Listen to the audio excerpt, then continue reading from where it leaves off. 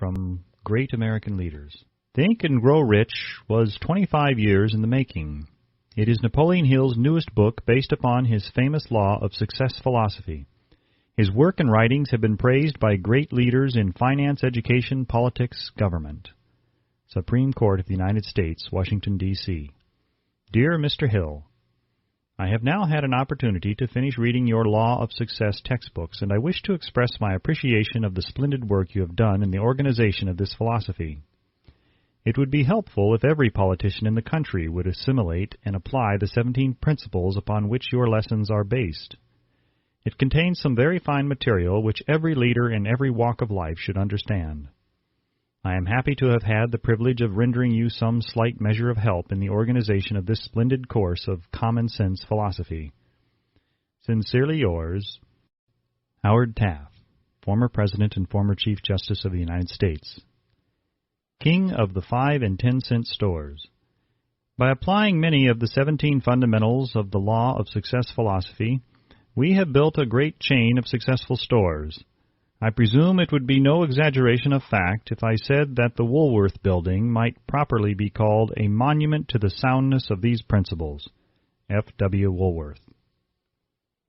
A great steamship magnate. I feel greatly indebted for the privilege of reading your Law of Success. If I had had this philosophy 50 years ago, I suppose I could have accomplished all that I have done in less than half the time. I sincerely hope the world will discover and reward you. Robert Dollar. Famous American labor leader. Mastery of the Law of Success philosophy is the equivalent of an insurance policy against failure. Samuel Gompers. A former President of the United States. May I not congratulate you on your persistence? Any man who devotes that much time must of necessity make discoveries of great value to others. I am deeply impressed by your interpretation of the mastermind principles which you have so clearly described. Woodrow Wilson. A Merchant Prince. I know that your 17 fundamentals of success are sound because I have been applying them in my business for more than 30 years. John Wanamaker. World's largest maker of cameras. I know that you are doing a world of good with your Law of Success. I would not care to set a monetary value on this training because it brings to the student qualities which cannot be measured by money alone. George Eastman. A nationally known business chief. Whatever success I may have attained, I owe entirely to the application of your 17 fundamental principles of the Law of Success. I believe I have the honor of being your first student. W. M. Wrigley, Jr. Author's Preface. In every chapter of this book, mention has been made of the money-making secret which has made fortunes for more than 500 exceedingly wealthy men, whom I have carefully analyzed over a long period of years. The secret was brought to my attention by Andrew Carnegie more than a quarter of a century ago. The canny, lovable old Scotsman carelessly tossed it into my mind when I was but a boy. Then he sat back in his chair with a merry twinkle in his eyes and watched carefully to see if I had brains enough to understand the full significance of what he had said to me. When he saw that I had grasped the idea, he asked if I would be willing to spend 20 years or more preparing myself to take it to the world, to men and women who, without the secret, might go through life as failures. I said I would, and with Mr. Carnegie's cooperation, I have kept my promise.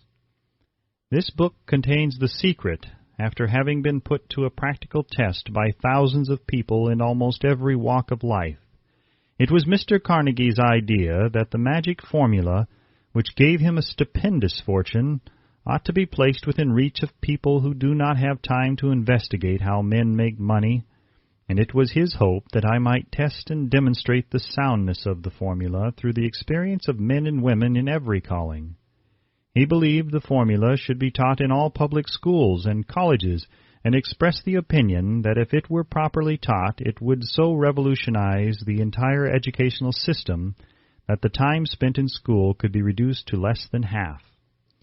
His experience with Mr. Charles M. Schwab and other young men of Mr. Schwab's type convinced Mr. Carnegie that much of that which is taught in the schools is of no value whatsoever in connection with the business of earning a living or accumulating riches.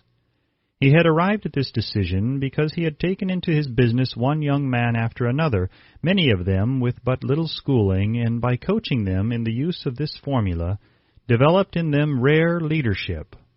Moreover, his coaching made fortunes for every one of them who followed his instructions.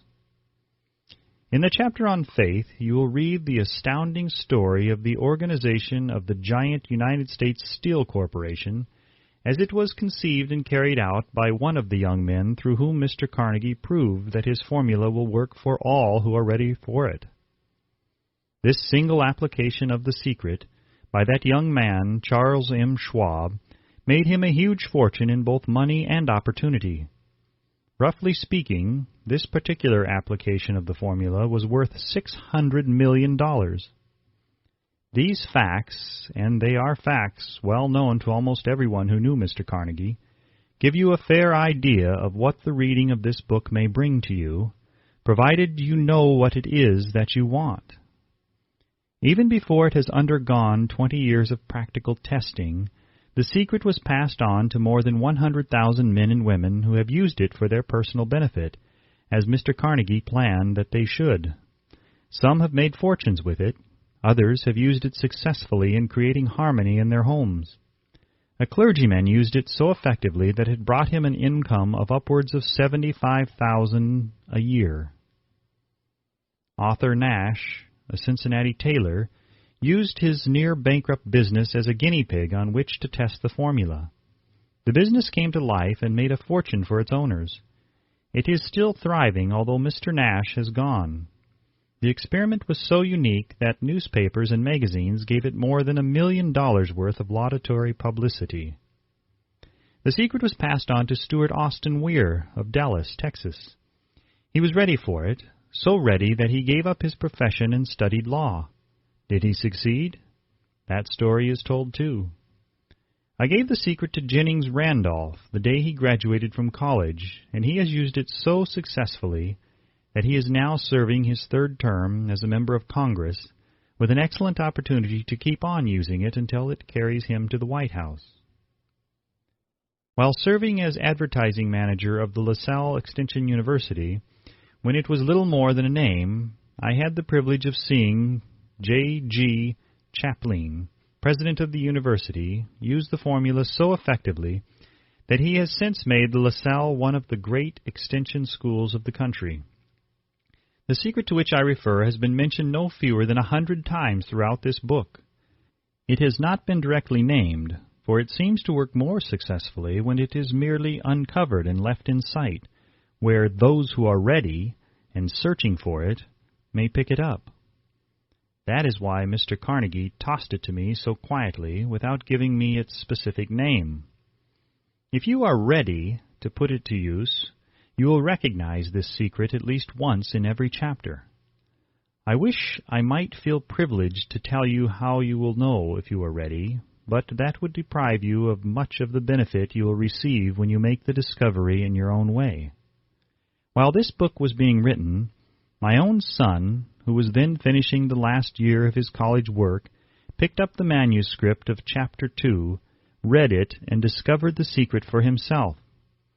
He used the information so effectively that he went directly into a responsible position at a beginning salary greater than the average man ever earns. His story has been briefly described in Chapter 2. When you read it, perhaps you will dismiss any feeling you may have had at the beginning of the book that it promised too much. And 2, if you have ever been discouraged, if you have had difficulties to surmount which took the very soul out of you, if you have tried and failed, if you were ever handicapped by illness or physical affliction, this story of my son's discovery and use of the Carnegie formula may prove to be the oasis in the desert of lost hope for which you have been searching. This secret was extensively used by President Woodrow Wilson during the World War. It was passed on to every soldier who fought in the war, carefully wrapped in the training received before going to the front. President Wilson told me it was a strong factor in raising the funds needed for the war. More than 20 years ago, Honorable Manuel L. Quizon, then Resident Commissioner of the Philippine Islands, was inspired by the secret to gain freedom for his people. He has gained freedom for the Philippines and is the first president of the Free State. A peculiar thing about this secret is that those who once acquire it and use it find themselves literally swept on to success, with but little effort, and they never again submit to failure. If you doubt this, study the names of those who have used it, wherever they have been mentioned. Check their records for yourself, and be convinced. There is no such thing as something for nothing. The secret to which I refer cannot be had without a price, although the price is far less than its value. It cannot be had at any price by those who are not intentionally searching for it. It cannot be given away. It cannot be purchased for money, for the reason that it comes in two parts. One part is already in possession of those who are ready for it. The secret serves equally well all who are ready for it. Education has nothing to do with it. Long before I was born, the secret had found its way into the possession of Thomas A. Edison, and he used it so intelligently that he became the world's leading inventor, although he had but 3 months of schooling. The secret was passed on to a business associate of Mr. Edison. He used it so effectively that although he was then making only $12,000 a year, he accumulated a great fortune and retired from active business while still a young man. You will find his story at the beginning of the first chapter. It should convince you that riches are not beyond your reach, that you can still be what you wish to be, that money, fame, recognition, and happiness can be had by all who are ready and determined to have these blessings. How do I know these things? You should have the answer before you finish this book. You may find it in the very first chapter or on the last page. While I was performing the 20-year task of research, which I had undertaken at Mr. Carnegie's request, I analyzed hundreds of well-known men, many of whom admitted that they had accumulated their vast fortunes through the aid of the Carnegie secret. Among these men were Henry Ford, William Wrigley, Jr., John Wanamaker, James J. Hill, George S. Parker, E.M. Statler, Henry L. Doherty, Cyrus K. Curtis, George Eastman, Theodore Roosevelt, John W. Davis, Albert Hubbard, Wilbur Wright, William Jennings Bryan, Dr. Demitted Starr Jordan, J. Ogden Armour, Charles M. Schwab, Harris F. Williams, Dr. Frank Gonzalez, Daniel Willard, King Gillette, Ralph A. Weeks, Judge Daniel T. Wright, John D. Rockefeller, Thomas A. Edison, Frank A. Vanderlip, F. W. Woolworth, Colonel Robert A. Dollar, Edward A. Feline, Edwin C. Barnes, Arthur Brisbane, Woodrow Wilson, William Howard Taft, Luther Burbank, Edward W. Bach, Frank A. Munsey, Albert H. Gary, Dr. Alexander Graham Bell, John H. Patterson, Julius Rosenweld, Stuart Austin Weir, Dr. Frank Crane, George M. Alexander, J. G. Chaplin, Honorable Jennings Randolph, Arthur Nash, Clarence Darrow. These names represent but a small fraction of the hundreds of well-known Americans whose achievements, financially and otherwise, prove that those who understand and apply the Carnegie secret reach high stations in life.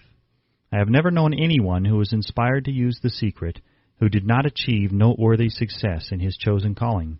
I have never known any person to distinguish himself or to accumulate riches of any consequence without possession of the secret. From these two facts, I draw the conclusion that the secret is more important as a part of the knowledge essential for self-determination than any which one receives through what is popularly known as education. What is education, anyway? This has been answered in full detail. As far as schooling is concerned, many of these men had very little. John Wanamaker once told me that what little schooling he had, he acquired in very much the same manner as a modern locomotive takes on water, by scooping it up as it runs. Henry Ford never reached high school, let alone college. I am not attempting to minimize the value of schooling, but I am trying to express my earnest belief that those who master and apply the secret will reach high stations, accumulate riches, and bargain with life on their own terms, even if their schooling has been meager. Somewhere, as you read, the secret to which I refer will jump from the page and stand boldly before you, if you are ready for it. When it appears, you will recognize it. Whether you receive the sign in the first or the last chapter, stop for a moment when it presents itself and turn down a glass, for that occasion will mark the most important turning point of your life. We pass now to Chapter 1, and to the story of my very dear friend who has generously acknowledged having seen the mystic sign, and whose business achievements are evidence enough that he turned down a glass. As you read his story and the others, remember that they deal with the important problems of life such as all men experience. The problems arising from one's endeavor to earn a living, to find hope, courage, contentment, and peace of mind, to accumulate riches and to enjoy freedom of body and spirit. Remember, too, as you go through the book, that it deals with facts and not with fiction, its purpose being to convey a great universal truth through which all who are ready may learn, not only what to do, but also how to do it, and receive as well the needed stimulus to make a start.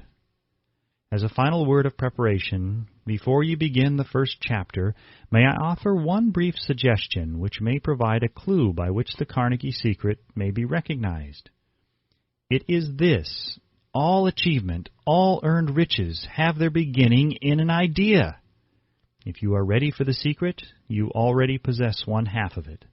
Therefore, you will readily recognize the other half the moment it reaches your mind. The author.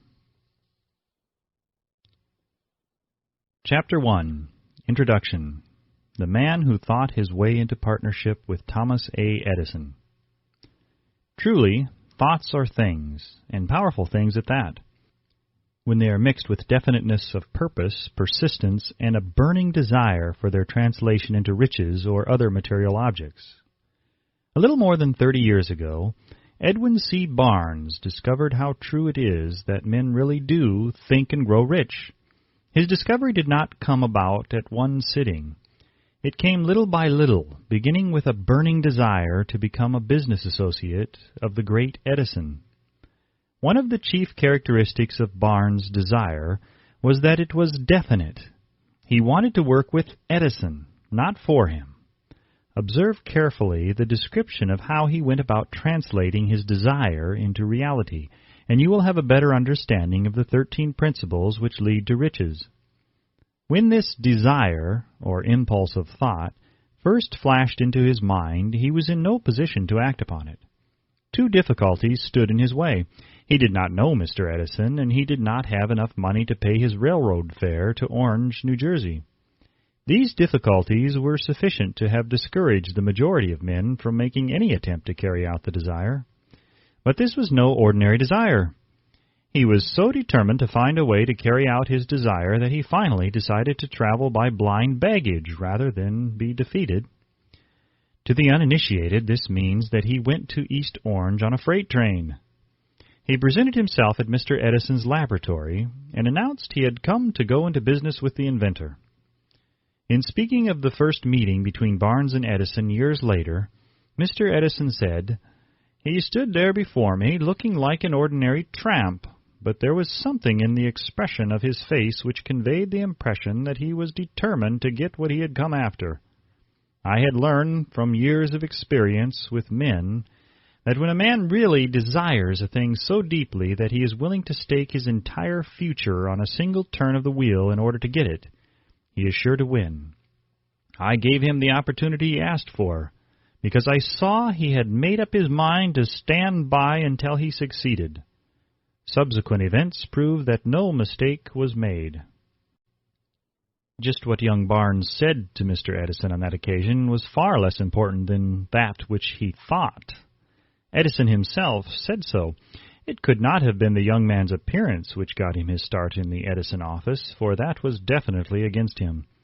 It was what he thought that counted. If the significance of this statement could be conveyed to every person who reads it, there would be no need for the remainder of this book. Barnes did not get his partnership with Edison on his first interview. He did get a chance to work in the Edison offices at a very nominal wage, doing work that was unimportant to Edison, but most important to Barnes, because it gave him an opportunity to display his merchandise where his intended partner could see it. Months went by. Apparently nothing happened to bring the converted goal which Barnes had set up in his mind as his definite major purpose. But something important was happening in Barnes's mind. He was constantly intensifying his desire to become the business associate of Edison. Psychologists have correctly said that when one is truly ready for a thing, it puts in its appearance.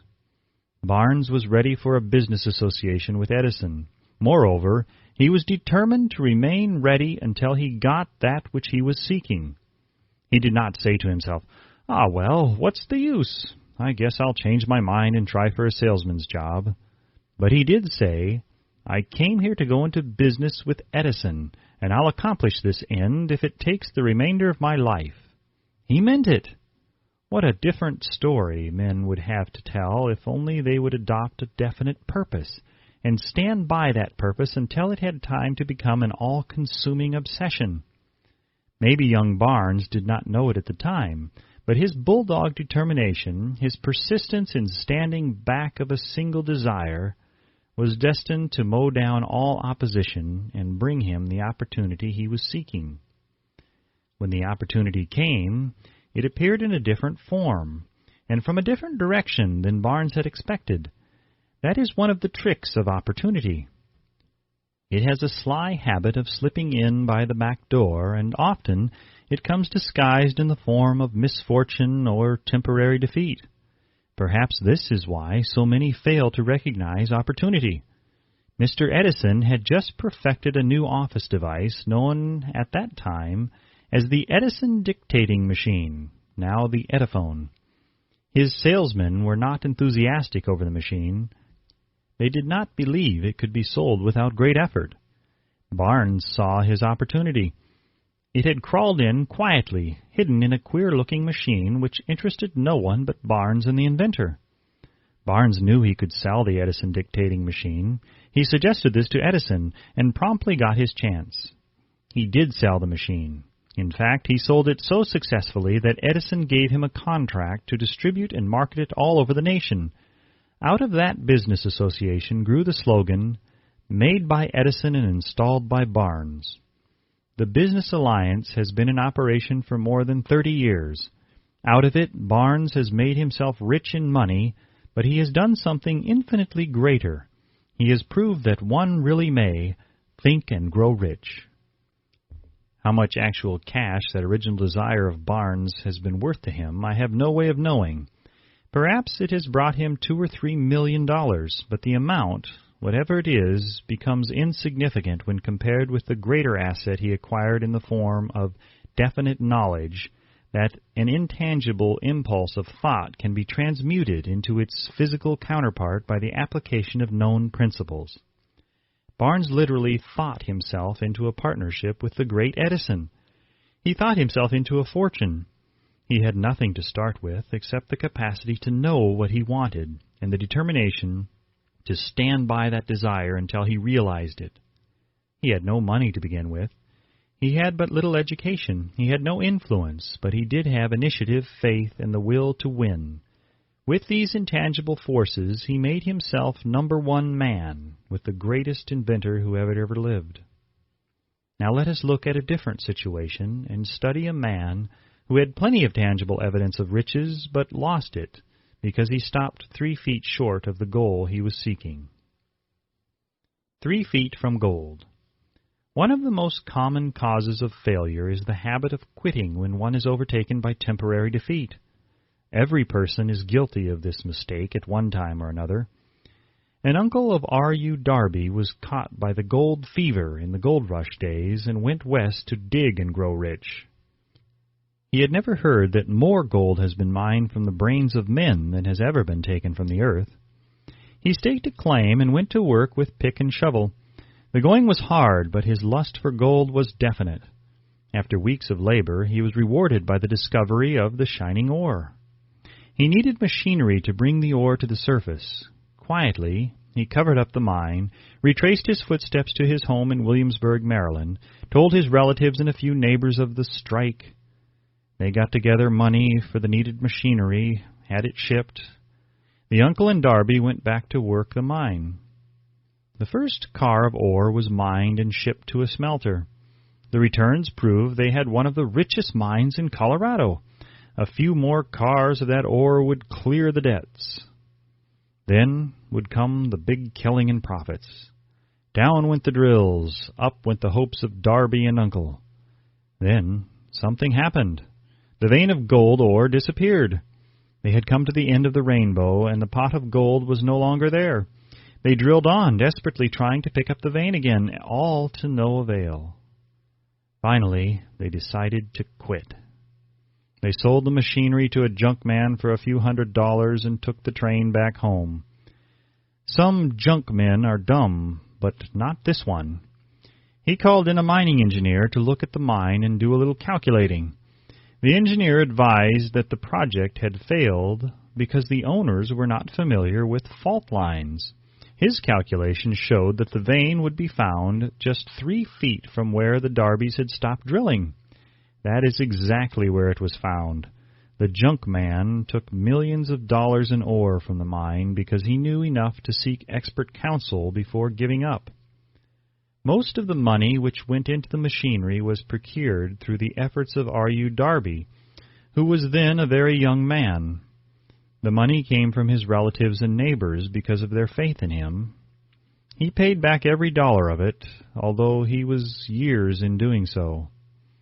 Long afterward, Mr. Darby recouped his loss many times over when he made the discovery that desire can be transmuted into gold. The discovery came after he went into the business of selling life insurance. Remembering that he had lost a huge fortune because he stopped 3 feet from gold, Darby profited by the experience in his chosen work by the simple method of saying to himself, "I stopped 3 feet from gold, but I will never stop because men say no when I ask them to buy insurance." Darby is one of a small group of fewer than 50 men who sell more than $1 million in life insurance annually. He owes his stickability to the lesson he learned from his quitability in the gold mining business. Before success comes in any man's life, he is sure to meet with much temporary defeat and perhaps some failure. When defeat overtakes a man, the easiest and most logical thing to do is to quit. That is exactly what the majority of men do. More than 500 of the most successful men this country has ever known told the author their greatest success came just one step beyond the point at which defeat had overtaken them. Failure is a trickster with a keen sense of irony and cunning. It takes great delight in tripping one when success is almost within reach. A 50-cent lesson in persistence. Shortly after Mr. Darby received his degree from the University of Hard Knocks and had decided to profit by his experience in the gold mining business, he had the good fortune to be present on an occasion that proved to him that no does not necessarily mean no. One afternoon he was helping his uncle grind wheat in an old-fashioned mill. The uncle operated a large farm on which a number of colored sharecrop farmers lived. Quietly the door was opened and a small colored child, the doctor of a tenant, walked in and took her place near the door. The uncle looked up, saw the child, and barked at her roughly. "What do you want?" Meekly the child replied, "My mammy say send her 50 cents. "I'll not do it," the uncle retorted. "Now run on home." "Yassa," the child replied, but she did not move. The uncle went ahead with his work, so busily engaged that he did not pay enough attention to the child to observe that she did not leave. When he looked up and saw her still standing there, he yelled at her, "I told you to go on home. Now go or I'll take a switch to you." The little girl said, "Yassa," but she did not budge an inch. The uncle dropped a sack of grain he was about to pour into the mill hopper, picked up a barrel stave, and started toward the child with an expression on his face that indicated trouble. Darby held his breath. He was certain he was about to witness a murder. He knew his uncle had a fierce temper. He knew that the colored children were not supposed to defy white people in that part of the country. When the uncle reached the spot where the child was standing, she quickly stepped forward, one step, looked up into his eyes, and screamed at the top of her shrill voice, "My mammy's got to have that 50 cents!" The uncle stopped, looked at her for a minute, then slowly laid the barrel stave on the floor, put his hand in his pocket, took out $50, and gave it to her. The child took the money and slowly backed toward the door, never taking her eyes off the man whom she had just conquered. After she had gone, the uncle sat down on a box and looked out the window into space for more than 10 minutes. He was pondering with awe over the whipping he had just taken. Mr. Darby, too, was doing some thinking. That was the first time in all his experience that he had seen a colored child deliberately master an adult white person. How did she do it? What happened to his uncle that caused him to lose his fierceness and become as docile as a lamb? What strange power did this child use that made her master over her superior? These and other similar questions flashed into Darby's mind, but he did not find the answer until years later when he told me the story.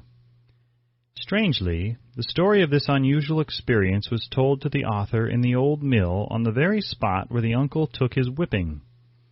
Strangely, too, I had devoted nearly a quarter of a century to the study of the power which enabled an ignorant, illiterate colored child to conquer an intelligent man.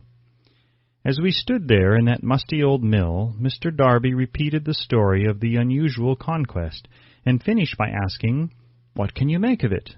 What strange power did that child use that so completely whipped my uncle?" The answer to his question will be found in the principles described in this book. The answer is full and complete. It contains details and instructions sufficient to enable anyone to understand and apply the same force which the little child accidentally stumbled upon. Keep your mind alert, and you will observe exactly what strange power came to the rescue of the child. You will catch a glimpse of this power in the next chapter. Somewhere in the book you will find an idea that will quicken your receptive powers and place at your command for your own benefit this same irresistible power. The awareness of this power may come to you in the first chapter, or it may flash into your mind in some subsequent chapter. It may come in the form of a single idea, or it may come in the nature of a plan or a purpose. Again, it may cause you to go back into your past experiences of failure or defeat and bring to the surface some lesson by which you can regain all that you lost through defeat. After I had described to Mr. Darby the power unwittingly used by the little colored child, he quickly retraced his 30 years of experience as a life insurance salesman and frankly acknowledged that his success in that field was due in no small degree to the lesson he had learned from the child. Mr. Darby pointed out, every time a prospect tried to bow me out without buying, I saw that child standing there in the old mill, her big eyes glaring in defiance, and I said to myself, I've got to make this sale. The better portion of all sales I've made were made after people had said no. He recalled, too, his mistake in having stopped only 3 feet from gold. But, he said, that experience was a blessing in disguise. It taught me to keep on keeping on, no matter how hard the going may be, a lesson I needed to learn before I could succeed in anything.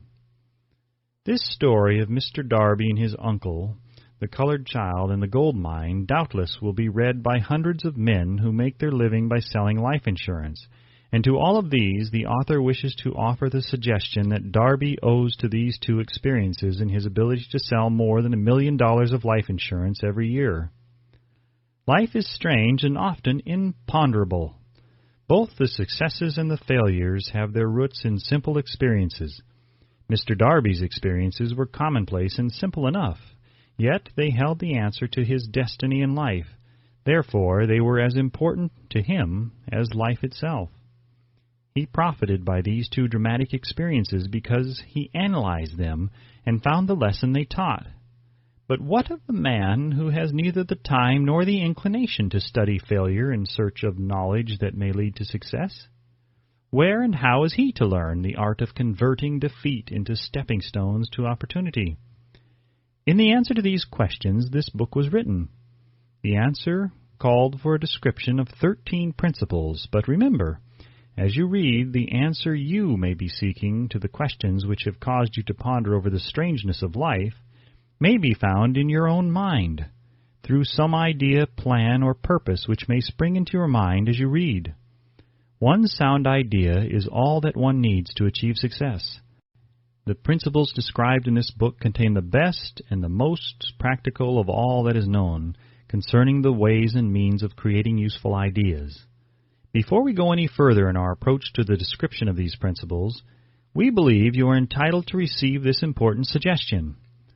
When riches begin to come, they come so quickly in such great abundance that one wonders where they have been hiding during all those lean years.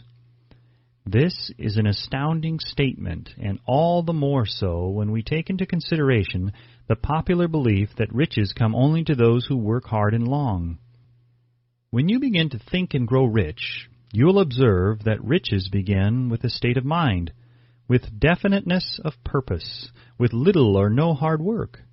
You and every other person ought to be interested in knowing how to acquire that state of mind which will attract riches. I spent 25 years in research, analyzing more than 25,000 people, because I too wanted to know how wealthy men become that way.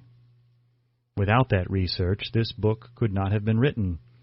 Here, take notice of a very significant truth, viz., the business depression started in 1929 and continued on to an all-time record of destruction until sometime after President Roosevelt entered office. Then the depression began to fade into nothingness.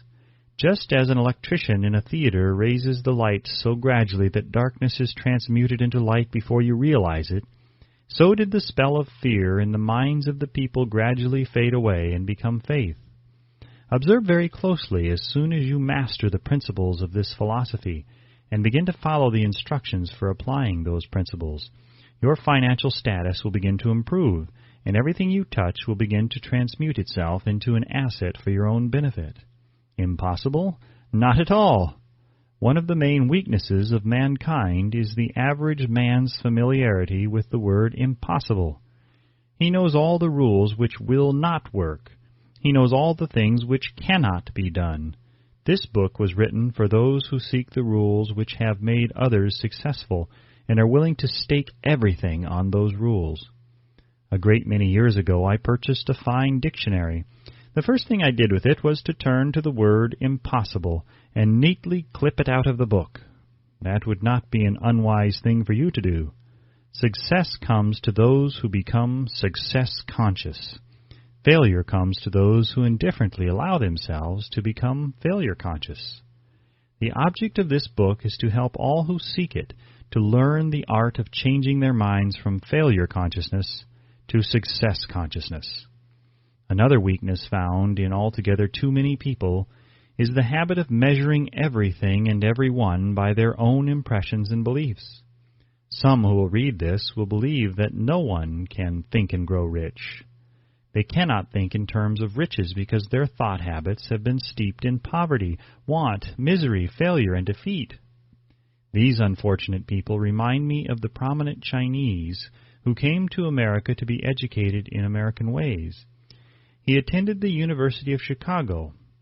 One day, President Harper met this young Oriental on the campus, stopped to chat with him for a few minutes, and asked what had impressed him as being the most noticeable characteristic of the American people. "Why," the Chinaman exclaimed, "the queer slant of your eyes. Your eyes are off slant." What do we say about the Chinese?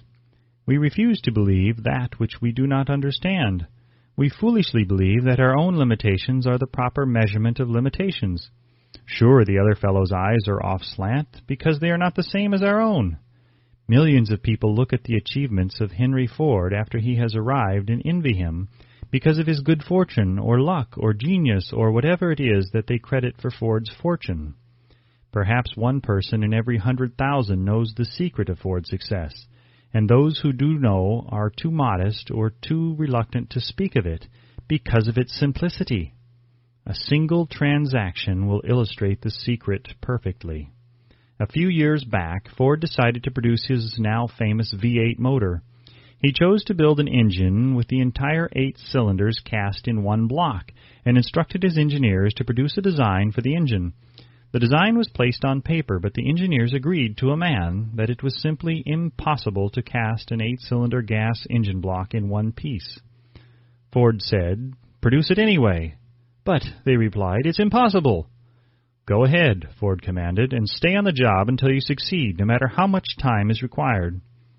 The engineers went ahead. There was nothing else for them to do if they were to remain on the Ford staff. 6 months went by, nothing happened. Another 6 months passed, and still nothing happened. The engineers tried every conceivable plan to carry out the orders, but the thing seemed out of the question. Impossible! At the end of the year, Ford checked with his engineers, and again they informed him that they had found no way to carry out his orders. "Go right ahead," said Ford. "I want it, and I'll have it." They went ahead, and then, as if by a stroke of magic, the secret was discovered. The Ford determination had won once more. This story may not be described with minute accuracy, but the sum and substance of it is correct. Deduce from it, you who wish to think and grow rich, the secret of the Ford millions, if you can. You will not have to look very far. Henry Ford is a success because he understands and applies the principles of success. One of these is desire, knowing what one wants. Remember this Ford story as you read, and pick out the lines in which the secret of his stupendous achievement has been described. If you can do this, if you can lay your finger on the particular group of principles which made Henry Ford rich, you can equal his achievements in almost any calling for which you are suited. You are the master of your fate, the captain of your soul, because when Henley wrote the prophetic lines, "I am the master of my fate, I am the captain of my soul," he should have informed us that we are the masters of our fate, the captains of our souls, because we have the power to control our thoughts. He should have told us that the ether in which this little earth floats, in which we move and have our being, is a form of energy moving at an inconceivably high rate of vibration, and that the ether is filled with a form of universal power which adapts itself to the nature of the thoughts we hold in our minds, and influences us in natural ways to transmute our thoughts into their physical equivalent. If the poet had told us of this great truth, we would know why it is that we are the masters of our fate, the captains of our souls. He should have told us with great emphasis that this power makes no attempt to discriminate between the destructive thoughts and the constructive thoughts, that it will urge us to translate into physical reality thoughts of poverty just as quickly as it will influence us to act upon thoughts of riches. He should have told us, too, that our brains become magnetized with the dominating thoughts which we hold in our minds.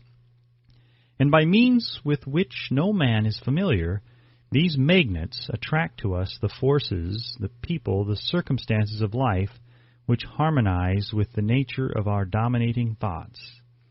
He should have told us that before we can accumulate riches in great abundance, we must magnetize our minds with intense desire for riches, that we must become money-conscious until the desire for money drives us to create definite plans for acquiring it. But being a poet and not a philosopher, Henley contented himself by stating a great truth in poetic form, leaving those who followed him to interpret the philosophical meaning of his lines.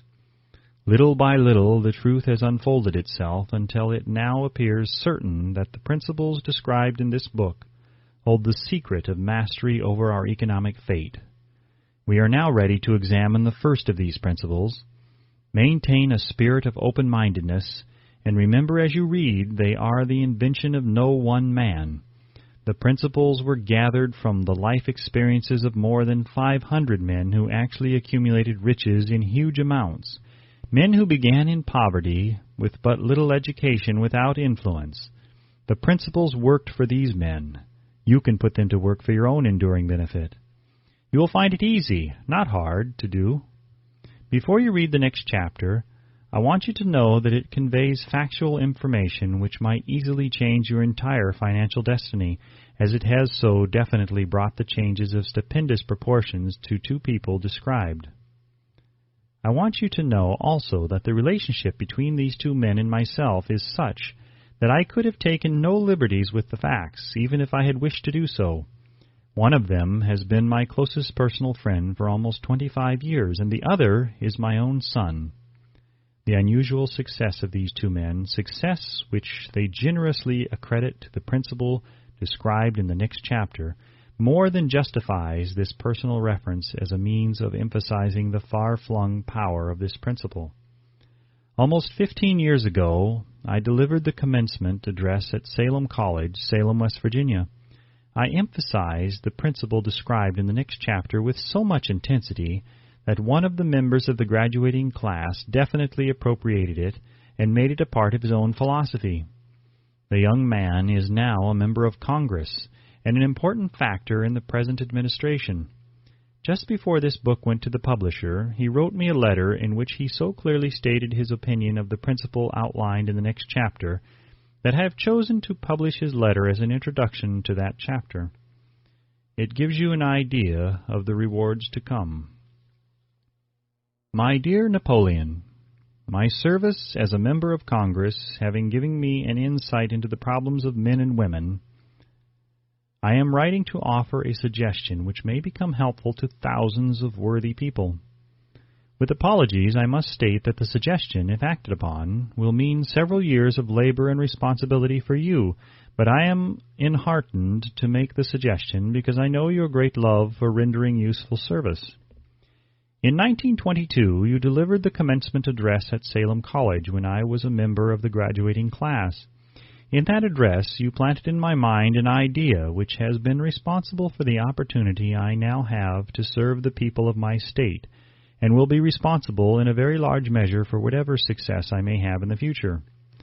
The suggestion I have in mind is that you put into a book the sum and substance of the address you delivered at Salem College, and in that way give the people of America an opportunity to profit by your many years of experience and association with the men who, by their greatness, have made America the richest nation on earth. I recall, as though it were yesterday, the marvelous description you gave of the method by which Henry Ford, with but little schooling, without a dollar, with no influential friends, rose to great heights. I made up my mind then, even before you had finished your speech, that I would make a place for myself, no matter how many difficulties I had to surmount. Thousands of young people will finish their schooling this year, and within the next few years. Every one of them will be seeking just such a method of practical encouragement as the one I received from you. They will want to know where to turn, what to do to get started in life. You can tell them because you have helped to solve the problems of so many, many people. If there is any possible way that you can afford to render so great a service, may I offer the suggestion that you include with every book one of your personal analysis charts, in order that the purchaser of the book may have the benefit of a complete self-inventory, indicating, as you indicated to me years ago, exactly what is standing in the way of success.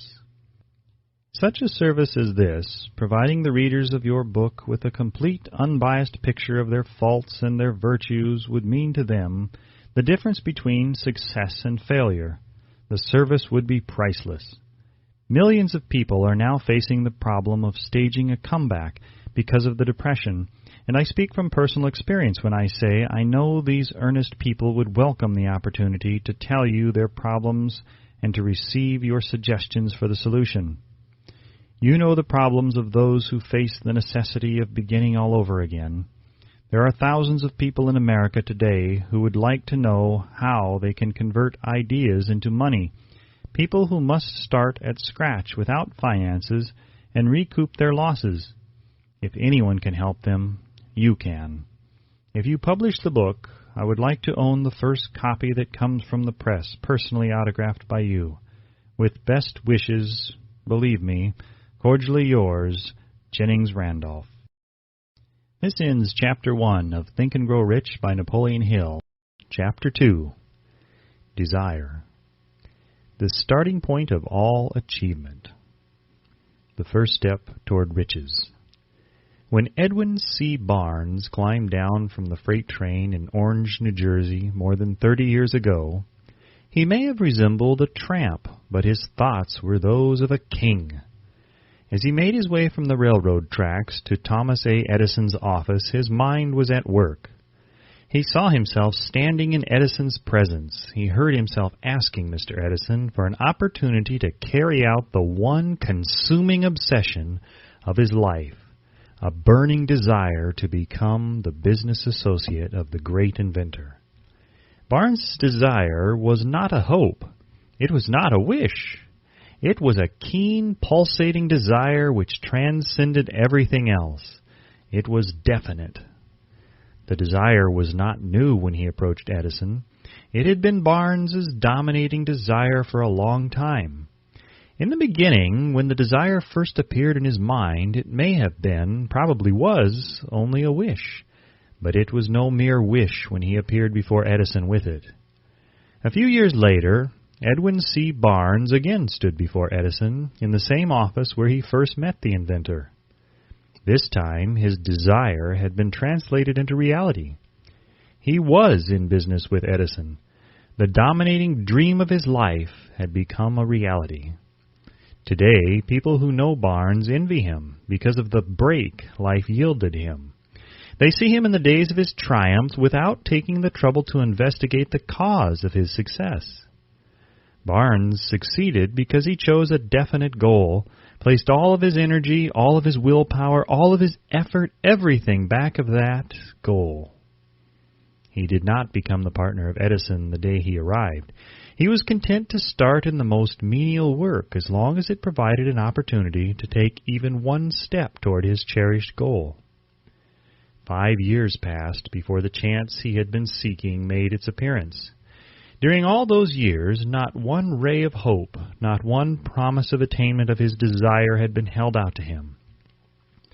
To everyone except himself, he appeared only another cog in the Edison business wheel. But in his own mind, he was the partner of Edison every minute of the time, from the very day that he first went to work there. It is a remarkable illustration of the power of a definite desire. Barnes won his goal because he wanted to be a business associate of Mr. Edison more than he wanted anything else. He created a plan by which to attain that purpose. But he burned all bridges behind him. He stood by his desire until it became the dominating obsession of his life and, finally, a fact. When he went to Orange, he did not say to himself, "I will try to induce Edison to give me a job of some sort." He said, "I will see Edison and put him on notice that I have come to go into business with him." He did not say, "I will work there for a few months, and if I get no encouragement I will quit and get a job somewhere else." He did say, "I will start anywhere. I will do anything Edison tells me to do, but before I am through I will be his associate." He did not say, "I will keep my eyes open for another opportunity in case I fail to get what I want in the Edison organization." He said, "There is but one thing in this world that I am determined to have, and that is a business association with Thomas A. Edison. I will burn all bridges behind me and stake my entire future on my ability to get what I want." He left himself no possible way of retreat. He had to win or perish. That is all there is to the Barnes story of success. A long while ago, a great warrior faced a situation which made it necessary for him to make a decision which inspired his success on the battlefield. He was about to send his armies against a powerful foe whose men outnumbered his own. He loaded his soldiers into boats, sailed to the enemy's country, unloaded soldiers and equipment, then gave the order to burn the ships that had carried them. Addressing his men before the first battle, he said, "You see the boats going up in smoke? That means that we cannot leave these shores alive unless we win. We now have no choice. We win or we perish." They won. Every person who wins in any undertaking must be willing to burn his ships and cut all sources of retreat. Only by doing so can one be sure of maintaining that state of mind as a burning desire to win, essential to success. The morning after the Great Chicago Fire, a group of merchants stood on State Street looking at the smoking remains of what had been their stores. They went into a conference to decide if they would try to rebuild or leave Chicago and start over in a more promising section of the country. They reached a decision, all except one, to leave Chicago. The merchant who decided to stay and rebuild pointed a finger at the remains of his store and said, "Gentlemen, on that very spot I will build the world's greatest store, no matter how many times it may burn down." That was more than 50 years ago. The store was built. It stands there today, a towering monument to the power of that state of mind known as burning desire. The easy thing for Marshall Field to have done would have been exactly what his fellow merchants did. When the going was hard and the future looked dismal, they pulled up and went where the going seemed easier. Mark well this difference between Marshall Field and the other merchants, because it is the same difference which distinguishes Edwin C. Barnes from thousands of other young men who have worked in the Edison organization. It is the same difference which distinguishes practically all who succeed from those who fail. Every human being who reaches the age of understanding of the purpose of money wishes for it. Wishing will not bring riches, but desiring riches with a state of mind that becomes an obsession, then planning definite ways and means to acquire riches, and backing those plans with persistence which does not recognize failure, will bring riches. The method by which desire for riches can be transmuted into its financial equivalent consists of 6 definite practical steps, viz. First, fix in your mind the exact amount of money you desire. It is not sufficient merely to say, "I want plenty of money." Be definite as to the amount. There is a psychological reason for definiteness which will be described in a subsequent chapter. Second, determine exactly what you intend to give in return for the money you desire. There is no such reality as something for nothing. Third, establish a definite date when you intend to possess the money you desire. Fourth, create a definite plan for carrying out your desire, and begin at once, whether you are ready or not, to put this plan into action. Fifth, write out a clear, concise statement of the amount of money you intend to acquire. Name the time limit for its acquisition. State what you intend to give in return for the money, and describe clearly the plan through which you intend to accumulate it. Sixth, read your written statement aloud twice daily, once just before retiring at night, and once after arising in the morning. As you read, see and feel and believe yourself already in possession of the money. It is important that you follow the instructions described in these 6 steps. It is especially important that you observe and follow the instructions in the 6th paragraph. You may complain that it is impossible for you to see yourself in possession of money before you actually have it. Here is where a burning desire will come to your aid. If you truly desire money so keenly that your desire is an obsession, you will have no difficulty in convincing yourself that you will acquire it. The object is to want money and to become so determined to have it that you convince yourself you will have it. Only those who become money conscious ever accumulate great riches. Money consciousness means that the mind has become so thoroughly saturated with the desire for money that one can see oneself already in possession of it. To the uninitiated, who has not been schooled in the working principles of the human mind, these instructions may appear impractical. It may be helpful to all who fail to recognize the soundness of the 6 steps to know that the information they convey was received from Andrew Carnegie, who began as an ordinary laborer in the steel mills, but managed, despite his humble beginning, to make these principles yield himself a fortune of considerably more than $100 million. It may be of further help to know that the 6 steps here recommended were carefully scrutinized by the late Thomas A. Edison, who placed his stamp of approval upon them as being not only the steps essential for the accumulation of money, but necessary for the attainment of any definite goal. The steps call for no hard labor. They call for no sacrifice. They do not require one to become ridiculous or credulous. To apply them calls for no great amount of education. But the successful application of these 6 steps does call for sufficient imagination to enable one to see and to understand that accumulation of money cannot be left to chance, good fortune, and luck. One must realize that all who have accumulated great fortunes first did a certain amount of dreaming, hoping, wishing, desiring, and planning before they acquired money. You may as well know right here that you can never have riches in great quantities unless you can work yourself into a white heat of desire for money and actually believe you will possess it. You may as well know also that every great leader from the dawn of civilization down to the present was a dreamer. Christianity is the greatest potential power in the world today because its founder was an intense dreamer who had the vision and the imagination to see realities in their mental and spiritual form before they had been transmuted into physical form.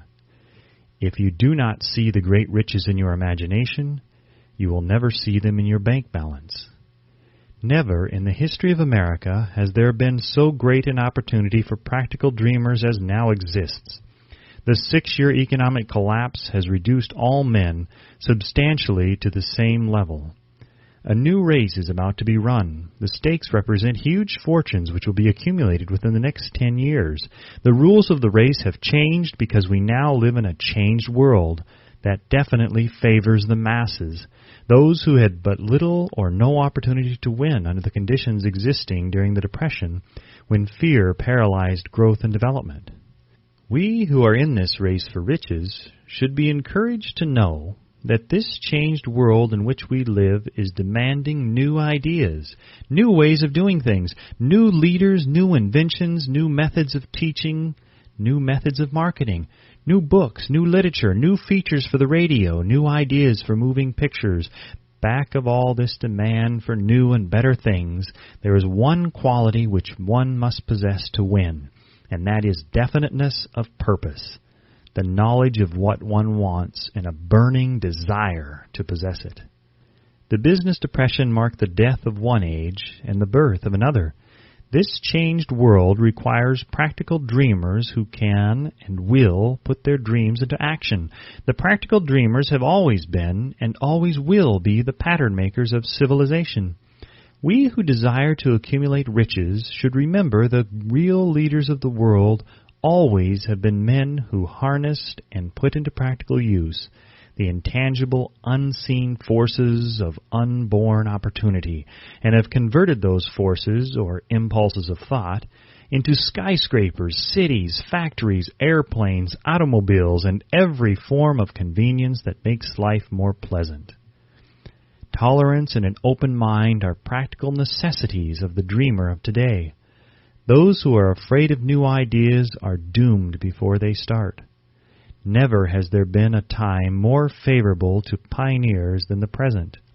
True, there is no wild and woolly West to be conquered as in the days of the covered wagon, but there is a vast business, financial, and industrial world to be remolded and redirected along new and better lines. In planning to acquire your share of the riches, let no one influence you to scorn the dreamer.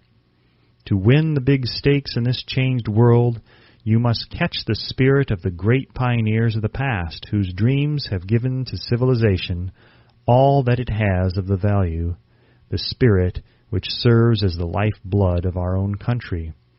Your opportunity and mine to develop and market our talents. Let us not forget, Columbus dreamed of an unknown world, staked his life on the existence of such a world, and discovered it. Copernicus, the great astronomer, dreamed of a multiplicity of worlds and revealed them. No one denounced him as impractical after he had triumphed. Instead, the world worshipped at his shrine, thus proving once more that success requires no apologies, failure permits no alibis. If the thing you wish to do is right, and you believe in it, go ahead and do it. Put your dream across, and never mind what they say if you meet with temporary defeat, for they perhaps do not know that every failure brings with it the seed of an equivalent success.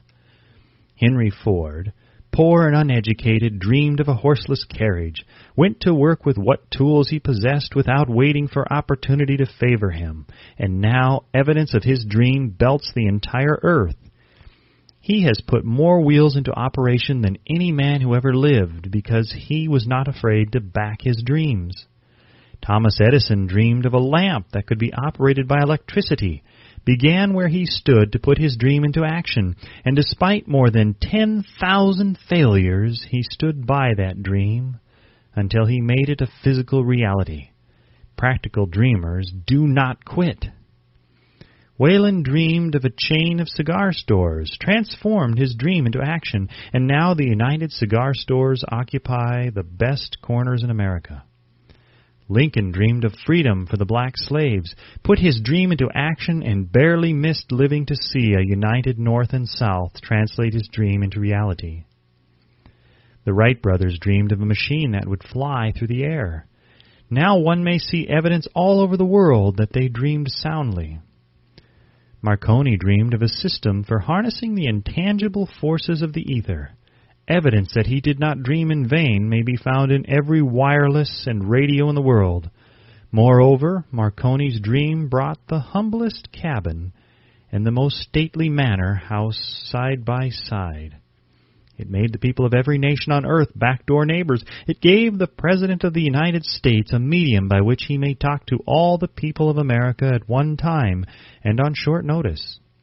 It may interest you to know that Marconi's friends had him taken into custody and examined in a psychopathic hospital when he announced he had discovered a principle through which he could send messages through the air without the aid of wires or other direct physical means of communication.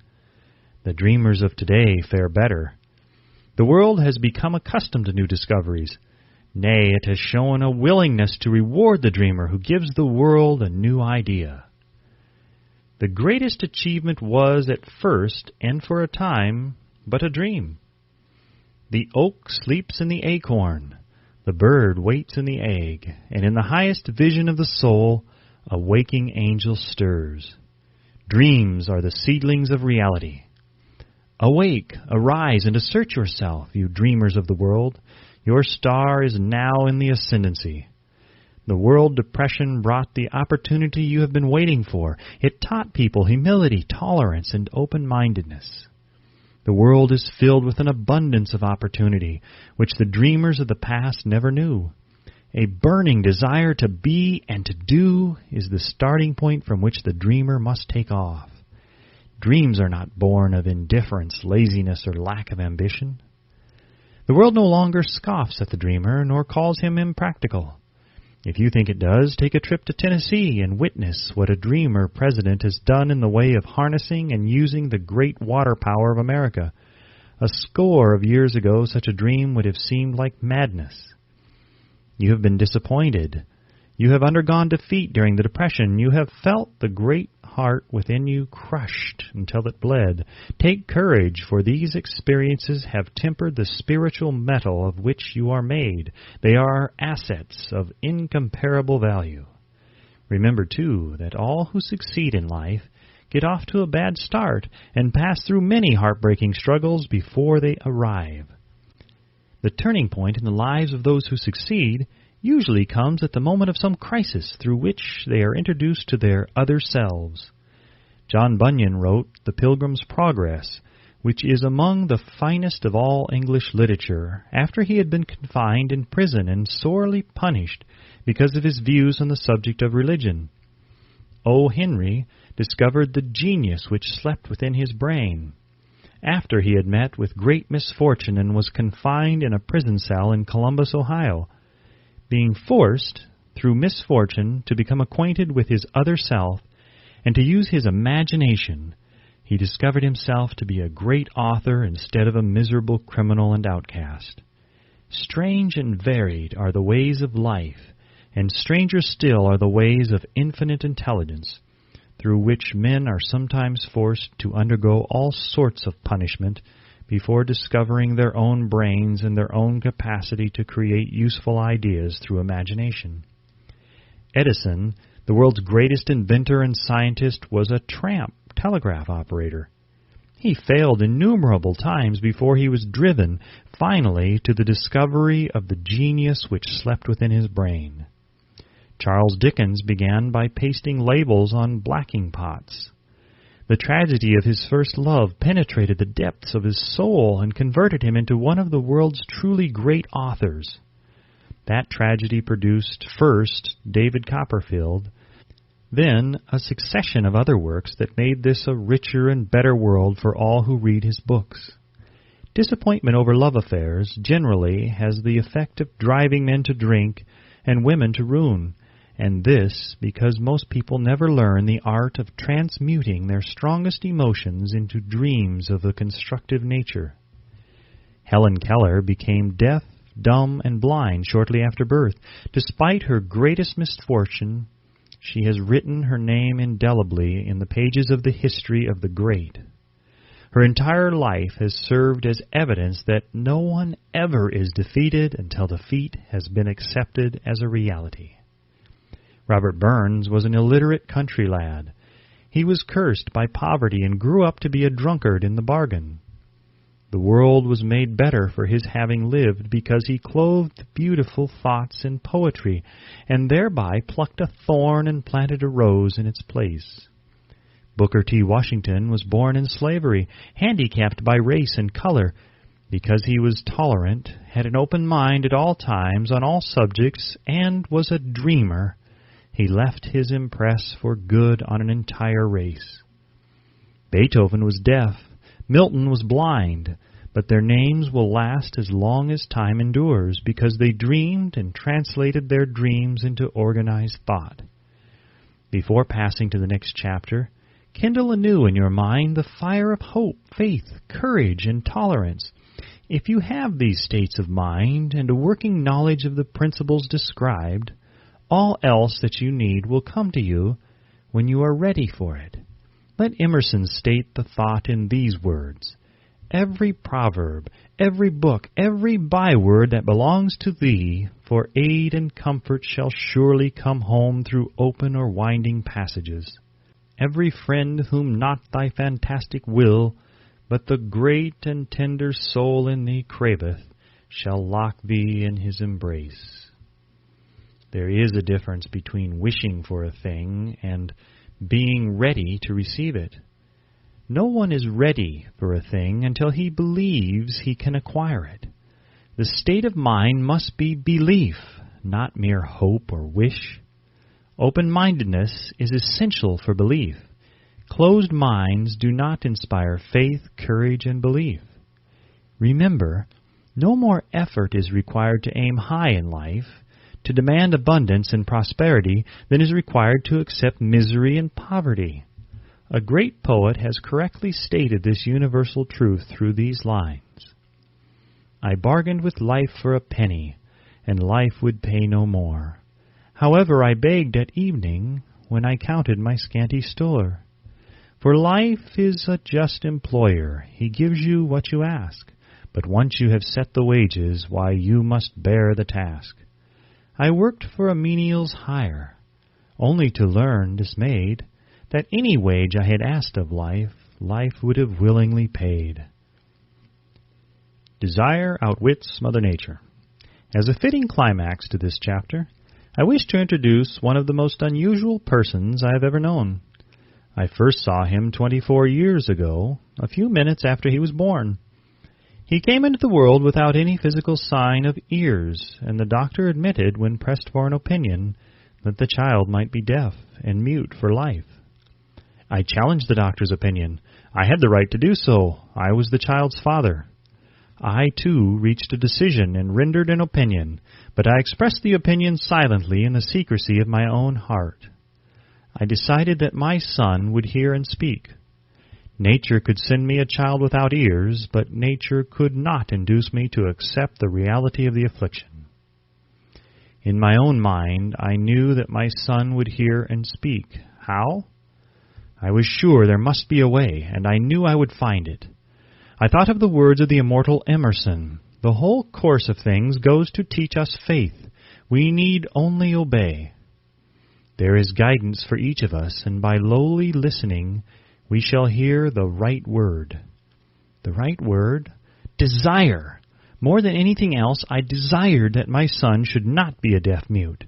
From that desire I never receded, not for a second. Many years previously I had written, "Our only limitations are those we set up in our own minds." For the first time I wondered if that statement were true. Lying on the bed in front of me was a newly born child without the natural equipment of hearing. Even though he might hear and speak, he was obviously disfigured for life. Surely this was a limitation which that child had not set up in his own mind. What could I do about it? Somehow I would find a way to transplant into that child's mind my own burning desire for ways and means of conveying sound to his brain without the aid of ears. As soon as the child was old enough to cooperate, I would fill his mind so completely with a burning desire to hear that nature would, by methods of her own, translate it into physical reality. All this thinking took place in my own mind, but I spoke of it to no one. Every day I renewed the pledge I had made to myself, not to accept a deaf-mute for a son. As he grew older and began to take notice of things around him, we observed that he had a slight degree of hearing. When he reached the age when children usually began talking, he made no attempt to speak, but we could tell by his actions that he could hear certain sounds slightly. That was all I wanted to know. I was convinced that if he could hear even slightly, he might develop still greater hearing capacity. Then something happened which gave me hope. It came from an entirely unexpected source. We bought a Victrola. When the child heard the music for the first time, he went into ecstasies and promptly appropriated the machine. He soon showed a preference for certain records, among them It's a Long Way to Tipperary. On one occasion, he played that piece over and over for almost 2 hours, standing in front of the Victrola with his teeth clamped on the edge of the case. The significance of this self-formed habit of his did not become clear to us until years afterward, for we had never heard of the principle of bone conduction of sound at that time. Shortly after he appropriated the Victrola, I discovered that he could hear me quite clearly when I spoke with my lips touching his mastoid bone or at the base of the brain. These discoveries placed in my possession the necessary media by which I began to translate into reality my burning desire to help my son develop hearing and speech. By that time, he was making stabs at speaking certain words. The outlook was far from encouraging, but desire backed by faith knows no such words as impossible. Having determined that he could hear the sound of my voice plainly, I began immediately to transfer to his mind the desire to hear and speak. I soon discovered that the child enjoyed bedtime stories, so I went to work, creating stories designed to develop in him self-reliance, imagination, and a keen desire to hear and to be normal. There was one story in particular which I emphasized by giving it some new and dramatic coloring each time it was told. It was designed to plant in his mind the thought that his affliction was not a liability, but an asset of great value, despite the fact that all the philosophy I had examined clearly indicated that every adversity brings with it the seed of an equivalent advantage. I must confess that I had not the slightest idea how this affliction could ever become an asset. However, I continued my practice of wrapping that philosophy in bedtime stories, hoping the time would come when he would find some plan by which his handicap could be made to serve some useful purpose. Reason told me plainly that there was no adequate compensation for the lack of ears and natural hearing equipment. Desire, backed by faith, pushed reason aside and inspired me to carry on. As I analyze the experience in retrospect, I can see now that my son's faith in me had much to do with the astounding results. He did not question anything I told him. I sold him the idea that he had a distinct advantage over his older brother, and that this advantage would reflect itself in many ways. For example, the teachers in school would observe that he had no ears, and because of this, they would show him special attention and treat him with extraordinary kindness. They always did. His mother saw to that by visiting the teachers and arranging with them to give the child the extra attention necessary.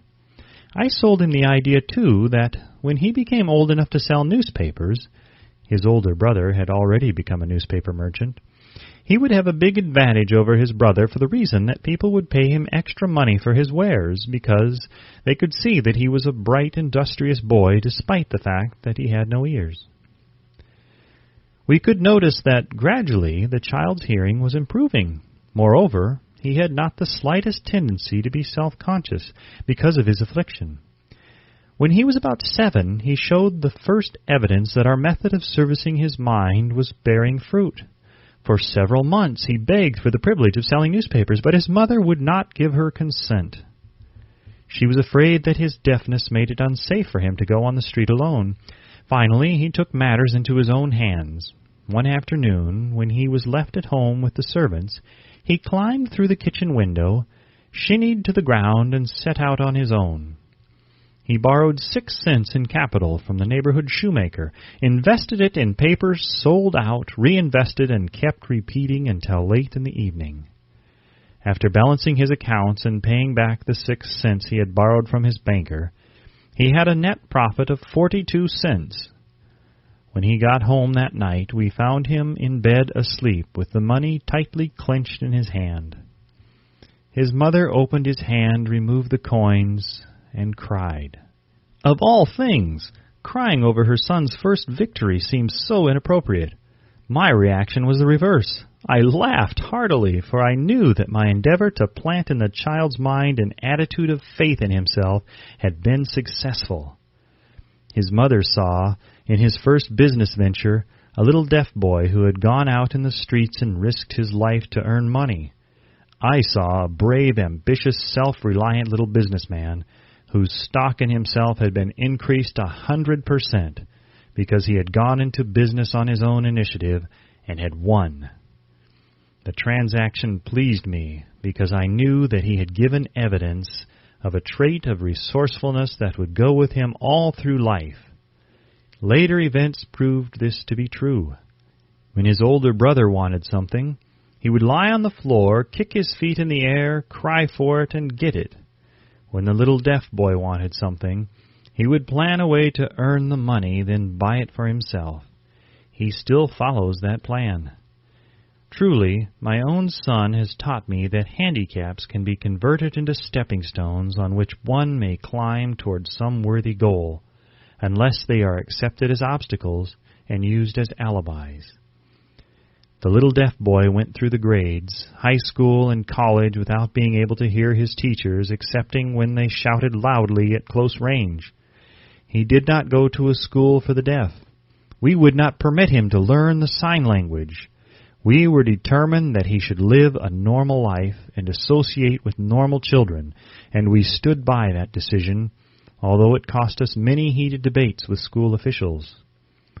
While he was in high school, he tried an electrical hearing aid, but it was of no value to him, due, we believed, to a condition that was disclosed when the child was 6 by Dr. J. Gordon Wilson of Chicago, when he operated on one side of the boy's head and discovered that there was no sign of natural hearing equipment. During his last week in college, 18 years after the operation, something happened which marked the most important turning point of his life. Through what seemed to be mere chance, he came into possession of another electrical hearing device, which was sent to him on trial. He was slow about testing it due to his disappointment with a similar device.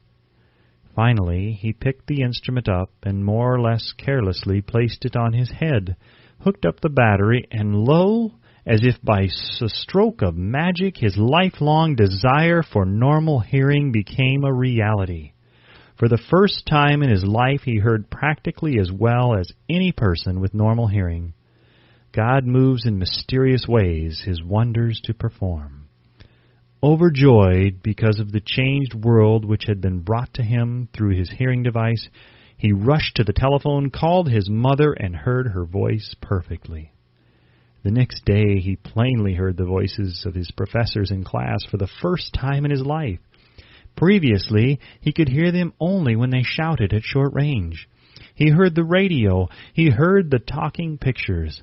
For the first time in his life, he could converse freely with other people without the necessity of their having to speak loudly. Truly, he had come into possession of a changed world.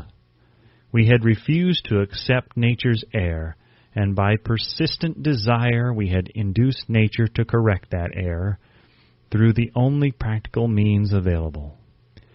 Desire had commenced to pay dividends, but the victory was not yet complete. The boys still had to find a definite and practical way to convert this handicap into an equivalent asset. Hardly realizing the significance of what had already been accomplished, but intoxicated with the joy of his newly discovered world of sound, he wrote a letter to the manufacturer of the hearing aid, enthusiastically describing his experience. Something in his letter, something perhaps which was not written on the lines, but back of them, caused the company to invite him to New York. When he arrived, he was escorted through the factory, and while talking with the chief engineer, telling him about his changed world, a hunch, an idea, or an inspiration, call it what you wish, flashed into his mind. It was this impulse of thought which converted his affliction into an asset, destined to pay dividends in both money and happiness to thousands for all time to come. The sum and substance of that impulsive thought was this. It occurred to him that he might be of help to the millions of deafened people who go through life without the benefit of hearing devices, if he could find a way to tell them the story of his changed world. Then and there, he reached a decision to devote the remainder of his life to rendering useful service to the hard of hearing. For an entire month, he carried on an intensive research, during which he analyzed the entire marketing system of the manufacture of the hearing device and created ways and means of communicating with the hard of hearing all over the world for the purpose of sharing with them his newly discovered, changed world. When this was done, he put in writing a 2-year plan based upon his findings. When he presented the plan to the company, he was instantly given a position for the purpose of carrying out his ambition. Little did he dream when he went to work that he was destined to bring hope and practical relief to thousands of deafened people who, without his help, would have been doomed forever to deaf mutism. Shortly after he became associated with the manufacturer of his hearing aid, he invited me to attend a class conducted by his company for the purpose of teaching deaf mutes to hear and to speak. I had never heard of such a form of education. Therefore, I visited the class, skeptical but hopeful that my time would not be entirely wasted. Here I saw a demonstration which gave me a greatly enlarged vision of what I had done to arouse and keep alive in my son's mind the desire for normal hearing. I saw deaf mutes actually being taught to hear and to speak through application of the self-same principle I had used more than 20 years previously in saving my son from deaf mutism. Thus, through some strange turn of the wheel of fate, my son Blair and I have been destined to aid in correcting deaf mutism for those as yet unborn, because we are the only living human beings, as far as I know, who have established definitely the fact that deaf mutism can be corrected to the extent of restoring to normal life those who suffer with this affliction. It has been done for one, it will be done for others. There is no doubt in my mind that Blair would have been a deaf mute all his life if his mother and I had not managed to shape his mind as we did. The doctor who attended at his birth told us, confidently, the child might never hear or speak. A few weeks ago, Dr. Irving Voorhees, a noted specialist on such cases, examined Blair very thoroughly. He was astounded when he learned how well my son now hears and speaks, and said his examination indicated that, theoretically, the boy should not be able to hear at all. But the lad does hear, despite the fact that X-ray pictures show there is no opening in the skull whatsoever from where his ears should be to the brain. When I planted in his mind the desire to hear and talk and live as a normal person, there went with that impulse some strange influence which caused nature to become a bridge builder, and span the gulf of silence between his brain and the outer world by some means which the keenest medical specialists have not been able to interpret. It would be sacrilege for me to even conjecture as to how nature performed this miracle. It would be unforgivable if I neglected to tell the world as much as I know of the humble part I assumed in the strange experience. It is my duty and a privilege to say I believe, and not without reason, that nothing is impossible to the person who backs desire with enduring faith. Verily, a burning desire has devious ways of transmuting itself into its physical equivalent. Blair desired normal hearing. Now he has it. He was born with a handicap which might easily have sent one with a less defined desire to the street with a bundle of pencils and a tin cup. That handicap now promises to serve as the medium by which he will render useful service to many millions of hard of hearing, also to give him useful employment at adequate financial compensation the remainder of his life. The little white lies I planted in his mind when he was a child by leading him to believe his affliction would become a great asset, which he could capitalize, has justified itself. Verily, there is nothing right or wrong which belief plus burning desire cannot make real. These qualities are free to everyone. In all of my experience in dealing with men and women who had personal problems, I never handled a single case which more definitely demonstrates the power of desire. Authors sometimes make the mistake of writing of subjects of which they have but superficial or very elementary knowledge.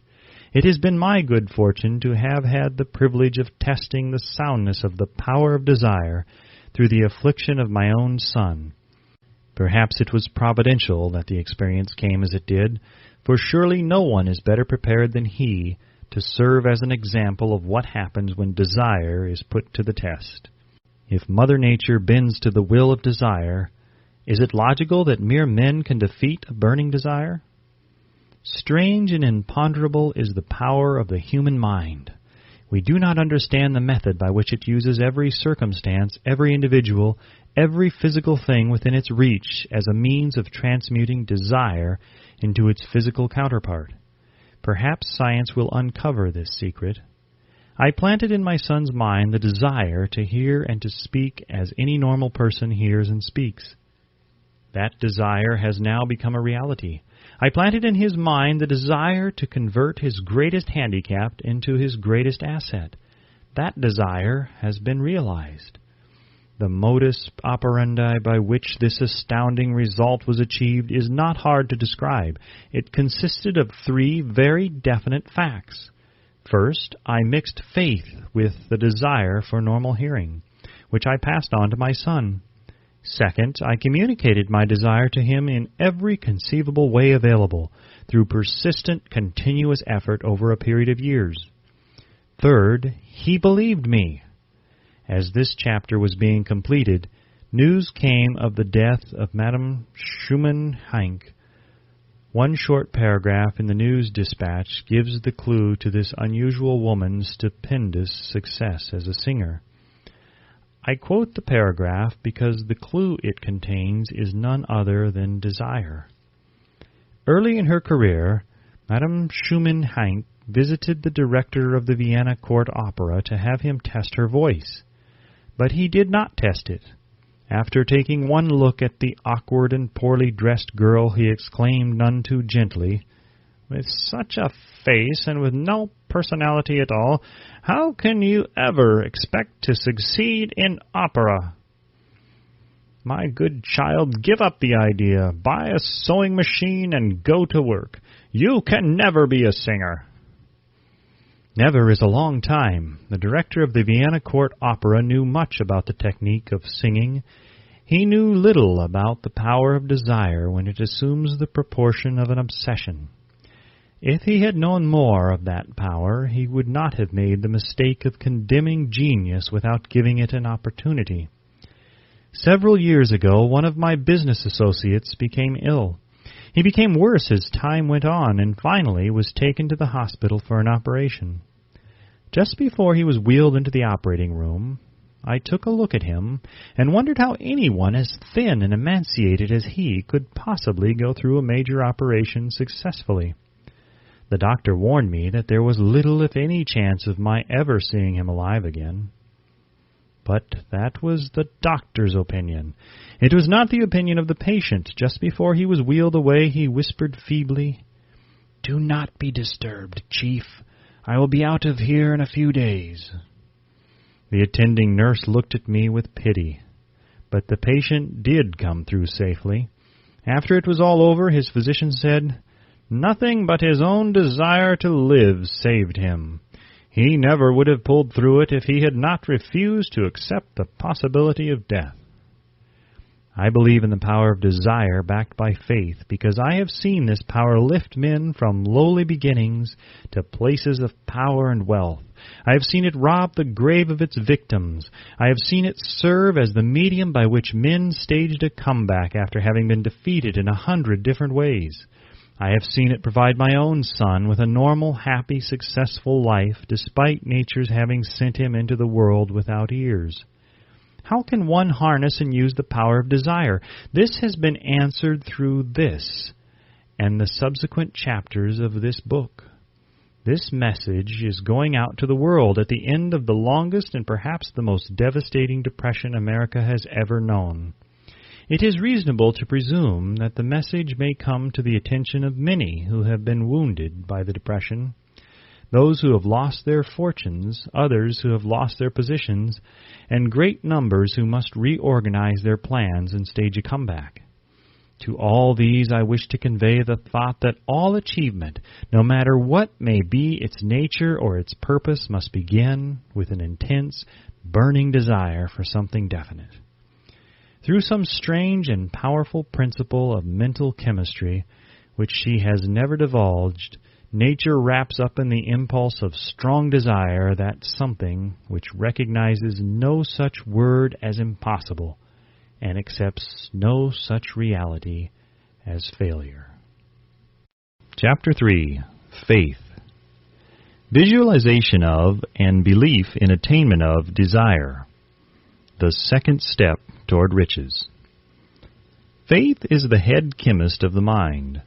When faith is blended with the vibration of thought, the subconscious mind instantly picks up the vibration, translates it into its spiritual equivalent, and transmits it to infinite intelligence, as in the case of prayer. The emotions of faith, love, and sex are the most powerful of all the major positive emotions. When the three are blended, they have the effect of coloring the vibration of thought in such a way that it instantly reaches the subconscious mind, where it is changed into its spiritual equivalent, the only form that induces a response from infinite intelligence. Love and faith are psychic, related to the spiritual side of man. Sex is purely biological and related only to the physical. The mixing or blending of these three emotions has the effect of opening a direct line of communication between the finite, thinking mind of man and infinite intelligence. How to develop faith. There comes now a statement which will give a better understanding of the importance the principle of autosuggestion assumes in the transmutation of desire into its physical or monetary equivalent, namely, faith is a state of mind which may be induced or created by affirmation or repeated instructions to the subconscious mind through the principle of autosuggestion. As an illustration, consider the purpose for which you are presumably reading this book. The object is, naturally, to acquire the ability to transmute the intangible thought of impulse of desire into its physical counterpart, money. By following the instructions laid down in the chapters on autosuggestion and the subconscious mind, as summarized in the chapter on autosuggestion, you may convince the subconscious mind that you believe you will receive that for which you ask, and it will act upon that belief, which your subconscious mind passes back to you in the form of faith, followed by definite plans for procuring that which you desire. The method by which one develops faith, where it does not already exist, is extremely difficult to describe, almost as difficult, in fact, as it would be to describe the color of red to a blind man who has never seen color, and has nothing with which to compare what you describe to him. Faith is a state of mind which you may develop at will after you have mastered the 13 principles, because it is a state of mind which develops voluntarily through the application and use of these principles. Repetition of affirmation of orders to your subconscious mind is the only known method of voluntary development of the emotion of faith. Perhaps the meaning may be made clearer through the following explanation as to the way men sometimes become criminals. Stated in the words of a famous criminologist, "When men first come into contact with crime, they abhor it. If they remain in contact with crime for a time, they become accustomed to it and endure it. If they remain in contact with it long enough, they finally embrace it and become influenced by it."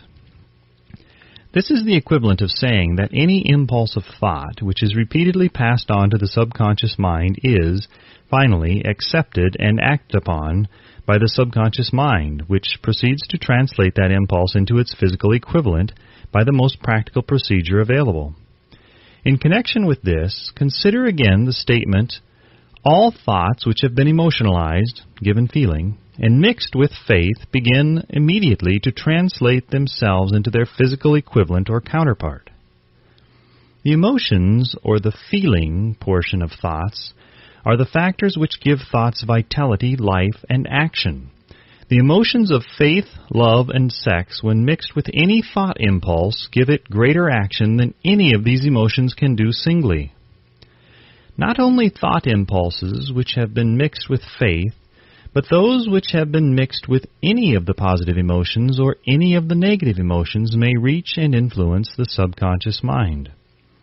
From this statement you will understand that the subconscious mind will translate into its physical equivalent a thought impulse of a negative or destructive nature just as readily as it will act upon the thought impulses of a positive or constructive nature. This accounts for the strange phenomenon which so many millions of people experience, referred to as misfortune or bad luck. There are millions of people who believe themselves doomed to poverty and failure because of some strange force over which they believe they have no control. They are the creators of their own misfortunes because of this negative belief, which is picked up by the subconscious mind and translated into its physical equivalent. This is an appropriate place at which to suggest again that you may benefit by passing on to your subconscious mind any desire which you wish translated into its physical or monetary equivalent in a state of expectancy or belief that the transmutation will actually take place. Your belief, or faith, is the element which determines the action of your subconscious mind. There is nothing to hinder you from deceiving your subconscious mind when giving it instructions through autosuggestion, as I deceived my son's subconscious mind. To make this deceit more realistic, conduct yourself just as you would if you were already in possession of the material thing which you are demanding, when you call upon your subconscious mind. The subconscious mind will transmute into its physical equivalent by the most direct and practical media available any order which is given to it in a state of belief or faith that the order will be carried out. Surely, enough has been stated to give a starting point from which one may, through experiment and practice, acquire the ability to mix faith with any order given to the subconscious mind. Perfection will come through practice. It cannot come by merely reading instructions. If it be true that one may become a criminal by association with crime, and this is a known fact, it is equally true that one may develop faith by voluntarily suggesting to the subconscious mind that one has faith. The mind comes, finally, to take on the nature of the influences which dominate it. Understand this truth, and you will know why it is essential for you to encourage the positive emotions as dominating forces of your mind, and discourage and eliminate negative emotions. A mind dominated by positive emotions becomes a favorable abode for the state of mind known as faith. A mind so dominated may, at will, give the subconscious mind instructions which it will accept and act upon immediately. Faith is a state of mind which may be induced by autosuggestion. All down the ages, the religionists have admonished struggling humanity to have faith in this, that, and the other dogma or creed, but they have failed to tell people how to have faith. They have not stated that faith is a state of mind, and that it may be induced by self-suggestion. In language which any normal human being can understand, we will describe all that is known about the principle through which faith may be developed, where it does not already exist. Have faith in yourself, faith in the infinite. Before we begin, you should be reminded again that faith is the eternal elixir which gives life power and action to the impulse of thought. The foregoing sentence is worth reading a second time, and a third, and a fourth. It is worth reading aloud. Faith is the starting point of all accumulation of riches. Faith is the basis of all miracles and all mysteries which cannot be analyzed by the rules of science. Faith is the only known antidote for failure. Faith is the element, the chemical, which, when mixed with prayer, gives one direct communication with infinite intelligence. Faith is the element which transforms the ordinary vibration of thought, created by the finite mind of man, into the spiritual equivalent. Faith is the only agency through which the cosmic force of infinite intelligence can be harnessed and used by man. Every one of the foregoing statements is capable of proof. The proof is simple and easily demonstrated. It is wrapped up in the principle of autosuggestion. Let us center our attention, therefore, upon the subject of self-suggestion and find out what it is and what it is capable of achieving. It is a well-known fact that one comes finally to believe whatever one repeats to oneself, whether the statement be true or false. If a man repeats a lie over and over, he will eventually accept the lie as truth. Moreover, he will believe it to be the truth. Every man is what he is because of the dominating thoughts which he permits to occupy his mind. Thoughts which a man deliberately places in his own mind and encourages with sympathy, and with which he mixes any one or more of the emotions, constitute the motivating forces which direct and control his every movement, act, and deed. Comes now a very significant statement of truth. Thoughts which are mixed with any of the feelings of emotions constitute a magnetic force which attracts from the vibrations of the ether other similar or related thoughts. A thought thus magnetized with emotion may be compared to a seed which, when planted in fertile soil, germinates, grows, and multiplies itself over and over again until that which was originally one small seed becomes countless millions of seeds of the same brand. The ether is a great cosmic mass of eternal forces of vibration. It is made up of both destructive vibrations and constructive vibrations. It carries at all times vibrations of fear, poverty, disease, failure, misery, and vibrations of prosperity, health, success, and happiness, just as surely as it carries the sound of hundreds of orchestrations of music and hundreds of human voices, all of which maintain their own individuality and means of identification through the medium of radio. From the great storehouse of the ether, the human mind is constantly attracting vibrations which harmonize with that which dominates the human mind. Any thought, idea, plan, or purpose which one holds in one's mind attracts from the vibrations of the ether a host of its relatives and adds these relatives to its own force and grows until it becomes the dominating, motivating master of the individual in whose mind it has been housed. Now let us go back to the starting point and become informed as to how the original seed of an idea, plan, or purpose may be planted in the mind. The information is easily conveyed. Any idea, plan, or purpose may be placed in the mind through repetition of thought. This is why you are asked to write out a statement of your major purpose or definite chief aim, commit it to memory, and repeat it in audible words day after day until these vibrations of sound have reached your subconscious mind. We are what we are because of the vibrations of thought which we pick up and register through the stimuli of our daily environment.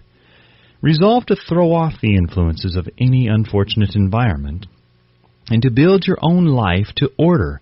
Taking inventory of mental assets and liabilities, you will discover that your greatest weakness is lack of self-confidence. This handicap can be surmounted, and timidity translated into courage through the aid of the principle of autosuggestion. The application of this principle may be made through a simple arrangement of positive thought impulses stated in writing, memorized and repeated until they become a part of the working equipment of the subconscious faculty of your mind.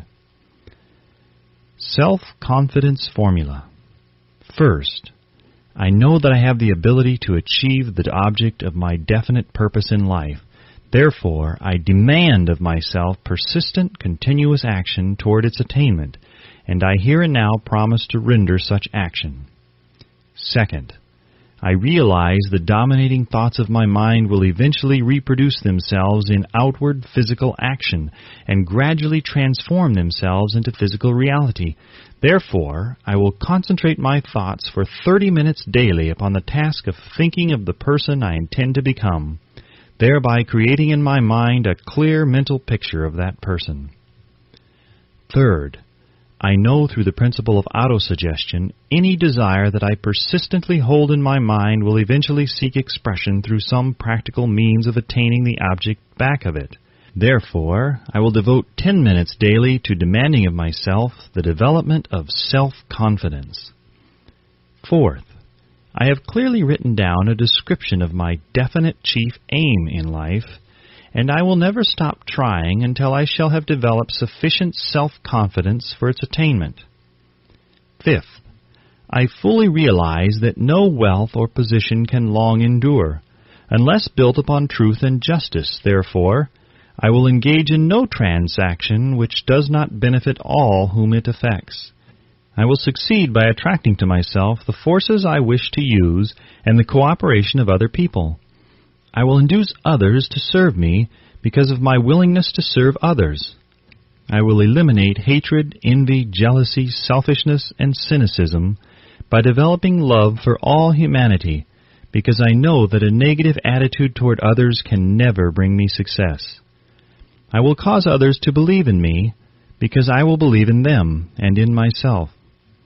I will sign my name to this formula, commit it to memory, and repeat it aloud once a day with full faith that it will gradually influence my thoughts and actions so that I will become a self-reliant and successful person.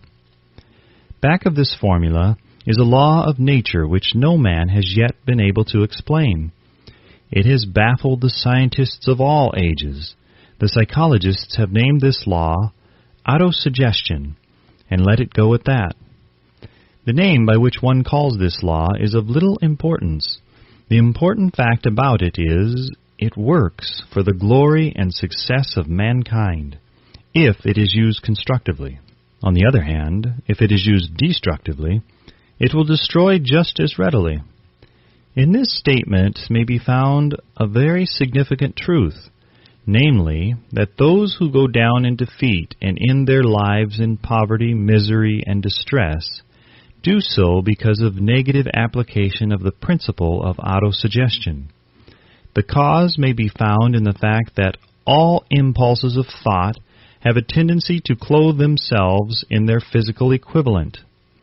The subconscious mind, the chemical laboratory in which all thought impulses are combined and made ready for translation into physical reality, makes no distinction between constructive and destructive thought impulses.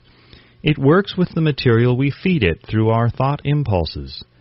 The subconscious mind will translate into reality a thought driven by fear just as readily as it will translate into reality a thought driven by courage or faith. The pages of medical history are rich with the illustrations of cases of suggestive suicide. A man may commit suicide through negative suggestion just as effectively as by any other means. In a Midwestern city, a man by the name of Joseph Grant, a bank official, borrowed a large sum of the bank's money without the consent of the directors. He lost the money through gambling. One afternoon, the bank examiner came and began to check the accounts. Grant left the bank, took a room in a local hotel, and when they found him, 3 days later, he was lying in bed, wailing and moaning, repeating over and over these words, "My God, this will kill me. I cannot stand the disgrace." In a short time, he was dead. The doctors pronounced the case of one of mental suicide. Just as electricity will turn the wheels of industry and render useful service if used constructively, or snuff out life if wrongly used, so will the law of autosuggestion lead you to peace and prosperity, or down into the valley of misery, failure, and death, according to your own degree of understanding and application of it.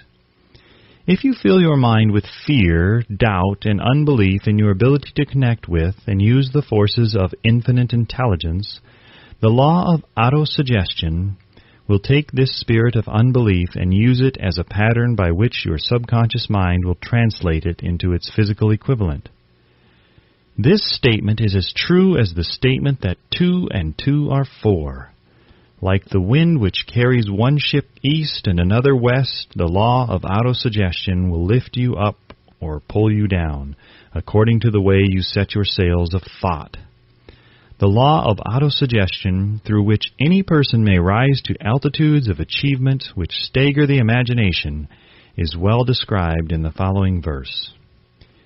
If you think you are beaten, you are. If you think you dare not, you don't. If you like to win, but you think you can't, it's almost certain you won't. If you think you'll lose, you're lost. For out of the world we find, success begins with a fellow's will. It's all in the state of mind. If you think you are outclassed, you are. You've got to think high to rise. You've got to be sure of yourself before you can ever win a prize. Life's battles don't always go to the stronger or faster man, but soon or late the man who wins is the man who thinks he can. Observe the words which have been emphasized, and you will catch the deep meaning which the poet had in mind. Somewhere in your makeup, perhaps in the cells of your brain, there lies sleeping the seed of achievement which, if aroused and put into action, would carry you to heights such as you may never have hoped to attain. Just as a master musician may cause the most beautiful strains of music to pour forth from the strings of a violin, so may you arouse the genius which lies asleep in your brain, and cause it to drive you upward to whatever goal you may wish to achieve. Abraham Lincoln was a failure at everything he tried until he was well past the age of 40. He was a Mr. Nobody from nowhere until a great experience came into his life, aroused the sleeping genius within his heart and brain, and gave the world one of its really great men. That experience was mixed with the emotions of sorrow and love. It came to him through Anne Rutledge, the only woman whom he ever truly loved. It is a known fact that the emotion of love is closely akin to the state of mind known as faith, and this for the reason that love comes very near to translating one's thought impulses into their spiritual equivalent. During his work of research, the author discovered, from the analysis of the life, work, and achievements of hundreds of men of outstanding accomplishment, that there was the influence of a woman's love back of nearly every one of them. The emotion of love in the human heart and brain creates a favorable field of magnetic attraction, which causes an influx of the higher and finer vibrations which are afloat in the ether. If you wish evidence of the power of faith, study the achievements of men and women who have employed it. At the head of the list comes the Nazarene. Christianity is the greatest single force which influences the minds of men. The basis of Christianity is faith. No matter how many people have perverted or misinterpreted the meaning of this great force, and no matter how many dogmas and creeds have been created in its name which do not reflect its tenets, the sum and substance of the teachings and the achievements of Christ, which may have been interpreted as miracles, were nothing more or less than faith. If there are any such phenomena as miracles, they are produced only through the state of mind known as faith. Some teachers of religion and many who call themselves Christians neither understand nor practice faith. Let us consider the power of faith as it is now being demonstrated by a man who is well known to all civilization, Mahatma Gandhi of India. In this man, the world has one of the most astounding examples known to civilization of the possibilities of faith. Gandhi wields more potential power than any man living at this time, and this, despite the fact that he has none of the orthodox tools of power, such as money, battleships, soldiers, and materials of warfare. Gandhi has no money, he has no home, he does not own a suit of clothes, but he does have power. How does he come by that power? He created it out of his understanding of the principle of faith, and through his ability to transplant that faith into the minds of 200 million people. Gandhi has accomplished through the influence of faith that which the strongest military power on earth could not, and never will accomplish through soldiers and military equipment. He has accomplished the astounding feat of influencing 200 million minds to coalesce and move in unison as a single mind. What other force on earth except faith could do as much? There will come a day when employees as well as employers will discover the possibilities of faith. That day is dawning. The whole world has had ample opportunity during the recent business depression to witness what the lack of faith will do to business. Surely civilization has produced a sufficient number of intelligent human beings to make use of this great lesson which the depression has taught the world. During this depression, the world had evidence in abundance that widespread fear will paralyze the wheels of industry and business. Out of this experience will arise leaders in business and industry who will profit by the example which Gandhi has set for the world, and they will apply to business the same tactics which he has used in the building of the greatest following known in the history of the world. These leaders will come from the rank and file of the unknown men who now labor in the steel plants, the coal mines, the automobile factories, and in the small towns and cities of America. Business is due for a reform. Make no mistake about this. The methods of the past, based upon economic combinations of force and fear, will be supplanted by the better principles of faith and cooperation. Men who labor will receive more than daily wages. They will receive dividends from the business, the same as those who supply the capital for business, but first they must give more to their employers and stop this bickering and bargaining by the force at the expense of the public. They must earn the right to dividends. Moreover, and this is the most important thing of all, they will be led by leaders who will understand and apply the principles employed by Mahatma Gandhi.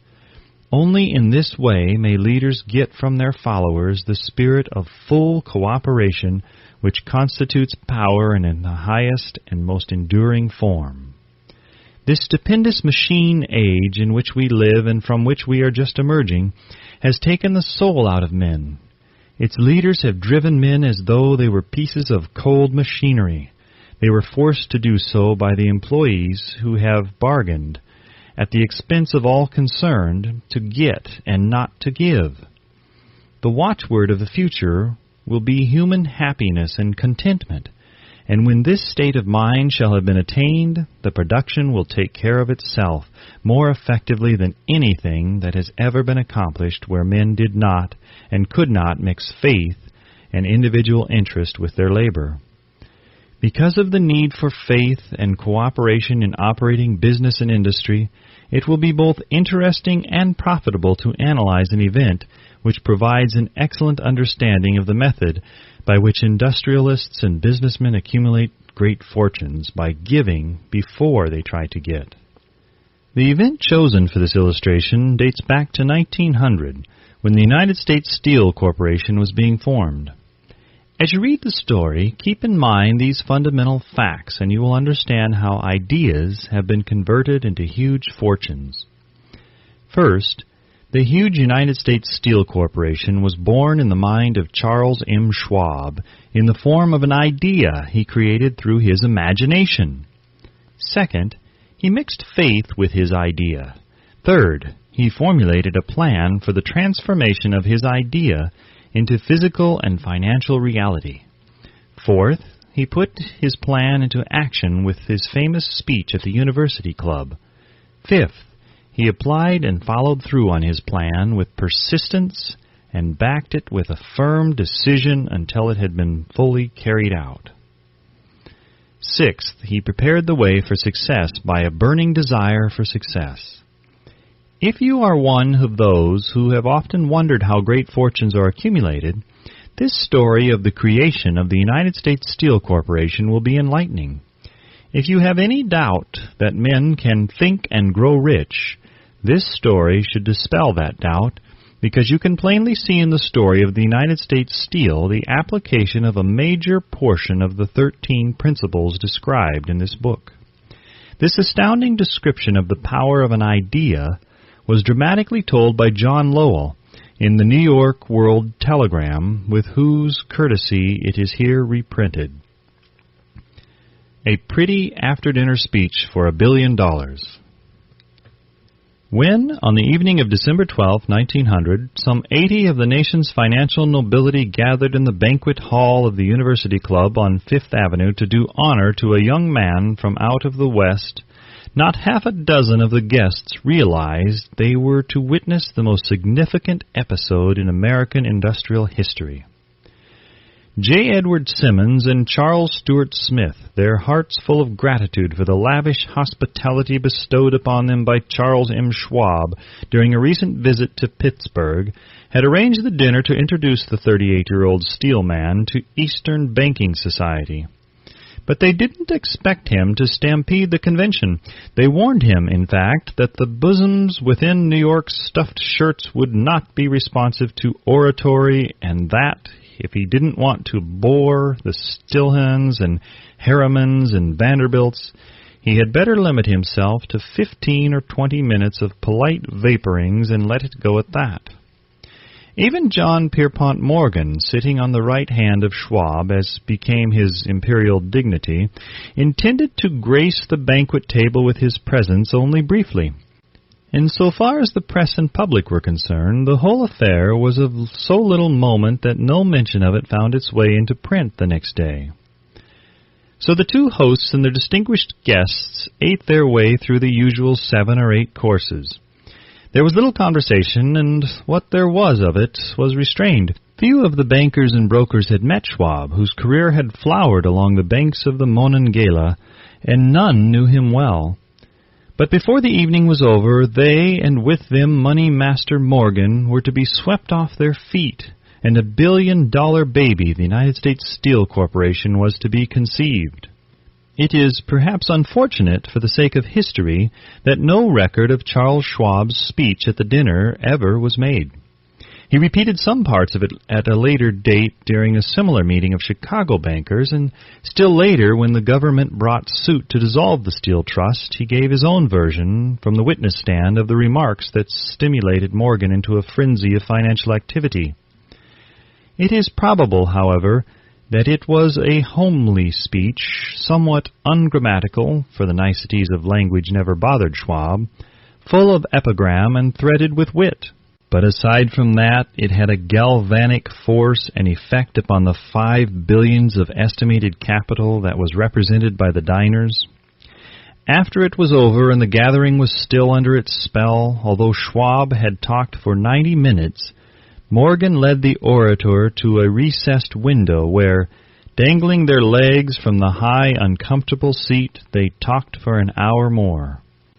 The magic of the Schwab personality had been turned on, full force, but what was more important and lasting was the full-fledged, clear-cut program he laid down for the aggrandizement of steel.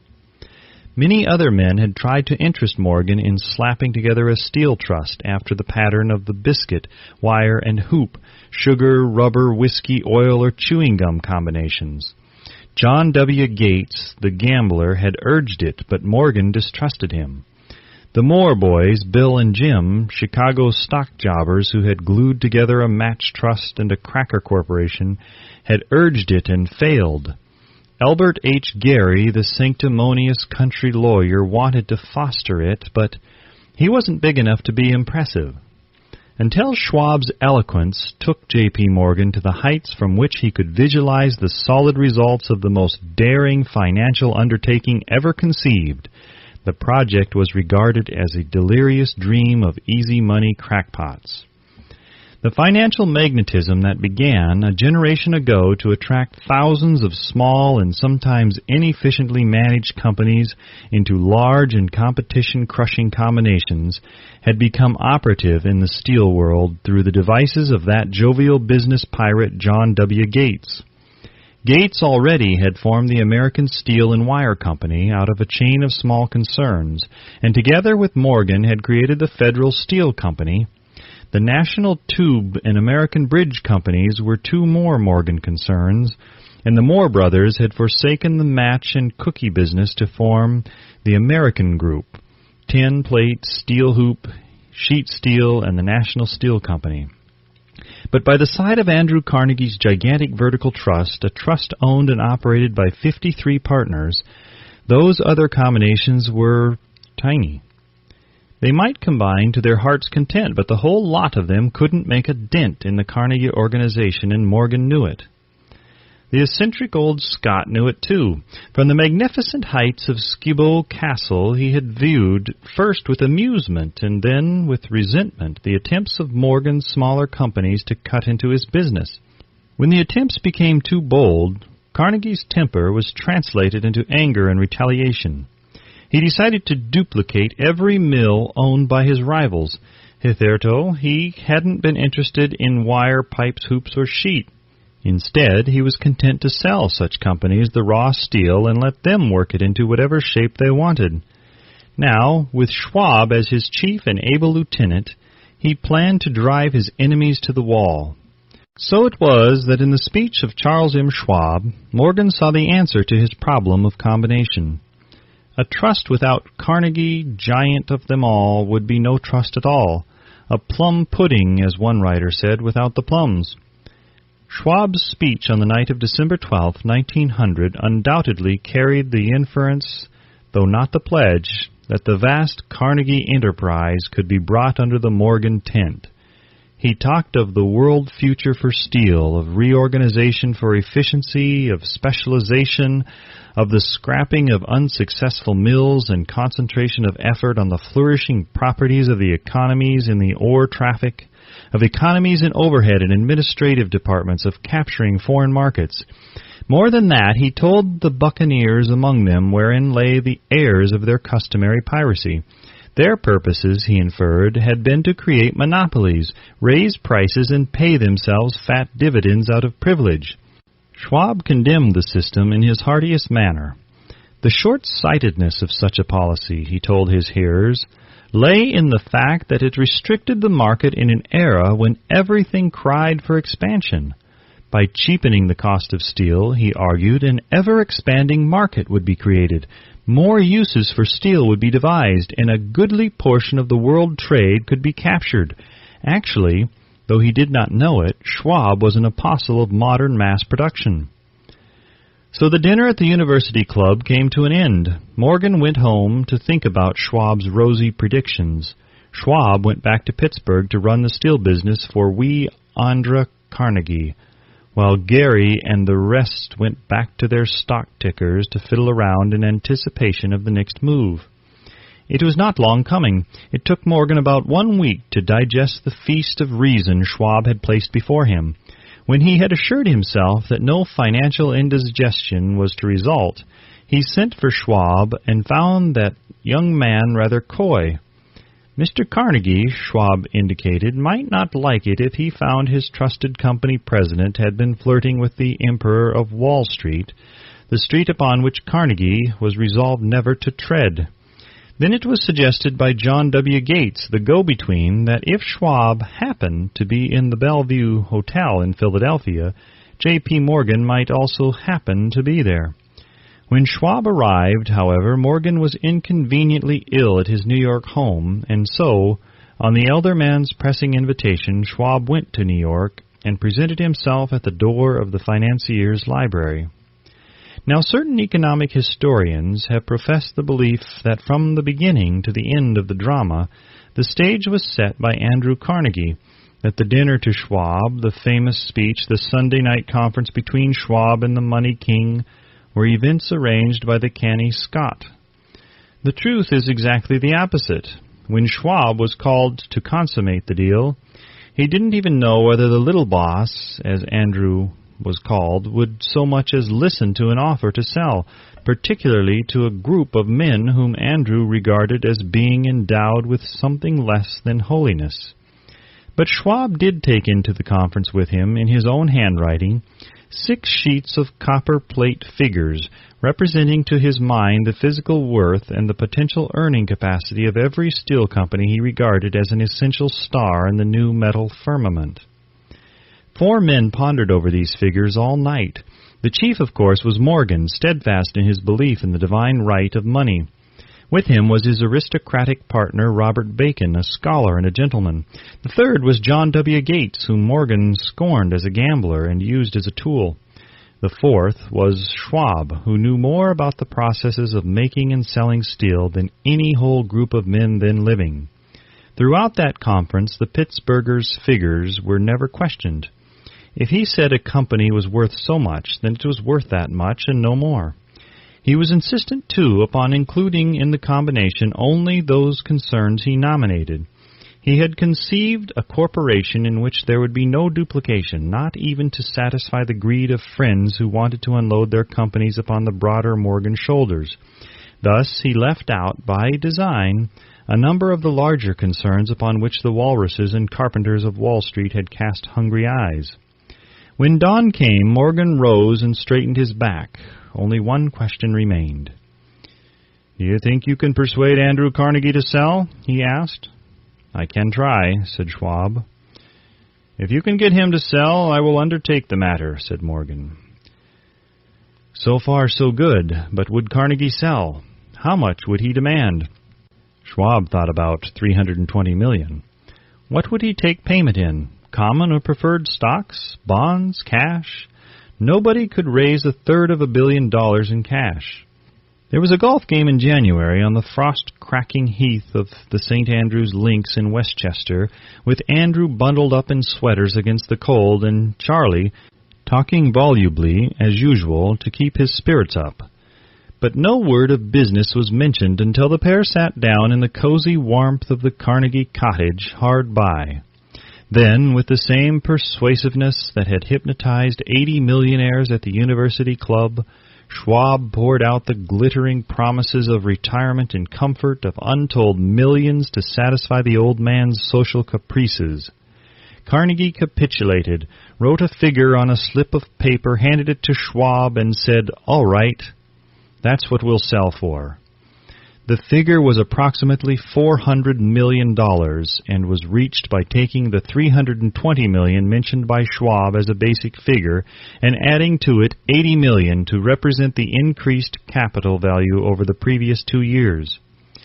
Later, on the deck of a transatlantic liner, the Scotsman said ruefully to Morgan, "I wish I had asked you for $100 million more."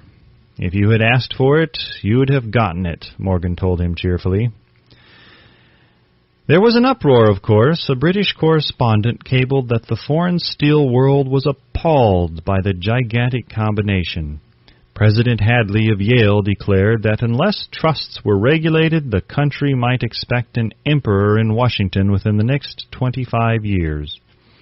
But that able stock manipulator, Keene, went at his work of shoving the new stock at the public so vigorously that all the excess water, estimated by some at nearly 600 million, was absorbed in a twinkling.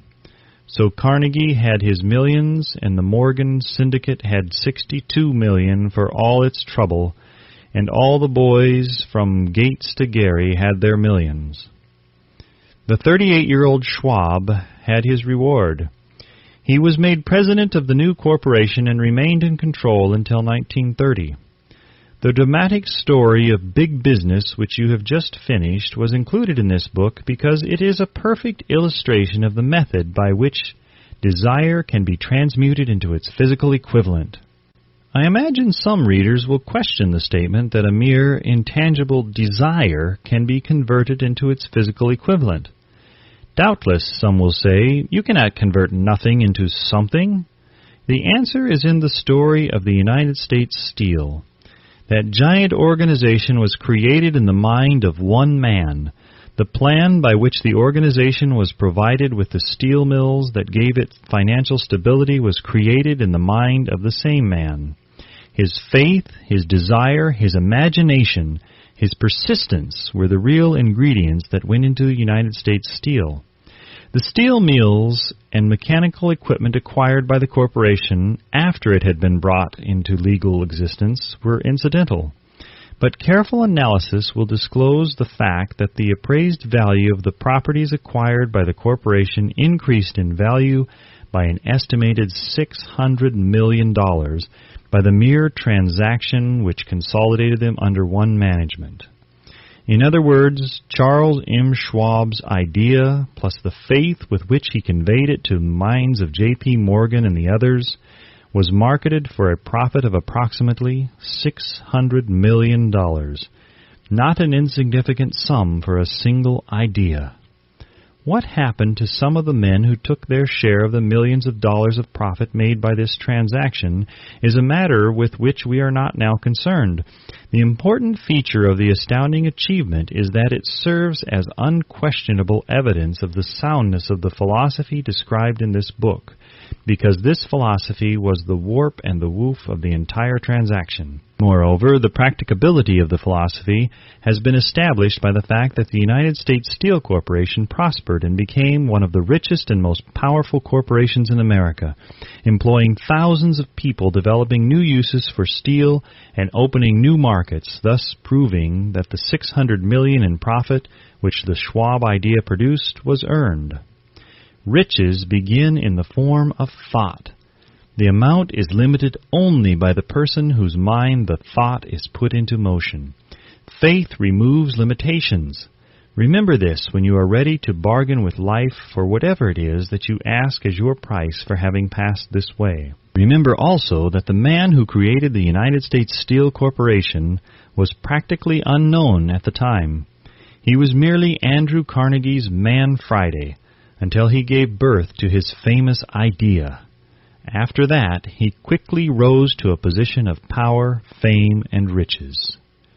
There are no limitations to the mind except those we acknowledge. Both poverty and riches are the offspring of thought. Chapter 4. Autosuggestion. The medium for influencing the subconscious mind. The third step toward riches.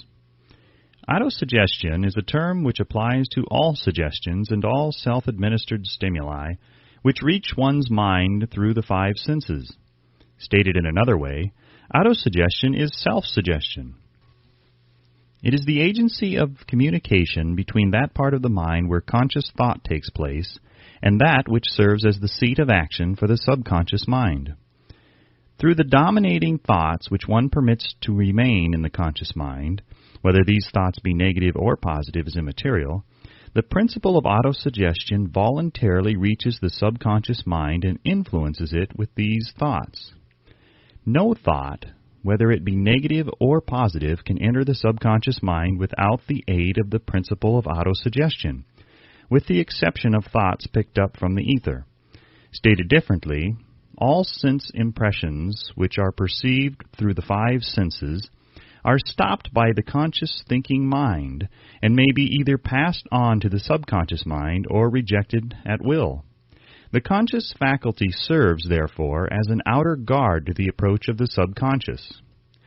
Nature has so built man that he has absolute control over the material which reaches his subconscious mind through his five senses, although this is not meant to be construed as a statement that man always exercises this control.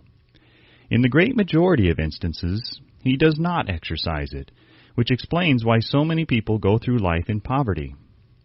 Recall what has been said about the subconscious mind resembling a fertile garden spot in which weeds will grow in abundance if the seeds of more desirable crops are not sown therein. Autosuggestion is the agency of control through which an individual may voluntarily feed his subconscious mind on thoughts of a creative nature, or, by neglect, permit thoughts of a destructive nature to find their way into this rich garden of the mind. You were instructed in the last of the 6 steps described in the chapter on desire to read aloud twice daily the written statement of your desire for money and to see and feel yourself already in possession of the money. By following these instructions, you communicate the object of your desire directly to your subconscious mind in a spirit of absolute faith. Through repetition of this procedure, you voluntarily create thought habits which are favorable to your efforts to transmute desire into its monetary equivalent. Go back to these 6 steps described in Chapter 2 and read them again very carefully before you proceed further. Then, when you come to it, read very carefully the 4 instructions for the organization of your mastermind group described in the chapter on organized planning. By comparing these 2 sets of instructions with that which has been stated on autosuggestion, you, of course, will see that the instructions involve the application of the principle of autosuggestion. Remember, therefore, when reading aloud the statement of your desire, through which you are endeavoring to develop a money consciousness, that the mere reading of the words is of no consequence unless you mix emotion or feeling with your words. If you repeat 1,000,000 times the famous Emile Coué formula, day by day in every way I am getting better and better, without mixing emotion and faith with your words, you will experience no desirable results. Your subconscious mind recognizes and acts upon only thoughts which have been well mixed with emotion or feeling. This is a fact of such importance as to warrant repetition in practically every chapter, because the lack of understanding of this is the main reason the majority of people who try to apply the principle of autosuggestion get no desirable results. Plain, unemotional words do not influence the subconscious mind. You will get no appreciable results until you learn to reach your subconscious mind with thoughts or spoken words which have been well emotionalized with belief. Do not become discouraged if you cannot control and direct your emotions the first time you try to do so. Remember, there is no such possibility as something for nothing. Ability to reach and influence your subconscious mind has its price, and you must pay that price. You cannot cheat, even if you desire to do so. The price of ability to influence your subconscious mind is everlasting persistence in applying the principles described here. You cannot develop the desired ability for a lower price. You and you alone must decide whether or not the reward for which you are striving, the money consciousness, is worth the price you must pay for it in effort. Wisdom and cleverness alone will not attract and retain money, except in a few very rare instances where the law of averages favors the attraction of money through these sources. The method of attracting money described here does not depend upon the law of averages. Moreover, the method plays no favorites. It will work for one person as effectively as it will for another. Where failure is experienced, it is the individual, not the method, which has failed. If you try and fail, make another effort, and still another, until you succeed. Your ability to use the principle of autosuggestion will depend very largely upon your capacity to concentrate upon a given desire until that desire becomes a burning obsession. When you begin to carry out the instructions in connection with the 6 steps described in the 2nd chapter, it will be necessary for you to make use of the principle of concentration. Let us here offer suggestions for the effective use of concentration. When you begin to carry out the first of the 6 steps, which instructs you to fix in your own mind the exact amount of money you desire, hold your thoughts on that amount of money by concentration or fixation of attention, with your eyes closed until you can actually see the physical appearance of the money. Do this at least once each day. As you go through these exercises, follow the instructions given in the chapter on faith and see yourself actually in possession of the money. Here is a most significant fact. The subconscious mind takes any orders given it in a spirit of absolute faith and acts upon those orders, although the orders often have to be presented over and over again through repetition before they are interpreted by the subconscious mind. Following the preceding statement, consider the possibility of playing a perfectly legitimate trick on your subconscious mind by making it believe, because you believe it, that you must have the amount of money you are visualizing, that this money is already awaiting your claim, that the subconscious mind must hand over to you practical plans for acquiring the money which is yours. Hand over the thought suggested in the preceding paragraph to your imagination, and see what your imagination can or will do to create practical plans for the accumulation of money through transmutation of your desire. Do not wait for a definite plan through which you intend to exchange services or merchandise in return for the money you are visualizing, but begin at once to see yourself in possession of the money, demanding and expecting, meanwhile, that your subconscious mind will hand over the plan or plans you need. Be on the alert for these plans, and when they appear, put them into action immediately. When the plans appear, they will probably flash into your mind through the sixth sense in the form of an inspiration. This inspiration may be considered a direct telegram or message from the infinite intelligence. Treat it with respect and act upon it as soon as you receive it. Failure to do this will be fatal to your success. In the fourth of the 6 steps, you are instructed to create a definite plan for carrying out your desire and begin at once to put this plan into action. You should follow this instruction in the manner described in the preceding paragraph. Do not trust to your reason when creating your plan for accumulating money through the transmutation of desire. Your reason is faulty. Moreover, your reasoning faculty may be lazy, and if you depend entirely upon it to serve you, it may disappoint you. When visualizing the money you intend to accumulate with closed eyes, see yourself rendering the service or delivering the merchandise you intend to give in return for this money. This is important.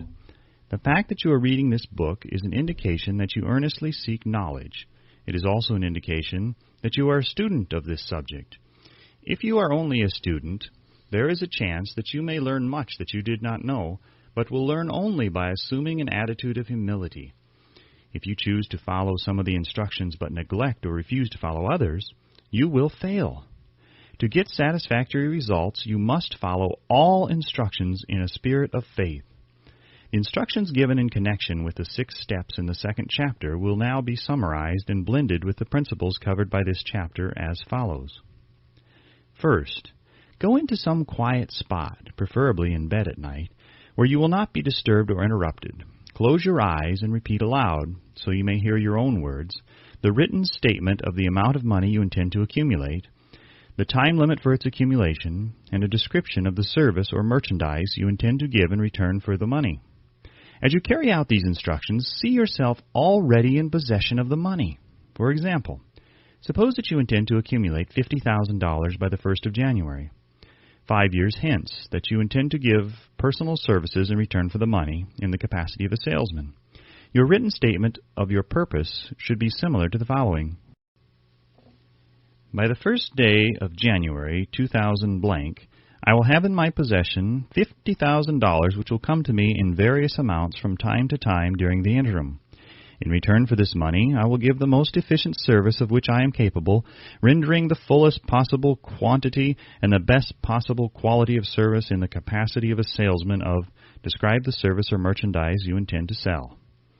I believe that I will have this money in my possession. My faith is so strong that I can now see this money before my eyes. I can touch it with my hands. It is now awaiting transfer to me at the time and in the proportion that I deliver the service I intend to render in return for it. I am awaiting a plan by which to accumulate this money, and I will follow that plan when it is received. Second, repeat this program night and morning until you can see, in your imagination, the money that you intend to accumulate. Third, place a written copy of your statement where you can see it night and morning and read it just before retiring and upon arising until it has been memorized. Remember, as you carry out these instructions, that you are applying the principle of autosuggestion for the purpose of giving orders to your subconscious mind. Remember also that your subconscious mind will act only upon instructions which are emotionalized and handed over to it with feeling. Faith is the strongest and most productive of the emotions. Follow the instructions given in the chapter on faith. These instructions may, at first, seem abstract. Do not let this disturb you. Follow the instructions, no matter how abstract or impractical they may at first appear to be. The time will soon come, if you do as you have been instructed, in spirit as well as in act, when a whole new universe of power will unfold to you. Skepticism in connection with all new ideas is characteristic of all human beings. But if you follow the instructions outlined, your skepticism will soon be replaced by belief, and this, in turn, will soon become crystallized into absolute faith. Then you will have arrived at the point where you may truly say, I am the master of my fate. I am the captain of my soul. Many philosophers have made the statement that man is the master of his own earthly destiny, but most of them have failed to say why he is the master. The reason that man may be master of his own earthly status, and especially his financial status, is thoroughly explained in this chapter. Man may become the master of himself and of his environment because he has the power to influence his own subconscious mind, and through it gain the cooperation of infinite intelligence. You are now reading the chapter which represents the keystone to the arc of this philosophy. The instructions contained in this chapter must be understood and applied with persistence if you succeed in transmuting desire into money. The actual performance of transmuting desire into money involves the use of autosuggestion as an agency by which one may reach and influence the subconscious mind. The other principles are simply tools with which to apply autosuggestion. Keep this thought in mind, and you will at all times be conscious of the important part the principle of autosuggestion is to play in your efforts to accumulate money through the methods described in this book. Carry out these instructions as though you were a small child. Inject into your efforts something of the faith of a child. The author has been most careful to see that no impractical instructions were included because of his sincere desire to be helpful. After you have read the entire book, come back to this chapter and follow in spirit and in action this instruction. Read the entire chapter aloud once every night until you become thoroughly convinced that the principle of autosuggestion is sound, that it will accomplish for you all that has been claimed for it. As you read, underscore with a pencil every sentence which impresses you favorably. Follow the foregoing instruction to the letter, and it will open the way for a complete understanding and mastery of the principles of success. Chapter 5. Specialized Knowledge. Personal Experiences or Observations. The fourth step toward riches. There are two kinds of knowledge. One is general. The other is specialized. General knowledge, no matter how great in quantity or variety it may be, is of but little use in the accumulation of money. The faculties of the great universities possess, in the aggregate, practically every form of general knowledge known to civilization. Most of the professors have but little or no money. They specialize on teaching knowledge, but they do not specialize on the organization or the use of knowledge. Knowledge will not attract money unless it is organized and intelligently directed through practical plans of action to the definite end of accumulation of money. Lack of understanding of this fact has been the source of confusion to millions of people who falsely believe that knowledge is power. It is nothing of the sort. Knowledge is only potential power. It becomes power only when and if it is organized into definite plans of action and directed to a definite end. The missing link in all systems of education known to civilization today may be found in the failure of educational institutions to teach their students how to organize and use knowledge after they acquire it. Many people make the mistake of assuming that, because Henry Ford had but little schooling, he is not a man of education. Those who make this mistake do not know Henry Ford, nor do they understand the real meaning of the word educate. That word is derived from the Latin word educo, meaning to educe, to draw out, to develop from within. An educated man is not, necessarily, one who has an abundance of general or specialized knowledge. An educated man is one who has so developed the faculties of his mind that he may acquire anything he wants, or its equivalent, without violating the rights of others. Henry Ford comes well within the meaning of this definition.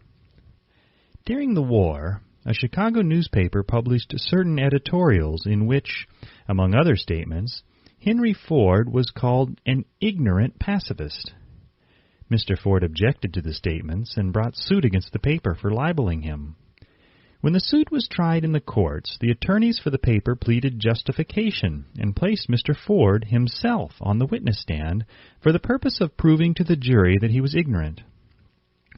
The lawyers asked Mr. Ford a great variety of questions, all of them intended to prove by his own evidence that while he might possess considerable specialized knowledge pertaining to the manufacture of automobiles, he was in the main ignorant. Mr. Ford was plied with such questions as the following. Who is Benedict Arnold, and how many soldiers did the British send over to America to put down the rebellion of 1776? In the answer to the last question, Mr. Ford replied, I do not know the exact number of soldiers the British sent over, but I have heard that it was a considerably larger number than ever went back. Finally, Mr. Ford became tired of this line of questioning, and in reply to a particularly offensive question, he leaned over, pointed his finger at the lawyer who had asked the question, and said, If I should really want to answer the foolish question you have just asked, or if any of the other questions you have been asking me, let me remind you that I have a row of electric push buttons on my desk, and by pushing the right button, I can summon to my aid men who can answer any question I desire to ask concerning the business to which I am devoting most of my efforts. Now, will you kindly tell me why I should clutter up my mind with general knowledge for the purpose of being able to answer questions when I have men around me who can supply any knowledge I require? There certainly was good logic to that reply. That answer floored the lawyer. Every person in the courtroom realized it was the answer, not of an ignorant man, but of a man of education. Any man is educated who knows where to get knowledge when he needs it, and how to organize that knowledge into definite plans of action. Through the assistance of his mastermind group, Henry Ford had at his command all the specialized knowledge he needed to enable him to become one of the wealthiest men in America. It was not essential that he have this knowledge in his own mind. Surely no person who has sufficient inclination and intelligence to read a book of this nature can possibly miss the significance of this illustration. Before you can be sure of your ability to transmute desire into its monetary equivalent, you will require specialized knowledge of the service, merchandise, or profession which you intend to offer in return for fortune. Perhaps you may need much more specialized knowledge than you have the ability or the inclination to acquire, and if this should be true, you may bridge your weakness through the aid of your mastermind group. Andrew Carnegie stated that he, personally, knew nothing about the technical end of the steel business. Moreover, he did not particularly care to know anything about it. The specialized knowledge which he required for the manufacture and marketing of steel he found available through the individual units of his mastermind group. The accumulation of great fortunes call for power, and power is acquired through highly organized and intelligently directed specialized knowledge, but that knowledge does not necessarily have to be in the possession of the man who accumulates the fortune. The preceding paragraph should give hope and encouragement to the man with ambition to accumulate a fortune who has not possessed himself of the necessary education to supply such specialized knowledge as he may require. Men sometimes go through life suffering from inferiority complexes because they are not men of education. The man who can organize and direct a mastermind group of men who possess knowledge useful in the accumulation of money is just as much a man of education as any man in the group. Remember this if you suffer from a feeling of inferiority because your schooling has been limited. Thomas A. Edison had only 3 months of schooling during his entire life. He did not lack education, neither did he die poor. Henry Ford had less than a sixth-grade schooling, but he has managed to do pretty well by himself financially. Specialized knowledge is among the most plentiful and the cheapest forms of service which may be had. If you doubt this, consult the payroll at any university. It pays to know how to purchase knowledge. First of all, decide the sort of specialized knowledge you require and the purpose for which it is needed. To a large extent, your major purpose in life, the goal toward which you are working, will help determine what knowledge you need. With this question settled, your next move requires that you have accurate information concerning dependable sources of knowledge. The more important of these are A. One's own experience and education. B. Experience and education available through cooperation of others, Mastermind Alliance. C. Colleges and universities. D. Public libraries, through books and periodicals in which may be found all the knowledge organized by civilization. E. Special training courses, through night schools and home study schools in particular. As knowledge is acquired, it must be organized and put into use for a definite purpose through practical plans. Knowledge has no value except that which can be gained from its application towards some worthy end. This is one reason why college degrees are not valued more highly. They represent nothing but miscellaneous knowledge.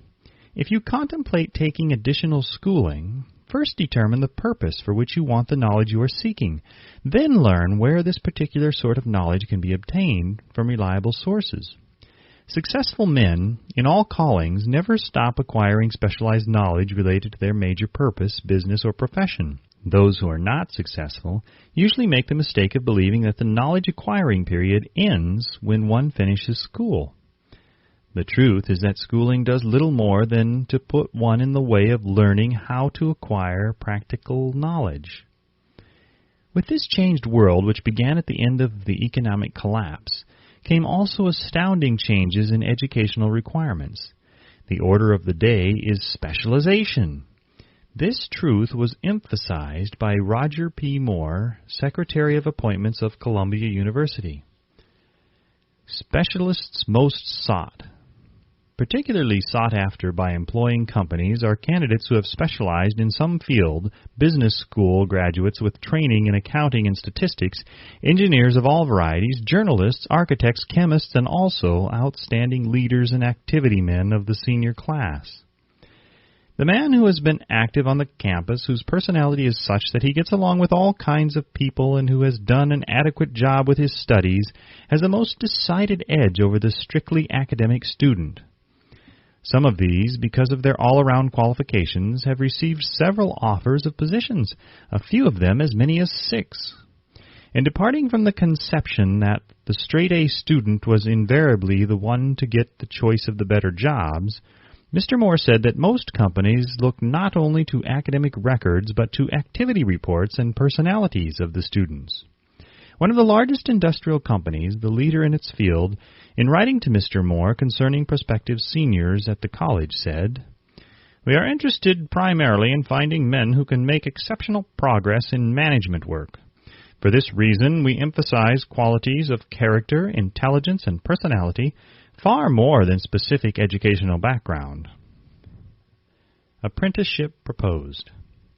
Proposing a system of apprenticing students in offices, stores, and industrial occupations during the summer vacation, Mr. Moore asserts that after the first 2 or 3 years of college, every student should be asked to choose a definite future course and to call a halt if he has been merely pleasantly drifting without purpose through an unspecialized academic curriculum. Colleges and universities must face the practical consideration that all professions and occupations now demand specialists, he said, urging that educational institutions accept more direct responsibility for vocational guidance. One of the most reliable and practical sources of knowledge available to those who need specialized schooling is the night schools operated in most large cities.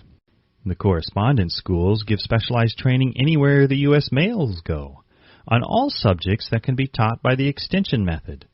One advantage of home study training is the flexibility of the study program, which permits one to study during spare time. Another stupendous advantage of home study training, if the school is carefully chosen, is the fact that most courses offered by home study schools carry with them generous privileges of consultation, which can be of priceless value to those needing specialized knowledge. No matter where you live, you can share the benefits. Anything acquired without effort and without cost is generally unappreciated, often discredited. Perhaps this is why we get so little from our marvelous opportunity in public schools. The self-discipline one receives from a definite program of specialized study makes up to some extent for the wasted opportunity when knowledge was available without cost. Correspondence schools are highly organized business institutions. Their tuition fees are so low that they are forced to insist upon prompt payments. Being asked to pay, whether the student makes good grades or poor, has the effect of causing one to follow through with the course when he would otherwise drop it. The correspondence schools have not stressed this point sufficiently, for the truth is that their collection departments constitute the very finest sort of training on decision, promptness, action, and the habit of finishing that which one begins. I learned this from experience more than 25 years ago. I enrolled for a home study course in advertising. After completing 8 or 10 lessons, I stopped studying, but the school did not stop sending me bills. Moreover, it insisted upon payment whether I kept up my studies or not. I decided that if I had to pay for the course, which I had legally obligated myself to do, I should complete the lessons and get my money's worth. I felt at the time that the collection system of the school was somewhat too well organized, but I learned later in life that it was a valuable part of my training for which no charge had been made. Being forced to pay, I went ahead and completed the course. Later in life, I discovered that the efficient collection system of that school had been worth much in the form of money earned, because of the training in advertising I had so reluctantly taken. We have in this country what is said to be the greatest public school system in the world. We have invested fabulous sums for fine buildings. We have provided convenient transportation for children living in rural districts so they may attend the best schools. But there is one astounding weakness to this marvelous system. It is free. One of the strange things about human beings is that they value only that which has a price. The free schools of America and the free public libraries do not impress people because they are free. This is the major reason why so many people find it necessary to acquire additional training after they quit school and go to work. It is also one of the major reasons why employers give greater consideration to employees who take home study courses. They have learned from experience that any person who has the ambition to give up a part of his spare time to studying at home has in him those qualities which make for leadership. This recognition is not a charitable gesture. It is sound business judgment upon the part of the employers. There is one weakness in people for which there is no remedy. It is the universal weakness of lack of ambition. Persons, especially salaried people, who schedule their spare time to provide for home study seldom remain at the bottom very long. Their action opens the way for the upward climb, removes many obstacles from their path, and gains the friendly interest of those who have the power to put them in the way of opportunity.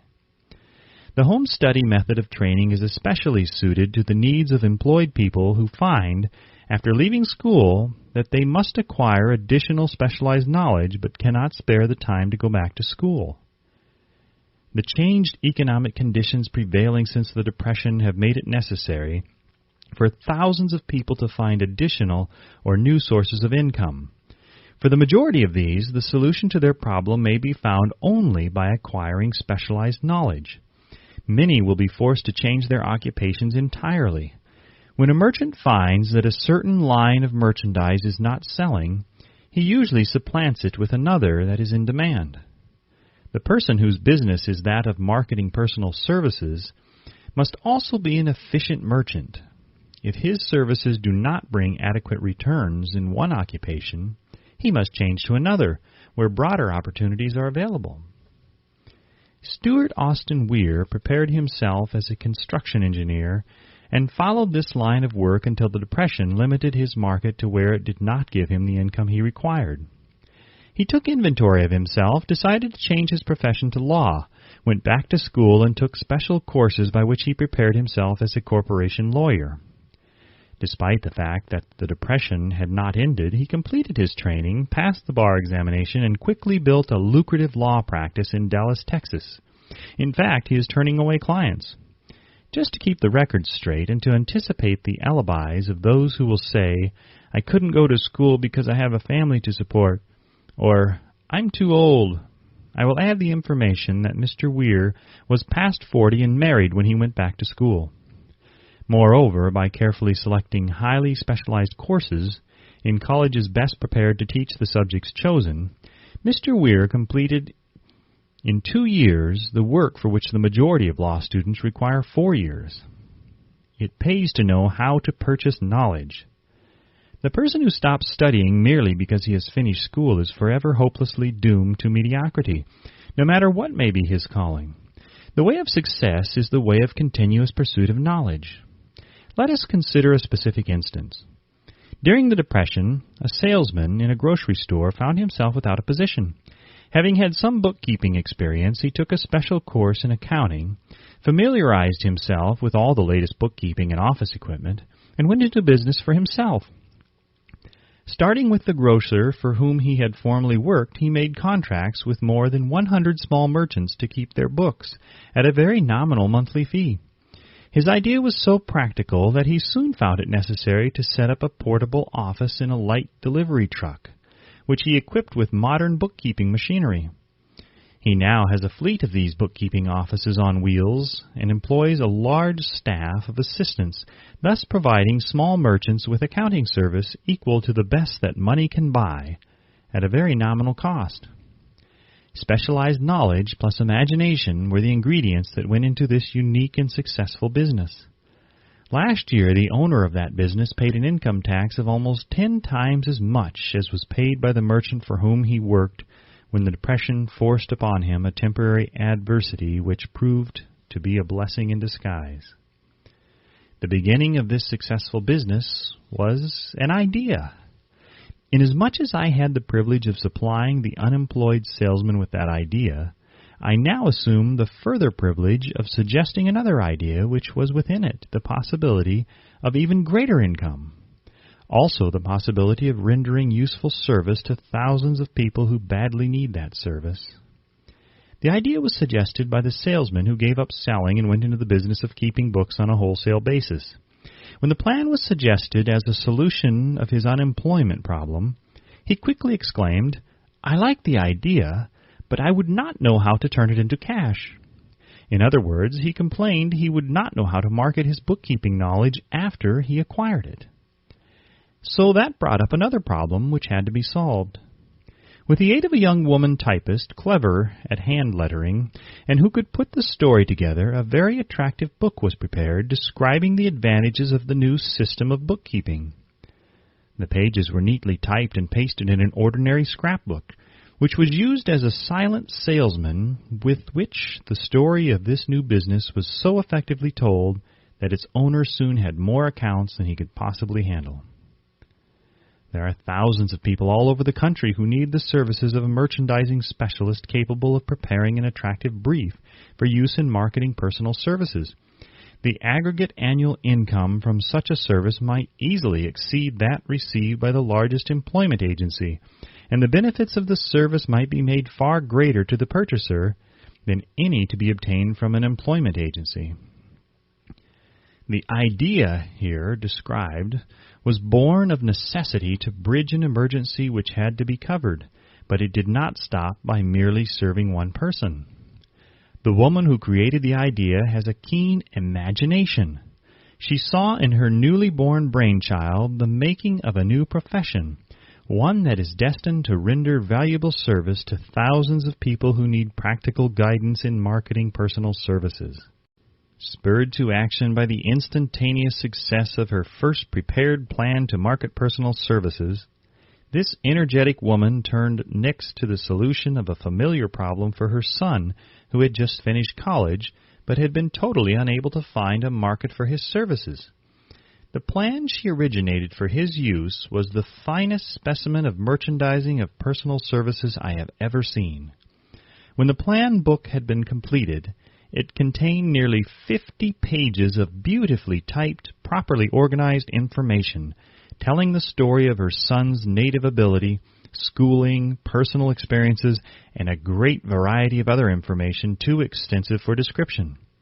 The plan book also contained a complete description of the position her son desired, together with a marvelous word picture of the exact plan he would use in filling the position.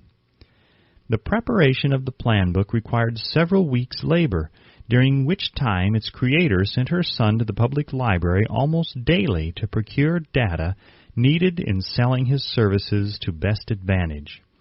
She sent him also to all the competitors of his prospective employer, and gathered from them vital information concerning their business methods, which was of great value in the formation of the plan he intended to use in filling the position he sought. When the plan had been finished, it contained more than half a dozen very fine suggestions for the use and benefit of the prospective employer. The suggestions were put into use by the company. One may be inclined to ask, why go to all this trouble to secure a job? The answer is straight to the point. Also, it is dramatic, because it deals with a subject which assumes the proportion of a tragedy with millions of men and women whose sole source of income is personal services. The answer is, doing a thing well never is trouble. The plan, prepared by this woman for the benefit of her son, helped him get the job for which he applied at the first interview at a salary fixed by himself. Moreover, and this too is important, the position did not require the young man to start at the bottom. He began as a junior executive at an executive's salary. Why go to all this trouble, do you ask?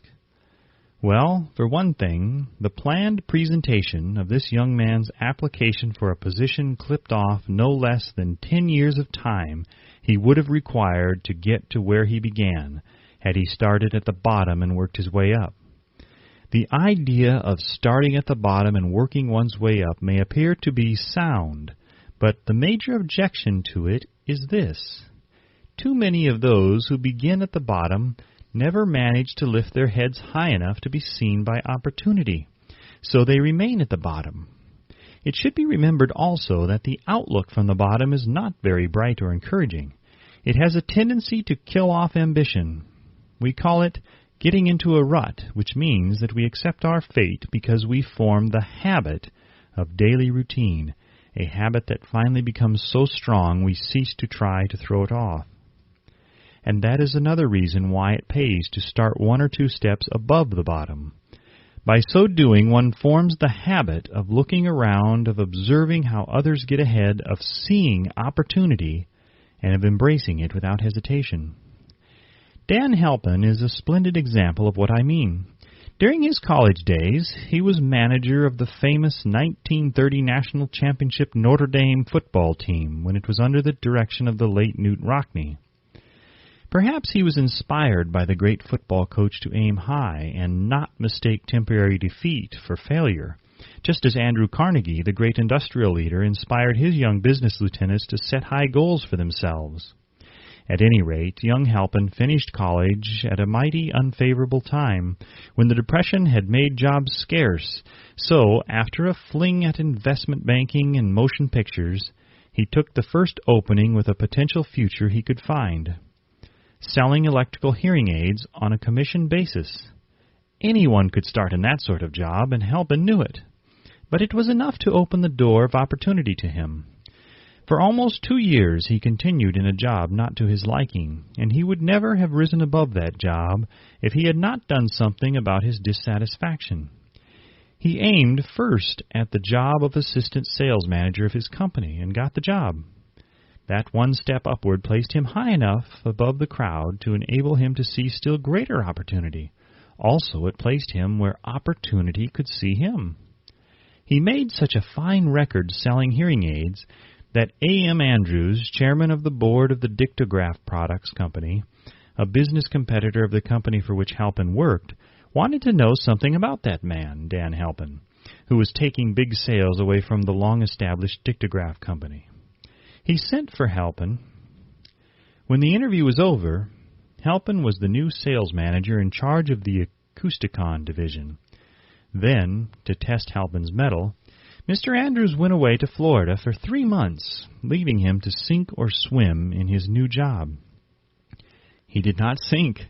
Knute Rockne's spirit of all the world loves a winner and has no time for a loser inspired him to put so much into his job that he was recently elected vice president of the company and general manager of the Acousticon and Silent Radio division, a job which most men would be proud to earn through 10 years of loyal effort. Halpin turned the trick in little more than 6 months. It is difficult to say whether Mr. Andrews or Mr. Halpin is more deserving of eulogy, for the reason that both showed evidence of having an abundance of that very rare quality known as imagination. Mr. Andrews deserves credit for seeing in young Halpin a go-getter of the highest order. Halpin deserves credit for refusing to compromise with life by accepting and keeping a job he did not want. And that is one of the major points I'm trying to emphasize through this entire philosophy, that we rise to high positions or remain at the bottom because of conditions we can control if we desire to control them. I'm also trying to emphasize another point, namely that both success and failure are largely the results of habit. I have not the slightest doubt that Dan Halpin's close association with the greatest football coach America ever knew planted in his mind the same brand of desire to excel which made the Notre Dame football team world famous. Truly, there is something to the idea that hero worship is helpful, provided one worships a winner. Halpin tells me that Rockne was one of the world's greatest leaders of men in all history. My belief in the theory that business associations are vital factors, both in failure and in success, was recently demonstrated when my son Blair was negotiating with Dan Halpin for a position. Mr. Halpin offered him a beginning salary of about 1/2 what he could have gotten from a rival company. I brought parental pressure to bear and induced him to accept the place with Mr. Halpin because I believe that close association with one who refuses to compromise with circumstances he does not like is an asset that can never be measured in terms of money. The bottom is a monotonous, dreary, unprofitable place for any person. That is why I have taken the time to describe how lowly beginnings may be circumvented by proper planning. Also, that is why so much space has been devoted to a description of this new profession, created by a woman who was inspired to do a fine job of planning because she wanted her son to have a favorable break. With the changed conditions ushered in by the world economic collapse, came also the need for newer and better ways of marketing personal services. It is hard to determine why someone had not previously discovered this stupendous need, in view of the fact that more money changes hands in return for personal services than for any other purpose.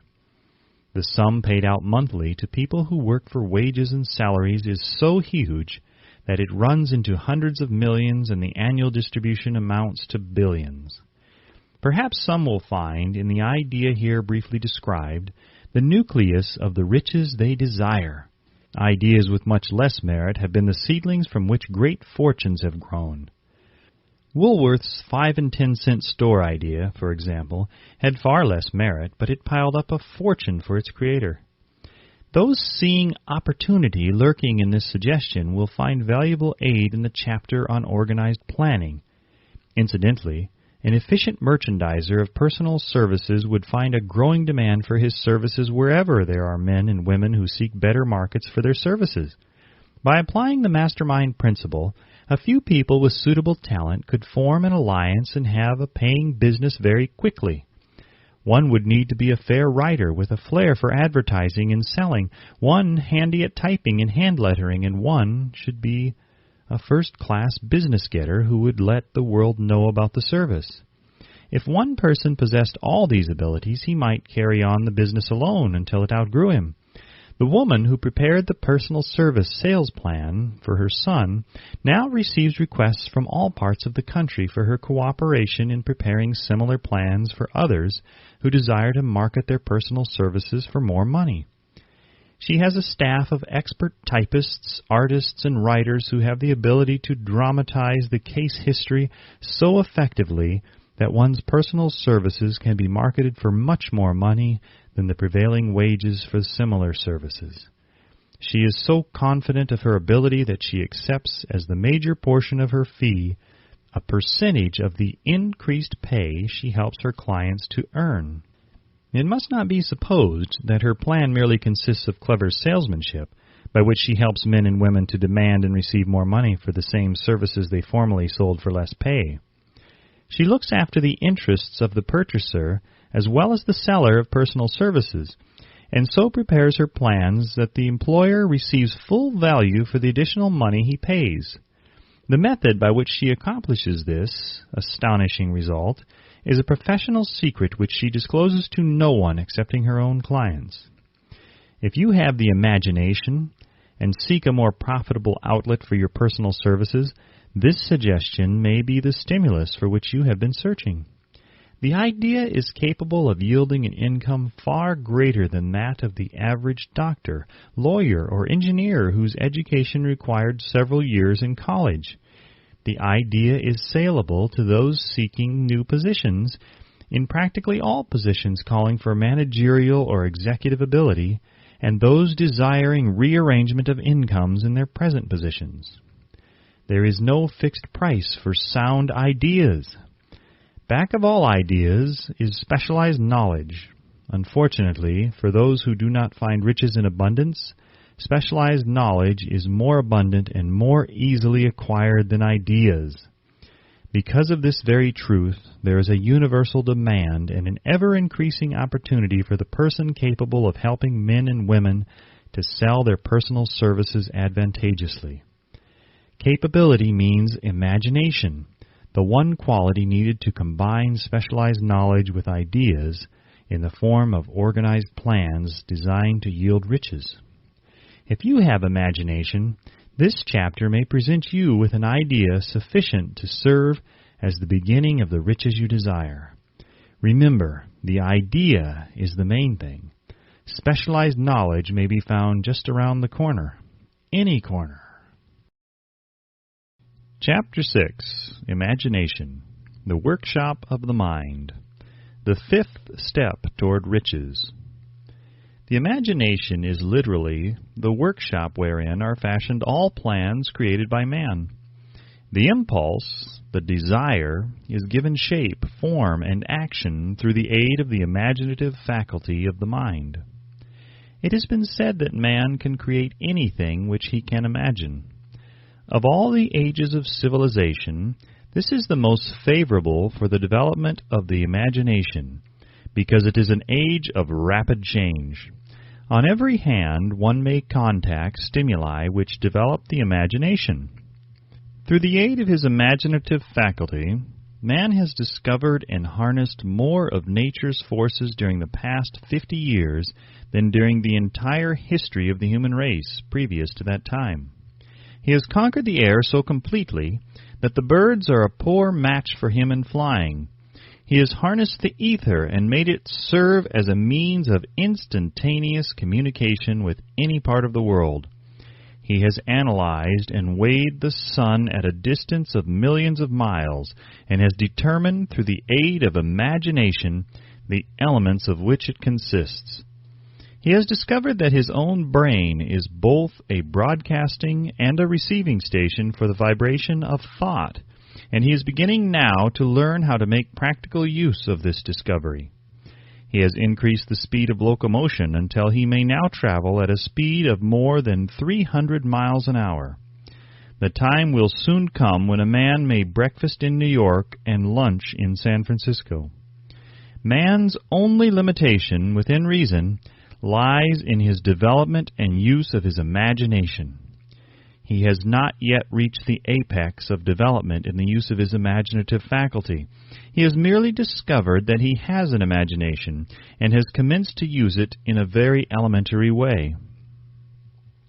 two forms of imagination.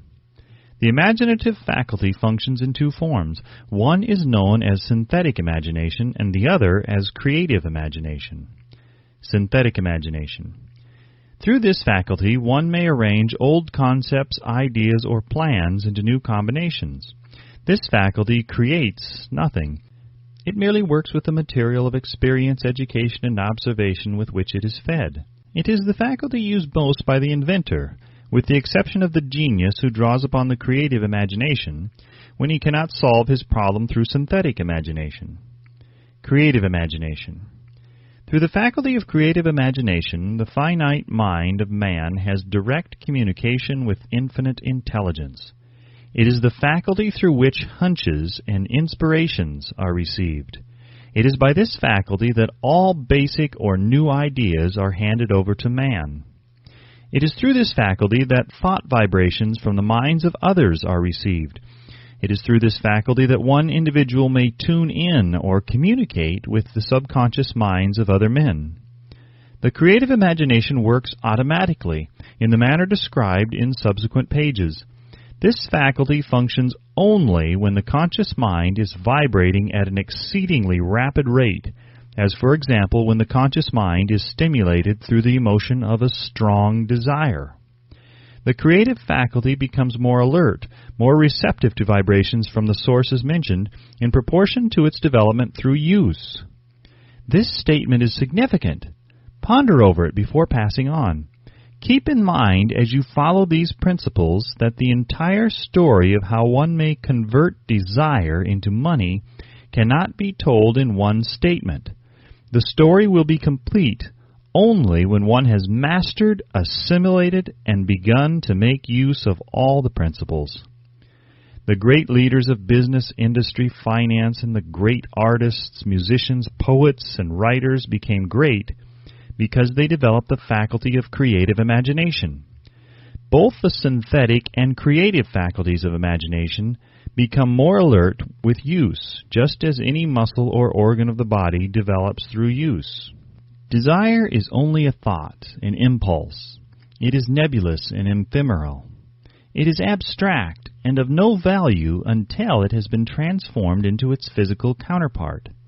While the synthetic imagination is the one which will be used most frequently, in the process of transforming the impulse of desire into money, you must keep in mind the fact that you may face circumstances and situations which demand use of the creative imagination as well. Your imaginative faculty may have become weak through inaction. It can be revived and made alert through use. This faculty does not die, though it may become quiescent through the lack of use. Center your attention, for the time being, on the development of the synthetic imagination, because this is the faculty which you will use more often in the process of converting desire into money. Transformation of the intangible impulse of desire into the tangible reality of money calls for the use of a plan or plans. These plans must be formed with the aid of the imagination, and mainly with the synthetic faculty. Read the entire book through, then come back to this chapter and begin at once to put your imagination to work on the building of a plan or plans for the transformation of your desire into money. Detailed instructions for the building of plans have been given in almost every chapter. Carry out the instructions best suited to your needs. Reduce your plan to writing, if you have not already done so. The moment you complete this, you will have definitely given concrete form to the intangible desire. Read the preceding sentence once more.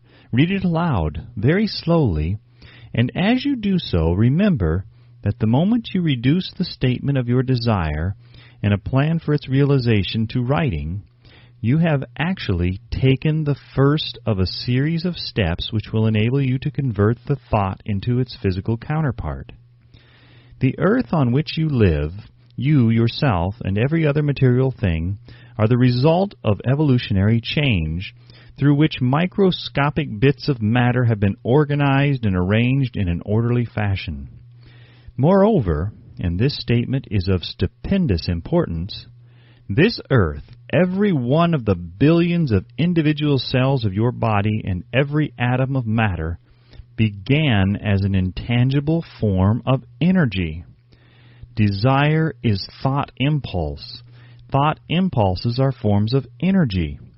When you begin with the thought impulse, desire to accumulate money, you are drafting into your service the same stuff that nature used in creating this earth and every material form in the universe, including the body and brain in which the thought impulses function. As far as science has been able to determine, the entire universe consists of but two elements, matter and energy. Through the combination of energy and matter has been created everything perceptible to man, from the largest star which floats in the heavens down to and including man himself. You are now engaged in the task of trying to profit by nature's method. You are sincerely and earnestly, we hope, trying to adapt yourself to nature's laws by endeavoring to convert desire into its physical or monetary equivalent. You can do it. It has been done before. You can build a fortune through the aid of laws which are immutable, but first you must become familiar with these laws and learn to use them. Through repetition and by approaching the description of these principles from every conceivable angle, the author hopes to reveal to you the secret through which every great fortune has been accumulated. Strange and paradoxical as it may seem, the secret is not a secret. Nature herself advertises it in the earth on which we live, the stars, the planets suspended within our view, in the elements above and around us, in every blade of grass, and in every form of life within our vision. Nature advertises this secret in the terms of biology, in the conversion of a tiny cell so small that it may be lost on the point of a pin into the human being now reading this line. The conversion of desire into its physical equivalent is certainly no more miraculous. Do not become discouraged if you do not fully comprehend all that has been stated. Unless you have long been a student of the mind, it is not to be expected that you will assimilate all that is in this chapter upon a first reading. But you will, in time, make good progress. The principles which follow will open the way for understanding of imagination. Assimilate that which you understand as you read this philosophy for the first time. Then, when you reread and study it, you will discover that something has happened to clarify it and give you a broader understanding of the whole. Above all, do not stop or hesitate in your study of these principles until you have read the book at least 3 times, for then you will not want to stop. How to make practical use of imagination. Ideas are the beginning points of all fortunes. Ideas are products of the imagination. Let us examine a few well-known ideas which have yielded huge fortunes, with the hope that these illustrations will convey definite information concerning the method by which imagination may be used in accumulating riches. The Enchanted Kettle. 50 years ago, an old country doctor drove to town, hitched his horse, quietly slipped into a drugstore by the back door, and began dickering with a young drug clerk. His mission was destined to yield great wealth to many people. It was destined to bring to the South the most far-flung benefit since the Civil War. For more than an hour behind the prescription counter, the old doctor and the clerk talked in low tones. Then the doctor left. He went out to the buggy and brought back a large, old-fashioned kettle, a big wooden paddle used for stirring the contents of the kettle, and deposited them in the back of the store. The clerk inspected the kettle, reached into his inside pocket, took out a roll of bills, and handed it over to the doctor. The roll contained exactly $500, the clerk's entire savings. The doctor handed over a small slip of paper on which was written a secret formula. The words on that small slip of paper were worth a king's ransom. But not to the doctor. Those magic words were needed to start the kettle to boiling, but neither the doctor nor the young clerk knew what fabulous fortunes were destined to flow from that kettle. The old doctor was glad to sell the outfit for $500. The money would pay off his debts and give him freedom of mind. The clerk was taking a big chance by staking his entire life's savings on a mere scrap of paper and an old kettle. He never dreamed his investment would start a kettle to overflowing with gold that would surpass the miraculous performance of Aladdin's lamp. What the clerk really purchased was an idea. The old kettle and the wooden paddle and the secret message on a slip of paper were incidental. The strange performance of that kettle began to take place after the new owner mixed with the secret instructions an ingredient on which the doctor knew nothing. Read this story carefully. Give your imagination a test. See if you can discover what it was that the young man added to the secret message which caused the kettle to overflow with gold. Remember, as you read, that this is not a story from Arabian Nights. Here you have a story of facts, stranger than fiction, facts which began in the form of an idea. Let us take a look at the vast fortunes of gold this idea has produced. It has paid and still pays huge fortunes to men and women all over the world who distribute the contents of the kettle to millions of people. The old kettle is now one of the world's largest consumers of sugar, thus providing jobs of a permanent nature to thousands of men and women engaged in growing sugar cane and in refining and marketing sugar. The old kettle consumes annually millions of glass bottles, providing jobs to huge numbers of glass workers. The old kettle gives employment to an army of clerks, stenographers, copywriters, and advertising experts throughout the nation. It has brought fame and fortune to scores of artists who have created magnificent pictures describing the product. The old kettle has converted a small southern city into the business capital of the South, where it now benefits directly or indirectly every business and practically every resident of the city. The influence of this idea now benefits every civilized country in the world, pouring out a continuous stream of gold to all who touch it. Gold from the kettle built and maintains one of the most prominent colleges of the South, where thousands of young people receive the training essential for success. The old kettle has done other marvelous things. All through the world depression, when factories, banks, and business houses were folding up and quitting by the thousands, the owner of this enchanted kettle went marching on, giving continuous employment to an army of men and women all over the world and paying out extra portions of gold to those who long ago had faith in the idea.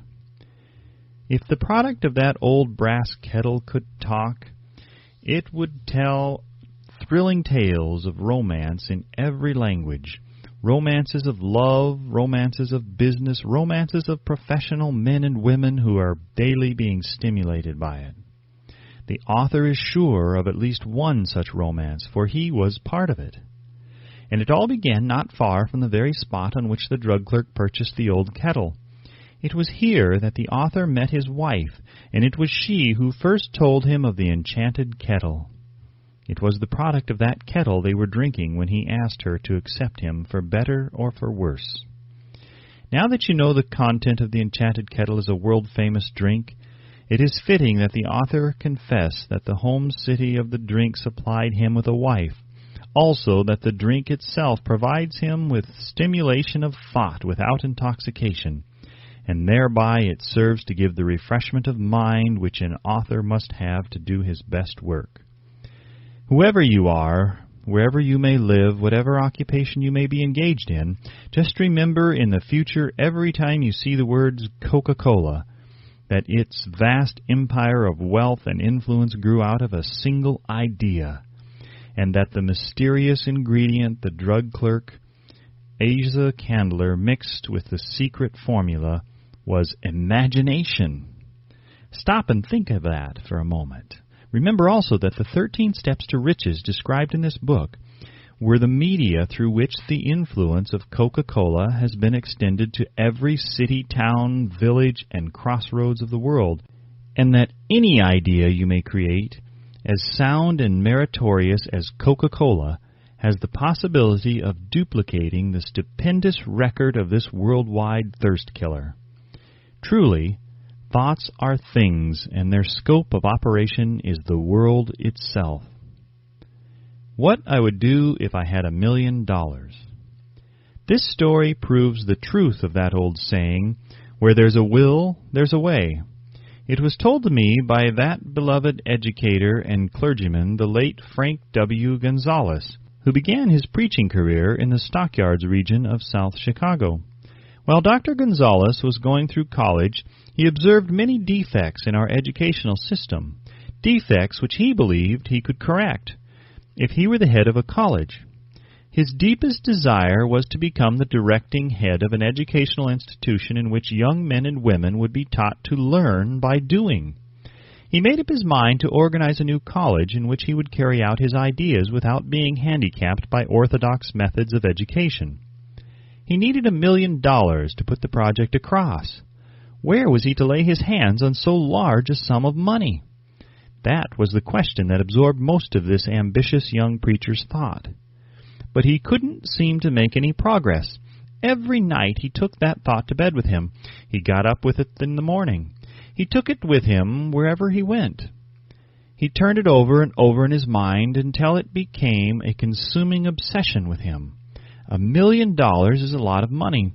He recognized that fact, but he also recognized the truth that the only limitation is that which one sets up in one's own mind. Being a philosopher as well as a preacher, Dr. Gonzalez recognized, as do all who succeed in life, that definiteness of purpose is the starting point from which one must begin. He recognized, too, that definiteness of purpose takes on animation, life, and power when backed by a burning desire to translate that purpose into its material equivalent. He knew all these great truths, yet he did not know where or how to lay his hands on $1 million. The natural procedure would have been to give up and quit by saying, well, my idea is a good one, but I cannot do anything with it, because I never can procure the necessary $1 million. That is exactly what the majority of people would have said, but it is not what Dr. Gonzalez said. What he said and what he did are so important that I now introduce him and let him speak for himself. One Saturday afternoon, I sat in my room thinking of ways and means of raising the money to carry out my plans. For nearly 2 years I had been thinking, but I had done nothing but think. The time had come for action. I made up my mind then and there that I would get the necessary $1 million within a week. How? I was not concerned about that. The main thing of importance was the decision to get the money within a specified time, and I want to tell you that the moment I reached a definite decision to get the money within a specified time, a strange feeling of assurance came over me, such as I had never before experienced. Something inside me seemed to say, "Why didn't you reach that decision a long time ago? The money was waiting for you all the time." Things began to happen in a hurry. I called the newspapers and announced I would preach a sermon the following morning entitled, "What I Would Do If I Had $1 Million." I went to work on the sermon immediately, but I must tell you, frankly, the task was not difficult because I had been preparing that sermon for almost 2 years. The spirit back of it was a part of me. Long before midnight I had finished writing the sermon. I went to bed and slept with a feeling of confidence, for I could see myself already in possession of the $1 million. Next morning I arose early, went into the bathroom, read the sermon, then knelt on my knees and asked that my sermon might come to the attention of someone who would supply the needed money. While I was praying, I again had that feeling of assurance that the money would be forthcoming. In my excitement, I walked out without my sermon and did not discover the oversight until I was in my pulpit and about ready to begin delivering it. It was too late to go back for my notes, and what a blessing that I couldn't go back. Instead, my own subconscious mind yielded the material I needed. When I arose to begin my sermon, I closed my eyes and spoke with all my heart and soul of my dreams. I not only talked to my audience, but I fancy I also talked to God. I told what I would do with $1 million if that amount were placed in my hands. I described the plan I had in my mind for organizing a great educational institution where young people would learn to do practical things and at the same time develop their minds. When I had finished and sat down, a man slowly arose from his seat about 3 rows from the rear and made his way toward the pulpit. I wondered what he was going to do. He came into the pulpit, extended his hand, and said, "Reverend, I liked your sermon. I believe you can do everything you said you would if you had $1 million. To prove that I believe in you and your sermon, if you will come to my office tomorrow morning, I will give you the $1 million. My name is Philip D. Armoire." Young Gonzalez went to Mr. Armoire's office, and the $1 million was presented to him. With the money, he founded the Armoire Institute of Technology. That is more money than the majority of preachers ever see in an entire lifetime. Yet the thought impulse back of the money was created in the young preacher's mind in a fraction of a minute. The necessary $1 million came as a result of an idea. Back of the idea was a desire which young Gonzalez had been nursing in his mind for almost 2 years. Observe this important fact. He got the money within 36 hours after he reached a definite decision in his own mind to get it, and decided upon a definite plan for getting it. There was nothing new or unique about young Gonzalez's vague thinking about $1 million and weakly hoping for it. Others before him, and many since his time, have had similar thoughts. But there was something very unique and different about the decision he reached on that memorable Saturday when he put vagueness into the background and definitely said, "I will get that money within a week." God seems to throw himself on the side of the man who knows exactly what he wants, if he is determined to get just that. Moreover, the principle through which Dr. Gonzalez got his $1 million is still alive. It is available to you. This universal law is as workable today as it was when the young preacher made use of it so successfully. This book describes, step by step, the 13 elements of this great law and suggests how they may be put to use. Observe that Asa Candler and Dr. Frank Gonzalez had one characteristic in common. Both knew the astounding truth that ideas can be transmuted into cash through the power of definite purpose plus definite plans. If you are one of those who believe that hard work and honesty alone will bring riches, perish the thought. It is not true.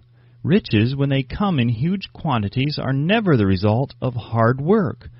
Riches come, if they come at all, in response to definite demands based upon the application of definite principles and not by chance or luck. Generally speaking, an idea is an impulse of thought that impels action by an appeal to the imagination. All master salesmen know that ideas can be sold where merchandise cannot. Ordinary salesmen do not know this. That is why they are ordinary. A publisher of books which sell for a nickel made a discovery that should be worth much to publishers generally. He learned that many people buy titles and not contents of books by merely changing the name of one book that was not moving. His sales on that book jumped upward more than 1 million copies. The inside of the book was not changed in any way. He merely ripped off the cover bearing the title that did not sell and put on a new cover with a title that had box office value. That, as simple as it may seem, was an idea. It was imagination. There is no standard price on ideas. The creator of ideas makes his own price, and if he is smart, gets it. The moving picture industry created a whole flock of millionaires. Most of them were men who couldn't create ideas, but they had the imagination to recognize ideas when they saw them. The next flock of millionaires will grow out of the radio business, which is new and not overburdened with men of keen imagination. The money will be made by those who discover or create new and more meritorious radio programs and have the imagination to recognize merit and to give the radio listeners a chance to profit by it. The sponsor That unfortunate victim who now pays the cost of all radio entertainment soon will become idea-conscious and demands something for his money. The man who beats the sponsor to the draw and supplies programs that render useful service is the man who will become rich in this new industry. Crooners and light chatter artists who now pollute the air with wisecracks and silly giggles will go the way of all light timbers, and their places will be taken by real artists who interpret carefully planned programs which have been designed to service the minds of men as well as provide entertainment. Here is a wide-open field of opportunity screaming its protest at the way it is being butchered because of a lack of imagination and begging for rescue at any price. Above all, the thing that radio needs is new ideas. If this new field of opportunity intrigues you, perhaps you might profit by the suggestion that the successful radio programs of the future will give more attention to creating buyer audiences and less attention to listener audiences. Stated more plainly, the builder of radio programs who succeeds in the future must find practical ways to convert listeners into buyers. Moreover, the successful producer of radio programs in the future must key his features so that he can definitely show its effect upon the audience. Sponsors are becoming a bit weary of buying glib selling talks based upon statements grabbed out of thin air. They want, and in the future will demand, indisputable proof that the Who's It program not only gives millions of people the silliest giggle ever, but that the silly giggler can sell merchandise. Another thing that might as well be understood by those who contemplate entering this new field of opportunity, radio advertising is going to be handled by an entirely new group of advertising experts, separate and distinct from the old-time newspaper and magazine advertising agency men. The old-timers in the advertising game cannot read the modern radio scripts because they have been schooled to see ideas. The new radio technique demands men who can interpret ideas from a written manuscript in terms of sound. It costs the author a year of hard labor and many thousands of dollars to learn this. Radio right now is about where the moving pictures were when Mary Pickford and her curls first appeared on the screen. There is plenty of room in radio for those who can produce or recognize ideas. If the foregoing comment on the opportunities of radio has not started your idea factory to work, you had better forget it. Your opportunity is in some other field. If the comment intrigued you in the slightest degree, then go further into it, and you may find the one idea you need to round out your career. Never let it discourage you if you have no experience in radio. Andrew Carnegie knew very little about making steel. I have Carnegie's own word for this, but he made practical use of two of the principles described in this book, and made the steel business yield him a fortune. The story of practically every great fortune starts with the day when a creator of ideas and a seller of ideas got together and worked in harmony. Carnegie surrounded himself with men who could do all that he could not do. Men who created ideas, and men who put ideas into operation and made himself and the others fabulously rich. Millions of people go through life hoping for favorable breaks. Perhaps a favorable break can get one an opportunity, but the safest plan is not to depend upon luck. It was a favorable break that gave me the biggest opportunity of my life. But 25 years of determined effort had to be devoted to that opportunity before it became an asset. The break consisted of my good fortune in meeting and gaining the cooperation of Andrew Carnegie. On that occasion, Carnegie planted in my mind the idea of organizing the principles of achievement into a philosophy of success.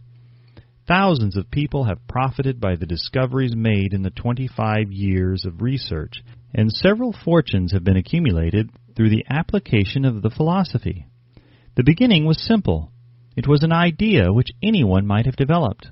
The favorable break came through Carnegie, but what about the determination, definiteness of purpose, and the desire to attain the goal, and the persistent effort of 25 years? It was no ordinary desire that survived disappointment, discouragement, temporary defeat, criticism, and the constant reminding of waste of time. It was a burning desire, an obsession.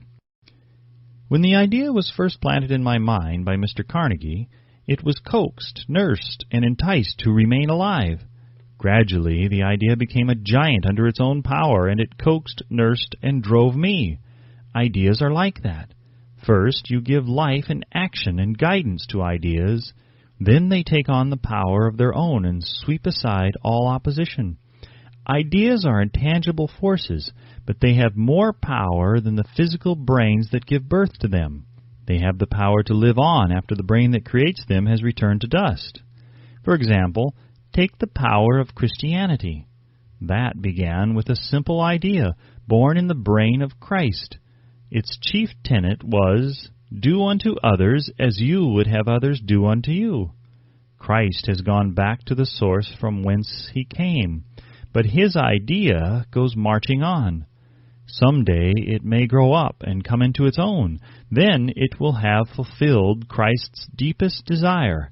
The idea has been developing only 2,000 years. Give it time. Success requires no explanations. Failure permits no alibis. Chapter 7. Organized Planning. The Crystallization of Desire into Action. The sixth step toward riches. You have learned that everything man creates or acquires begins in the form of desire.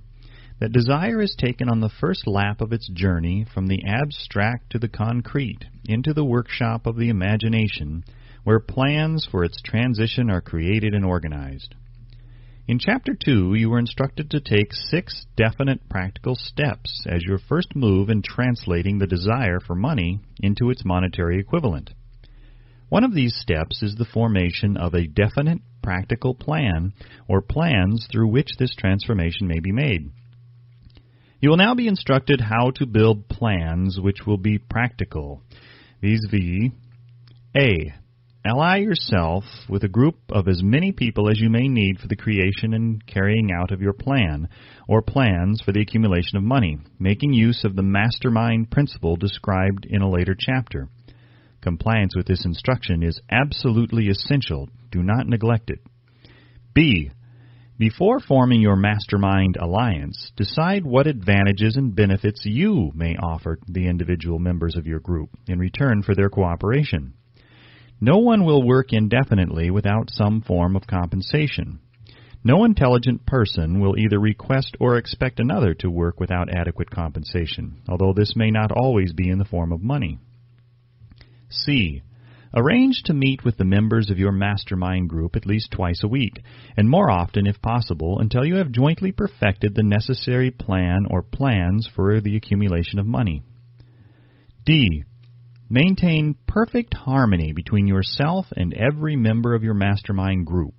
If you fail to carry out this instruction to the letter, you may expect to meet with failure. The mastermind principle cannot obtain where perfect harmony does not prevail. Keep in mind these facts. First, you are engaged in an undertaking of major importance to you. To be sure of success, you must have plans which are faultless. Second, you must have the advantage of the experience, education, native ability, and imagination of other minds. This is in harmony with the methods followed by every person who has accumulated a great fortune. No individual has sufficient experience, education, native ability, and knowledge to ensure the accumulation of a great fortune without the cooperation of other people. Every plan you adopt in your endeavor to accumulate wealth should be the joint creation of yourself and every other member of your mastermind group. You may originate your plans either in whole or in part, but see that those plans are checked and approved by the members of your mastermind alliance. If the first plan which you adopt does not work successfully, replace it with a new plan. If this new plan fails to work, replace it in turn with still another, and so on until you find a plan which does work. Right here is the point at which the majority of men meet with failure, because of their lack of persistence in creating new plans to take the place of those which fail. The most intelligent man living cannot succeed in accumulating money, nor in any other undertaking, without plans which are practical and workable. Just keep this fact in mind, and remember when your plans fail that temporary defeat is not permanent failure. It may only mean that your plans have not been sound. Build other plans. Start all over again. Thomas A. Edison failed 10,000 times before he perfected the incandescent electric light bulb. That is, he met with temporary defeat 10,000 times before his efforts were crowned with success. Temporary defeat should mean only one thing: the certain knowledge that there is something wrong with your plan. Millions of men go through life in misery and poverty because they lack a sound plan through which to accumulate a fortune.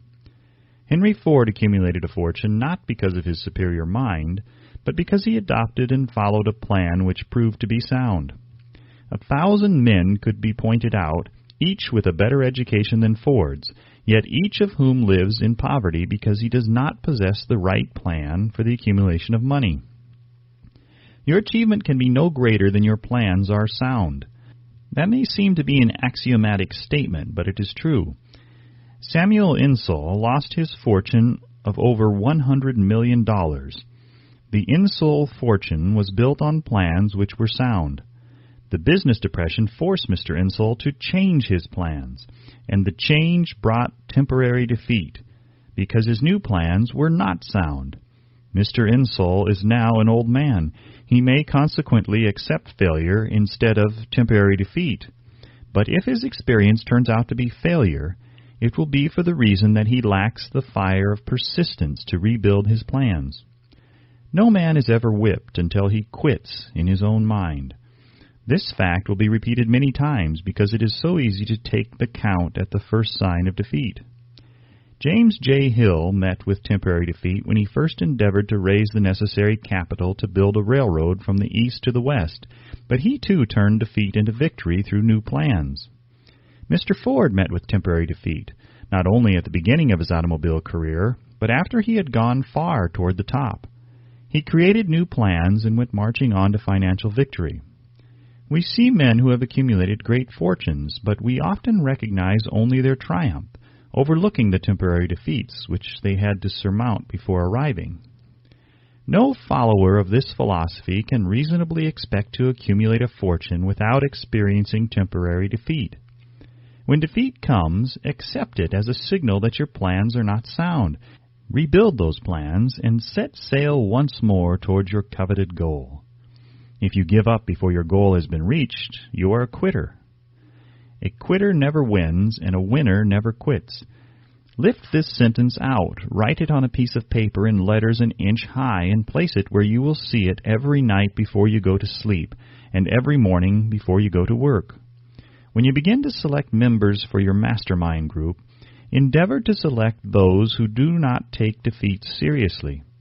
Some people foolishly believe that only money can make money. This is not true. Desire, transmuted into its monetary equivalent through the principles laid down here, is the agency through which money is made. Money of itself is nothing but inert matter. It cannot move, think, or talk, but it can hear when a man who desires it calls it to come. Planning the sale of services. The remainder of this chapter has been given over to a description of ways and means of marketing personal services. The information here conveyed will be of practical help to any person having any form of personal services to market, but it will be of priceless benefit to those who aspire to leadership in their chosen occupations. Intelligent planning is essential for success in any undertaking designed to accumulate riches. Here will be found detailed instructions to those who must begin the accumulation of riches by selling personal services. It should be encouraging to know that practically all the great fortunes began in the form of compensation for personal services, or from the sale of ideas. What else, except ideas and personal services, would one not possessed of property have to give in return for riches? Broadly speaking, there are two types of people in the world. One type is known as leaders, and the other as followers. Decide at the outset whether you intend to become a leader in your chosen calling or remain a follower. The difference in compensation is vast.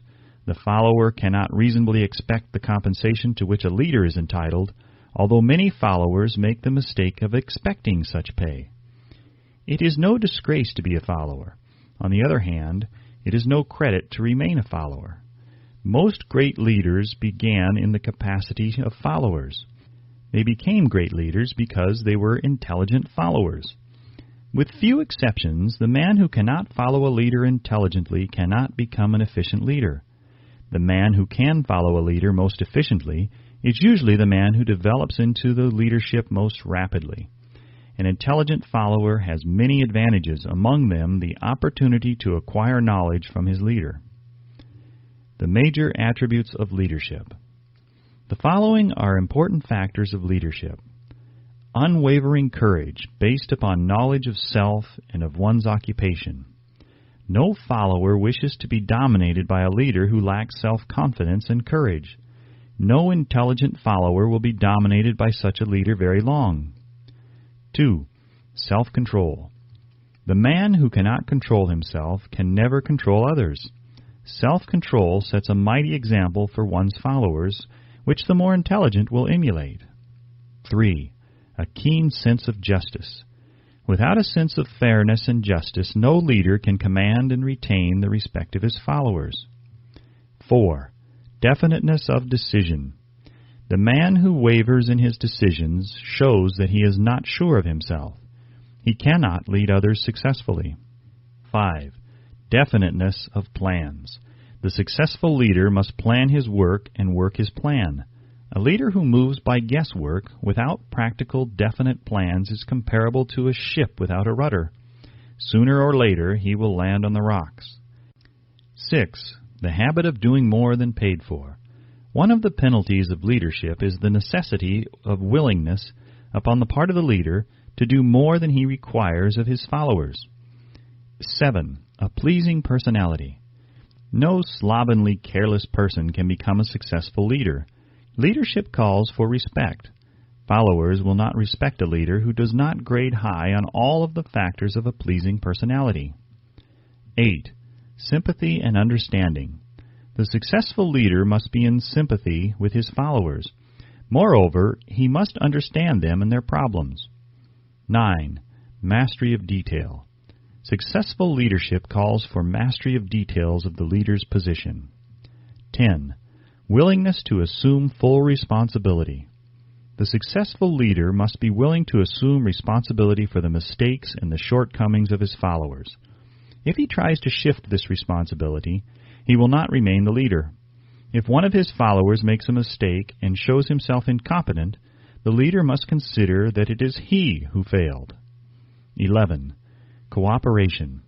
The successful leader must understand and apply the principle of cooperative effort and be able to induce his followers to do the same. Leadership calls for power, and power calls for cooperation. There are two forms of leadership. The first, and by far the most effective, is leadership by consent of and with the sympathy of the followers.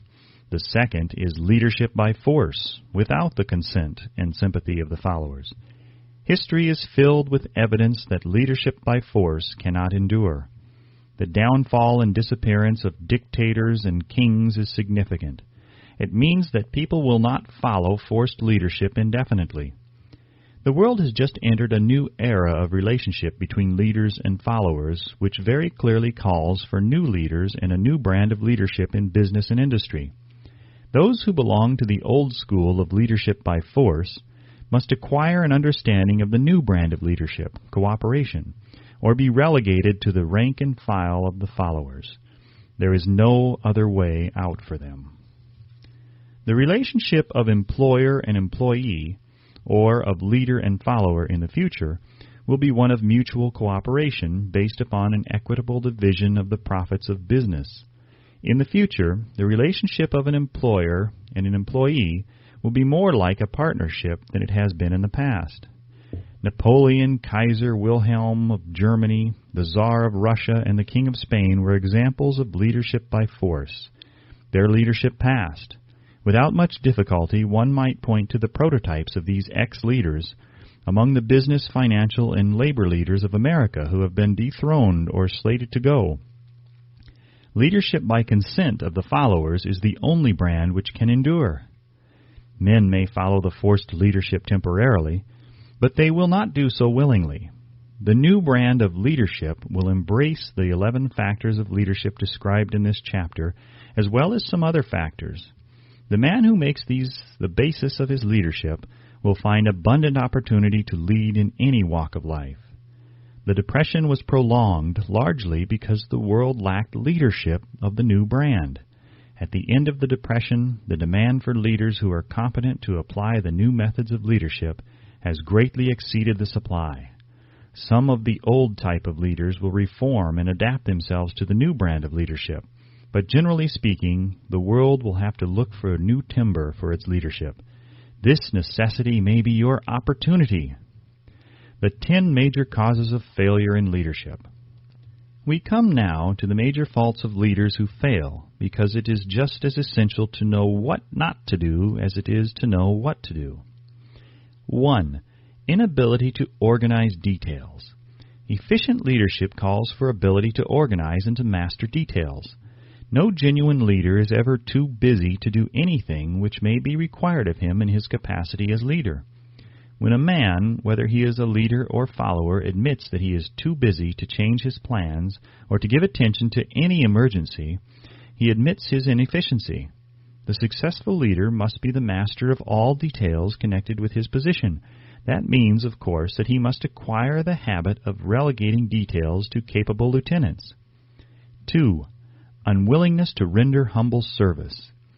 Truly great leaders are willing, when occasion demands, to perform any sort of labor which they would ask another to perform. The greatest among ye shall be the servant of all, is a truth which all able leaders observe and respect. 3. Expectation of pay for what they know instead of what they do with that which they know. The world does not pay men for that which they know. It pays them for what they do, or induce others to do. 4. Fear of competition from followers. The leader who fears that one of his followers may take his position is practically sure to realize that fear sooner or later.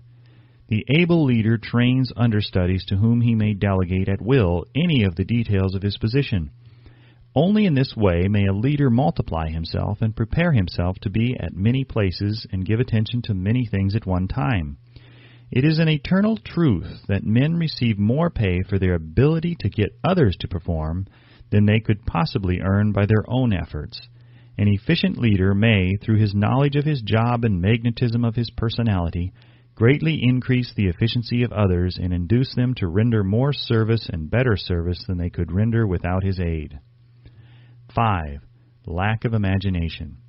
Without imagination, the leader is incapable of meeting emergencies and of creating plans by which to guide his followers efficiently. 6. Selfishness. The leader who claims all the honor for the work of his followers is sure to be met by resentment. The really great leader claims none of the honors. He is contented to see the honors, when there are any, go to his followers, because he knows that most men will work harder for commendation and recognition than they will for money alone. 7. Intemperance. Followers do not respect an intemperate leader. Moreover, intemperance in any of its various forms destroys the endurance and the vitality of all who indulge in it. 8. Disloyalty. Perhaps this should have come at the head of the list. The leader who is not loyal to his trust and to his associates, those above him, and those below him, cannot long maintain his leadership. Disloyalty marks one as being less than the dust of the earth and brings down on one's head the contempt he deserves. Lack of loyalty is one of the major causes of failure in every walk of life. 9. Emphasis on the authority of leadership. The efficient leader leads by encouraging and not by trying to instill fear in the hearts of his followers. The leader who tries to impress his followers with his authority comes within the category of leadership through force. If a leader is a real leader, he will have no need to advertise that fact except by his conduct, his sympathy, understanding, fairness, and a demonstration that he knows his job. 10. Emphasis of title. The competent leader requires no title to give him the respect of his followers. The man who makes too much over his title generally has little else to emphasize. The doors to the office of the real leader are open to all who wish to enter, and his working quarters are free from formality or ostentation. These are among the more common of the causes of failure in leadership. Any one of these faults is sufficient to induce failure. Study the list carefully if you aspire to leadership, and make sure that you are free of these faults. Some fertile fields in which new leadership will be required.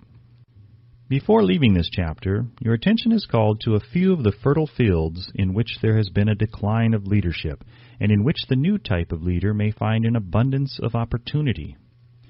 First, in the field of politics, there is a most insistent demand for new leaders, a demand which indicates nothing less than an emergency. The majority of politicians have seemingly become high-grade legalized racketeers. They have increased taxes and debauched the machinery of industry and business until the people can no longer stand the burden. Second, the banking business is undergoing a reform. The leaders in this field have almost entirely lost the confidence of the public. Already the bankers have sensed the need of reform, and they have begun it. Third, industry calls for new leaders. The old type of leaders thought and moved in terms of dividends instead of thinking and moving in terms of human equations. The future leader in industry, to endure, must regard himself as a quasi-public official whose duty it is to manage his trust in such a way that it will work hardship on no individual or group of individuals. Exploitation of working men is a thing of the past. Let the man who aspires to leadership in the field of business, industry, and labor remember this. Fourth, the religious leader of the future will be forced to give more attention to the temporal needs of his followers in the solution of their economic and personal problems of the present, and less attention to the dead past and the yet unborn future. Fifth, in the professions of law, medicine, and education, a new brand of leadership, and to some extent, new leaders will become a necessity. This is especially true in the field of education. The leader in that field must, in the future, find ways and means of teaching people how to apply the knowledge they receive in school. He must deal more with practice and less with theory. Sixth, new leaders will be required in the field of journalism. Newspapers of the future, to be conducted successfully, must be divorced from special privilege and relieved from the subsidy of advertising. They must cease to be organs of propaganda for the interests which patronize their advertising columns. The type of newspaper which publishes scandal and lewd pictures will eventually go the way of all forces which debauch the human mind. These are but a few of the fields in which opportunity for new leaders and a new brand of leadership are now available. The world is undergoing a rapid change. This means that the media through which the changes in human habits are promoted must be adapted to the changes. The media here described are the ones which, more than any others, determine the trend of civilization. When and how to apply for a position. The information described here is the net result of many years of experience during which thousands of men and women were helped to market their services effectively. It can therefore be relied upon as sound and practical. Media through which services may be marketed. Experience has proved that the following media offer the most direct and effective methods of bringing the buyer and seller of personal services together. 1. Employment bureaus. Care must be taken to select only reputable bureaus, the management of which can show adequate records of achievement of satisfactory results. There are comparatively few such bureaus. 2. Advertising in newspapers, trade journals, magazines, and radio. Classified advertising may usually be relied upon to produce satisfactory results in the case of those who apply for clerical or ordinary salaried positions. Display advertising is more desirable in the case of those who seek executive connections. The copy to appear in the section of the paper which is most apt to come to the attention of the class of employer being sought. The copy should be prepared by an expert who understands how to inject sufficient selling qualities to produce replies. 3. Personal letters of application, directed to particular firms or individuals most apt to need such services as are being offered. Letters should be neatly typed, always, and signed by hand. With the letter should be sent a complete brief or outline of the applicant's qualifications. Both the letter of application and the brief of experience or qualification should be prepared by an expert. See instructions as to information to be supplied. 4. Application through personal acquaintances. When possible, the applicant should endeavor to approach prospective employers through some mutual acquaintance. This method of approach is particularly advantageous in the case of those who seek executive connections and do not wish to appear to be peddling themselves. 5. Application in person. In some instances, it may be more effective if the applicant offers personally his services to prospective employers, in which event a complete written statement of qualifications for the position should be presented, for the reason that prospective employers often wish to discuss with associates one's record. Information to be supplied in a written brief. This brief should be prepared as carefully as a lawyer would prepare the brief of a case to be tried in a court. Unless the applicant is experienced in the preparation of such briefs, an expert should be consulted and his services enlisted for this purpose. Successful merchants employ men and women who understand the art and psychology of advertising to present the merits of their merchandise. One who has personal services for sale should do the same. The following information should appear in the brief. 1. Education. State briefly but definitely what schooling you have had and in what subjects you specialized in school, giving the reasons for that specialization. 2. Experience. If you have had experience in connection with positions similar to the one you seek, describe it fully. State names and addresses of former employers. Be sure to bring out clearly any special experience you may have which would equip you to fill the position you seek. 3. References. Practically every business firm desires to know all about the previous records, antecedents, etc. of prospective employees who seek positions of responsibility. Attach to your brief photostatic copies of letters from A. Former employers, B. Teachers under whom you studied, C. Prominent people whose judgment may be relied upon. 4. Photograph of self. Attach to your brief a recent unmounted photograph of yourself. 5. Apply for a specific position. Avoid application for a position without describing exactly what particular position you seek. Never apply for just a position. That indicates you lack specialized qualifications. 6. State your qualifications for the particular position for which you apply. Give full details as to the reason you believe you are qualified for the particular position you seek. This is the application. It will determine more than anything else what consideration you receive. 7. Offer to go to work on probation. In the majority of instances, if you are determined to have the position for which you apply, it will be most effective if you offer to work for a week or a month or for a sufficient length of time to enable your prospective employer to judge your value without pay. This may appear to be a radical suggestion, but experience has proved that it seldom fails to win at least a trial. If you are sure of your qualifications, a trial is all you need. Incidentally, such an offer indicates that you have confidence in your ability to fill the position you seek. It is most convincing. If your offer is accepted and you make good, more than likely you will be paid for your probation period. Make clear the fact that your offer is based upon A. Your confidence in your ability to fill the position, B. Your confidence in your prospective employer's decision to employ you after trial, and C. Your determination to have the position you seek. 8. Knowledge of your prospective employer's business. Before applying for a position, do sufficient research in connection with the business to familiarize yourself thoroughly with that business and indicate in your brief the knowledge you have acquired in this field. This will be impressive, as it will indicate that you have imagination and a real interest in the position you seek. Remember that it is not the lawyer who knows the most law, but the one who best prepares his case who wins. If your case is properly prepared and presented, your victory will have been more than half won at the outset. Do not be afraid of making your brief too long. Employers are just as much interested in purchasing the services of well-qualified applicants as you are in securing employment. In fact, the success of most successful employees is due, in the main, to their ability to select well-qualified lieutenants. They want all the information available. Remember another thing. Neatness in the preparation of your brief will indicate that you are a painstaking person. I have helped to prepare briefs for clients which were so striking and out of the ordinary that they resulted in the employment of the applicant without a personal interview. When your brief has been completed, Have it neatly bound by an experienced binder and lettered by an artist or printer similar to the following.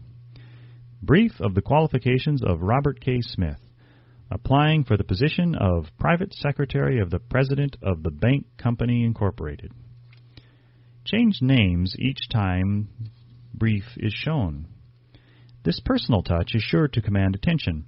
Have your brief neatly typed or mimeographed on the finest paper you can obtain and bound with a heavy paper of the book cover variety, the binder to be changed and the proper firm name to be inserted if it is to be shown to more than one company. Your photograph should be pasted on one of the pages of your brief. Follow these instructions to the letter, improving upon them wherever your imagination suggests. Successful salesmen groom themselves with care. They understand that first impressions are lasting. Your brief is your salesman. Give it a good suit of clothes so it will stand out in bold contrast to anything your prospective employer ever saw in the way of an application for a position. If the position you seek is worth having, it is worth going after with care. Moreover, if you sell yourself to an employer in a manner that impresses him with your individuality, you probably will receive more money for your services from the very start than you would if you applied for employment in the usual conventional way. If you seek employment through an advertising agency or an employment agency, have the agent use copies of your brief in marketing your services. This will help to gain preference for you, both with the agent and the prospective employers. How to get the exact position you desire. Everyone enjoys doing the kind of work for which he is best suited. An artist loves to work with paints, a craftsman with his hands, a writer loves to write. Those with less definite talents have their preferences for certain fields of business and industry. If America does anything well, it offers a full range of occupations, tilling the soil, manufacturing, marketing, and the professions. First, decide exactly what kind of job you want. If the job doesn't already exist, perhaps you can create it. Second, choose the company or individual for whom you wish to work. Third, study your prospective employer as to policies, personnel, and chances of advancement. Fourth, by analysis of yourself, your talents and capabilities, figure what you can offer, and plan ways and means of giving advantages, services, developments, ideas that you believe you can successfully deliver. Fifth, forget about a job. Forget whether or not there is an opening. Forget the usual routine of, have you got a job for me? Concentrate on what you can give.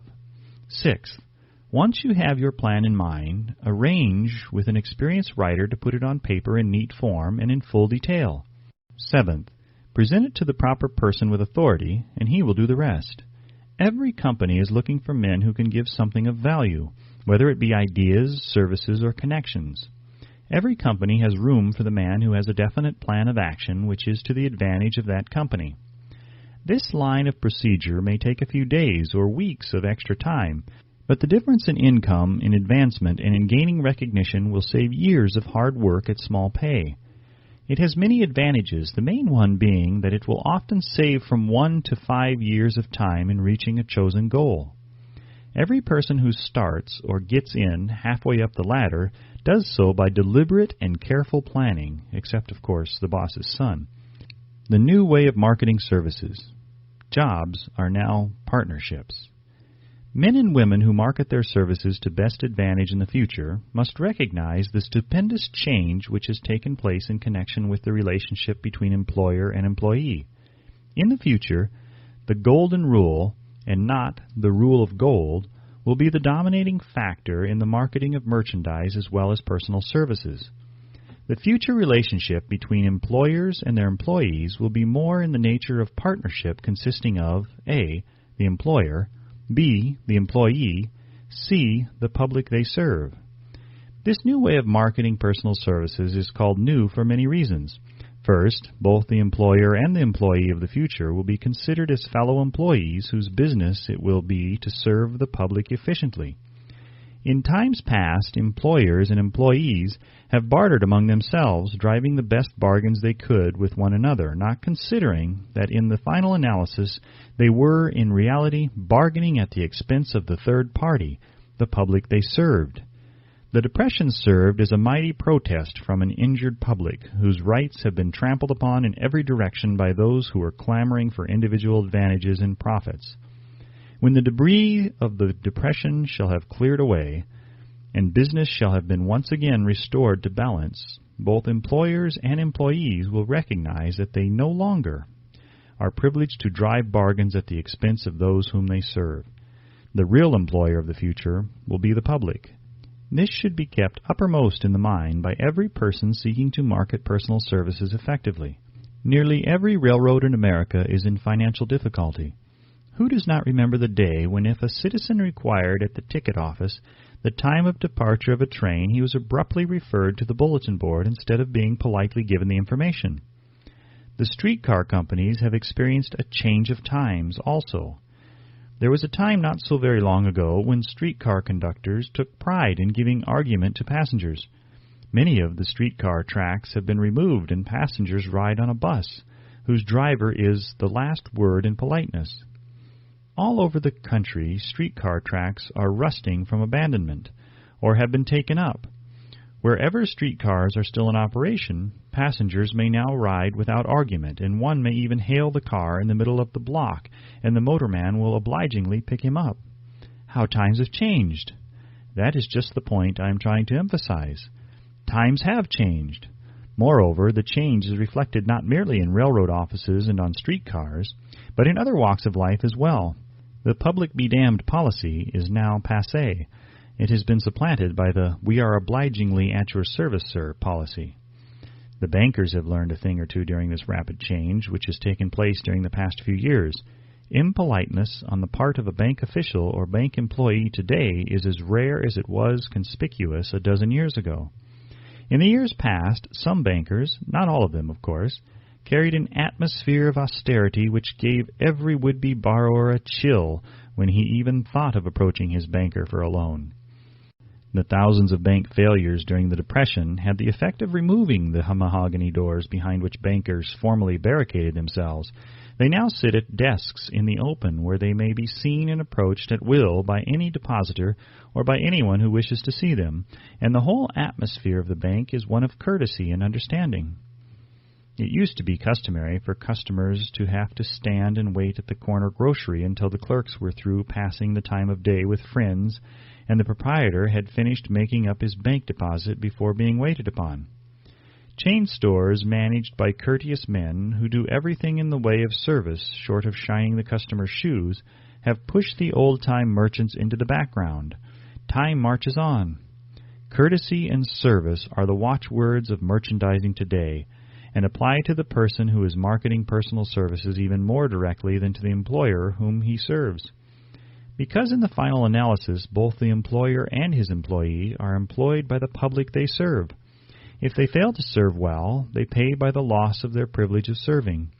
We can all remember the time when the gas meter reader pounded on the door hard enough to break the panels. When the door was opened, he pushed his way in uninvited with a scowl on his face, which plainly said, "What the hell did you keep me waiting for?" All that has undergone a change. The meter man now conducts himself as a gentleman who is delighted to be at your service, sir. Before the gas companies learned that their scowling metermen were accumulating liabilities never to be cleared away, the polite salesman of oil burners came along and did a land office business. During the Depression, I spent several months in the anthracite coal region of Pennsylvania, studying conditions which all but destroyed the coal industry. Among several very significant discoveries was the fact that greed on the part of the operators and their employees was the chief cause of the loss of business for operators and the loss of jobs for the miners. Through the pressure of a group of overzealous labor leaders representing the employees and the greed for profits on the part of the operators, the anthracite business suddenly dwindled. The coal operators and their employees drove sharp bargains with one another, adding the cost of the bargaining to the price of the coal, until finally they discovered they had built up a wonderful business for the manufacturers of oil-burning outfits and the procurers of crude oil. The wages of sin is death. Many have read this in the Bible, but few have discovered its meaning. Now, and for several years, the entire world has been listening by force to a sermon which might well be called, "Whatsoever a man soweth, that shall he also reap." Nothing as widespread and effective as the Depression could possibly be just a coincidence. Behind the Depression was a cause. Nothing ever happens without a cause. In the main, the cause of the depression is traceable directly to the worldwide habit of trying to reap without sowing. This should not be mistaken to mean that the depression represents a crop, which the world is being forced to reap without having sown. The trouble is that the world sowed the wrong sort of seed. Any farmer knows he cannot sow the seed of thistles and reap a harvest of grain. Beginning at the outbreak of the World War, the people of the world began to sow the seed of service inadequate in both quality and quantity. Nearly everyone was engaging in the pastime of trying to get without giving. These illustrations are brought to the attention of those who have personal services to market to show that we are where we are and what we are because of our own conduct. If there is a principle of cause and effect which controls business, finance, and transportation, this same principle controls individuals and determines their economic status. What is your QQS rating? The causes of success in marketing services effectively and permanently have been clearly described. Unless those causes are studied, analyzed, understood, and applied, no man can market his services effectively and permanently. Every person must be his own salesman of personal services. The quality and the quantity of service rendered and the spirit in which it is rendered determine to a large extent the price and the duration of employment. To market personal services effectively, which means a permanent market at a satisfactory price under pleasant conditions, one must adopt and follow the QQS formula, which means quality plus quantity plus the proper spirit of cooperation equals perfect salesmanship of service. Remember the QQS formula, but do more. Apply it as a habit. Let us analyze the formula to make sure we understand exactly what it means. 1. Quality of service shall be construed to mean the performance of every detail in connection with your position in the most efficient manner possible, with the object of greater efficiency always in mind. 2. Quantity of service shall be understood to mean the habit of rendering all the service of which you are capable at all times, with the purpose of increasing the amount of service rendered as greater skill is developed through practice and experience. Emphasis is again placed on the word habit. 3. Spirit of service shall be construed to mean the habit of agreeable, harmonious conduct which will induce cooperation from associates and fellow employees. Adequacy of quality and quantity of service is not sufficient to maintain a permanent market for your services. The conduct or the spirit in which you deliver service is a strong determining factor in connection with both the price you receive and the duration of employment. Andrew Carnegie stressed this point more than others in connection with his description of the factors which lead to success in the marketing of personal services. He emphasized again and again the necessity for harmonious conduct. He stressed the fact that he would not retain any man, no matter how great a quantity or how efficient the quality of his work, unless he worked in a spirit of harmony. Mr. Carnegie insisted upon men being agreeable. To prove that he placed a high value upon this quality, he permitted many men who conformed to his standards to become very wealthy. Those who did not conform had to make room for others. The importance of a pleasing personality has been stressed because it is a factor which enables one to render service in the proper spirit. If one has a personality which pleases and renders service in a spirit of harmony, these assets often make up for deficiencies in both the quality and the quantity of service one renders. Nothing, however, can be successfully substituted for pleasing conduct. The capital value of your services. The person whose income is derived entirely from the sale of personal services is no less a merchant than the man who sells commodities, and it might well be added such a person is subject to exactly the same rules of conduct as the merchant who sells merchandise. This has been emphasized because the majority of people who live by the sale of personal services make the mistake of considering themselves free from the rules of conduct and the responsibilities attached to those who are engaged in marketing commodities. The new way of marketing services has practically forced both employer and employee into partnership alliances through which both take into consideration the rights of the third party, the public they serve. The day of the go-getter has passed. He has been supplanted by the go-giver. High-pressure methods in business finally blew the lid off. There will never be the need to put the lid back on, because in the future, business will be conducted by methods that will require no pressure. The actual capital value of your brains may be determined by the amount of income you can produce by marketing your services. A fair estimate of the capital value of your services may be made by multiplying your annual income by 16 2/3, as it is reasonable to estimate that your annual income represents 6% of your capital value. Money rents for 6% per annum. Money is worth no more than brains. It is often worth much less. Competent brains, if effectively marketed, represent a much more desirable form of capital than that which is required to conduct a business dealing in commodities, because brains are a form of capital which cannot be permanently depreciated through depressions, nor can this form of capital be stolen or spent. Moreover, the money which is essential for the conduct of business is as worthless as a sand dune until it has been mixed with efficient brains. The 30 major causes of failure. How many of these are holding you back? Life's greatest tragedy consists of men and women who earnestly try and fail. The tragedy lies in the overwhelmingly large majority of people who fail as compared to the few who succeed. I have had the privilege of analyzing several thousand men and women, 98% of whom were classed as failures. There is something radically wrong with a civilization and a system of education which permits 98% of the people to go through life as failures. But he did not write this book for the purpose of moralizing on the rights and wrongs of the world. That would require a book 100 times the size of this one. My analysis work proved that there are 30 major reasons for failure and 13 major principles through which people accumulate fortunes. In this chapter, a description of the 30 major causes of failure will be given. As you go over the list, check yourself by it, point by point, for the purpose of discovering how many of these causes of failure stand between you and success. 1.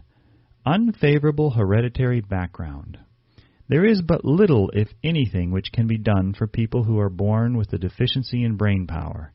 This philosophy offers but one method of bridging this weakness, through the aid of the mastermind. Observe with profit, however, that this is the only one of the 30 causes of failure which may not be easily corrected by any individual. 2. Lack of a well-defined purpose in life. There is no hope of success for the person who does not have a central purpose or definite goal at which to aim. 98 out of every 100 of those whom I have analyzed had no such aim. Perhaps this was the 3. Lack of ambition to aim above mediocrity. We offer no hope for the person who is so indifferent as not to want to get ahead in life and who is not willing to pay the price. 4. Insufficient education. This is a handicap which may be overcome with comparative ease. Experience has proven that the best educated people are often those who are known as self-made or self-educated. It takes more than a college degree to make one a person of education. Any person who is educated is one who has learned to get whatever he wants in life without violating the rights of others. Education consists not so much of knowledge, but of knowledge effectively and persistently applied. Men are paid not merely for what they know, but more particularly for what they do with that which they know. 5. Lack of self-discipline. Discipline comes through self-control. This means that one must control all negative qualities. Before you control conditions, you must first control yourself.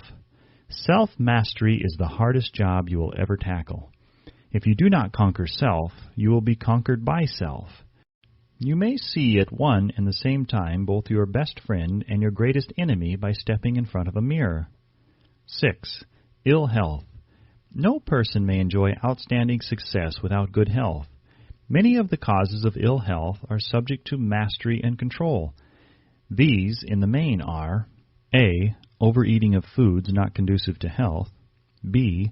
Wrong habits of thought, giving expression to negatives. C. Wrong use of and overindulgence in sex. D. Lack of proper physical exercise. E. An inadequate supply of fresh air due to improper breathing. 7. Unfavorable environmental influences during childhood. As the twig is bent, so shall the tree grow. Most people who have criminal tendencies acquire them as the result of bad environment and improper associates during childhood. 8. Procrastination. This is one of the most common causes of failure.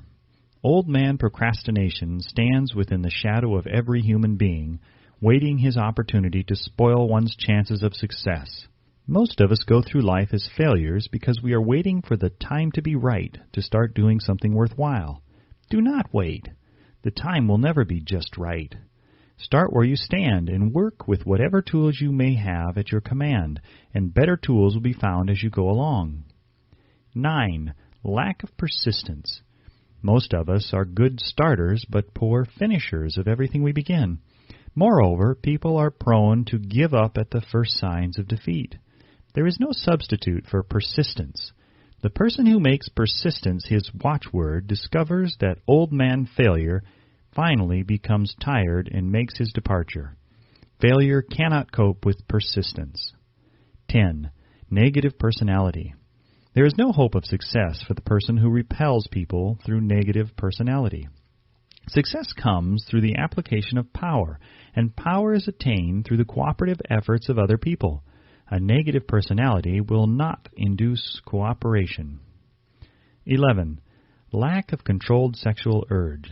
Sex energy is the most powerful of all the stimuli which move people into action. Because it is the most powerful of the emotions, it must be controlled through transmutation and converted into other channels. 12. Uncontrolled desire for something for nothing. The gambling instinct drives millions of people to failure. Evidence of this may be found in a study of the Wall Street crash of '29, during which millions of people tried to make money by gambling on stock margins.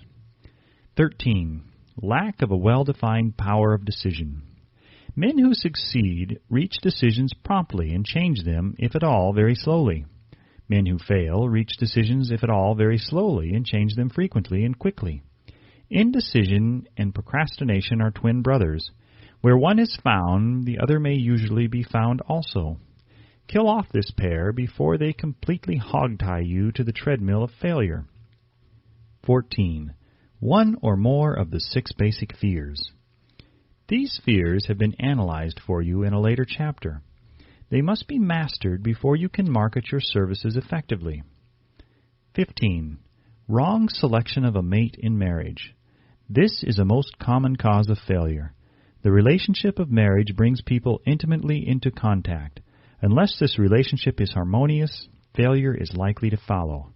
Moreover, it will be a form of failure that is marked by misery and unhappiness, destroying all signs of ambition. 16. Overcaution. The person who takes no chances generally has to take whatever is left when others are through choosing. Overcaution is as bad as undercaution. Both are extremes to be guarded against. Life itself is filled with the element of chance. 17. Wrong selection of associates in business. This is one of the most common causes of failure in business. In marketing personal services, one should use great care to select an employer who will be an inspiration and who is himself intelligent and successful. We emulate those with whom we associate most closely. Pick an employer who is worth emulating. 18. Superstition and prejudice. Superstition is a form of fear. It is also a sign of ignorance. Men who succeed keep open minds and are afraid of nothing. 19. Wrong selection of a vocation.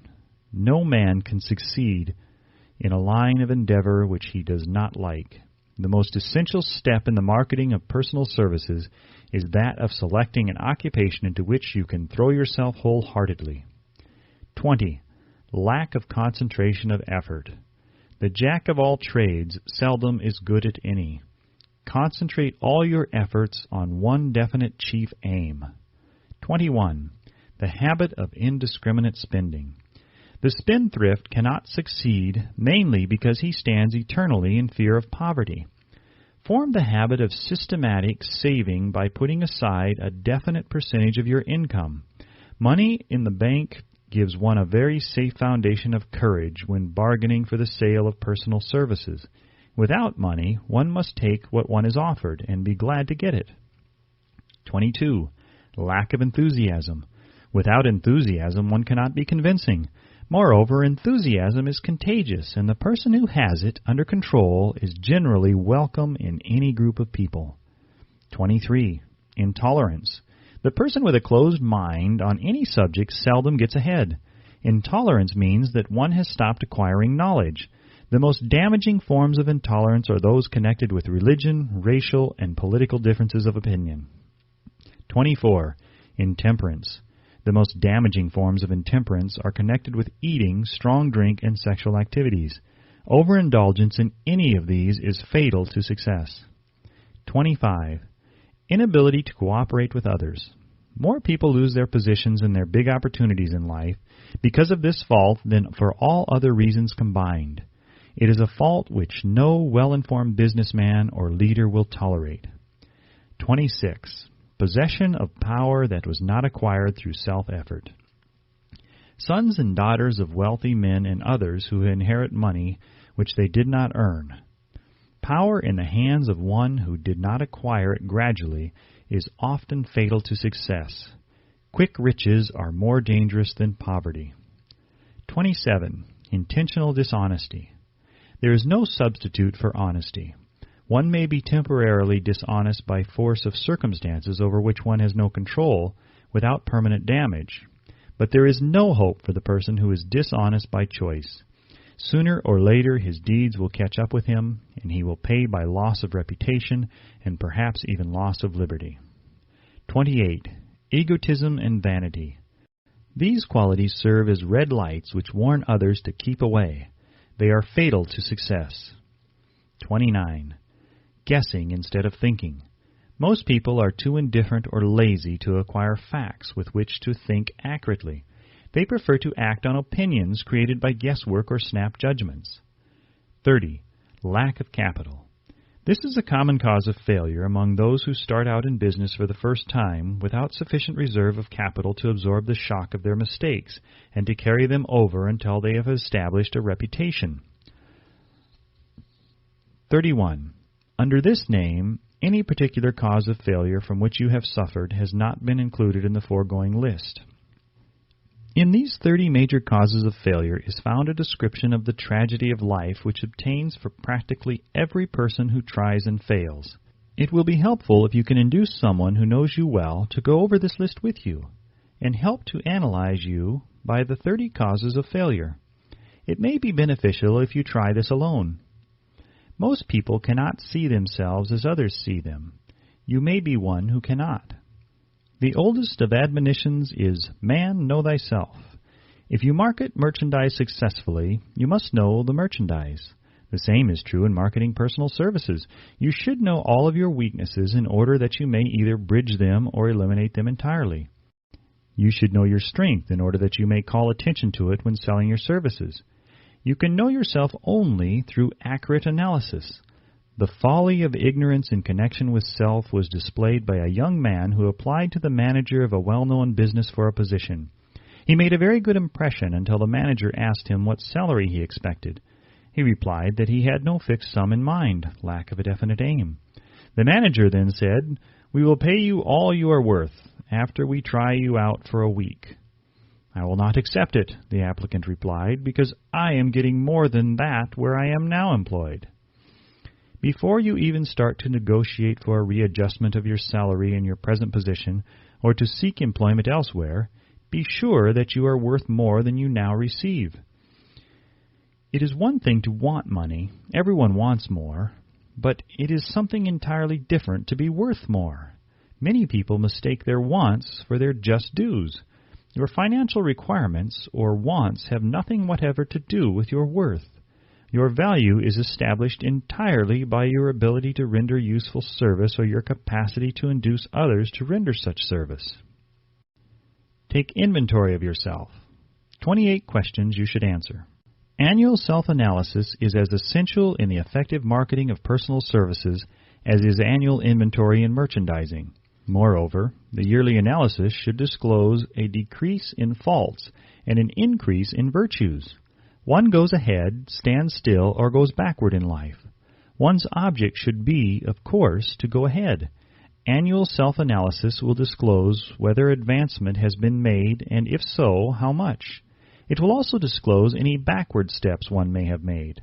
The effective marketing of personal services requires one to move forward, even if the progress is slow. Your annual self-analysis should be made at the end of each year, so you can include in your New Year's resolutions any improvements which the analysis indicates should be made.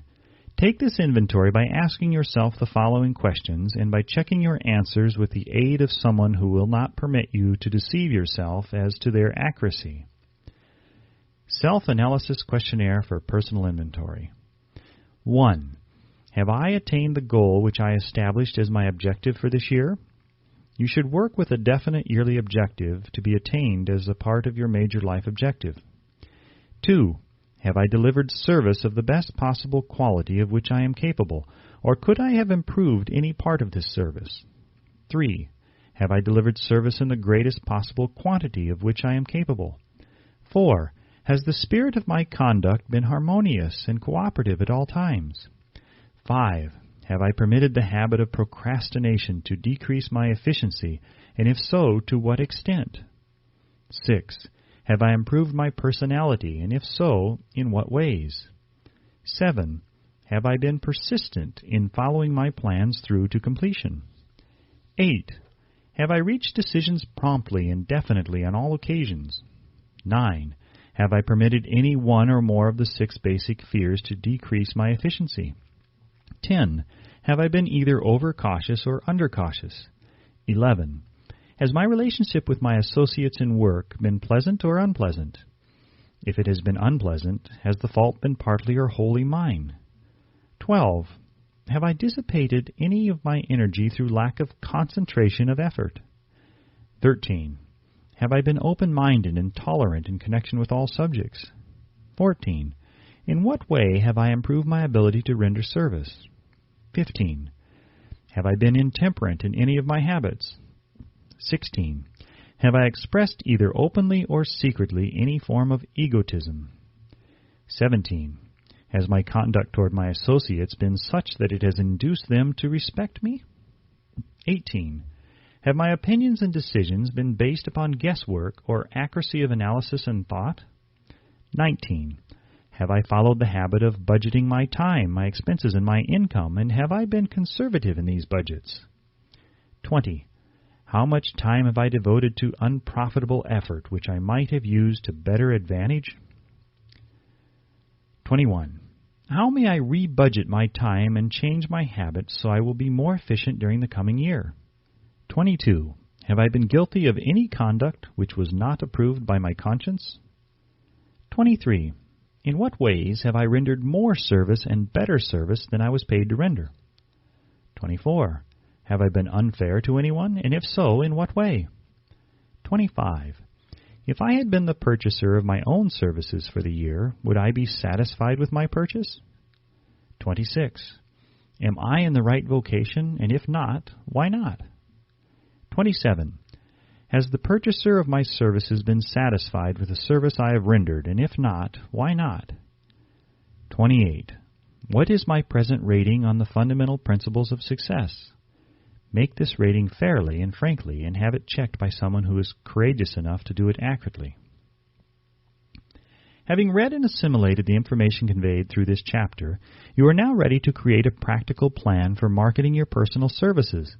In this chapter will be found an adequate description of every principle essential in planning the sale of personal services, including the major attributes of leadership, the most common causes of failure in leadership, a description of the fields of opportunity for leadership, the main causes of failure in all walks of life, and the important questions which should be used in self-analysis. This extensive and detailed presentation of accurate information has been included because it will be needed by all who must begin the accumulation of riches by marketing personal services. Those who have lost their fortunes and those who are just beginning to earn money have nothing but personal services to offer in return for riches. Therefore, it is essential that they have available the practical information needed to market services to best advantage. The information contained in this chapter will be of great value to all who aspire to attain leadership in any calling. It will be particularly helpful to those aiming to market their services as business or industrial executives. Complete assimilation and understanding of the information here conveyed will be helpful in marketing one's own services, and it will also help one to become more analytical and capable of judging people. The information will be priceless to personnel directors, employment managers, and other executives charged with the selection of employees and the maintenance of efficient organizations. If you doubt this statement, test its soundness by answering in writing the 28 self-analysis questions. That might be both interesting and profitable, even though you do not doubt the soundness of the statement.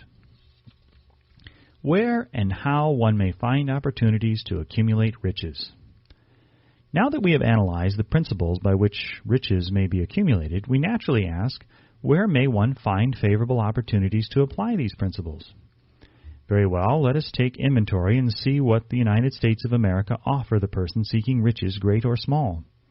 To begin with, let us remember, all of us, that we live in a country where every law-abiding citizen enjoys freedom of thought and freedom of deed unequaled anywhere in the world. Most of us have never taken inventory of the advantages of this freedom. We have never compared our unlimited freedom with the curtailed freedom in other countries. Here we have freedom of thought, freedom in the choice and enjoyment of education, freedom in religion, freedom in politics, freedom in the choice of a business, profession, or occupation, freedom to accumulate and own without molestation, all the property we can accumulate, freedom to choose our place of residence, freedom in marriage, freedom through equal opportunity to all races, freedom of travel from one state to another, freedom in our choice of foods, and freedom to aim for any station in life for which we have prepared ourselves, even for the presidency of the United States. We have other forms of freedom, but this list will give a bird's-eye view of the most important, which constitute opportunity of the highest order. This advantage of freedom is all the more conspicuous because the United States is the only country guaranteeing to every citizen, whether native-born or naturalized, so broad and varied a list of freedom. Next, let us recount some of the blessings which our widespread freedom has placed within our hands. Take the average American family, for example, meaning the family of average income, and sum up the benefits available to every member of the family in this land of opportunity and plenty. A. Food. Next to freedom of thought and deed comes food, clothing, and shelter, the three basic necessities of life. Because of our universal freedom, the average American family has available at its very door the choicest selection of food to be found anywhere in the world and at prices within its financial range. B. Shelter. And C. Clothing. Only the three basic necessities of food, clothing, and shelter have been mentioned. The average American citizen has other privileges and advantages available in return for modest effort, not exceeding 8 hours per day of labor. Among these is the privilege of automobile transportation, with which one can go and come at will at a very small cost. He can place his surplus money in a bank with the assurance that his government will protect it and make good to him if the bank fails. If an American citizen wants to travel from one state to another, he needs no passport, no one's permission. He may go when he pleases and return at will. Moreover, he may travel by train, private automobile, bus, airplane, or ship, as his pocketbook permits. In Germany, Russia, Italy, and most of the other European and Oriental countries, the people cannot travel with so much freedom and at so little cost. The miracle that has provided these blessings. We often hear politicians proclaiming the freedom of America when they solicit votes, but seldom do they take the time or devote sufficient effort to the analysis of the source or nature of this freedom.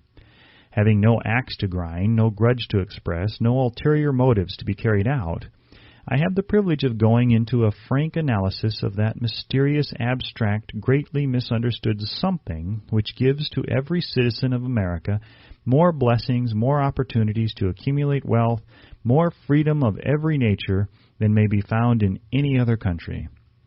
I have the right to analyze the source and nature of this unseen power because I know and have known for more than a quarter of a century many of the men who organized that power, and many who are now responsible for its maintenance. The name of this mysterious benefactor of mankind is capital. Capital consists not alone of money, but more particularly of highly organized, intelligent groups of men who plan ways and means of using money efficiently for the good of the public and profitably to themselves. These groups consist of scientists, educators, chemists, inventors, business analysts, publicity men, transportation experts, accountants, lawyers, doctors, and both men and women who have highly specialized knowledge in all fields of industry and business. They pioneer, experiment, and blaze trails in new fields of endeavor.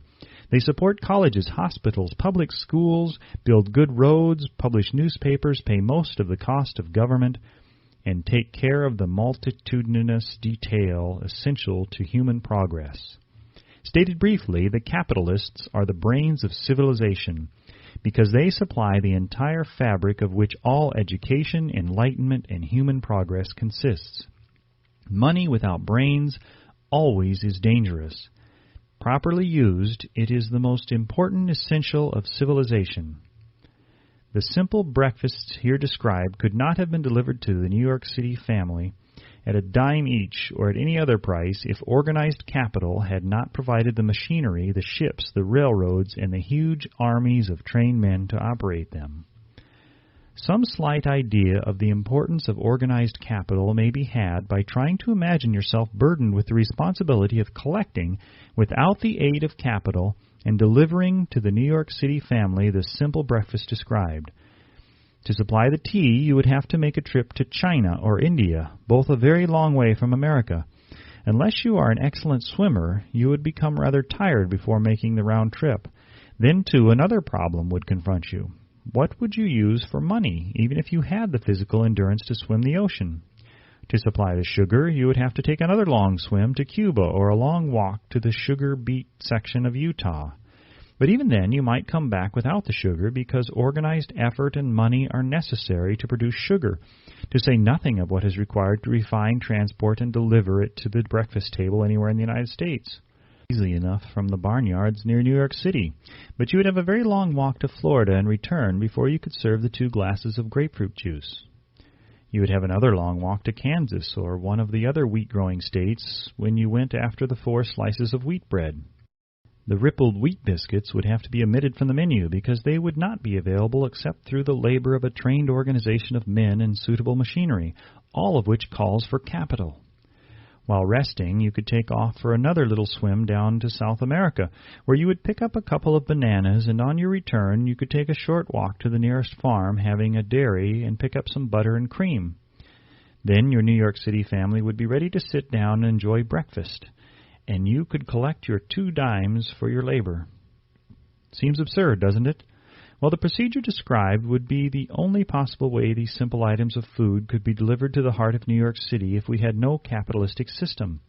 The sum of money required for the building and maintenance of the railroads and steamships used in the delivery of that simple breakfast is so huge that it staggers one's imagination.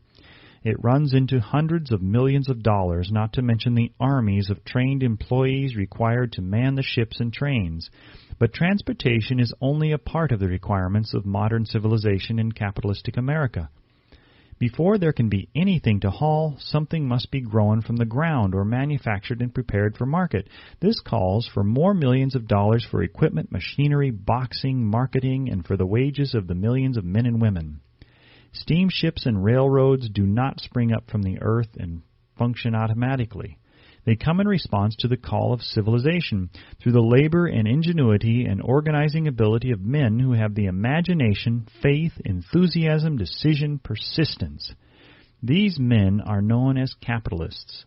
They are motivated by the desire to build, construct, achieve, render useful service, earn profits, and accumulate riches. And because they render service without which there would be no civilization, they put themselves in the way of great riches. Just to keep the record simple and understandable, I will add that these capitalists are the same men of whom most of us have heard soapbox orators speak. They are the same men to whom radicals, racketeers, dishonest politicians, and grafting labor leaders refer as the predatory interests, or Wall Street. I'm not attempting to present a brief for or against any group of men or any system of economics. I am not attempting to condemn collective bargaining when I refer to grafting labor leaders, nor do I aim to give a clean bill of health to all individuals known as capitalists. The purpose of this book, a purpose to which I have faithfully devoted over a quarter of a century, is to present to all who want the knowledge the most dependable philosophy through which individuals may accumulate riches in whatever amounts they desire. I have here analyzed the economic advantages of the capitalistic system for the twofold purpose of showing, 1, that all who seek riches must recognize and adapt themselves to the system that controls all approaches to fortunes, large or small, and 2, to present the side of the picture opposite to that being shown by politicians and demagogues who deliberately becloud the issues they bring up by referring to organized capital as if it were something poisonous. This is a capitalistic country. It was developed through the use of capital, and we who claim the right to partake of the blessings of freedom and opportunity, we who seek to accumulate riches here, may as well know that neither riches nor opportunity would be available to us if organized capital had not provided these benefits. For more than 20 years it has been a somewhat popular and growing pastime for radicals, self-seeking politicians, racketeers, crooked labor leaders, and on occasion religious leaders to take potshots at Wall Street, the money changers, and big business.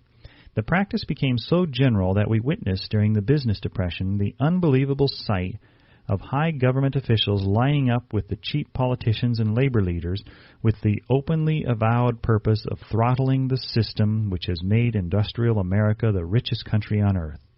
The lineup was so general and so well organized that it prolonged the worst depression America has ever known. It cost millions of men their jobs because those jobs were inseparably a part of the industrial and capitalistic system which form the very backbone of the nation.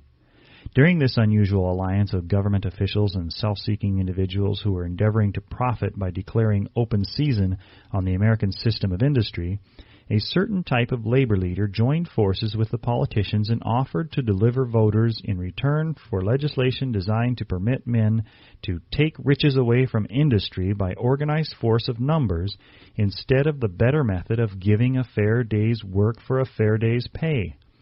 Millions of men and women throughout the nation are still engaged in this popular pastime of trying to get without giving.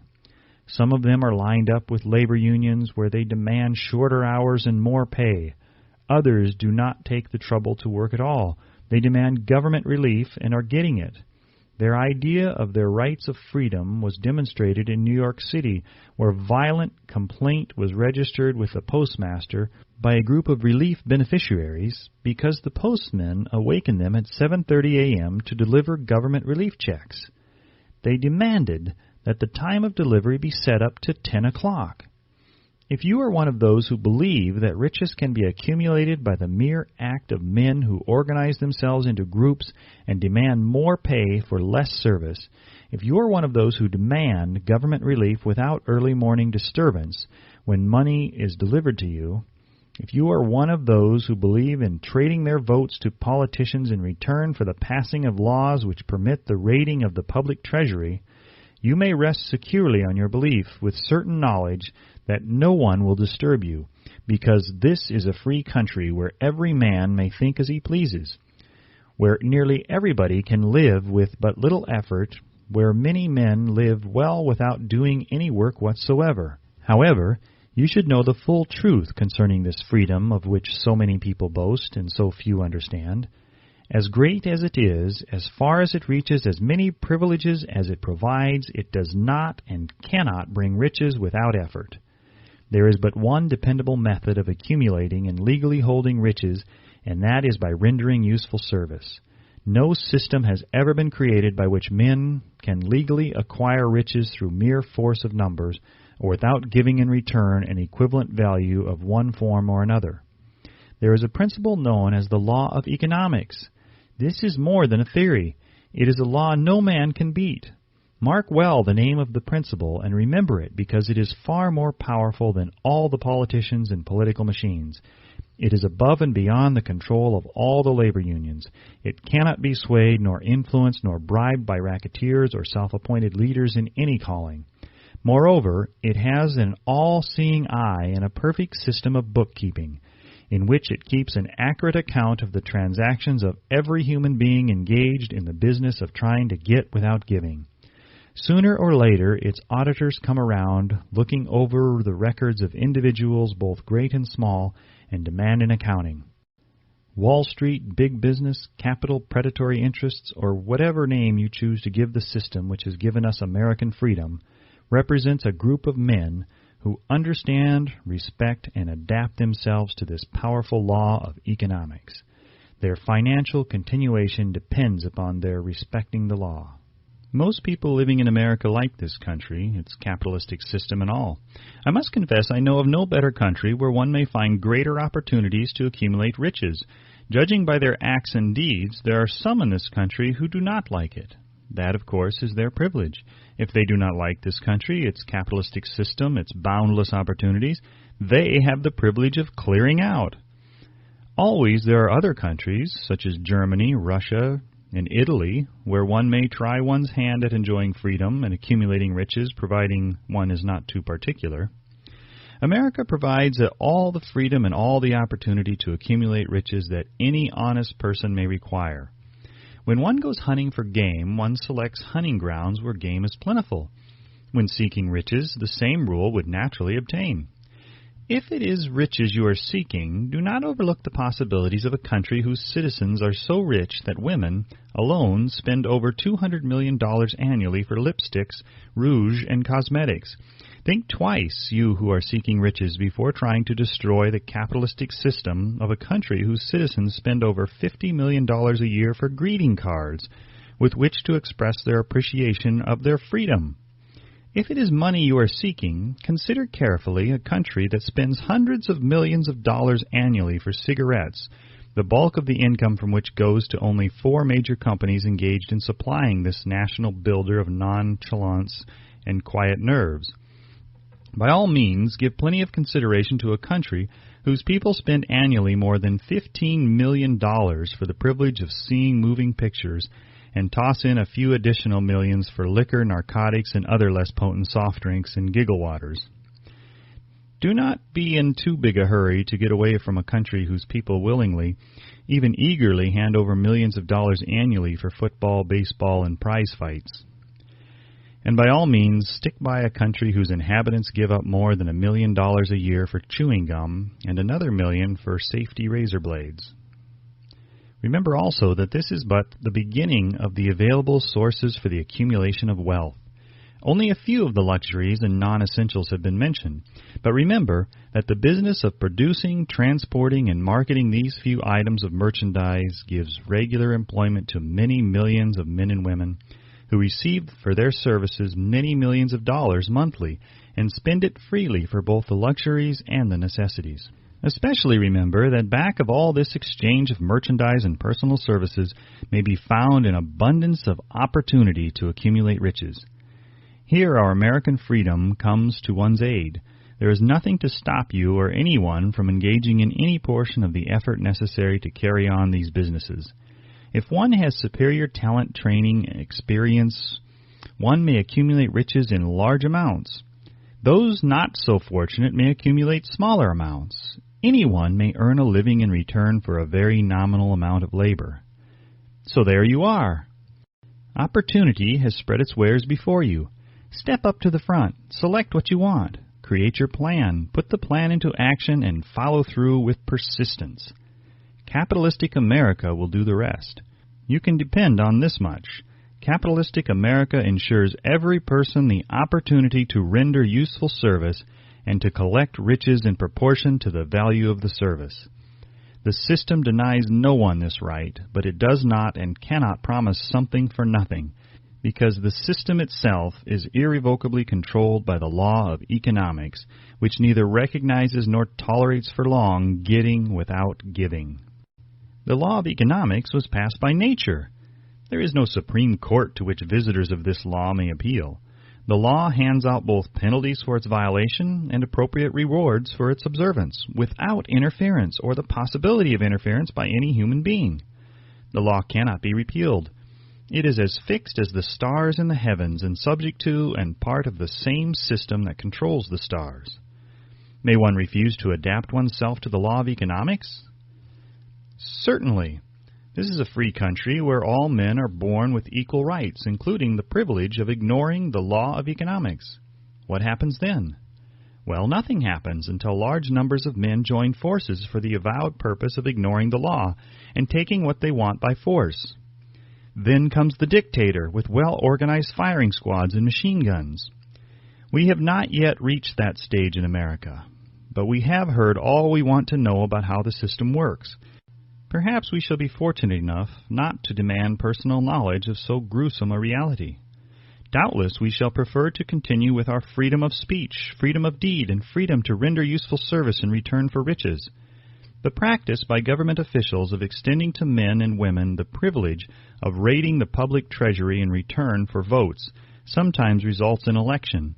But as night follows day, the final payoff comes, when every penny wrongfully used must be repaid with compound interest on compound interest.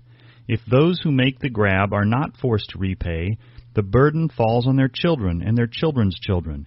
Even unto the third and fourth generations, there is no way to avoid the debt. Men can, and sometimes do, form themselves into groups for the purpose of crowding wages up and working hours down. There is a point beyond which they cannot go. It is the point at which the law of economics steps in, and the sheriff gets both the employer and the employees. For 6 years, from 1929 to 1935, the people of America, both rich and poor, barely missed seeing the old man economics hand over to the sheriff all the businesses and industries and banks. It was not a pretty sight. It did not increase our respect for mob psychology, through which men cast reason to the winds and start trying to get without giving. We who went through those 6 discouraging years, when fear was in the saddle and faith was on the ground, cannot forget how ruthlessly the law of economics exacted its toll from both rich and poor, weak and strong, old and young. We shall not wish to go through another such experience. These observations are not founded upon short-time experience. They are the result of 25 years of careful analysis of the methods of both the most successful and the most unsuccessful men America has known. Chapter 8. The Mastery of Procrastination. The 7th Step Toward Riches. Accurate analysis of over 25,000 men and women who had experienced failure disclosed the fact that lack of decision was near the head of the list of the 30 major causes of failure. This is no mere statement of a theory. It is a fact. Procrastination, the opposite of decision, is a common enemy which practically every man must conquer. You will have an opportunity to test your capacity to reach quick and definite decisions when you finish reading this book and are ready to begin putting into action the principles which it describes. Analysis of several hundred people who had accumulated fortunes well beyond the $1 million mark disclosed the fact that every one of them had the habit of reaching decisions promptly and of changing these decisions slowly, if and when they were changed. People who fail to accumulate money, without exception, have the habit of reaching decisions, if at all, very slowly, and of changing these decisions quickly and often. One of Henry Ford's most outstanding qualities is his habit of reaching decisions quickly and definitely, and changing them slowly. This quality is so pronounced in Mr. Ford that it has given him the reputation of being obstinate. It was this quality which prompted Mr. Ford to continue to manufacture his famous Model T, the world's ugliest car, when all of his advisors and many of the purchasers of the car were urging him to change it. Perhaps Mr. Ford delayed too long in making the change, but the other side of the story is that Mr. Ford's firmness of decision yielded a huge fortune before the change in model became necessary. There is but little doubt that Mr. Ford's habit of definiteness of decision assumes the proportion of obstinacy but this quality is preferable to slowness in reaching decisions and quickness in changing them. The majority of people who fail to accumulate money sufficient for their needs are generally easily influenced by the opinions of others. They permit the newspapers and the gossiping neighbors to do their thinking for them. Opinions are the cheapest commodities on earth. Everyone has a flock of opinions ready to be wished upon anyone who will accept them. If you are influenced by opinions when you reach decisions, you will not succeed in any undertaking, much less in that of transmuting your own desire into money. If you are influenced by the opinions of others, you will have no desire of your own. Keep your counsel when you begin to put into practice the principles described here by reaching your own decisions and following them. Take no one into your confidence except the members of your mastermind group, and be very sure in your selection of this group that you choose only those who will be in complete sympathy and harmony with your purpose. Close friends and relatives, while not meaning to do so, often handicap one through opinions and sometimes through ridicule, which is meant to be humorous. Thousands of men and women carry inferiority complexes with them all through life because some well-meaning but ignorant person destroyed their confidence through opinions or ridicule. You have a brain and mind of your own. Use it, and reach your own decisions. If you need facts or information from other people to enable you to reach decisions, as you probably will in many instances, acquire these facts or secure the information you need quietly, without disclosing your purpose. It is characteristic of people who have but a smattering or veneer of knowledge to try to give the impression that they have much knowledge. Such people generally do too much talking and too little listening. Keep your eyes and ears wide open and your mouth closed if you wish to acquire the habit of prompt decision. Those who talk too much do little else. If you talk more than you listen, you not only deprive yourself of many opportunities to accumulate useful knowledge, but you also disclose your plans and purposes to people who will take great delight in defeating you because they envy you. Remember also that every time you open your mouth in the presence of a person who has an abundance of knowledge, you display to that person your exact stock of knowledge or your lack of it. Genuine wisdom is usually conspicuous through modesty and silence. Keep in mind the fact that every person with whom you associate is, like yourself, seeking the opportunity to accumulate money. If you talk about your plans too freely, you may be surprised when you learn that some other person has beaten you to your goal by putting into action ahead of you the plans of which you talked unwisely. Let one of your first decisions be to keep a closed mouth and open ears and eyes. As a reminder to yourself to follow this advice, it will be helpful if you copy the following epigram in large letters and place it where you will see it daily. Tell the world what you intend to do, but first show it. This is the equivalent of saying that deeds and not words are what count most. Freedom or death on a decision. The value of decisions depends upon the courage required to render them. The great decisions which served as the foundation of civilization were reached by assuming great risks, which often meant the possibility of death. Lincoln's decision to issue his famous Proclamation of Emancipation, which gave freedom to the colored people of America, was rendered with full understanding that his act would turn thousands of friends and political supporters against him. He knew, too, that carrying out that proclamation would mean death to thousands of men on the battlefield. In the end, it cost Lincoln his life. That required courage. Socrates' decision to drink the cup of poison rather than compromise in his personal belief was a decision of courage. It turned time ahead 1,000 years and gave to people then unborn the right to freedom of thought and speech. The decision of Robert E. Lee, when he came to the parting of the way with the Union and took up the cause of the South, was a decision of courage, for he well knew that it might cost him his own life, that it would surely cost the lives of others. But the greatest decision of all time, as far as any American citizen is concerned, was reached in Philadelphia, July 4th, 1776, when 56 men signed their names to a document which they well knew would bring freedom to all Americans, or leave every one of the 56 hanging from a gallows. You have heard of this famous document, but you may not have drawn from it the great lesson in personal achievement it so plainly taught. We all remember the date of this monumentous decision, but few of us realize what courage that decision required. We remember our history as it was taught. We remember dates and the names of the men who fought. We remember Valley Forge and Yorktown. We remember George Washington and Lord Cornwallis. But we know little of the real forces back of these names, dates, and places.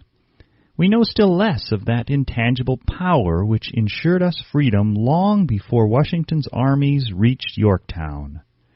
We read the history of the Revolution and falsely imagine that George Washington was the father of our country, that it was he who won our freedom, while the truth is, Washington was only an accessory after the fact, because victory for his armies had been ensured long before Lord Cornwallis surrendered. This is not intended to rob Washington of any of the glory he so richly merited. Its purpose, rather, is to give greater attention to the astounding power that was the real cause of his victory. It is nothing short of tragedy that the writers of history have missed entirely even the slightest reference to the irresistible power which gave birth and freedom to the nation destined to set up new standards of independence for all the peoples of the earth. I say it is a tragedy because it is the self-same power which must be used by every individual who surmounts the difficulties of life and forces life to pay the price asked. Let us briefly review the events which gave birth to this power. The story begins with an incident in Boston, March 5, 1770. British soldiers were patrolling the streets and by their presence openly threatening the citizens. The colonists resented armed men marching in their midst. They began to express their resentment openly, hurling stones as well as epithets at the marching soldiers until the commanding officer gave orders, "Fix bayonets! Charge!" The battle was on. It resulted in the death and injury of many. The incident aroused such resentment that the Provincial Assembly, made up of prominent colonists, called a meeting for the purpose of taking definite action. Two of the members of that assembly were John Hancock and Samuel Adams. Long live their names! They spoke up courageously and declared that a move must be made to eject all British soldiers from Boston. Remember this, a decision in the minds of two men might properly be called the beginning of the freedom which we of the United States now enjoy. Remember, too, that the decision of these two men called for faith and courage because it was dangerous. Before the assembly adjourned, Samuel Adams was appointed to call on the governor of the province, Hutchinson, and demand the withdrawal of British troops. The request was granted.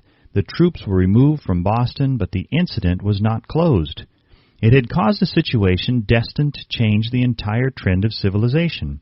Strange, is it not, how the great changes such as the American Revolution and the World War often have their beginnings in circumstances which seem unimportant? It is interesting also to observe that these important changes usually begin in the form of a definite decision in the minds of a relatively small number of people.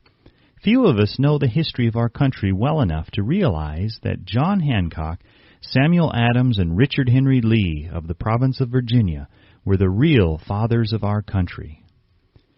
Richard Henry Lee became an important factor in this story by reason of the fact that he and Samuel Adams communicated frequently by correspondence, sharing freely their fears and their hopes concerning the welfare of the people of their provinces. From this practice, Adams conceived the idea that a mutual exchange of letters between the 13 colonies might help to bring about the coordination of efforts so badly needed in connection with the solution of their problems. 2 years after the clash with the soldiers in Boston, March 72, Adams presented this idea to the Assembly in the form of a motion that a correspondence committee be established among the colonies with definitely appointed correspondents in each colony for the purpose of friendly cooperation for the betterment of the colonies of British America.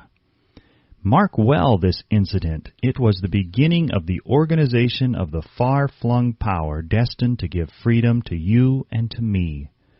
The mastermind had already been organized. It consisted of Adams, Lee, and Hancock. I tell you further that if two of you agree upon the earth concerning anything for which you ask, it will come to you from my Father who is in heaven. The Committee of Correspondence was organized. Observe that this move provided the way for increasing the power of the mastermind by adding to it men from all the colonies. Take notice that this procedure constituted the first organized planning of the disgruntled colonists. In union there is strength. The citizens of the colonies had been waging disorganized warfare against the British soldiers through incidents similar to the Boston riot, but nothing of benefit had been accomplished. Their individual grievances had not been consolidated under one mastermind. No group of individuals had put their hearts, minds, souls, and bodies together in one definite decision to settle their difficulty with the British once and for all, until Adams, Hancock, and Lee got together. Meanwhile, the British were not idle. They, too, were doing some planning and masterminding on their own account, with the advantage of having back of them money and organized soldiery. The Crown appointed Gage to supplant Hutchinson as the governor of Massachusetts.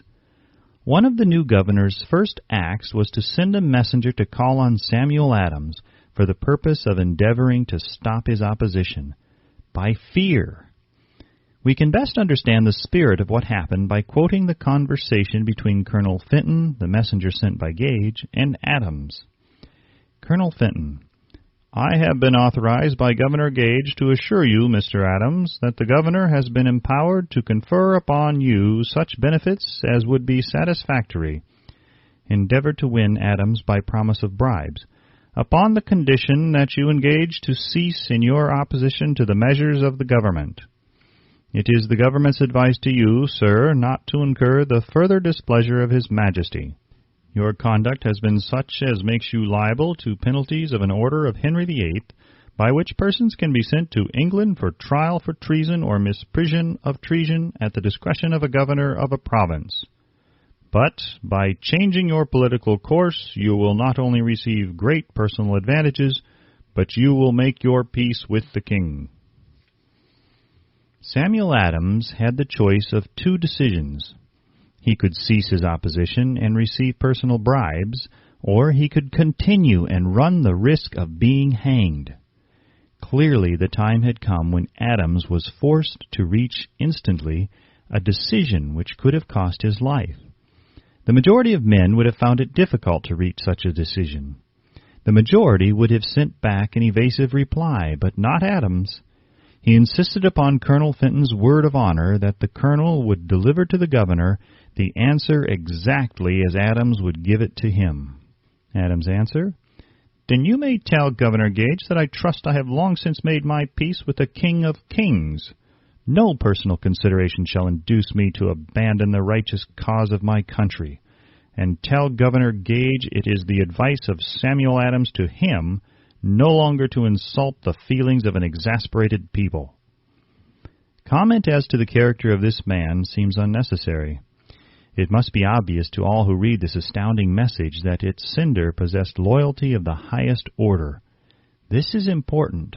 Racketeers and dishonest politicians have prostituted the honor for which such men as Adams died.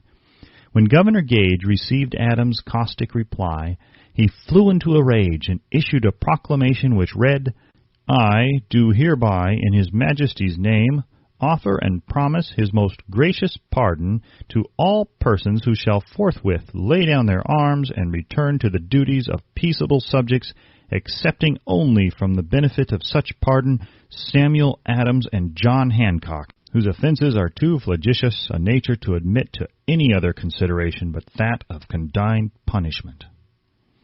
As one might say in modern slang, Adams and Hancock were on the spot.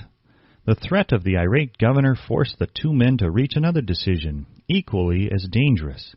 They hurriedly called a secret meeting of their staunchest followers. Here the mastermind began to take on momentum. After the meeting had been called to order, Adams locked the door, placed the key in his pocket, and informed all present that it was imperative that a Congress of the colonists be organized and that no man should leave the room until the decision for such a Congress had been reached. Great excitement followed. Some weighed the possible consequences of such radicalism, old man fear. Some expressed grave doubt as to the wisdom of so definite a decision in defiance of the Crown. Locked in that room were two men immune to fear, blind to the possibility of failure, Hancock and Adams. Through the influence of their minds, the others were induced to agree that, through the Correspondence Committee, arrangements should be made for a meeting of the First Continental Congress to be held in Philadelphia, September 5th, 1774. Remember this date. It is more important than July 4th, 1776. If there had been no decision to hold a Continental Congress, there could have been no signing of the Declaration of Independence. Before the first meeting of the new Congress, another leader, in a different section of the country, was deep in the throes of publishing a summary view of the rights of British America. He was Thomas Jefferson, of the province of Virginia, whose relationship to Lord Dunmore, representative of the Crown in Virginia, was as strained as that of Hancock and Adams with their governor. Shortly after his famous Summary of Rights was published, Jefferson was informed that he was subject to prosecution for high treason against His Majesty's government. Inspired by the threat, one of Jefferson's colleagues, Patrick Henry, boldly spoke his mind, concluding his remarks with a sentence which shall remain forever a classic. "If this be treason, then make the most of it." It was such men as these who, without power, without authority, without military strength, without money, sat in solemn consideration of the destiny of the colonies, beginning at the opening of the First Continental Congress and continuing at intervals for 2 years until on June 7, 1776, Richard Henry Lee arose, addressed the chair, and to the startled assembly made this motion. "Gentlemen, I make the motion that these united colonies are, and of right ought to be, free and independent states, that they be absolved from all allegiance to the British Crown, and that all political connection between them and the state of Great Britain is and ought to be totally dissolved." Lee's astounding motion was discussed fervently, and at such length that he began to lose patience. Finally, after days of argument, he again took the floor and declared in a clear, firm voice, "Mr. President, we have discussed this issue for days. It is the only course for us to follow. Why then, sir, do we longer delay? Why still deliberate? Let this happy day give birth to an American republic. Let her arise not to devastate and to conquer, but to reestablish the reign of peace and of law. The eyes of Europe are fixed upon us. She demands of us a living example of freedom that may exhibit a contrast in the felicity of the citizen to the ever-increasing tyranny." Before this motion was finally voted upon, Lee was called back to Virginia because of serious family illness, but before leaving he placed his cause in the hands of his friend, Thomas Jefferson, who promised to fight until favorable action was taken. Shortly thereafter, the President of the Congress, Hancock, appointed Jefferson as chairman of a committee to draw up a Declaration of Independence. Long and hard the committee labored on a document which would mean, when accepted by the Congress, that every man who signed it would be signing his own death warrant should the colonies lose in the fight with Great Britain, which was sure to follow. The document was drawn, and on June 28 the original draft was read before the Congress. For several days it was discussed, altered, and made ready. On July 4, 1776, Thomas Jefferson stood before the Assembly and fearlessly read the most momentous decision ever placed upon paper. "When, in the course of human events, it is necessary for one people to dissolve the political bands which have connected them with another, and to assume among the powers of the earth the separate and equal station to which the laws of nature and of nature's God entitle them, a decent respect to the opinions of mankind requires that they should declare the causes which impel them to the separation." When Jefferson finished, the document was voted upon, accepted, and signed by the 56 men, every one staking his own life upon his decision to write his name. By that decision came into existence a nation destined to bring to mankind forever the privilege of making decisions. By decisions made in a similar spirit of faith, and only by such decisions, can men solve their personal problems and win for themselves high estates of material and spiritual wealth. Let us not forget this. Analyze the events which led to the Declaration of Independence and be convinced that this nation, which now holds a position of commanding respect and power among all nations of the world, was born of a decision created by a mastermind consisting of 56 men. Note well the fact that it was their decision which ensured the success of Washington's armies, because the spirit of that decision was in the heart of every soldier who fought with him, and served as a spiritual power which recognizes no such thing as failure. Note also, with great personal benefit, that the power which gave this nation its freedom is the self-same power that must be used by every individual who becomes self-determining. This power is made up of the principles described in this book. It will not be difficult to detect in the story of the Declaration of Independence at least 6 of these principles: desire, decision, faith, persistence, the mastermind, and organized planning. Throughout this philosophy will be found the suggestion that thought, backed by strong desire, has a tendency to transmute itself into its physical equivalent. Before passing on, I wish to leave with you the suggestion that one may find in this story, and in the story of the organization of the United States Steel Corporation, a perfect description of the method by which thought makes this astounding transformation. In your search for the secret of the method, do not look for a miracle, because you will not find it. You will find only the eternal laws of nature. These laws are available to every person who has the faith and the courage to use them. They may be used to bring freedom to a nation or to accumulate riches. There is no charge save the time necessary to understand and appropriate them. Those who reach decisions promptly and definitely know what they want and generally get it. The leaders in every walk of life decide quickly and firmly. That is the major reason why they are leaders. The world has the habit of making room for the man whose words and actions show that he knows where he is going. Indecision is a habit which usually begins in youth. The habit takes on a permanency as the youth goes through graded school, high school, and even through college, without definiteness of purpose. The major weakness of all educational systems is that they neither teach nor encourage the habit of definite decision. It would be beneficial if no college would permit the enrollment of any student unless and until the student declared his major purpose in matriculating. It would be of still greater benefit if every student who enters the graded schools were compelled to accept training in the habit of decision and forced to pass a satisfactory examination on this subject before being permitted to advance in the grade. The habit of indecision, acquired because of the deficiencies of our school system, goes with the student into the occupation he chooses, if, in fact, he chooses his occupation. Generally, the youth just out of school seeks any job that can be found. He takes the first place he finds because he has fallen into the habit of indecision.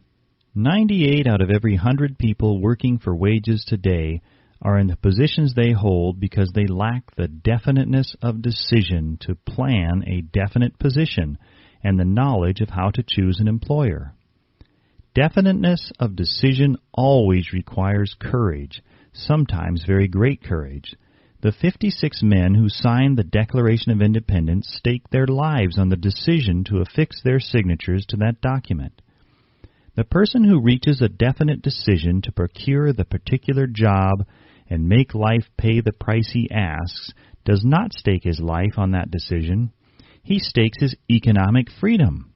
Financial independence, riches, desirable business, and professional positions are not within reach of the person who neglects or refuses to expect, plan, and demand these things. The person who desires riches in the same spirit that Samuel Adams desired freedom for the colonies is sure to accumulate wealth. In the chapter on organized planning, you will find complete instructions for marketing every type of personal services. You will find also detailed information on how to choose the employer you prefer and the particular job you desire. These instructions will be of no value to you unless you definitely decide to organize them into a plan of action. Chapter 9. Persistence. The sustained effort necessary to induce faith. The 8th step toward riches. Persistence is an essential factor in the procedure of transmuting desire into its monetary equivalent. The basis of persistence is the power of will. Willpower and desire, when properly combined, make an irresistible pair. Men who accumulate great fortunes are generally known as cold-blooded and sometimes ruthless. Often they are misunderstood. What they have is willpower, which they mix with persistence and place back of their desires to ensure the attainment of their objectives. Henry Ford has been generally misunderstood to be ruthless and cold-blooded. This misconception grew out of Ford's habit of following through in all of his plans with persistence. The majority of people are ready to throw their aims and purposes overboard and give up at the first sign of opposition or misfortune. A few carry on despite all opposition until they attain their goal. These few are the Fords, Carnegies, Rockefellers, and Edisons. There may be no heroic connotation to the word persistence, but the quality is to the character of man what carbon is to steel.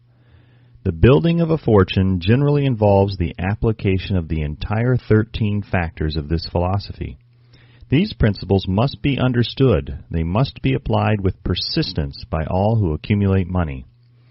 If you are following this book with the intention of applying the knowledge it conveys, your first test as to your persistence will come when you begin to follow the 6 steps described in the 2nd chapter. Unless you are one of the 2 out of every 100 who already have a definite goal at which you are aiming, and a definite plan for its attainment, you may read the instructions and then pass on with your daily routine and never comply with those instructions. The author is checking you up at this point because lack of persistence is one of the major causes of failure. Moreover, experience with thousands of people has proved that lack of persistence is a weakness common to the majority of men. It is a weakness which may be overcome by effort. The ease with which lack of persistence may be conquered will depend entirely upon the intensity of one's desire. The starting point of all achievement is desire. Keep this constantly in mind. Weak desires bring weak results, just as a small amount of fire makes a small amount of heat. If you find yourself lacking in persistence, this weakness may be remedied by building a stronger fire under your desires. Continue to read through to the end, then go back to Chapter 2 and start immediately to carry out the instructions given in connection with the 6 steps. The eagerness with which you follow these instructions will indicate clearly how much or how little you really desire to accumulate money. If you find that you are indifferent, you may be sure that you have not yet acquired the money consciousness which you must possess before you can be sure of accumulating a fortune. Fortunes gravitate to men whose minds have been prepared to attract them, just as surely as water gravitates to the ocean. In this book may be found all the stimuli necessary to attune any normal mind to the vibrations which will attract the object of one's desires. If you find you are weak in persistence, center your attention upon the instructions contained in the chapter on power. Surround yourself with a mastermind group, and through the cooperative efforts of the members of this group, you can develop persistence. You will find additional instructions for development of persistence in the chapters on autosuggestion and the subconscious mind. Follow the instructions outlined in these chapters until your habit nature hands over to your subconscious mind a clear picture of the object of your desire. From that point on, you will not be handicapped by lack of persistence. Your subconscious mind works continuously while you are awake and while you are asleep. Spasmodic or occasional effort to apply the rules will be of no value to you. To get results, you must apply all of the rules until their application becomes a fixed habit with you. In no other way can you develop the necessary money consciousness. Poverty is attracted to the one whose mind is favorable to it, as money is attracted to him whose mind has been deliberately prepared to attract it, and through the same laws. Poverty consciousness will voluntarily seize the mind which is not occupied with the money consciousness. A poverty consciousness develops without conscious application of habits favorable to it. The money consciousness must be created to order, unless one is born with such a consciousness. Catch the full significance of the statements in the preceding paragraph, and you will understand the importance of persistence in the accumulation of a fortune. Without persistence, you will be defeated, even before you start. With persistence, you will win. If you have ever experienced a nightmare, you will realize the value of persistence. You are lying in bed, half awake, with a feeling that you are about to smother. You are unable to turn over or to move a muscle. You realize that you must begin to regain control over your muscles. Through persistent effort of willpower, you finally manage to move the fingers of one hand. By continuing to move your fingers, you extend your control to the muscles of one arm until you can lift it. Then you gain control of the other arm in the same manner. You finally gain control over the muscles of one leg and then extend it to the other leg. Then, with one supreme effort of will, you regain complete control over your muscular system and snap out of your nightmare. The trick has been turned step by step. You may find it necessary to snap out of your mental inertia through a similar procedure, moving slowly at first and then increasing your speed until you gain complete control over your will. Be persistent, no matter how slowly you may at first have to move. With persistence will come success. If you select your mastermind group with care, you will have in it at least one person who will aid you in the development of persistence. Some men who have accumulated great fortunes did so because of necessity. They developed the habit of persistence because they were so closely driven by circumstances that they had to become persistent. There is no substitute for persistence. It cannot be supplanted by any other quality. Remember this, and it will hearten you in the beginning when the going may seem difficult and slow. Those who have cultivated the habit of persistence seem to enjoy insurance against failure. No matter how many times they are defeated, they finally arrive up toward the top of the ladder. Sometimes it appears that there is a hidden guide whose duty is to test men through all sorts of discouraging experiences. Those who pick themselves up after defeat and keep on trying arrive, and the world cries, "Bravo! I knew you could do it." The hidden guide lets no one enjoy great achievement without passing the persistence test. Those who can't take it simply do not make the grade. Those who can take it are bountifully rewarded for their persistence. They receive as their compensation whatever goal they are pursuing. That is not all. They receive something infinitely more important than material compensation, the knowledge that every failure brings with it the seed of an equivalent advantage. There are exceptions to this rule. A few people know from experience the soundness of persistence. They are the ones who have not accepted defeat as being anything more than temporary. They are the ones whose desires are so persistently applied that defeat is finally changed into victory. We who stand on the sidelines of life see the overwhelmingly large number who go down in defeat, never to rise again. We see the few who take the punishment of defeat as an urge to greater effort. These, fortunately, never learn to accept life's reverse gear. But what we do not see, what most of us never suspect of existing, is the silent but irresistible power which comes to the rescue of those who fight on in the face of discouragement. If we speak of this power at all, we call it persistence, and let it go at that. One thing we all know, if one does not possess persistence, one does not achieve noteworthy success in any calling. As these lines are being written, I look up from my work and see before me, less than a block away, the great mysterious Broadway, the graveyard of dead hopes, and the front porch of opportunity. From all over the world, people have come to Broadway seeking fame, fortune, power, love, or whatever it is that human beings call success. Once in a great while, someone steps out from the long procession of seekers, and the world hears that another person has mastered Broadway. But Broadway is not easily nor quickly conquered. She acknowledges talent, recognizes genius, pays off in money only after one has refused to quit. Then we know he has discovered the secret of how to conquer Broadway. The secret is always inseparably attached to one word: persistence.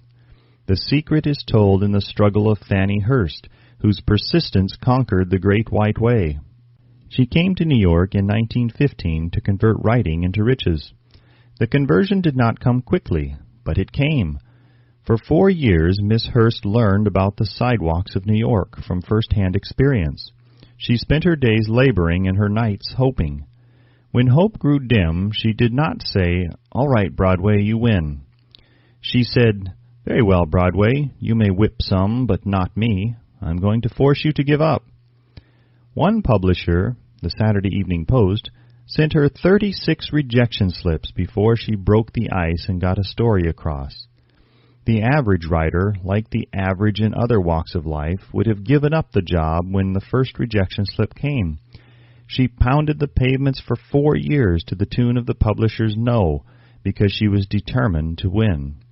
Then came the payoff. The spell had been broken. The unseen guide had tested Fannie Hurst, and she could take it. From that time on, publishers made a beaten path to her door. Money came so fast she hardly had time to count it. Then the moving picture men discovered her, and money came not in small change, but in floods. The moving picture rights to her latest novel, Great Laughter, brought $100,000, said to be the highest price ever paid for a story before publication. Her royalties from the sale of the book probably will run much more. Briefly, you have a description of what persistence is capable of achieving. Fannie Hurst is no exception. Wherever men and women accumulate great riches, you may be sure they first acquired persistence. Broadway will give any beggar a cup of coffee and a sandwich, but it demands persistence of those who go after the big stakes. Kate Smith will say amen when she reads this. For years she sang without money and without price before any microphone she could reach. Broadway said to her, "Come and get it if you can take it." She did take it until one happy day Broadway got tired and said, "What's the use? You don't know when you're whipped, so name your price and go to work in earnest." Smith named the price. It was plenty. Away up in figures so high that one's week's salary is far more than most people make in a whole year. Verily, it pays to be persistent. Persistence is a state of mind, therefore it can be cultivated. Like all states of mind, persistence is based upon definite causes. Among them, these. A. Definiteness of purpose. Knowing what one wants is the first and perhaps the most important step toward the development of persistence. A strong motive forces one to surmount many difficulties. B. Desire. It is comparatively easy to acquire and to maintain persistence in pursuing the object of intense desire. C. Self-reliance. Belief in one's ability to carry out a plan encourages one to follow the plan through with persistence. Self-reliance can be developed through the principle described in the chapter on autosuggestion. D. Definiteness of plans. Organized plans, even though they may be weak and entirely impractical, encourage persistence. E. Accurate knowledge. Knowing that one's plans are sound, based upon experience or observation, encourages persistence. Guessing instead of knowing destroys persistence. F. Cooperation. Sympathy, understanding, and harmonious cooperation with others tend to develop persistence. G. Willpower. The habit of concentrating one's thoughts upon the building of plans for the attainment of a definite purpose leads to persistence. H. Habit. Persistence is the direct result of habit. The mind absorbs and becomes a part of the daily experiences upon which it feeds. Fear, the worst of all enemies, can be effectively cured by forced repetition of acts of courage. Everyone who has seen active service in war knows this. Before leaving the subject of persistence, take inventory of yourself and determine in what particular, if any, you are lacking in this essential quality. Measure yourself courageously, point by point, and see how many of the 8 factors of persistence you lack. The analysis may lead to discoveries that will give you a new grip on yourself. Symptoms of lack of persistence. Here you will find the real enemies which stand between you and noteworthy achievement. Here you will find not only the symptoms indicating weakness of persistence, but also the deeply seated subconscious causes of this weakness. Study the list carefully and face yourself squarely if you really wish to know who you are and what you are capable of doing. These are the weaknesses which must be mastered by all who accumulate riches. 1. Failure to recognize and to clearly define exactly what one wants. 2. Procrastination with or without cause, usually backed up with a formidable array of alibis and excuses. 3. Lack of interest in acquiring specialized knowledge. 4. Indecision, the habit of passing the buck on all occasions instead of facing issues squarely, also backed by alibis. 5. The habit of relying upon alibis instead of creating definite plans for the solution of problems. 6. Self-satisfaction. There is but little remedy for this affliction, and no hope for those who suffer from it. 7. Indifference, usually reflected in one's readiness to compromise on all occasions rather than meet opposition and fight it. 8. The habit of blaming others for one's mistakes and accepting unfavorable circumstances as being unavoidable. 9. Weakness of desire, due to neglect in the choice of motives that impel action. 10. Willingness, even eagerness, to quit at the first sign of defeat, based upon one or more of the 6 basic fears. 11. Lack of organized plans placed in writing where they may be analyzed. 12. The habit of neglecting to move on ideas or to grasp opportunity when it presents itself. 13. Wishing instead of willing. 14. The habit of compromising with poverty instead of aiming at riches. General absence of ambition to be, to do, and to own. 15. Searching for all the shortcuts to riches, trying to get without giving a fair equivalent, usually reflected in the habit of gambling, endeavoring to drive sharp bargains. 16. Fear of criticism. Failure to create plans and to put them into action because of what other people will think, do, or say. This enemy belongs at the head of the list because it generally exists in one's subconscious mind, where its presence is not recognized. See the 6 basic fears in a later chapter. Let us examine some of the symptoms of the fear of criticism. The majority of people permit relatives, friends, and the public at large to so influence them that they cannot live their own lives because they fear criticism. Huge numbers of people make mistakes in marriage, stand by the bargain, and go through life miserable and unhappy because they fear criticism which may follow if they correct the mistake. Anyone who has submitted to this form of fear knows the irreparable damage it does by destroying ambition, self-reliance, and the desire to achieve. Millions of people neglect to acquire belated educations after having left school because they fear criticism. Countless numbers of men and women, both young and old, permit relatives to wreck their lives in the name of duty because they fear criticism. Duty does not require any person to submit to the destruction of his personal ambitions and the right to live his own life in his own way. People refuse to take chances in business because they fear the criticism which may follow if they fail. The fear of criticism in such cases is stronger than the desire for success. Too many people refuse to set high goals for themselves or even neglect selecting a career because they fear the criticism of relatives and friends who may say, "Don't aim so high, people will think you're crazy." When Andrew Carnegie suggested that I devote 20 years to the organization of a philosophy of individual achievement, my first impulse of thought was fear of what people might say. The suggestion set up a goal for me, far out of proportion to any I had ever conceived. As quick as a flash, my mind began to create alibis and excuses, all of them traceable to the inherent fear of criticism.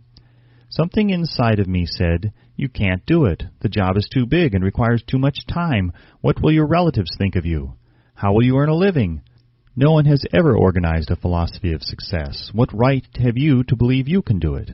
Who are you, anyway, to aim so high? Remember your humble birth. What do you know about philosophy? People will think you are crazy," and they did. "Why hasn't some other person done this before now?" These and many other questions flashed into my mind and demanded attention. It seemed as if the whole world had suddenly turned its attention to me with the purpose of ridiculing me into giving up all the desire to carry out Mr. Carnegie's suggestion. I had a fine opportunity then and there to kill off ambition before it gained control of me.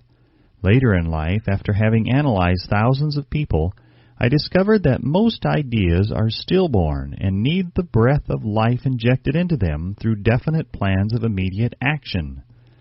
The time to nurse an idea is at the time of its birth. Every minute it lives gives it a better chance of surviving. The fear of criticism is at the bottom of the destruction of most ideas which never reach the planning and action stage. Many people believe that material success is the result of favorable breaks. There is an element of ground for that belief, but those depending entirely upon luck are nearly always disappointed, because they overlook another important factor which must be present before one can be sure of success. It is the knowledge with which favorable breaks can be made to order. During the Depression, W.C. Fields, the comedian, lost all his money and found himself without income, without a job and his means of earning a living. Vaudeville no longer existed. Moreover, he was past 60 when many men consider themselves old. He was so eager to stage a comeback that he offered to work without pay in a new field, movies. In addition to his other troubles, he fell and injured his neck. To many, that would have been the place to give up and quit. But Fields was persistent. He knew that if he carried on, he would get the breaks sooner or later, and he did get them, but not by chance.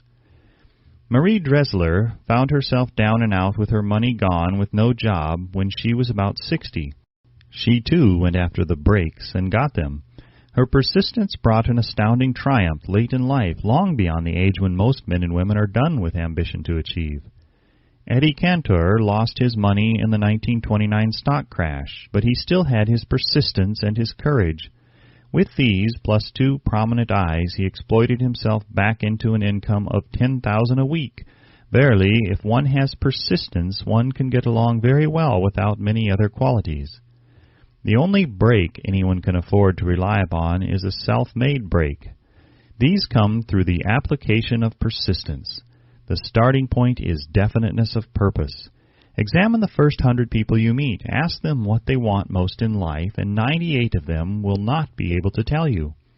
If you press them for an answer, some will say security, many will say money, a few will say happiness, others will say fame and power, and still others will say social recognition, ease in living, ability to sing, dance, or write.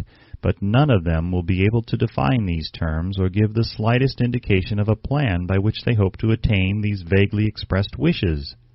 Riches do not respond to wishes. They respond only to definite plans backed by definite desires through constant persistence. How to develop persistence? There are 4 simple steps which lead to the habit of persistence. They call for no great amount of intelligence, no particular amount of education, and but little time or effort. The necessary steps are: 1. A definite purpose backed by burning desire for its fulfillment. 2. A definite plan expressed in continuous action.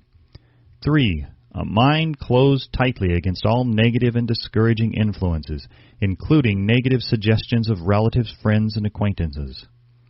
4. A friendly alliance with one or more persons who will encourage one to follow through with both plan and purpose. These 4 steps are essential for success in all walks of life. The entire purpose of the 13 principles of this philosophy is to enable one to take these 4 steps as a matter of habit. These are the steps by which one may control one's economic destiny. They are the steps that lead to freedom and independence of thought. They are the steps that lead to riches in small or great quantities.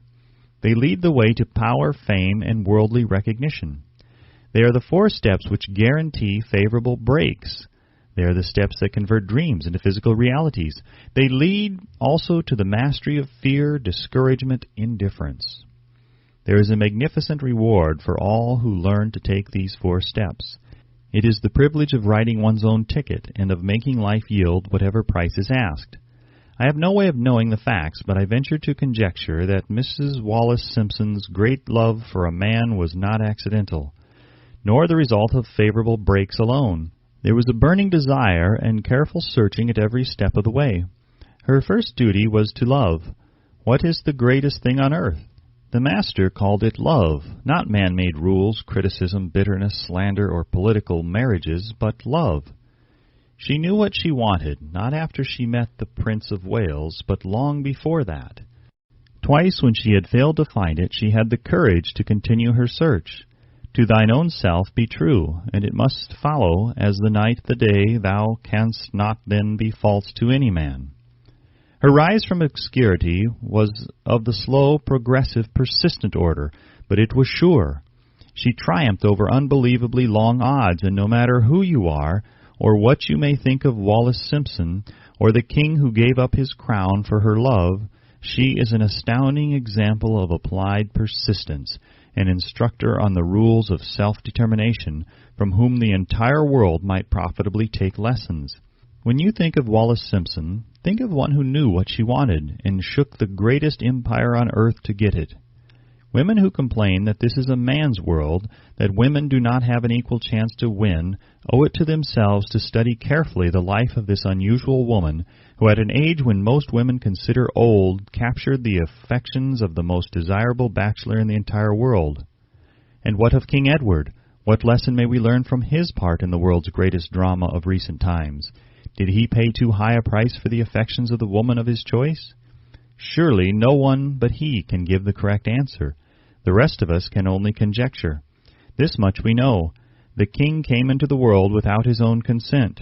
He was born to great riches without requesting them. He was persistently sought in marriage. Politicians and statesmen throughout Europe tossed dowagers and princesses at his feet. Because he was the firstborn of his parents, he inherited a crown which he did not seek, and perhaps did not desire. For more than 40 years he was not a free agent, could not live his life in his own way, had but little privacy, and finally assumed duties inflicted upon him when he ascended the throne. Some will say, with all these blessings, King Edward should have found peace of mind, contentment, and joy of living. The truth is that back of all the privileges of a crown, all the money, the fame, and the power inherited by King Edward, there was an emptiness which could be filled only by love.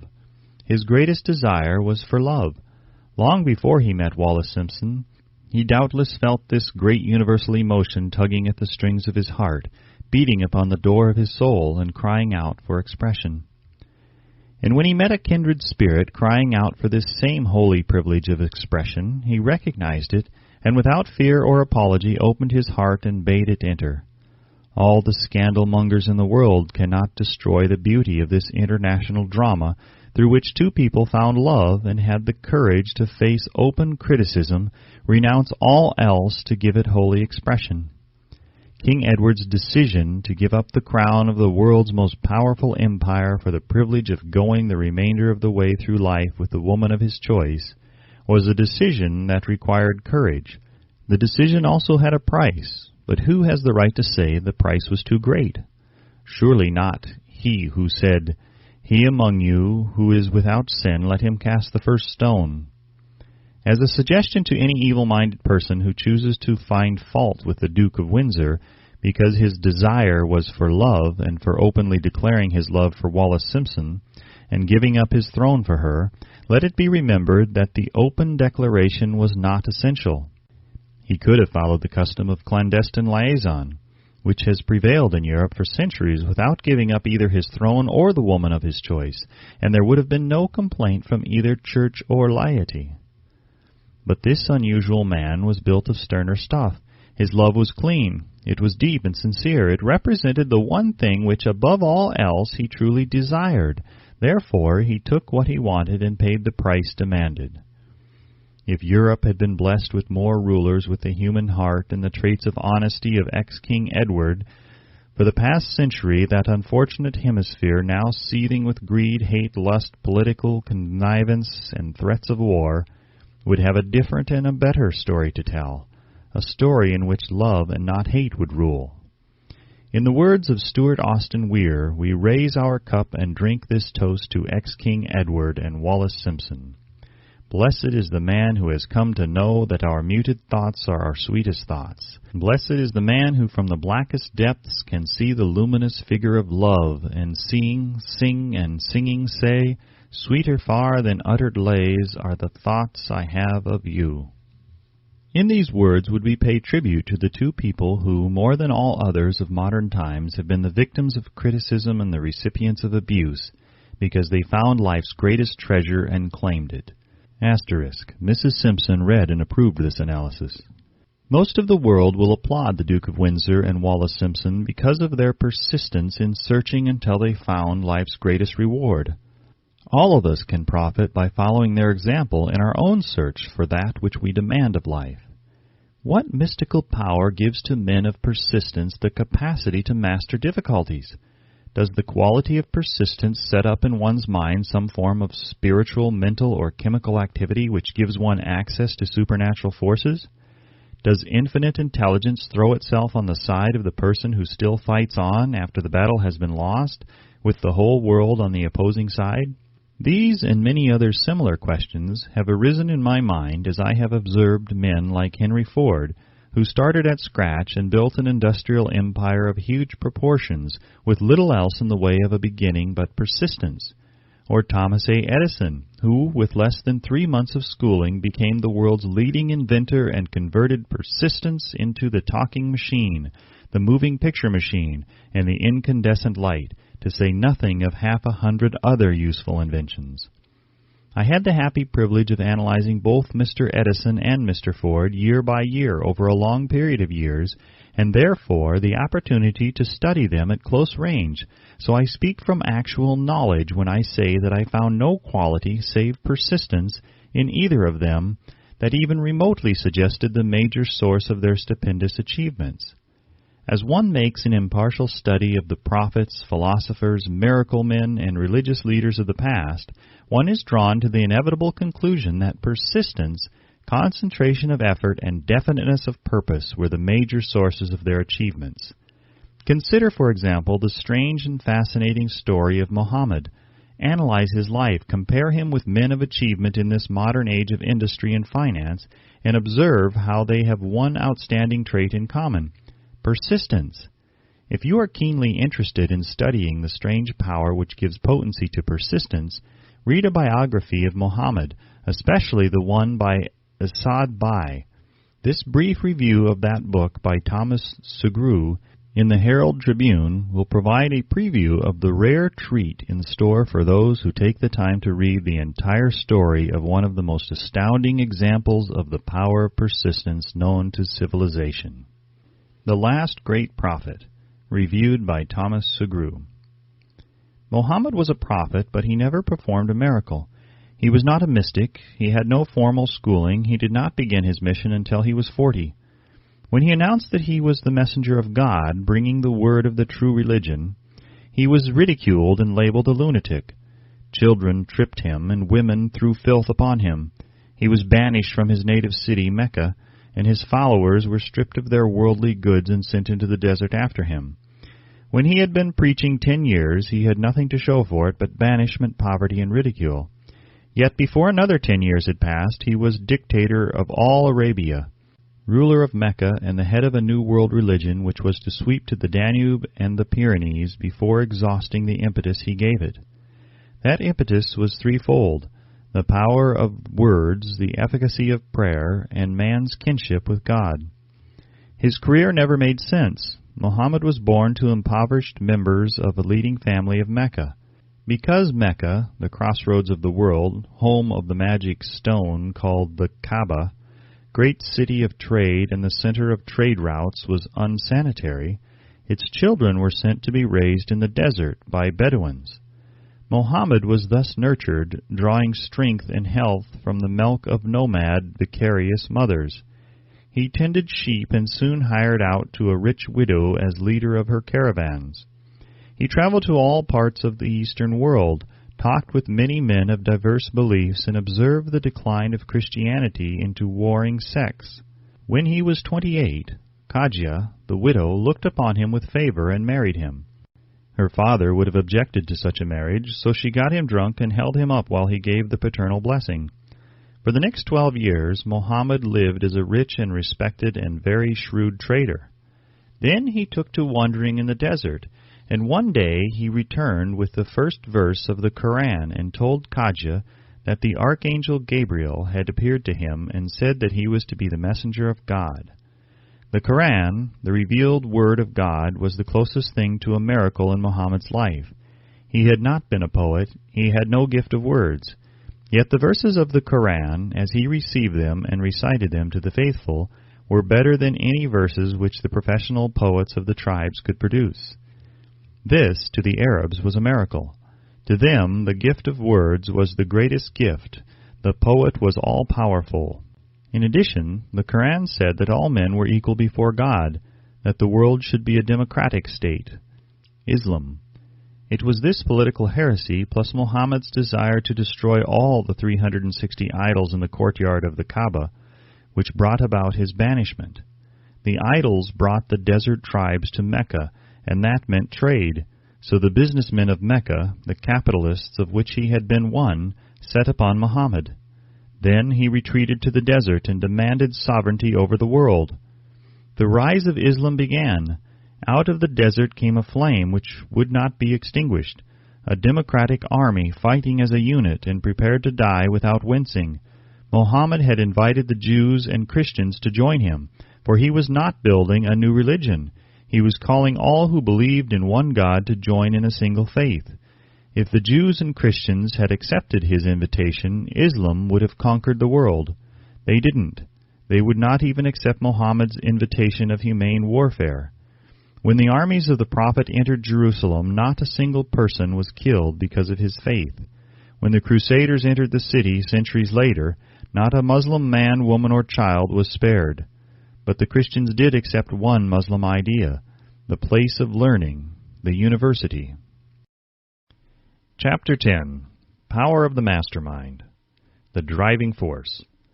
The ninth step towards riches. Power is essential for success in the accumulation of money. Plans are inert and useless without sufficient power to translate them into action. This chapter will describe the method by which an individual may attain and apply power.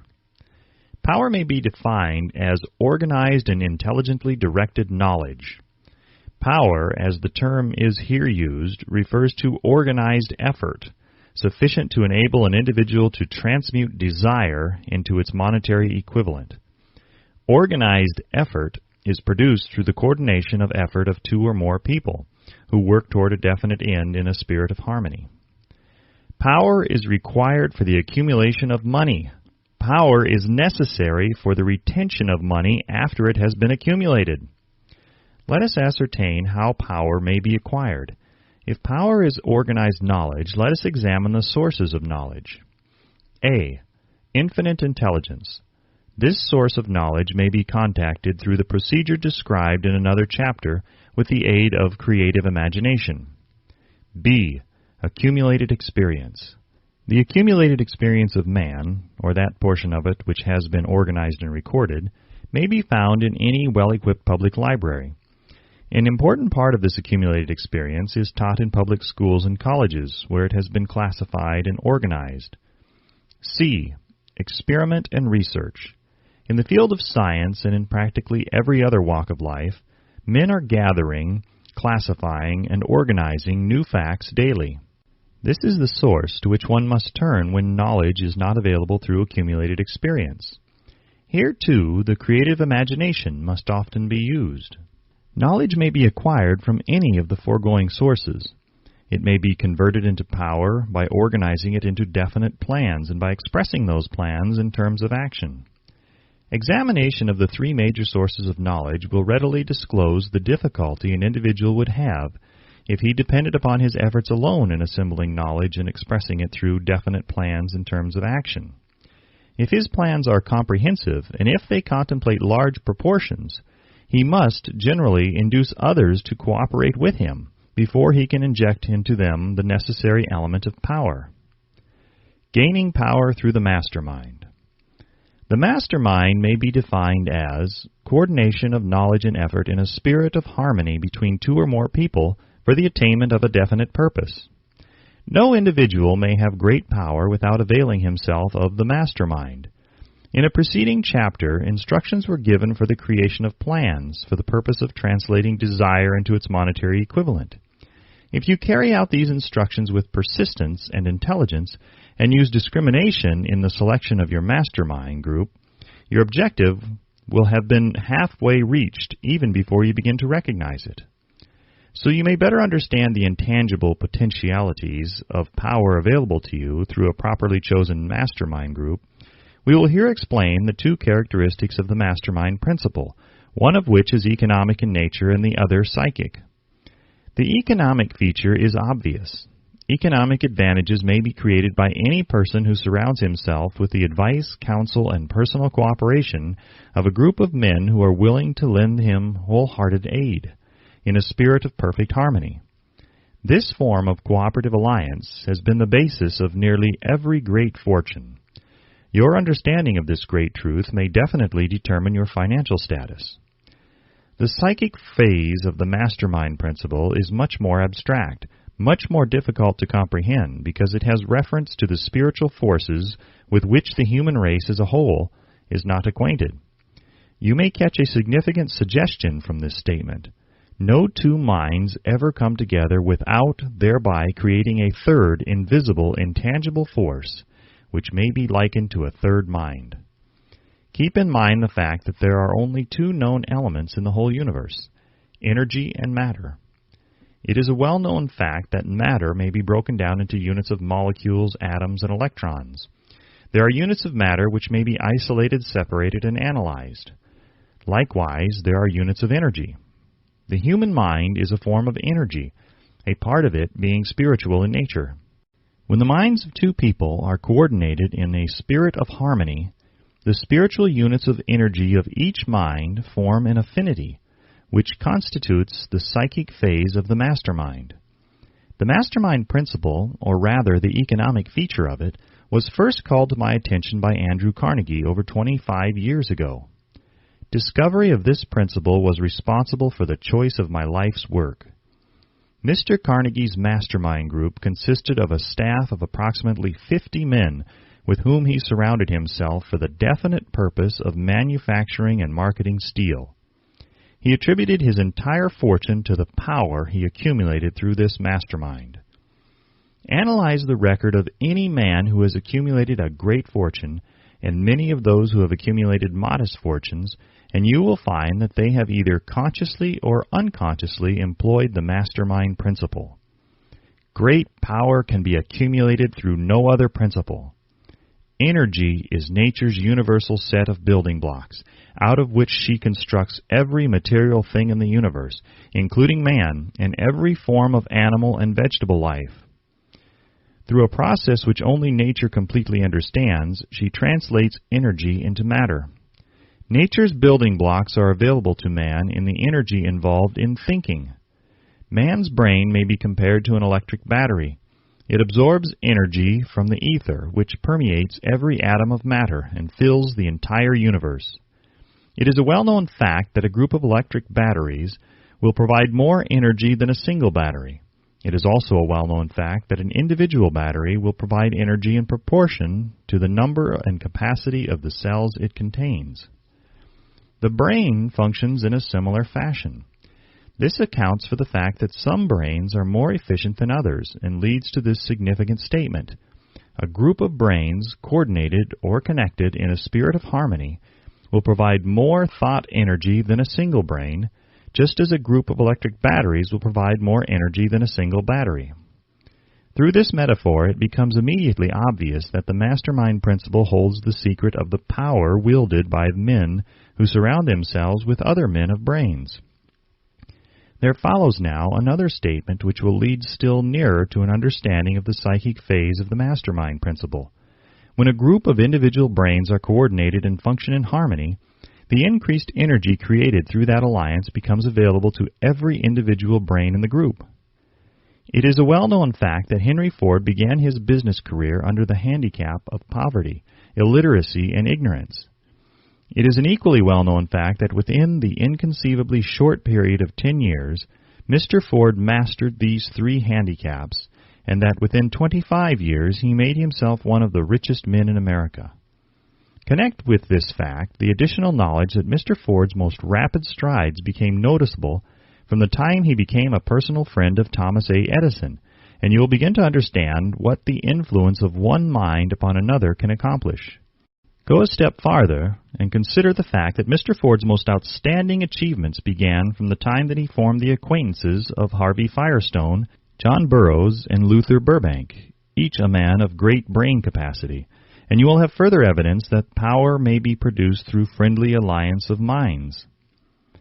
There is little, if any, doubt that Henry Ford is one of the best informed men in the business and industrial world. The question of his wealth needs no discussion. Analyze Mr. Ford's intimate personal friends, some of whom have already been mentioned, and you will be prepared to understand the following statement. Men take on the nature and the habits and the power of thought of those with whom they associate in a spirit of sympathy and harmony. Henry Ford whipped poverty, illiteracy, and ignorance by allying himself with the great minds whose vibration of thought he absorbed into his own mind. Through his association with Edison, Burbank, Burroughs, and Firestone, Mr. Ford added to his own brain power the sum and substance of the intelligence, experience, knowledge, and spiritual forces of these four men. Moreover, he appropriated and made use of the mastermind principle through the methods of procedure described in this book. This principle is available to you. We have already mentioned Mahatma Gandhi. Perhaps the majority of those who have heard of Gandhi look upon him as merely an eccentric little man who goes around without formal wearing apparel and makes trouble for the British government. In reality, Gandhi is not eccentric, but he is the most powerful man now living, estimated by the number of his followers and their faith in their leader. Moreover, he is probably the most powerful man who has ever lived. His power is passive, but it is real. Let us study the method by which he attained his stupendous power. It may be explained in a few words. He came by power through inducing over 200 million people to coordinate with mind and body in a spirit of harmony for a definite purpose. In brief, Gandhi has accomplished a miracle, for it is a miracle when 200 million people can be induced, not forced, to cooperate in a spirit of harmony for a limitless time. If you doubt that this is a miracle, try to induce any two people to cooperate in a spirit of harmony for any length of time. Every man who manages a business knows what a difficult matter it is to get employees to work together in a spirit even remotely resembling harmony. The list of the chief sources from which power may be attained is, as you have seen, headed by infinite intelligence. When two or more people coordinate in a spirit of harmony and work toward a definite objective, they place themselves in position through that alliance to absorb power directly from the great universal storehouse of infinite intelligence. This is the greatest of all sources of power. It is the source to which the genius turns. It is the source to which every great leader turns, whether he may be conscious of the fact or not. The other two major sources from which the knowledge necessary for the accumulation of power may be obtained are no more reliable than the five senses of man. The senses are not always reliable. Infinite intelligence does not err. In subsequent chapters, the methods by which infinite intelligence may be most readily contacted will be adequately described. This is not a course on religion. No fundamental principle described in this book should be interpreted as being intended to interfere either directly or indirectly with any man's religious habits. This book has been confined exclusively to instructing the reader how to transmute the definite purpose of desire for money into its monetary equivalent. Read, think, and meditate as you read. Soon the entire subject will unfold and you will see it in perspective. You are now seeing the detail of the individual chapters. Money is as shy and elusive as the old-time maiden. It must be wooed and won by methods not unlike those used by a determined lover in pursuit of the girl of his choice. And coincidental as it is, the power used in the wooing of money is not greatly different from that used in wooing a maiden. That power, when successfully used in the pursuit of money, must be mixed with faith. It must be mixed with desire. It must be mixed with persistence. It must be applied through a plan, and that plan must be set into action. When money comes in quantities known as the big money, It flows to the one who accumulates it as easily as water flows downhill. There exists a great unseen stream of power which may be compared to a river, except that one side flows in one direction, carrying all who get into that side of the stream onward and upward to wealth, and the other side flows in the opposite direction, carrying all those who are unfortunate enough to get into it, and not able to extricate themselves from it, downward to misery and poverty. Every man who has accumulated a great fortune has recognized the existence of this stream of life.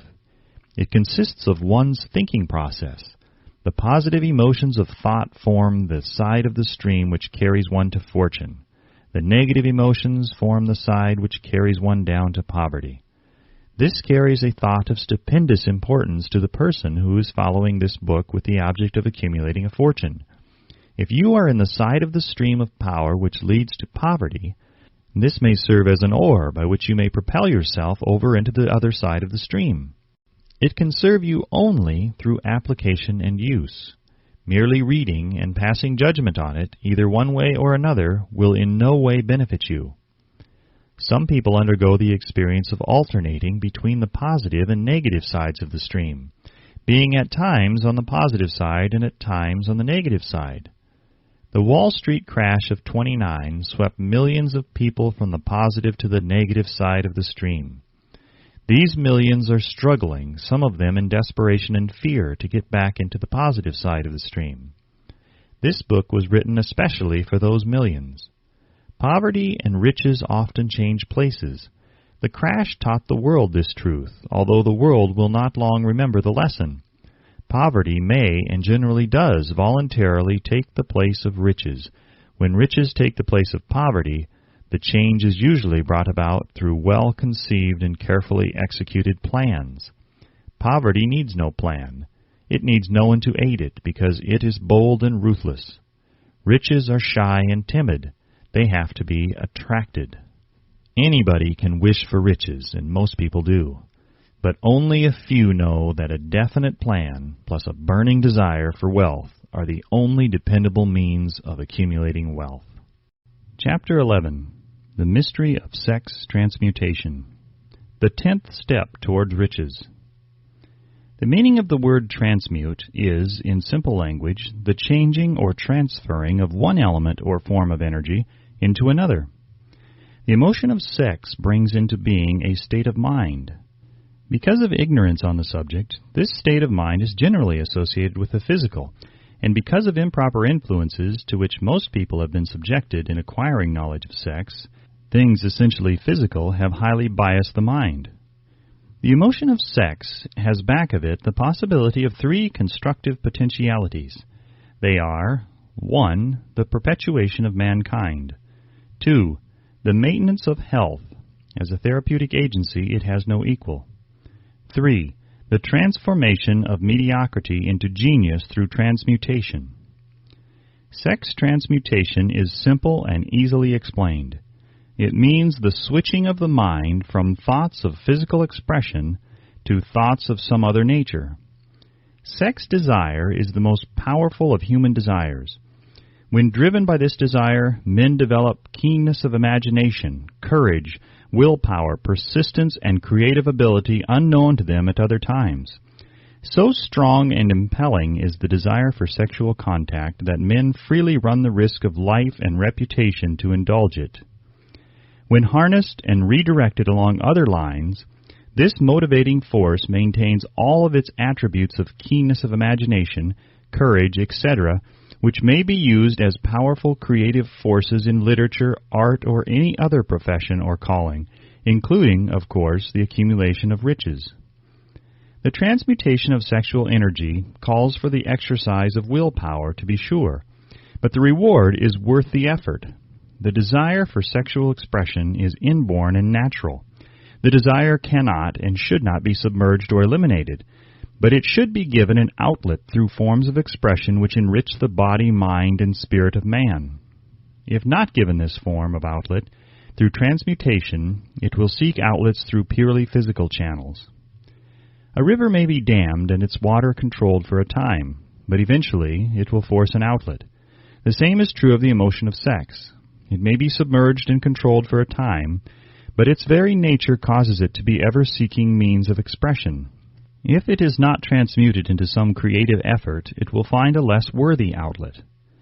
Fortunate indeed is the person who has discovered how to give sex emotion an outlet through some form of creative effort, for he has, by that discovery, lifted himself to the status of a genius. Scientific research has disclosed these significant facts. 1. The men of greatest achievement are men with highly developed sex natures, men who have learned the art of sex transmutation. 2. The men who have accumulated great fortunes and achieved outstanding recognition in literature, art, industry, architecture, and the professions were motivated by the influence of a woman. The research from which these astounding discoveries were made went back through the pages of biography and history for more than 2,000 years.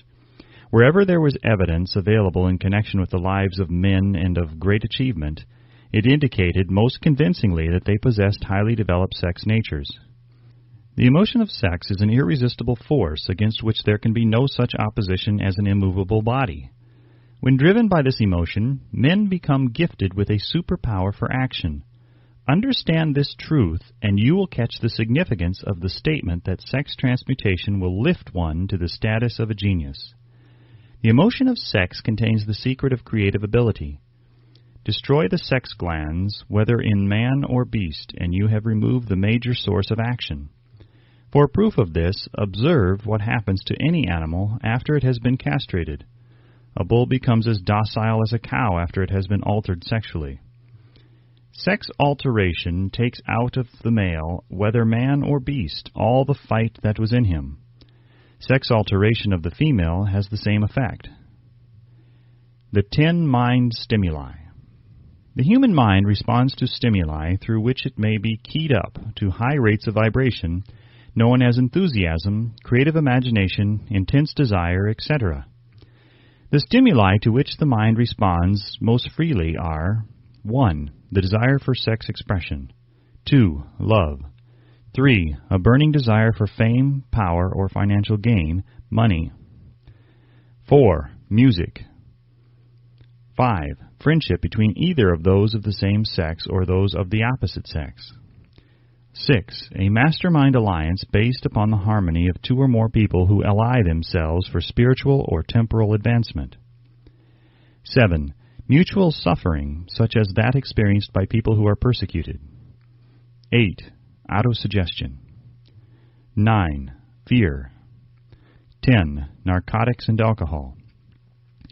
The desire for sex expression comes at the head of the list of stimuli which most effectively step up the vibrations of the mind and start the wheels of physical action. 8 of these stimuli are natural and constructive. 2 are destructive.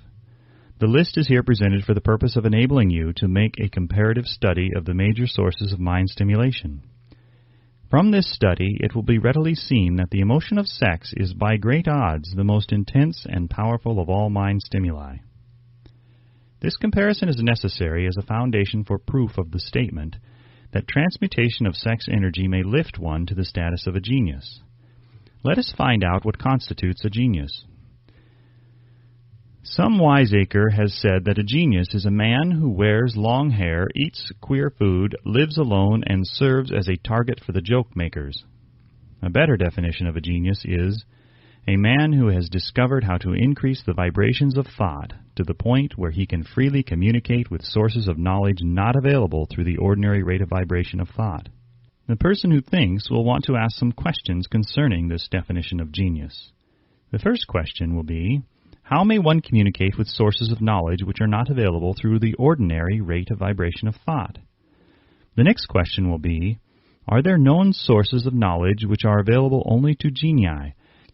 And if so, what are these sources, and exactly how may they be reached? We shall offer proof of the soundness of some of the more important statements made in this book, or at least we shall offer evidence through which you may secure your own proof through experimentation, and in doing so we shall answer both of these questions.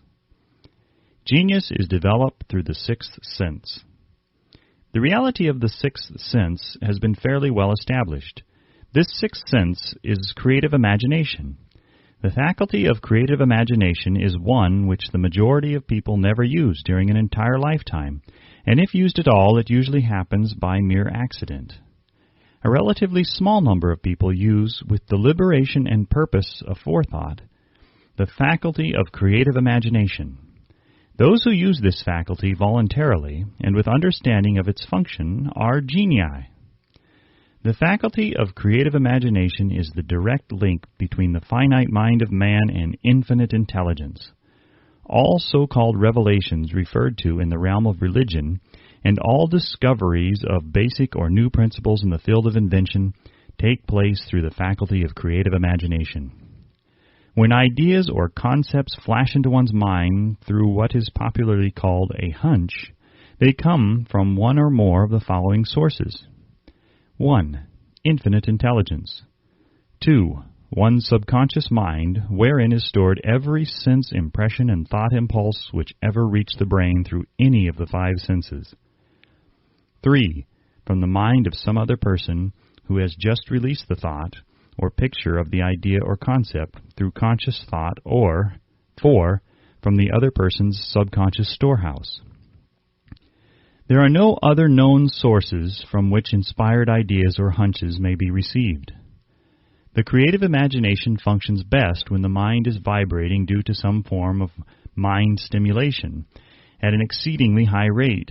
That is, when the mind is functioning at a rate of vibration higher than that of ordinary normal thought. When brain action has been stimulated through one or more of the 10 mind stimulants, it has the effect of lifting the individual far above the horizon of ordinary thought, and permits him to envision distance, scope, and quality of thoughts not available on the lower plane, such as that occupied while one is engaged in the solution of the problems of business and professional routine. When lifted to this higher level of thought, through any form of mind stimulation, an individual occupies, relatively, the same position as one who has ascended in an airplane to a height from which he may see over and beyond the horizon line, which limits his vision while on the ground. Moreover, while on this higher level of thought, the individual is not hampered or bound by any of the stimuli which circumscribe and limit his vision while wrestling with the problems of gaining the 3 basic necessities of food, clothing, and shelter. He is in a world of thought in which the ordinary, workaday thoughts have been as effectively removed as are the hills and valleys and other limitations of physical vision when he rises in an airplane. While on this exalted plane of thought, the creative faculty of the mind is given freedom for action. The way has been cleared for the 6th sense to function. It becomes receptive to ideas which could not reach the individual under any other circumstances. The 6th sense is the faculty which marks the difference between a genius and an ordinary individual. The creative faculty becomes more alert and receptive to vibrations originating outside the individual's subconscious mind. The more this faculty is used, and the more the individual relies upon it and makes demands upon it for thought impulses. This faculty can be cultivated and developed only through use. That which is known as one's conscious operates entirely through the faculty of the 6th sense. The great artists, writers, musicians, and poets become great because they acquire the habit of relying upon the still small voice, which speaks from within through the faculty of creative imagination. It is a fact well known to people who have keen imaginations that their best ideas come through so-called hunches. There is a great orator who does not attain to greatness until he closes his eyes and begins to rely entirely upon the faculty of creative imagination. When asked why he closed his eyes just before the climaxes of his oratory, he replied, "I do it because then I speak through ideas which come to me from within." One of America's most successful and best-known financiers followed the habit of closing his eyes for 2 or 3 minutes before making a decision. When asked why he did this, he replied, "With my eyes closed, I am able to draw upon a source of superior intelligence." The late Dr. Elmer R. Gates of Chevy Chase, Maryland, created more than 200 useful patents, many of them basic, through the process of cultivating and using the creative faculty. His method is both significant and interesting to one interested in attaining to the status of genius, in which category Dr. Gates unquestionably belonged. Dr. Gates was one of the really great, though less publicized, scientists of the world. In his laboratory, he had what he called his personal communication room. It was practically soundproof and so arranged that all light could be shut out. It was equipped with a small table on which he kept a pad of writing paper. In front of the table on the wall was an electric push-button which controlled the lights. When Dr. Gates desired to draw upon the forces available to him through his creative imagination, he would go into this room, seat himself at the table, shut off the lights, and concentrate upon the known factors of the invention on which he was working, remaining in that position until ideas began to flash into his mind in connection with the unknown factors of the invention.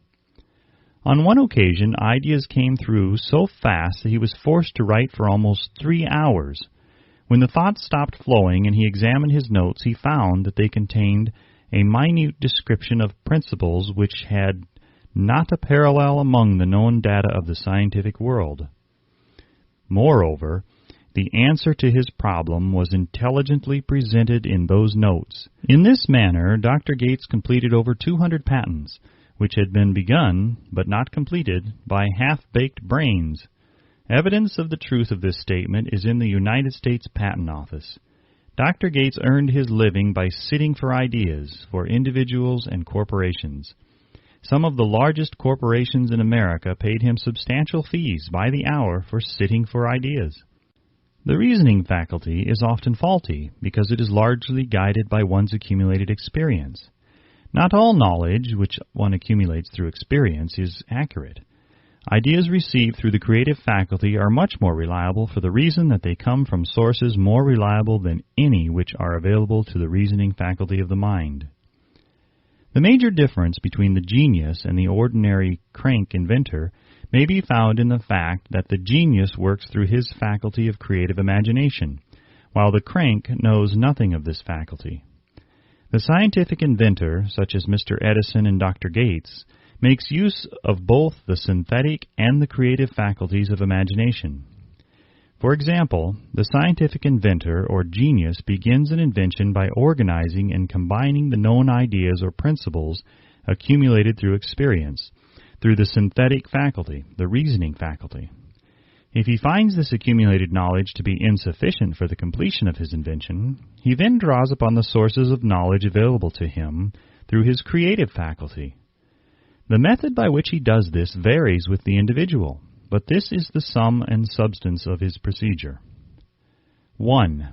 He stimulates his mind so that it vibrates on a higher-than-average plane, using one or more of the 10 mind stimulants or some other stimulant of his choice. 2. He concentrates upon the known factors, the finished part of his invention, and creates in his mind a perfect picture of unknown factors, the unfinished part of his invention. He holds this picture in his mind until it has been taken over by the subconscious mind, then relaxes by clearing his mind of all thought and waits for his answers to flash into his mind. Sometimes the results are both definite and immediate. At other times, the results are negative, depending upon the state of development of the sixth sense or creative faculty. Mr. Edison tried out more than 10,000 different combinations of ideas through the synthetic faculty of his imagination before he tuned in through the creative faculty and got the answer which perfected the incandescent light. His experience was similar when he produced the talking machine. There is plenty of reliable evidence that the faculty of creative imagination exists. This evidence is available through accurate analysis of men who have become leaders in their respective callings without having had extensive educations. Lincoln was a notable example of a great leader who achieved greatness through the discovery and use of his faculty of creative imagination. He discovered and began to use this faculty as the result of the stimulation of love which he experienced after he met Anne Rutledge, a statement of the highest significance in connection with the study of the source of genius. The pages of history are filled with the records of great leaders whose achievements may be traced directly to the influence of women who aroused the creative faculties of their minds through the stimulation of sex desire. Napoleon Bonaparte was one of these. When inspired by his first wife, Josephine, he was irresistible and invincible. When his better judgment or reasoning faculty prompted him to put Josephine aside, he began to decline. His defeat and St. Helena were not far distant. If good taste would permit, we might easily mention scores of men, well known to the American people, who climbed to great heights of achievement under the stimulating influence of their wives, only to drop back to destruction after money and power went to their heads and they put aside the old wife for a new one. Napoleon was not the only man to discover that sex influence, from the right source, is more powerful than any substitute of expediency which may be created by mere reason. The human mind responds to stimulation. Among the greatest and most powerful of these stimuli is the urge of sex. When harnessed and transmuted, this driving force is capable of lifting men into that higher sphere of thought which enables them to master the sources of worry and petty annoyance which beset their pathway on the lower plane. Unfortunately, only the genii have made the discovery. Others have accepted the experience of sex urge without discovering one of its major potentialities, a fact which accounts for the great number of others as compared to the limited number of genii. For the purpose of refreshing the memory in connection with the facts available from the biographies of certain men, we here present the names of a few men of outstanding achievement, each of whom was known to have been of a highly sexed nature. The genius which was theirs undoubtedly found its source of power in transmuted sex energy. George Washington, Napoleon Bonaparte, William Shakespeare, Abraham Lincoln, Ralph Waldo Emerson, Robert Burns, Thomas Jefferson, Elbert Hubbard, Albert H. Gary, Oscar Wilde, Woodrow Wilson, John H. Patterson, Andrew Jackson, Enrico Caruso. Your own knowledge of biography will enable you to add to this list. Find, if you can, a single man in all history of civilization who achieved outstanding success in any calling who was not driven by a well-developed sex nature. If you do not wish to rely upon biographies of men not now living, take inventory of those whom you know to be men of great achievement and see if you can find one among them who is not highly sexed. Sex energy is the creative energy of all genii. There never has been and never will be a great leader, builder, or artist lacking in this driving force of sex. Surely, no one will misunderstand these statements to mean that all who are highly sexed are genii.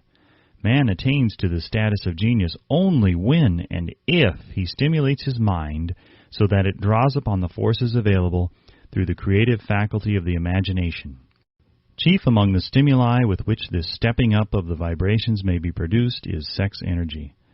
The mere possession of this energy is not sufficient to produce a genius. The energy must be transmuted from desire for physical contact into some other form of desire and action before it will lift one to the status of a genius. Far from becoming genii, because of great sex desires, the majority of men lower themselves through misunderstanding and misuse of this great force to the status of the lower animals. Why men seldom succeed before 40.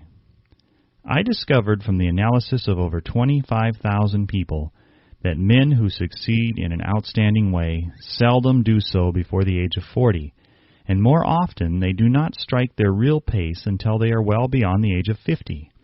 This fact was so astounding that it prompted me to go into the study of its cause most carefully, carrying the investigation over a period of more than 12 years. This study disclosed the fact that the major reason why the majority of men who succeeded do not begin to do so before the age of 40 to 50 is their tendency to dissipate their energies through overindulgence in physical expression of the emotion of sex.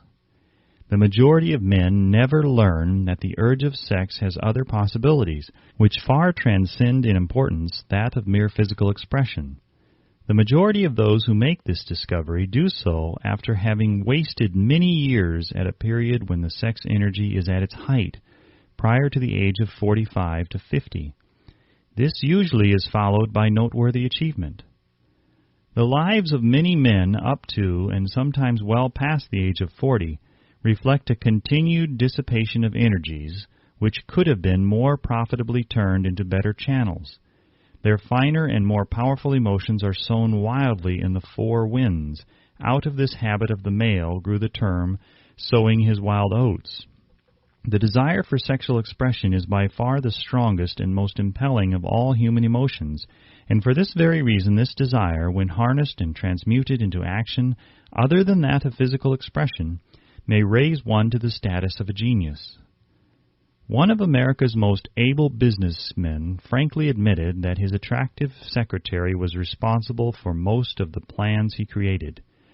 He admitted that her presence lifted him to heights of creative imagination such as he could experience under no other stimulus. One of the most successful men in America owes most of his success to the influence of a very charming young woman who has served as his source of inspiration for more than 12 years.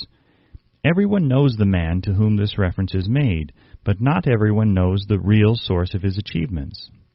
History is not lacking in examples of men who attained to the status of genii as the result of the use of artificial mind stimulants in the form of alcohol and narcotics.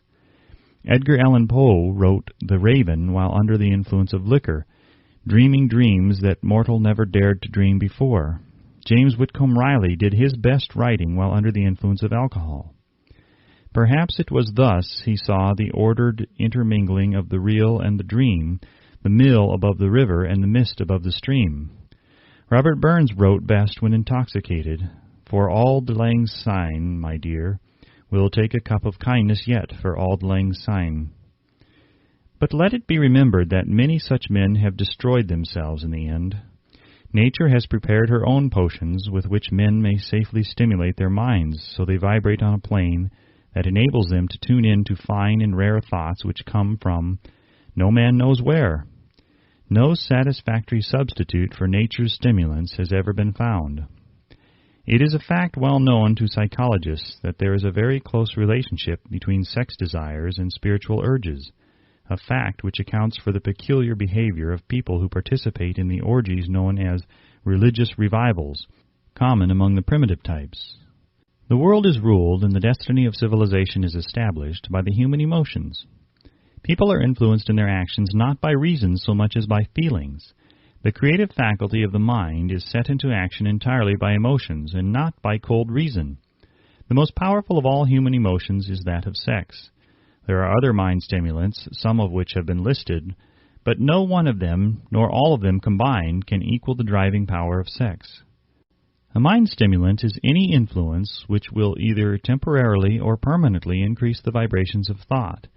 The 10 major stimulants described are those most commonly resorted to. Through these sources one may commune with an infinite intelligence or enter at will the storehouse of the subconscious mind, either one's own or that of another person, a procedure which is all there is of genius. A teacher who has trained and directed the efforts of more than 30,000 salespeople made the astounding discovery that highly sexed men are the most efficient salesmen. The explanation is that the factor of personality known as personal magnetism is nothing more or less than sex energy. Highly sexed people always have a plentiful supply of magnetism. Through cultivation and understanding, this vital force may be drawn upon and used to great advantage in the relationships between people. This energy may be communicated to others through the following media. 1. The handshake. The touch of the hand indicates instantly the presence of magnetism or the lack of it. 2. The tone of voice. Magnetism, or sex energy, is the factor with which the voice may be colored or made musical and charming. 3. Posture and carriage of the body. Highly sexed people move briskly and with grace and ease. 4. The vibrations of thought. Highly sexed people mix the emotion of sex with their thoughts, or may do so at will, and in that way may influence those around them. 5. Body adornment. People who are highly sexed are usually very careful about their personal appearance.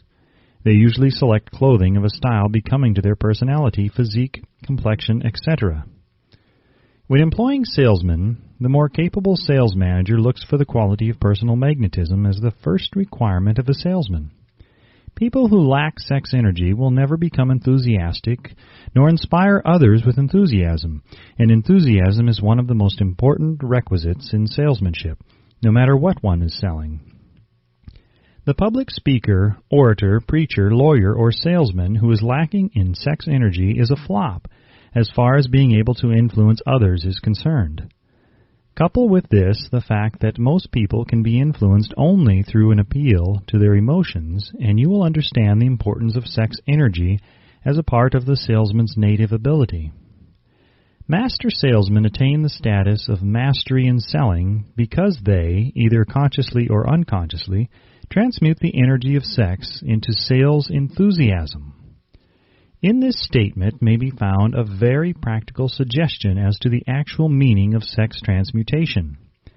The salesman who knows how to take his mind off the subject of sex and direct it in sales effort with as much enthusiasm and determination as he would apply to its original purpose, has acquired the art of sex transmutation, whether he knows it or not. The majority of salesmen who transmute their sex energy do so without being in the least aware of what they are doing or how they are doing it.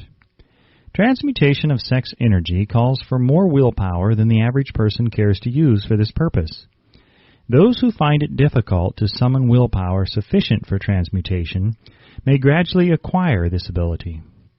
Though this requires willpower, the reward for the practice is more than worth the effort. The entire subject of sex is one with which the majority of people appear to be unpardonably ignorant. The urge of sex has been grossly misunderstood, slandered, and burlesqued by the ignorant and the evil-minded for so long that the very word sex is seldom used in polite society.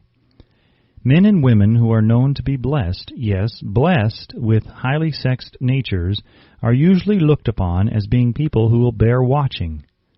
Instead of being called blessed, they are usually called cursed.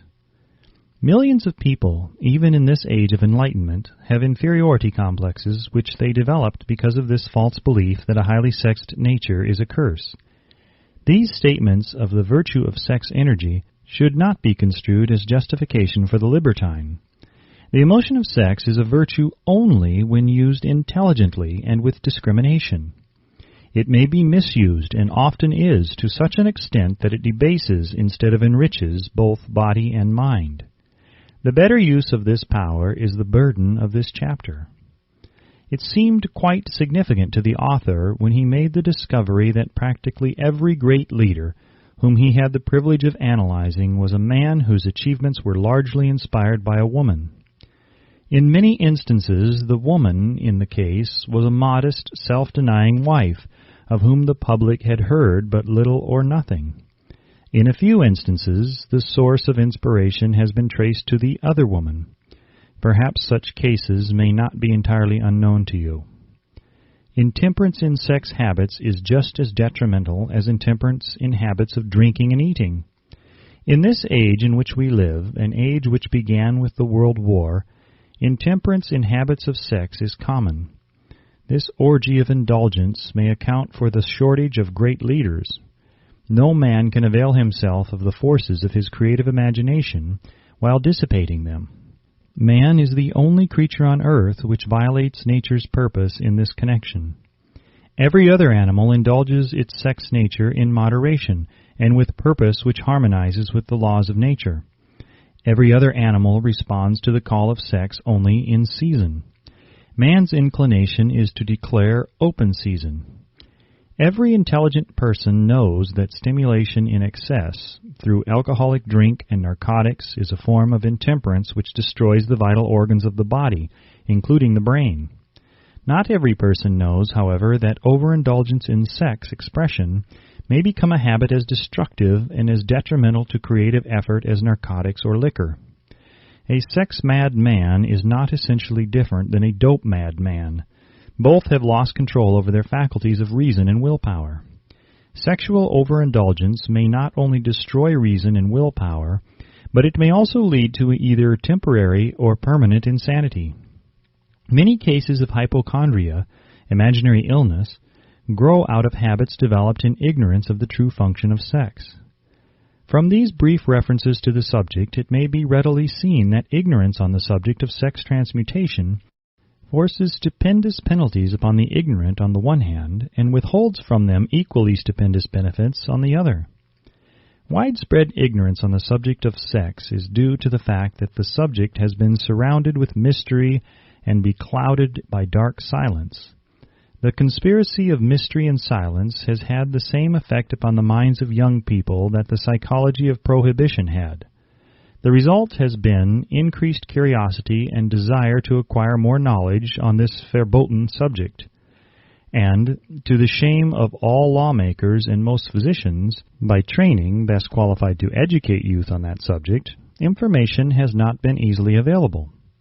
Seldom does an individual enter upon highly creative effort in any field of endeavor before the age of 40. The average man reaches the period of his greatest capacity to create between 40 and 60. These statements are based upon analysis of thousands of men and women who have been carefully observed.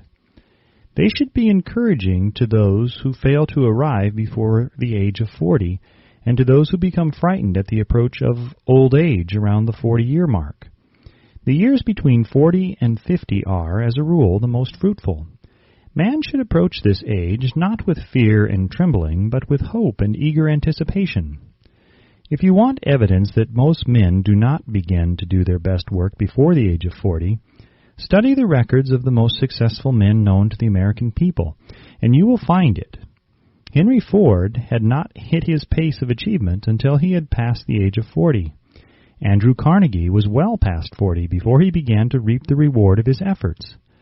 James J. Hill was still running a telegraph key at the age of 40. His stupendous achievements took place after that age.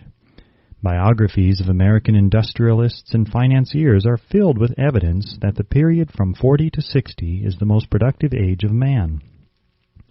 Between the ages of 30 and 40, man begins to learn, if he ever learns, the art of sex transmutation. This discovery is generally accidental, and more often than otherwise, the man who makes it is totally unconscious of his discovery. He may observe that his powers of achievement have increased around the age of 35 to 40, but in most cases he is not familiar with the cause of this change. That nature begins to harmonize the emotions of love and sex in the individual between the ages of 30 and 40, so that he may draw upon these great forces and apply them jointly as stimuli to action. Sex alone is a mighty urge to action, but its forces are like a cyclone. They are often uncontrollable. When the emotion of love begins to mix itself with the emotion of sex, the result is calmness of purpose, poise, accuracy of judgment, and balance. What person who has attained to the age of 40 is so unfortunate as to be unable to analyze these statements and to corroborate them by his own experience? When driven by his desire to please a woman, based solely upon the emotion of sex, a man may be, and usually is, capable of great achievement, but his actions may be disorganized, distorted, and totally destructive. When driven by his desire to please a woman, based upon the motive of sex alone, a man may steal, cheat, and even commit murder. But when the emotion of love is mixed with the emotion of sex, that same man will guide his actions with more sanity, balance, and reason. Criminologists have discovered that the most hardened criminals can be reformed through the influence of a woman's love. There is no record of a criminal having been reformed solely through the sex influence. These facts are well known, but their cause is not. Reformation comes, if at all, through the heart or emotional side of man, not through his head or reasoning side. Reformation means a change of heart. It does not mean a change of head. A man may, because of reason, make certain changes in his personal conduct to avoid the consequences of undesirable effects, but genuine reformation comes only through a change of heart, through a desire to change. Love, romance, and sex are all emotions capable of driving men to heights of superachievement. Love is the emotion which serves as a safety valve and ensures balance, poise, and constructive effort. When combined, these three emotions may lift one to an altitude of a genius. There are genii, however, who know but little of the emotion of love. Most of them may be found engaged in some form of action which is destructive, or at least not based upon justice and fairness toward others.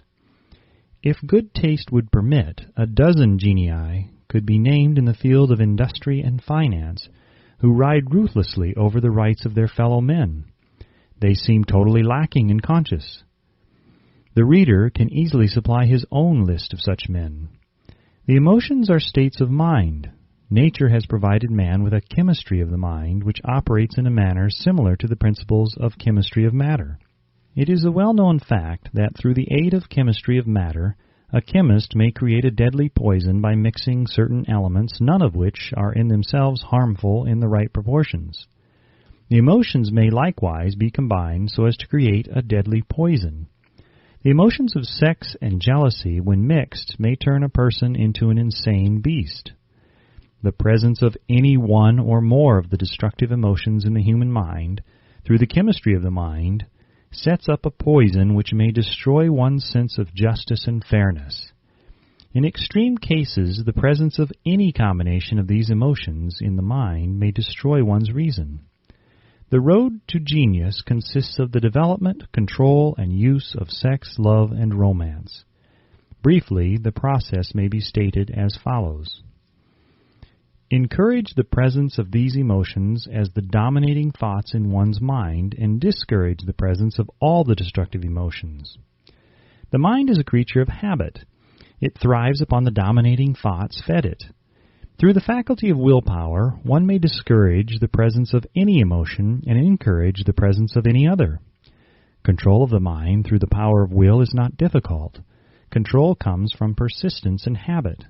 The secret of control lies in understanding the process of transmutation. When any negative emotion presents itself in one's mind, it can be transmuted into a positive or constructive emotion by the simple procedure of changing one's thoughts. There is no other road to genius than through voluntary self-effort. A man may attain to great heights of financial or business achievement solely by the driving force of sex energy, but history is filled with evidence that he may, and usually does, carry with him certain traits of character which rob him of the ability to either hold or enjoy his fortune. This is worthy of analysis, thought, and meditation, for it states a truth, the knowledge of which may be helpful to women as well as men. Ignorance of this has cost thousands of people their privilege of happiness, even though they possessed riches. The emotions of love and sex leave their unmistakable marks upon the features. Moreover, these signs are so visible that all who wish may read them. The man who is driven by the storm of passion, based upon sex desires alone, plainly advertises that fact to the entire world by the expression of his eyes and the lines of his face. The emotion of love, when mixed with the emotion of sex, softens, modifies, and beautifies the facial expression. No character analyst is needed to tell you this. You may observe it for yourself. The emotion of love brings out and develops the artistic and aesthetic nature of man. It leaves its impress upon one's very soul, even after the fire has been subdued by time and circumstance. Memories of love never pass. They linger, guide, and influence long after the source of stimulation has faded. There is nothing new in this. Every person who has been moved by genuine love knows that it leaves enduring traces upon the human heart. The effect of love endures because love is spiritual in nature. The man who cannot be stimulated to great heights of achievement by love is hopeless. He is dead, though he may seem to live. Even the memories of love are sufficient to lift one to a higher plane of creative effort. The major force of love may spend itself and pass away, like a fire which has burned itself out, but it leaves behind indelible marks as evidence that it has passed that way. Its departure often prepares the human heart for a still greater love. Go back into your yesteryears at times, and bathe your mind in the beautiful memories of past love. It will soften the influence of the present worries and annoyances. It will give you a source of escape from the unpleasant realities of life, and maybe, who knows, your mind will yield to you, during this temporary retreat into the world of fantasy, ideas or plans which may change the entire financial or spiritual status of your life. If you believe yourself unfortunate because you have loved and lost, perish the thought. One who has loved truly can never lose entirely. Love is whimsical and temperamental. Its nature is ephemeral and transitory. It comes when it pleases and goes away without warning. Accept and enjoy it while it remains, but spend no time worrying about its departure. Worry will never bring it back. Dismiss also the thought that love never comes but once. Love may come and go, times without number, but there are no two love experiences which affect one in just the same way. There may be, and there usually is, one love experience which leaves a deeper imprint on the heart than all the others. But all love experiences are beneficial except to the person who becomes resentful and cynical when love makes its departure. There should be no disappointment over love, and there would be none if people understood the difference between the emotions of love and sex. The major difference is that love is spiritual, while sex is biological. No experience which touches the human heart with a spiritual force can possibly be harmful, except through ignorance or jealousy. Love is, without question, life's greatest experience. It brings one into communication with infinite intelligence.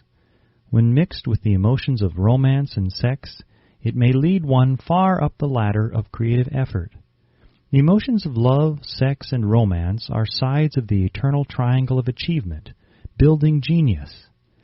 Nature creates genii through no other force. Love is an emotion with many sides, shades, and colors. The love which one feels for parents or children is quite different from that which one feels for one's sweetheart. The one is mixed with the emotion of sex, while the other is not.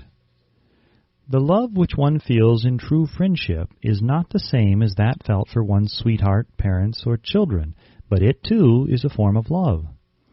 Then there is the emotion of love for things inanimate, such as the love of nature's handiwork. But the most intense and burning of all these various kinds of love is that experienced in the blending of the emotions of love and sex. Marriages, not blessed with the eternal affinity of love, properly balanced and proportioned with sex, cannot be happy ones, and seldom endure.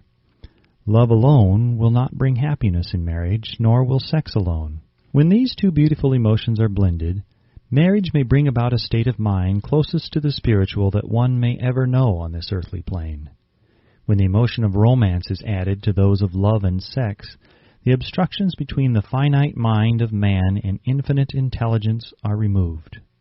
Then a genius has been born. What a different story is this than those usually associated with the emotion of sex. Here is an interpretation of the emotion which lifts it out of the commonplace and makes of it potter's clay in the hands of God, from which he fashions all that is beautiful and inspiring. It is an interpretation which would, when properly understood, bring harmony out of the chaos which exists in too many marriages. The disharmonies often expressed in the form of nagging may usually be traced to lack of knowledge on the subject of sex. Where love, romance, and the proper understanding of the emotion and function of sex abide, there is no disharmony between married people. Fortunate is the husband whose wife understands the true relationship between the emotions of love, sex, and romance. When motivated by this holy triumvirate, no form of labor is burdensome, because even the most lowly form of effort takes on the nature of a labor of love.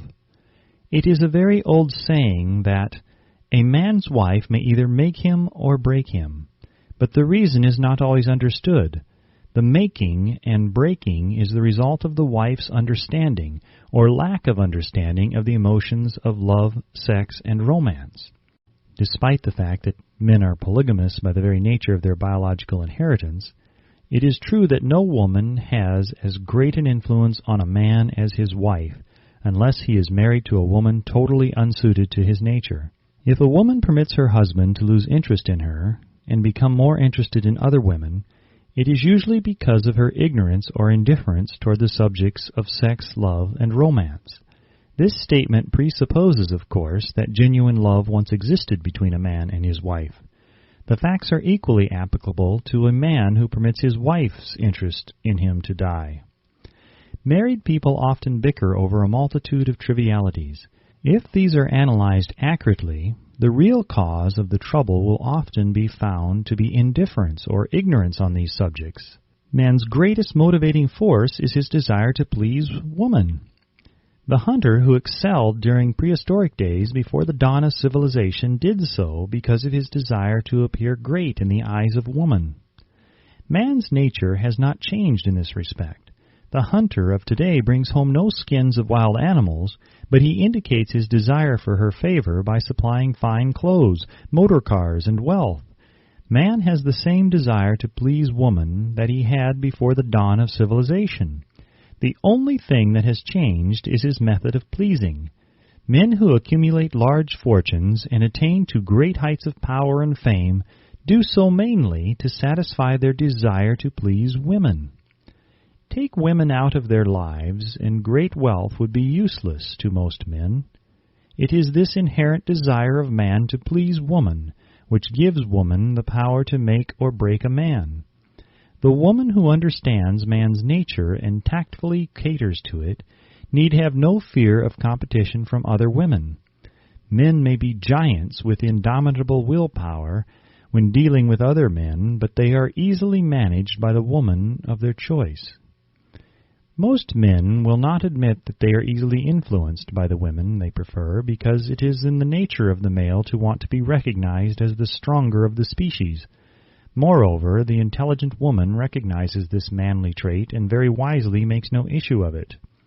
Some men know that they are being influenced by the women of their choice, their wives, sweethearts, mothers, or sisters, but they tactfully refrain from rebelling against the influence because they are intelligent enough to know that no man is happy or complete without the modifying influence of the right woman. The man who does not recognize this important truth deprives himself of the power which has done more to help men achieve success than all other forces combined. Chapter 12. The Subconscious Mind. The Connecting Link. The 11th Step Toward Riches. The subconscious mind consists of a field of consciousness in which every impulse of thought that reaches the objective mind through any of the five senses is classified and recorded, and from which thoughts may be recalled or withdrawn as letters may be taken from a filing cabinet. It receives and files sense impressions or thoughts regardless of their nature. You may voluntarily plant in your subconscious mind any plan, thought, or purpose which you desire to translate into its physical or monetary equivalent. The subconscious acts first on the dominating desires which have been mixed with emotional feelings, such as faith. Consider this in connection with the instructions given in the chapter on desire, for taking the 6 steps there outlined and instructions given in the chapter on the building and execution of plans, and you will understand the importance of the thought conveyed. The subconscious mind works day and night. Through a method or procedure unknown to man, the subconscious mind draws upon the forces of infinite intelligence for the power with which it voluntarily transmutes one's desires into their physical equivalent, making use always of the most practical media by which this end may be accomplished. You cannot entirely control your subconscious mind, but you can voluntarily hand over to it any plan, desire, or purpose which you wish transformed into concrete form. Read again instructions for using the subconscious mind in the chapter on autosuggestion. There is plenty of evidence to support the belief that the subconscious mind is the connecting link between the finite mind of man and infinite intelligence. It is the intermediary through which one may draw upon the forces of infinite intelligence at will.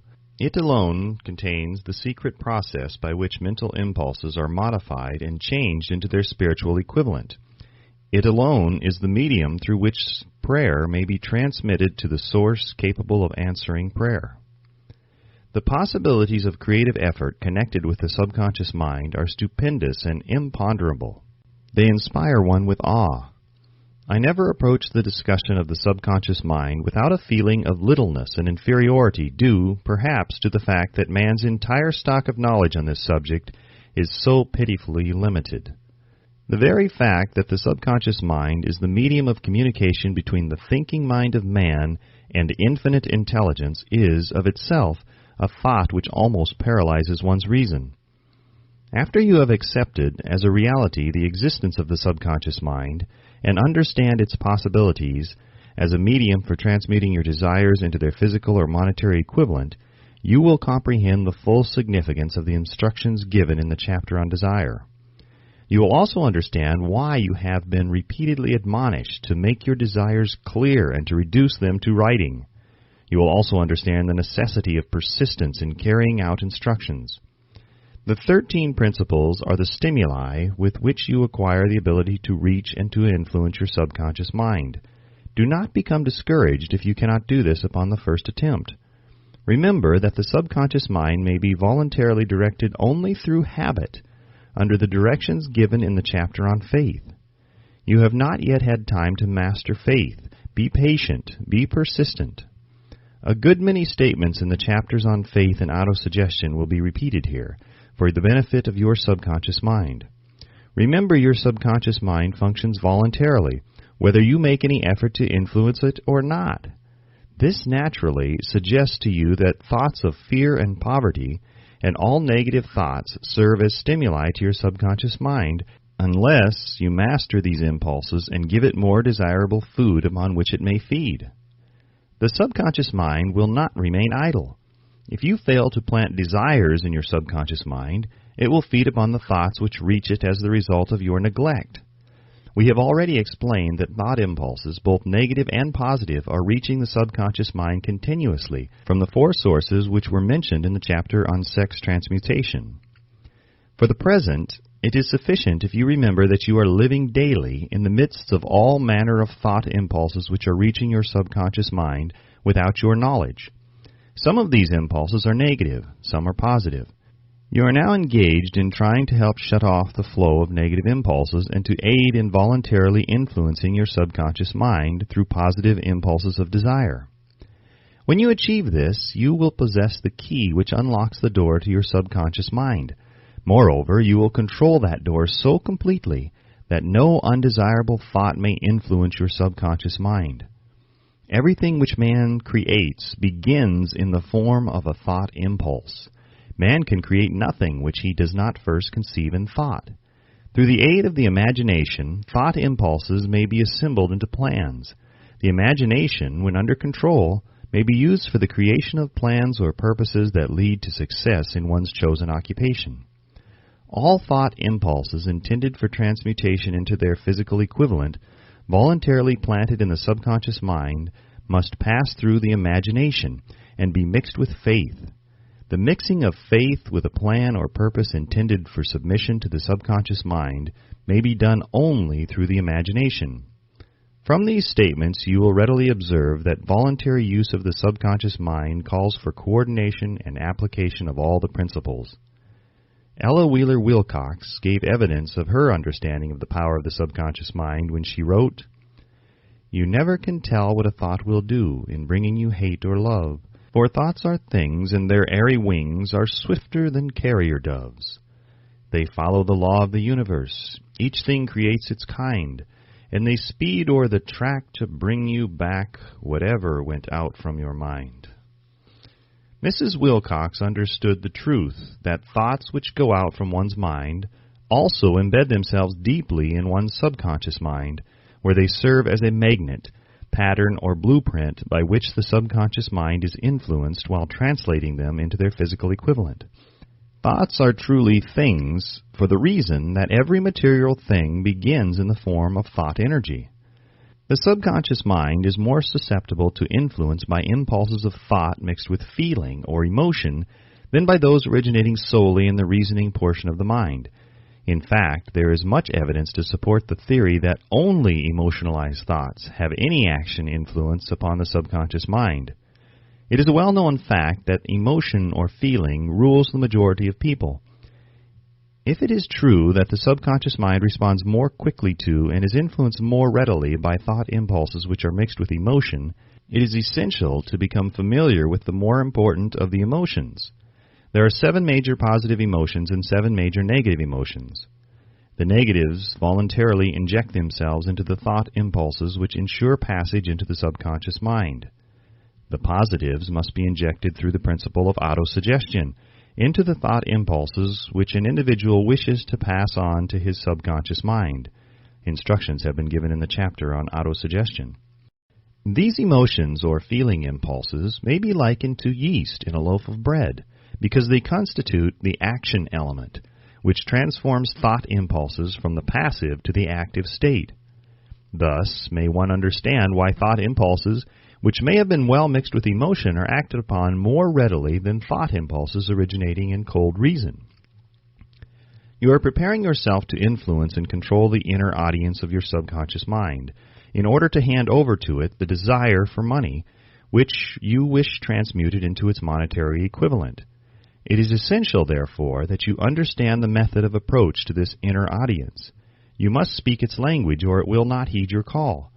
It understands best the language of emotion or feeling. Let us therefore describe here the 7 major positive emotions and the 7 major negative emotions, so that you may draw upon the positives and avoid the negatives when giving instructions to your subconscious mind.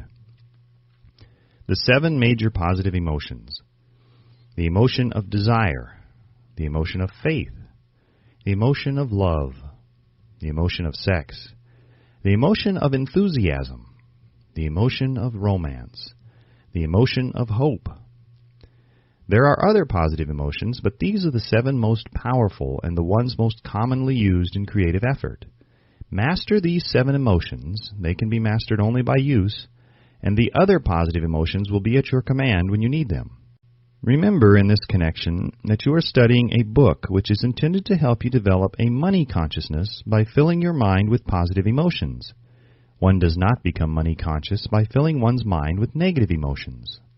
The 7 major negative emotions to be avoided: the emotion of fear, the emotion of jealousy, the emotion of hatred, the emotion of revenge, the emotion of greed, the emotion of superstition, the emotion of anger. Positive and negative emotions cannot occupy the mind at the same time. One or the other must dominate. It is your responsibility to make sure that positive emotions constitute the dominating influence on your mind. Here the law of habit will come to your aid, from the habit of applying and using the positive emotions. Eventually they will dominate your mind so completely that the negatives cannot enter it. Only by following these instructions literally and continuously can you gain control over your subconscious mind. The presence of a single negative in your conscious mind is sufficient to destroy all chances of constructive aid from your subconscious mind. If you are an observing person, you must have noticed that most people resort to prayer only after everything else has failed, or else they pray by a ritual of meaningless words. And, because it is a fact that most people who pray do so only after everything else has failed, they go to prayer with their minds filled with fear and doubt, which are the emotions the subconscious mind acts upon and passes on to infinite intelligence. Likewise, that is the emotion which infinite intelligence receives and acts upon. If you pray for a thing but have fear as you pray that you may not receive it, or that your prayer will not be acted upon by infinite intelligence, your prayer will have been in vain. Prayer does sometimes result in the realization of that for which one prays. If you have ever had the experience of receiving that for which you prayed, go back in your memory and recall your actual state of mind while you were praying, and you'll know for sure that the theory here described is more than a theory. The time will come when the schools and educational institutions of the country will teach the science of prayer. Moreover, then, prayer may be and will be reduced to a science. When that time comes, it will come as soon as mankind is ready for it and demands it. No one will approach the universal mind in a state of fear, for the very good reason that there will be no such emotion as fear. Ignorance, superstition, and false teaching will have disappeared, and man will have attained his true status as a child of infinite intelligence. A few have already attained this blessing. If you believe this prophecy is far-fetched, take a look at the human race in retrospect. Less than 100 years ago, men believed the lightning to be evidence of the wrath of God, and feared it. Now, thanks to the power of faith, men have harnessed the lightning and made it turn the wheels of industry.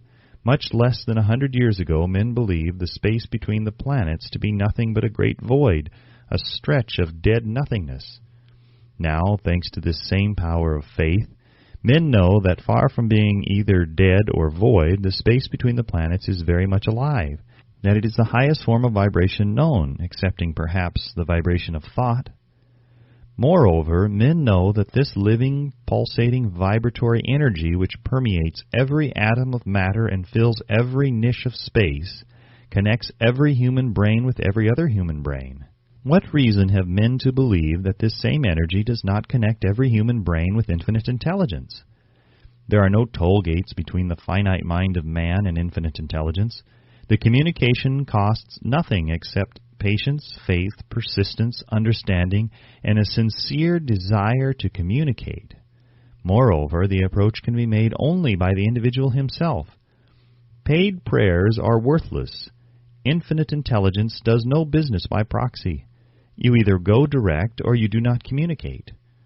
You may buy prayer books and repeat them until the day of your doom without avail.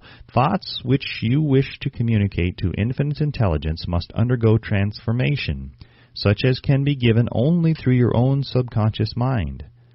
The method by which you may communicate with infinite intelligence is very similar to that through which the vibration of sound is communicated by radio.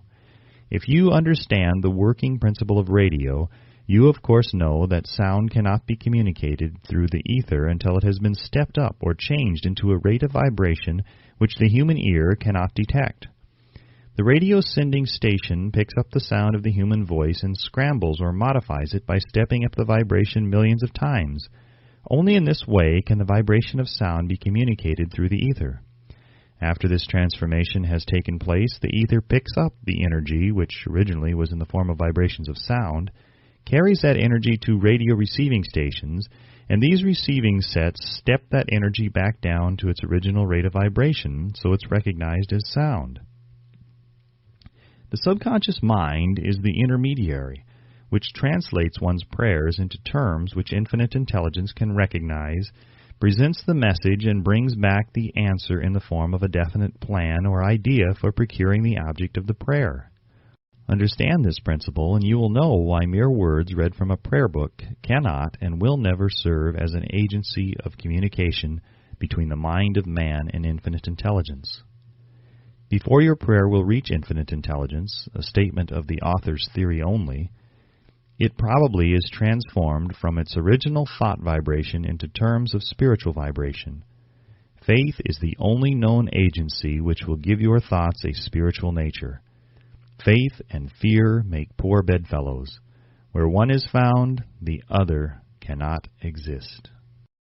Chapter 13. The Brain, a broadcasting and receiving station for thought. The 12th step toward riches. More than 20 years ago, the author, working in conjunction with the late Dr. Alexander Graham Bell and Dr. Elmer R. Gates, observed that every human brain is both a broadcasting and receiving station for the vibration of thought. Through the medium of the ether, in a fashion similar to that employed by the radio broadcasting principle, every human brain is capable of picking up vibrations of thought which are being released by other brains.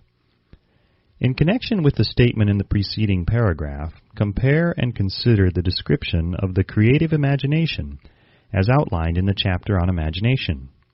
The creative imagination is the receiving set of the brain, which receives thoughts released by the brains of others.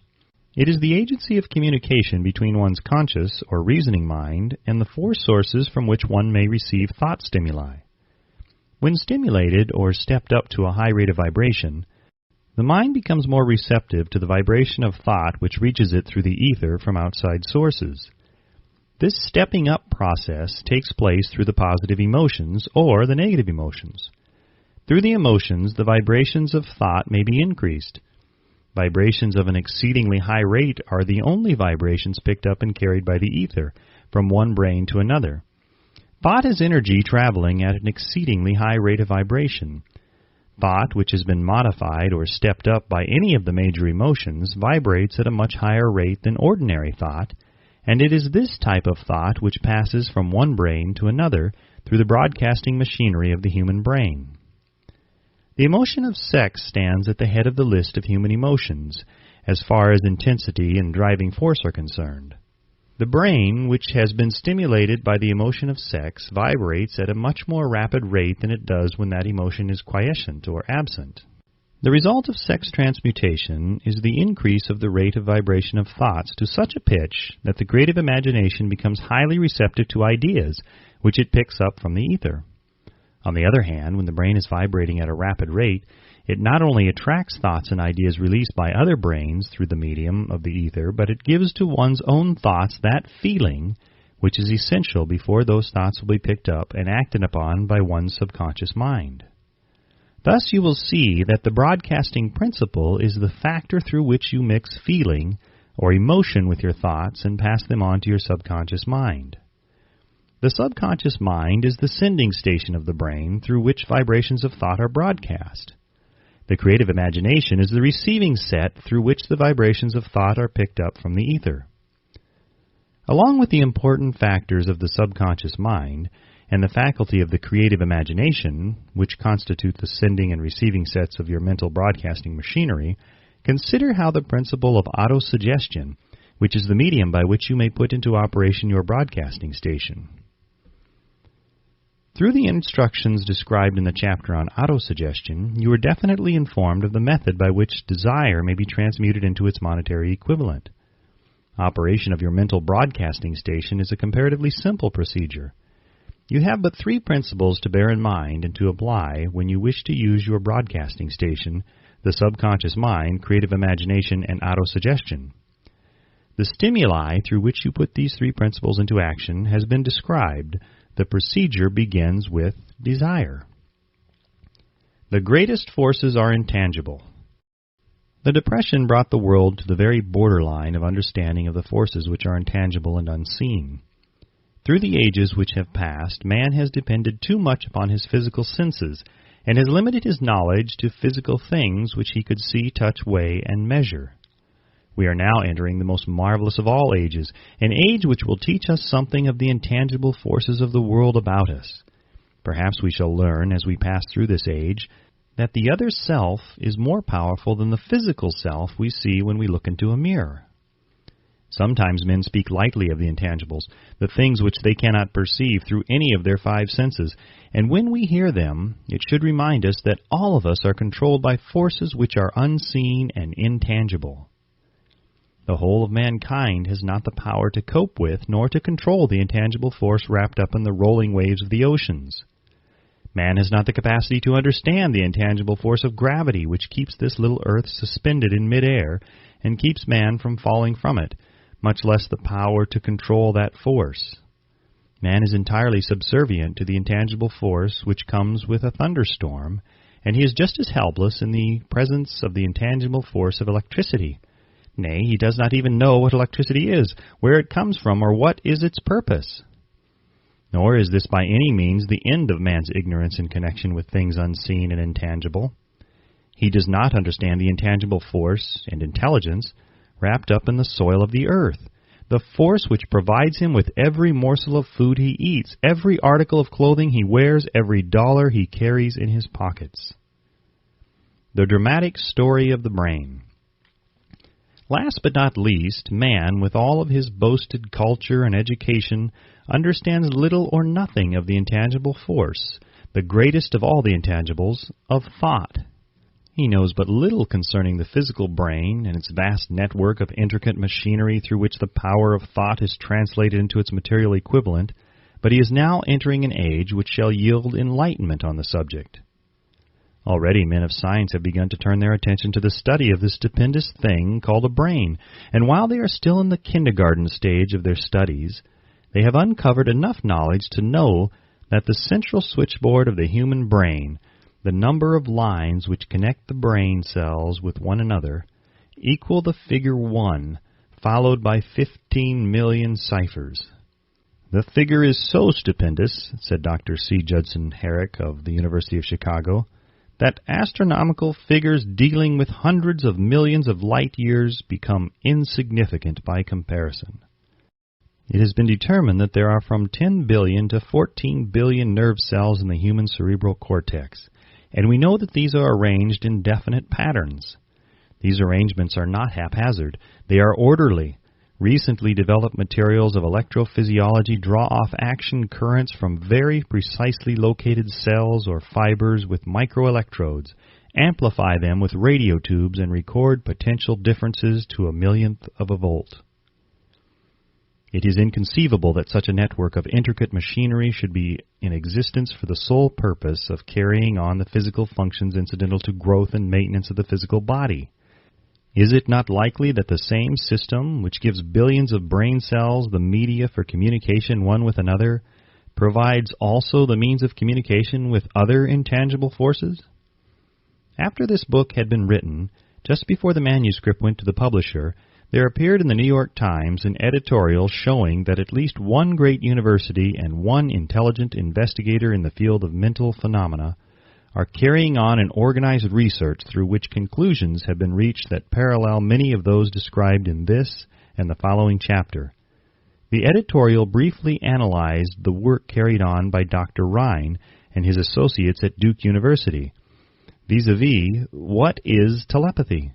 Quoting the editorial now, "A month ago we cited on this page some of the remarkable results achieved by Professor Rhine and his associates in Duke University from more than 100,000 tests to determine the existence of telepathy and clairvoyance. These results were summarized in the first two articles in Harper's Magazine. In the second, which has now appeared, the author E.H. Wright attempts to summarize what has been learned, or what it seems reasonable to infer regarding the exact nature of these extrasensory modes of perception. The actual existence of telepathy and clairvoyance now seems to some scientists enormously probable as the result of Rhine's experiments. Various participants were asked to name as many cards in a special pack as they could, without looking at them and without other sensory access to them. About a score of men and women were discovered who could regularly name so many of the cards correctly that there was not one chance in many a million of their having done their feats by luck or accident. But how did they do them? These powers, assuming that they exist, do not seem to be sensory. There is no known organ for them. The experiments work just as well at distances of several hundred miles as they did in the same room. These facts also dispose, in Mr. Wright's opinion, of the attempt to explain telepathy or clairvoyance through any physical theory of radiation. All known forms of radiant energy decline inversely as the square of the distance traversed. Telepathy and clairvoyance do not. But they do vary through physical causes as our other mental powers do. Contrary to widespread opinion, they do not improve when the participant is asleep or half asleep, but on the contrary when he is most wide awake and alert. Rhine discovered that a narcotic will invariably lower a participant's score, while a stimulant will always send it higher. The most reliable performer apparently cannot make a good score unless he tries to do his best. One conclusion that Wright draws with some confidence is that telepathy and clairvoyance are really one and the same gift. That is, the faculty that sees a card face down on the table seems to be exactly the same one that reads a thought residing only in another mind. There are several grounds for believing this. So far, for example, the two gifts have been found in every person who enjoys either of them. In every one so far, the two have been of equal vigor, almost exactly. Screens, walls, distances have no effect at all on either. Wright advances from his conclusion to express what he puts forward as no more than the mere hunch that other extrasensory experiences, prophetic dreams, premonitions of disaster, and the like may also prove to be part of the same faculty. The reader is not asked to accept any of these conclusions unless he finds it necessary, but the evidence that Rhine has piled up must remain impressive. In view of Dr. Rhine's announcement in connection with the conditions under which the mind responds to what he terms extrasensory modes of perception, I now feel privileged to add to his testimony by stating that my associates and I have discovered what we believe to be the ideal conditions under which the mind can be stimulated so that the sixth sense described in the next chapter can be made to function in a practical way. The conditions to which I refer consist of a close working alliance between myself and two members of my staff. Through experimentation and practice, we have discovered how to stimulate our minds by applying the principle used in connection with the invisible counselors described in the next chapter, so that we can, by a process of blending our three minds into one, find the solution to a great variety of personal problems which are submitted by my clients. The procedure is very simple. We sit down at a conference table, clearly state the nature of the problem we have under consideration, then begin discussing it. Each contributes whatever thoughts that may occur. The strange thing about this method of mind stimulation is that it places each participant in communication with unknown sources of knowledge definitely outside his own experience. If you understand the principle described in the chapter on mastermind, you of course recognize the roundtable procedure here described as being a practical application of the mastermind. This method of mind stimulation, through harmonious discussion of definite subjects between three people, illustrates the simplest and most practical use of the mastermind. By adapting and following a similar plan, any student of this philosophy may come into possession of the famous Carnegie formula briefly described in the introduction. If it means nothing to you at all by this time, mark this page and read it again after you have finished the last chapter. The Depression was a blessing in disguise. It reduced the whole world to a new starting point that gives everyone a new opportunity. Chapter 14. The Sixth Sense, the Door to the Temple of Wisdom. The 13th Step Toward Riches. The 13th principle is known as the sixth sense, through which infinite intelligence may and will communicate voluntarily without any effort from or demands by the individual. This principle is the apex of the philosophy. It can be assimilated, understood, and applied only by first mastering the other 12 principles. The sixth sense is that portion of the subconscious mind which has been referred to as the creative imagination. It has also been referred to as the receiving set through which ideas, plans, and thoughts flash into the mind. The flashes are sometimes called hunches or inspirations. The sixth sense defies description. It cannot be described to a person who has not mastered the other principles of this philosophy, because such a person has no knowledge and no experience with which the sixth sense may be compared. Understanding of the sixth sense comes only by meditation through mind development from within. The sixth sense probably is the medium of contact between the finite mind of man and infinite intelligence, and for this reason it is a mixture of both the mental and the spiritual. It is believed to be the point at which the mind of man contacts the universal mind. After you have mastered the principles described in this book, you will be prepared to accept as truth a statement which may, otherwise, be incredible to you, namely, through the aid of the sixth sense, you will be warned of impending dangers in time to avoid them, and notified of opportunities in time to embrace them. There comes to your aid, and to do your bidding, with the development of the sixth sense, a guardian angel, who will open to you at all times the door to the temple of wisdom. Whether or not this is a statement of truth, you will never know except by following the instructions described in the pages of this book or some similar method of procedure. The author is not a believer in nor an advocate of miracles, for the reason that he has enough knowledge of nature to understand that nature never deviates from her established laws. Some of her laws are so incomprehensible that they produce what appear to be miracles. The sixth sense comes as near to being a miracle as anything I have ever experienced, and it appears so only because I do not understand the method by which this principle is operated. This much the author does know, that there is a power, or a first cause, or an intelligence which permeates every atom of matter and embraces every unit of energy perceptible to man, that this infinite intelligence converts acorns into oak trees, causes water to flow downhill in response to the law of gravity, follows night with day and winter with summer, each maintaining its proper place in relationship to the other. This intelligence may, through the principles of this philosophy, be induced to aid in transmuting desires into concrete or material form. The author has this knowledge because he has experimented with it and has experienced it. Step by step, through the preceding chapters, you have been led to this, the last principle. If you have mastered each of the preceding principles, you are now prepared to accept, without being skeptical, the stupendous claims made here. If you have not mastered the other principles, you must do so before you may determine definitely whether or not the claims made in this chapter are fact or fiction. While I was passing through the age of hero worship, I found myself trying to imitate those whom I most admired. Moreover, I discovered that the element of faith with which I endeavored to imitate my idols gave me great capacity to do so quite successfully. I have never entirely divested myself of this habit of hero worship, although I have passed the age commonly given over to such. My experiences taught me that the next best thing to being truly great is to emulate the great by feeling and action as nearly as possible.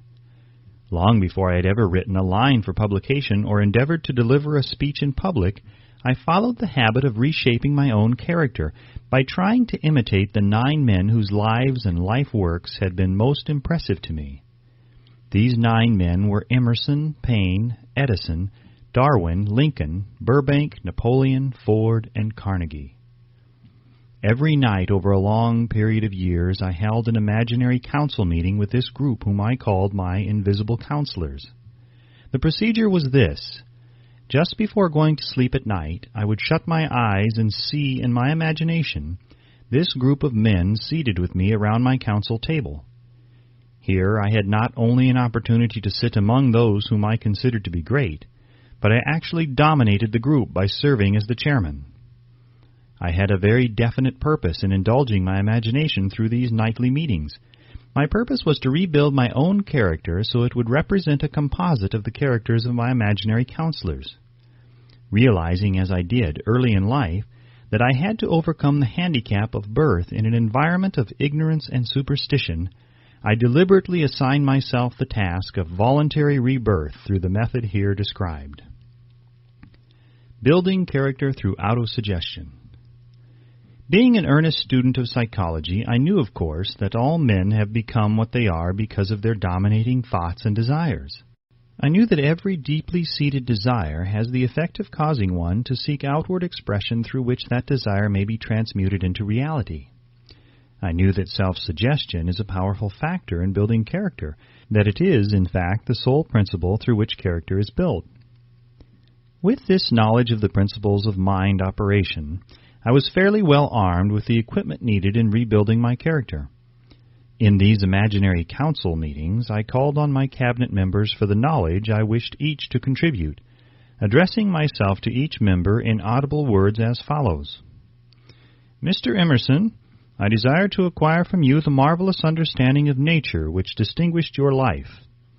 I ask that you make an impress upon my subconscious mind of whatever qualities you possessed which enabled you to understand and adapt yourself to the laws of nature. I ask that you assist me in reaching and drawing upon whatever sources of knowledge are available to this end. Mr. Burbank, I request that you pass on to me the knowledge which enabled you to so harmonize the laws of nature that you caused the cactus to shed its thorns and become an edible food. Give me access to the knowledge which enabled you to make 2 blades of grass grow where but 1 grew before, and helped you to blend the coloring of the flowers with more splendor and harmony, for you alone have successfully gilded the lily. Napoleon, I desire to acquire from you by emulation the marvelous ability you possess to inspire men and to arouse them to greater and more determined spirit of action. Also to acquire the spirit of enduring faith, which enabled you to turn defeat into victory and to surmount staggering obstacles. Emperor of fate, king of chance, man of destiny, I salute you. Mr. Paine, I desire to acquire from you the freedom of thought and the courage and clarity with which to express convictions which so distinguished you. Mr. Darwin, I wish to acquire from you the marvelous patience and ability to study cause and effect without bias or prejudice, so exemplified by you in the field of natural science. Mr. Lincoln, I desire to build in my own character the keen sense of justice, the untiring spirit of patience, the sense of humor, the human understanding, and the tolerance which were your distinguishing characteristics. Mr. Carnegie, I am already indebted to you for my choice of life work, which has brought me great happiness and peace of mind. I wish to acquire a thorough understanding of the principles of organized effort, which you used so effectively in the building of a great industrial enterprise. Mr. Ford, you have been among the most helpful of the men who have supplied much of the material essential to my work.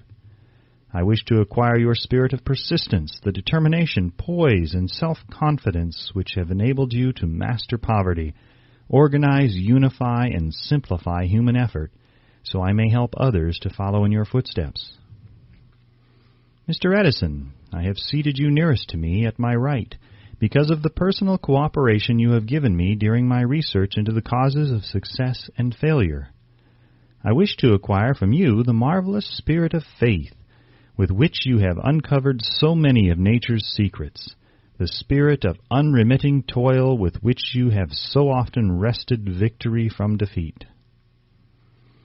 My method of addressing the members of the imaginary cabinet would vary according to the traits of character in which I was, for the moment, most interested in acquiring. I studied the records of their lives with painstaking care. After some months of this nightly procedure, I was astounded by the discovery that these imaginary figures became apparently real. Each of these 9 men developed individual characteristics which surprised me.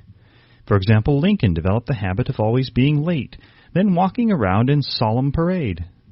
When he came, he walked very slowly with his hands clasped behind him, and once in a while he would stop as he passed and rest his hand momentarily upon my shoulder.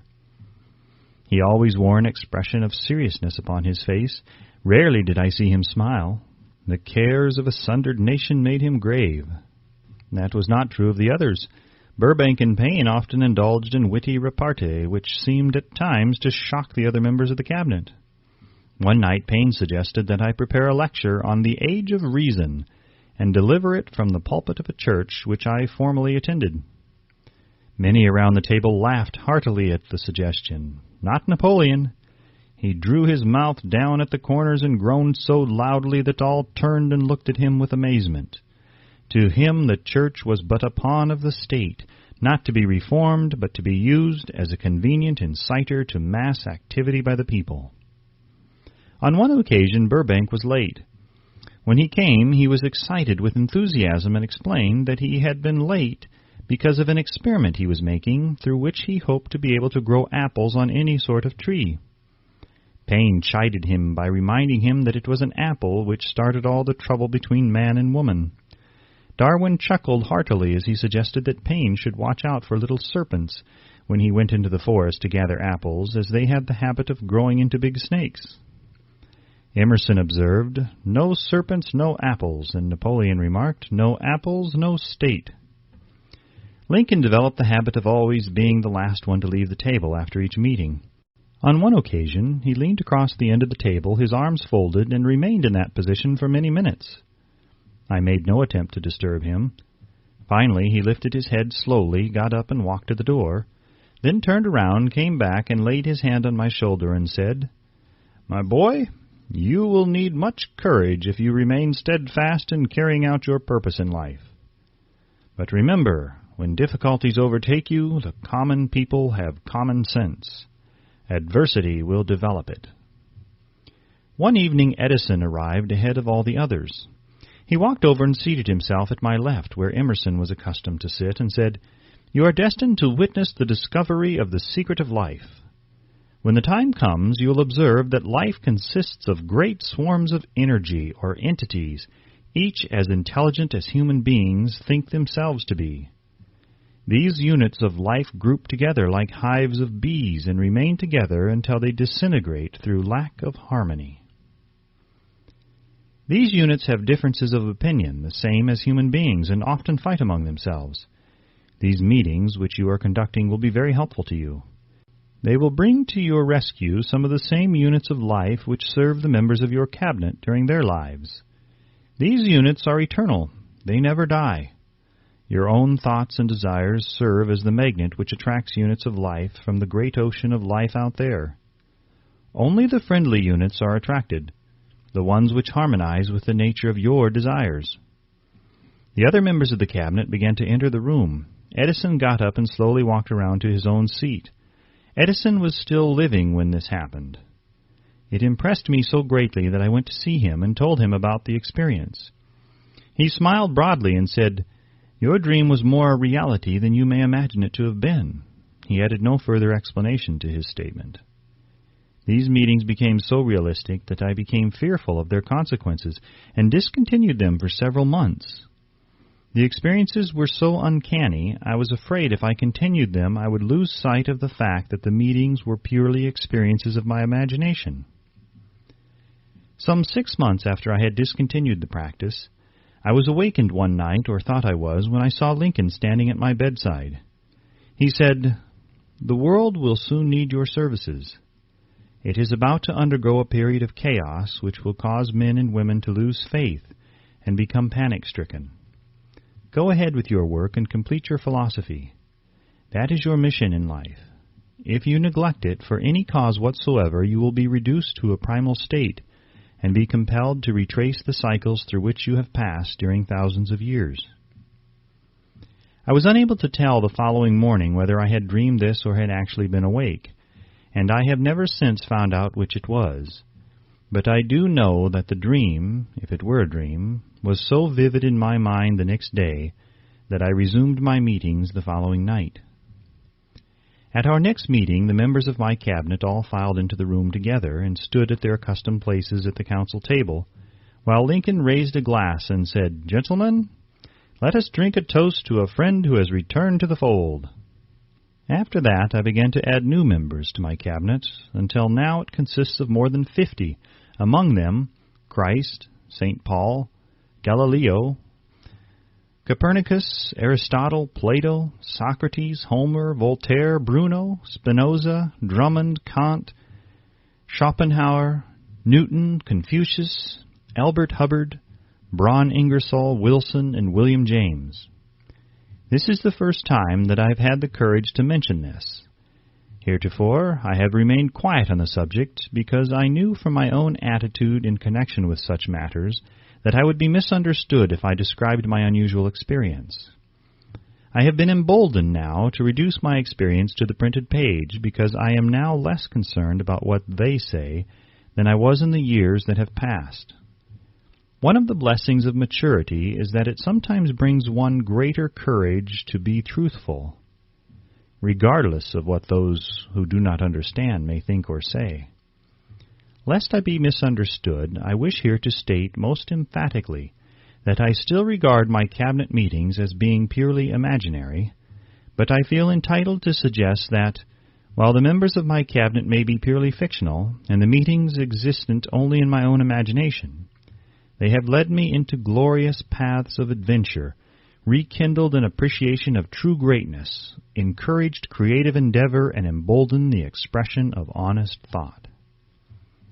Somewhere in the cell structure of the brain is located an organ which receives vibrations of thought ordinarily called hunches. So far, science has not discovered where this organ of the sixth sense is located, but this is not important. The fact remains that human beings do receive accurate knowledge through sources other than the physical senses. Such knowledge generally is received when the mind is under the influence of extraordinary stimulation. Any emergency which arouses the emotions and causes the heart to beat more rapidly than normal may, and generally does, bring the sixth sense into action. Anyone who has experienced a near accident while driving knows that on such occasions the sixth sense often comes to one's rescue and aids by split seconds in avoiding the accident. These facts are mentioned preliminary to a statement of fact which I shall now make, namely, that during my meetings with the invisible counselors, I find my mind most receptive to ideas, thoughts, and knowledge which reach me through the sixth sense. I can truthfully say that I owe entirely to my invisible counselors full credit for such ideas, facts, or knowledge as I receive through inspiration. On scores of occasions when I have faced emergencies, some of them so grave that my life was in jeopardy, I have been miraculously guided past these difficulties through the influence of my invisible counselors. My original purpose in conducting council meetings with imaginary beings was solely that of impressing my own subconscious mind through the principle of autosuggestion, with certain characteristics which I desired to acquire. In more recent years, my experimentation has taken on an entirely different trend. I now go to my imaginary counselors with every difficult problem which confronts me and my clients. The results are often astonishing, although I do not depend entirely on this form of counsel. You, of course, have recognized that this chapter covers a subject with which a majority of people are not familiar. The sixth sense is a subject that will be of great interest and benefit to the person whose aim is to accumulate vast wealth, but it need not claim the attention of those whose desires are more modest. Henry Ford undoubtedly understands and makes practical use of the sixth sense.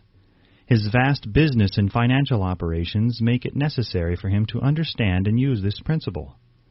The late Thomas A. Edison understood and used the sixth sense in connection with the development of inventions, especially those involving basic patents, in connection with which he had no human experience and no accumulated knowledge to guide him, as was the case while he was working on the talking machine and the moving picture machine.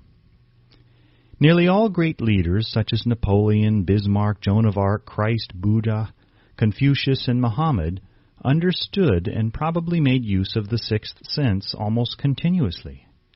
The major portion of their greatness consisted of their knowledge of this principle. The sixth sense is not something that one can take off and put on at will.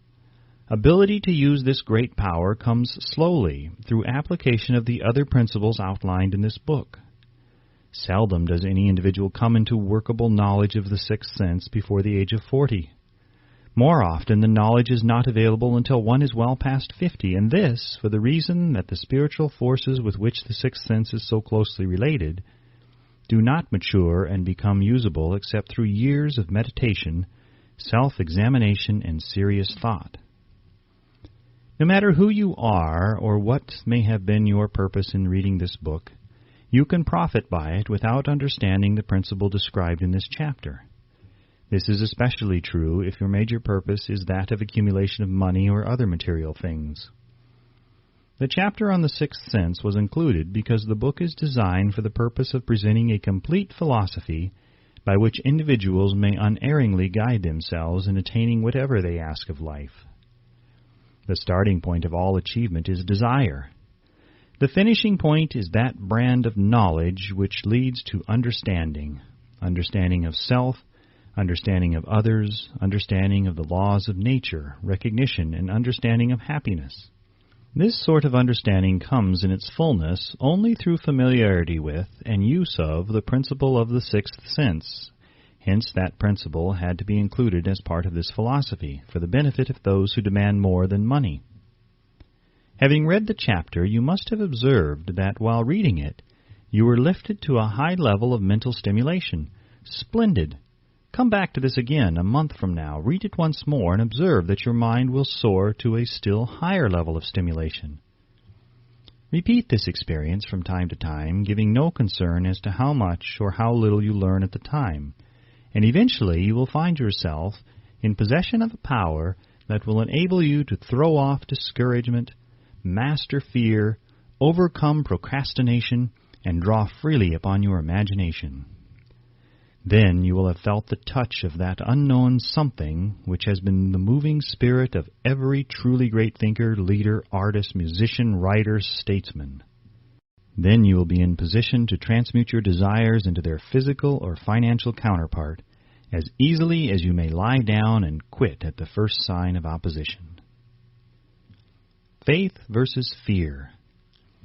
Previous chapters have described how to develop faith through autosuggestion, desire, and the subconscious. The next chapter presents detailed instructions for the mastery of fear.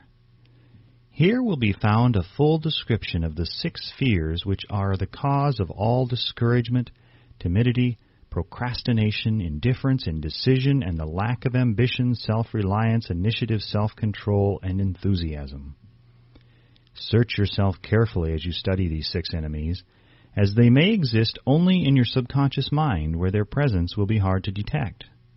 Remember, too, as you analyze the 6 ghosts of fear, that they are nothing but ghosts because they exist only in one's mind. Remember also that ghosts creations of uncontrolled imagination, have caused most of the damage people have done to their own minds. Therefore, the ghosts can be as dangerous as if they lived and walked on the earth in physical bodies.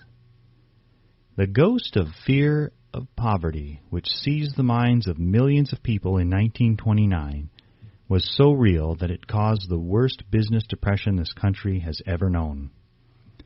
Moreover, this particular ghost still frightens some of us out of our wits. Chapter 15. How to Outwit the 6 Ghosts of Fear.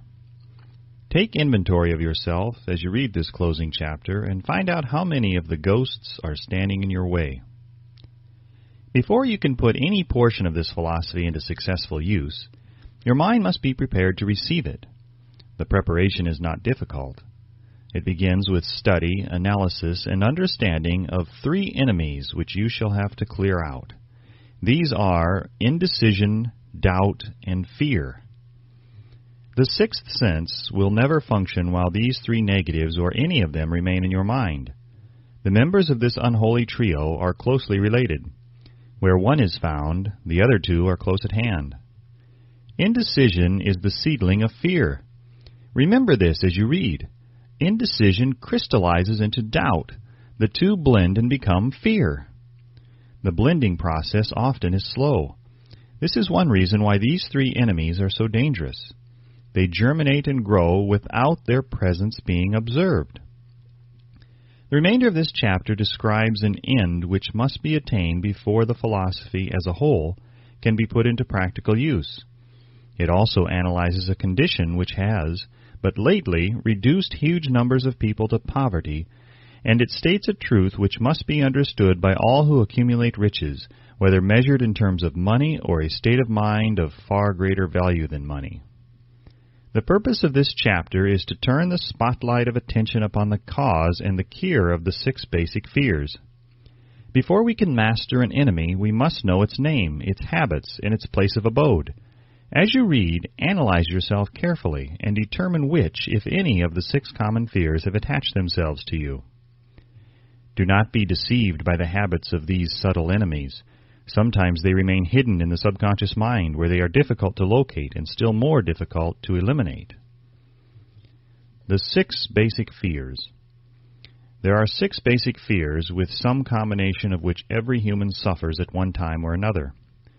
Most people are fortunate if they do not suffer from the entire 6. Named in the order of their most common appearance, they are the fear of poverty, the fear of criticism, the fear of ill health. These 3 are at the bottom of most of one's worries. The next 3 are the fear of loss of love of someone, the fear of old age, the fear of death. All other fears are of minor importance. They can be grouped under these 6 headings. The prevalence of these fears as a curse to the world runs in cycles. For almost 6 years, while the Depression was on, we floundered in the cycle of fear of poverty.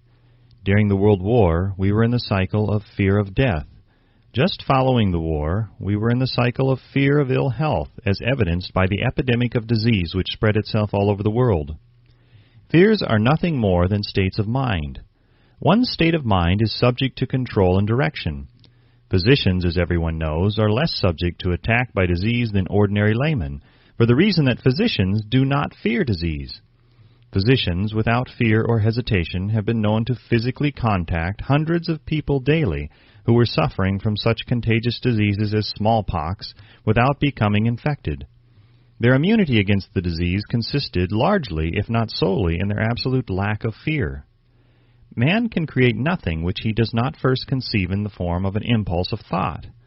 Following this statement comes another of still greater importance, namely, man's thought impulses begin immediately to translate themselves into their physical equivalent, whether those thoughts are voluntary or involuntary. Thought impulses which are picked up through the ether by mere chance, thoughts which have been released by other minds, may determine one's financial, business, professional, or social destiny just as surely as do the thought impulses which one creates by intent and design.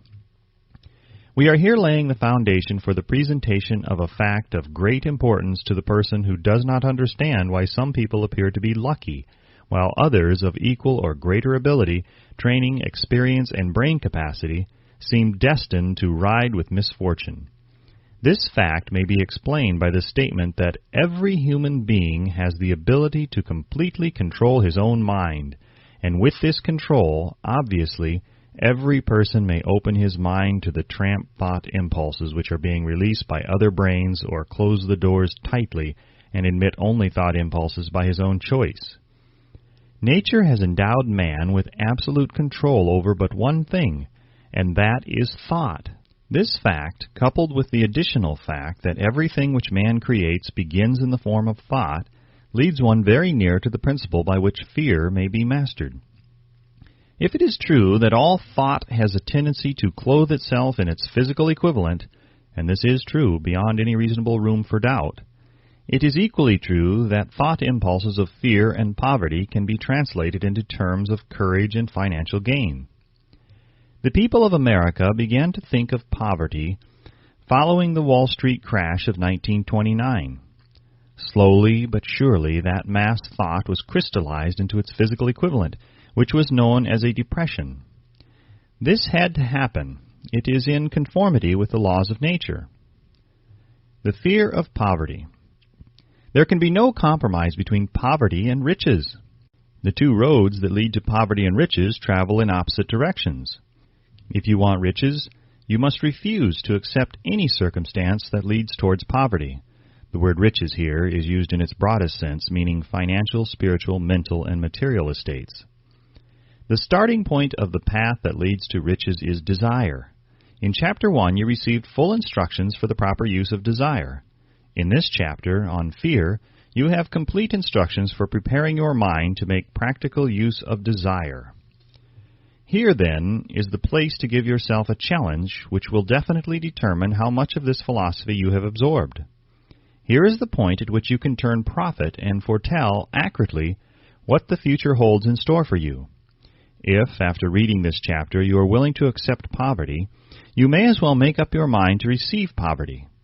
This is one decision you cannot avoid. If you demand riches, determine what form and how much will be required to satisfy you. You know the road that leads to riches. You have been given a road map which, if followed, will keep you on that road. If you neglect to make the start or stop before you arrive, no one will be to blame but you.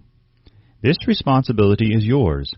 No alibi will save you from accepting the responsibility if you now fail or refuse to demand riches of life, because the acceptance calls for but one thing, incidentally, the only thing you can control, and that is a state of mind.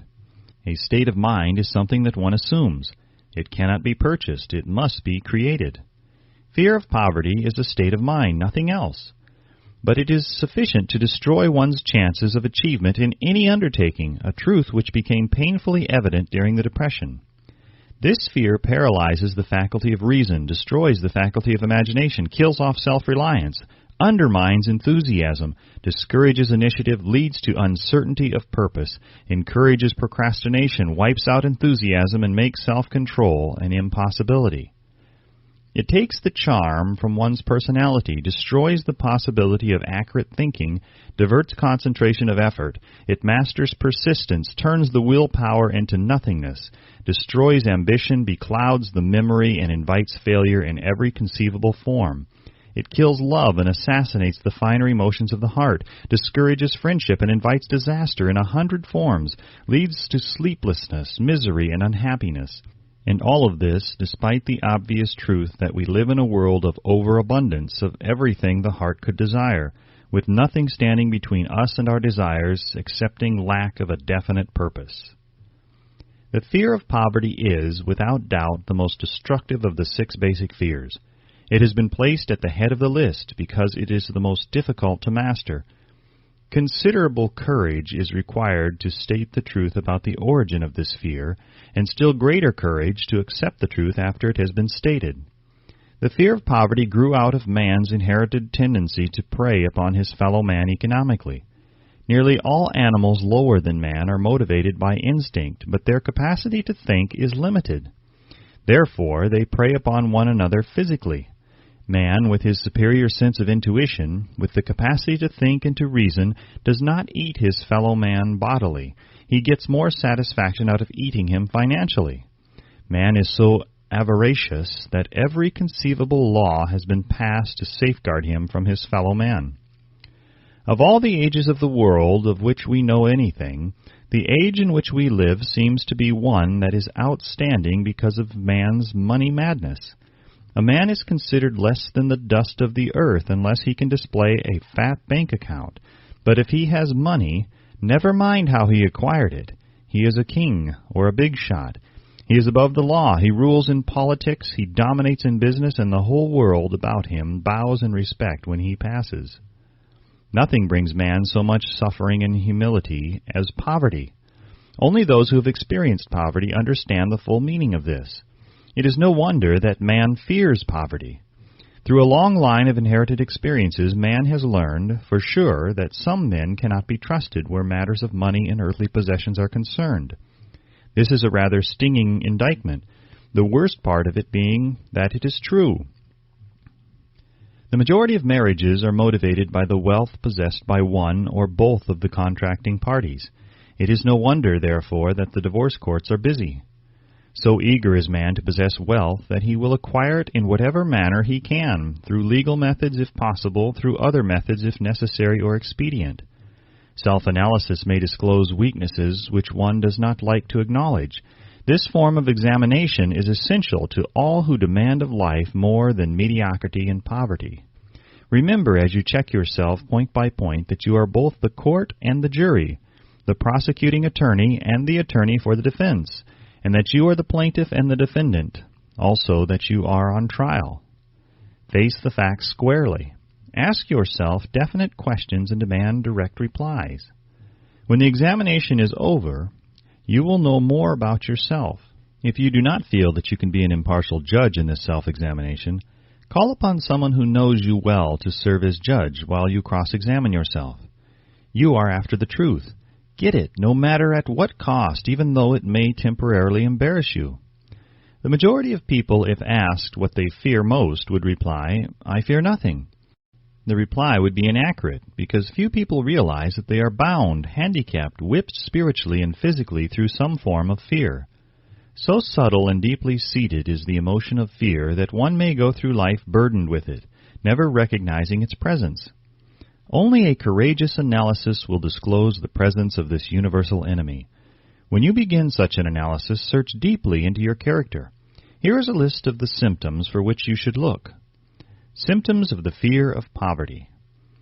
Indifference, commonly expressed through lack of ambition, willingness to tolerate poverty. Acceptance of whatever compensation life may offer without protest. Mental and physical laziness, lack of initiative, imagination, enthusiasm, and self-control. Indecision, the habit of permitting others to do one's thinking, staying on the fence. Doubt, generally expressed through alibis and excuses designed to cover up, explain away, or apologize for one's failures, sometimes expressed in the form of envy of those who are successful or by criticizing them.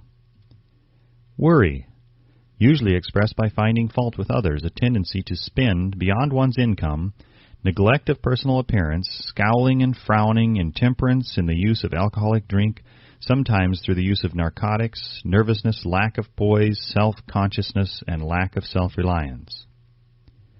Overcaution, the habit of looking for the negative side of every circumstance, thinking and talking of possible failure instead of concentrating upon the means of succeeding, knowing all the roads to disaster but never searching for the plans to avoid failure, waiting for the right time to begin putting ideas and plans into action, until the waiting becomes a permanent habit, remembering those who have failed and forgetting those who have succeeded, seeing the hole in the donut but overlooking the donut, pessimism leading to indigestion, poor elimination, auto-intoxication, bad breath, and bad disposition.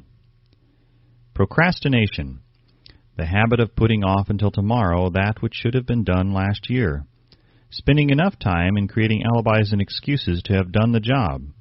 This symptom is closely related to overcaution, doubt, and worry, refusal to accept responsibility when it can be avoided, willingness to compromise rather than put up a stiff fight, compromising with difficulties instead of harnessing and using them as stepping stones to advancement, bargaining with life for a penny instead of demanding prosperity, opulence, riches, contentment, and happiness, planning what to do if and when overtaken by failure instead of burning all bridges and making retreat impossible, weakness of and often total lack of self-confidence, definiteness of purpose, self-control, initiative, enthusiasm, ambition, thrift, and sound reasoning ability, expecting poverty instead of demanding riches, association with those who accept poverty instead of seeking the company of those who demand and receive riches.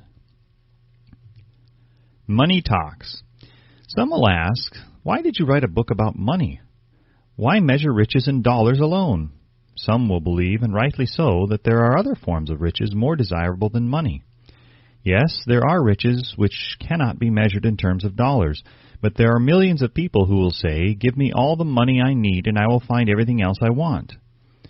The major reason why I wrote this book on how to get money is the fact that the world has but lately passed through an experience that left millions of men and women paralyzed with the fear of poverty.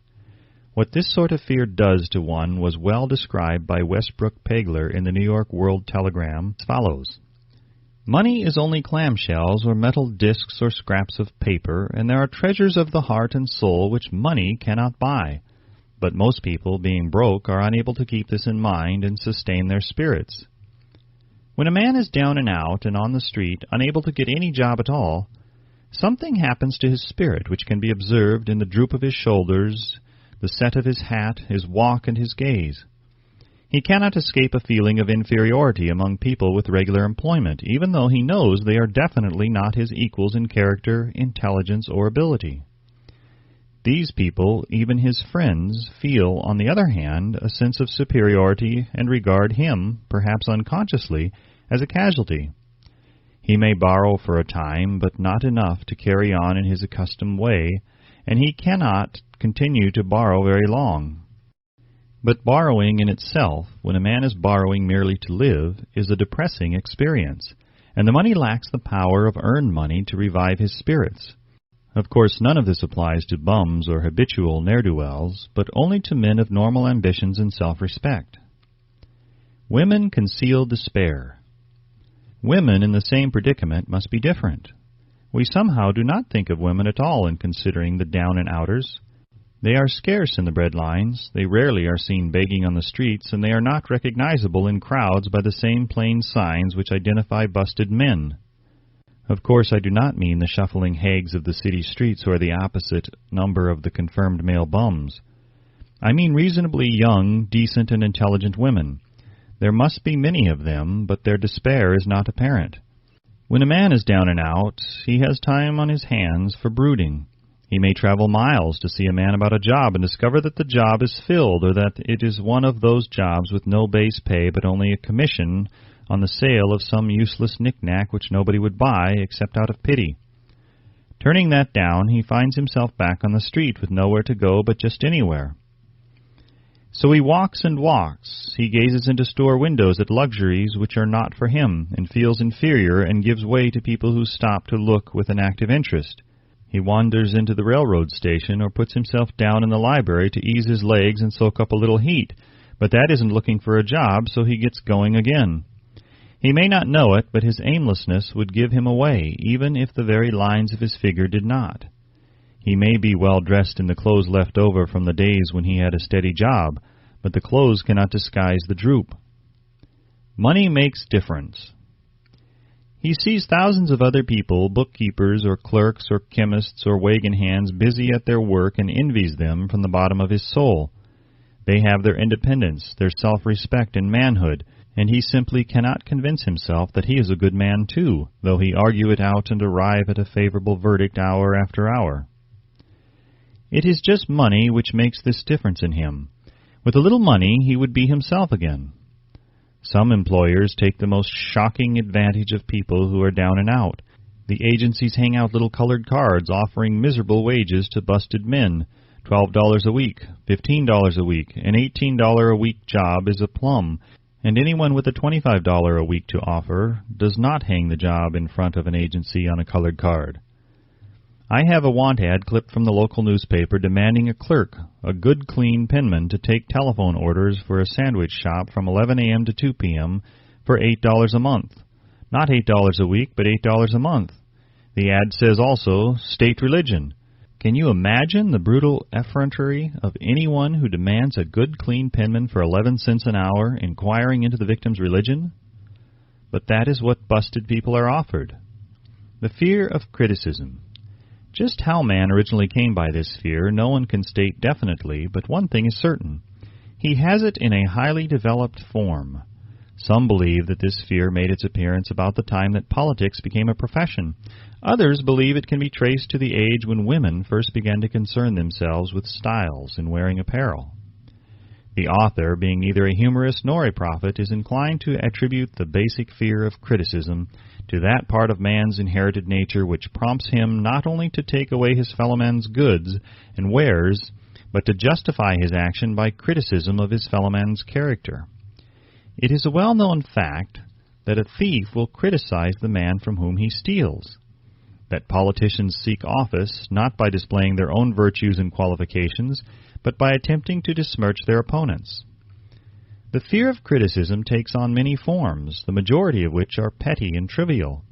Men obviously fear criticism, but it must not be supposed that women are free from this fear. If any woman claims to be superior to man with reference to this fear, ask her to walk down the street wearing a hat of the vintage of 1890. The astute manufacturers of clothing have not been slow to capitalize this basic fear of criticism, with which all mankind has been cursed. Every season the styles in many articles of wearing apparel change. Who establishes the styles? Certainly not the purchaser of clothing, but the manufacturer. Why does he change styles so often? The answer is obvious. He changes the styles so he can sell more clothes. For the same reason, the manufacturers of automobiles, with a few rare and very sensible exceptions, change styles of models every season. No man wants to drive an automobile which is not of the latest style, although the older model may actually be the better car. We have been describing the manner in which people behave under the influence of fear of criticism, as applied to the small and petty things of life. Let us now examine human behavior when this fear affects people in connection with the more important events of human relationship. Take, for example, practically any person who has reached the age of mental maturity, from 35 to 40 years of age as a general average, and if you could read the secret thoughts of his mind, you would find a very decided disbelief in most of the fables taught by the majority of the dogmatists and theologians of a few decades back. Not often, however, you will find a person who has the courage to openly state his belief on this subject.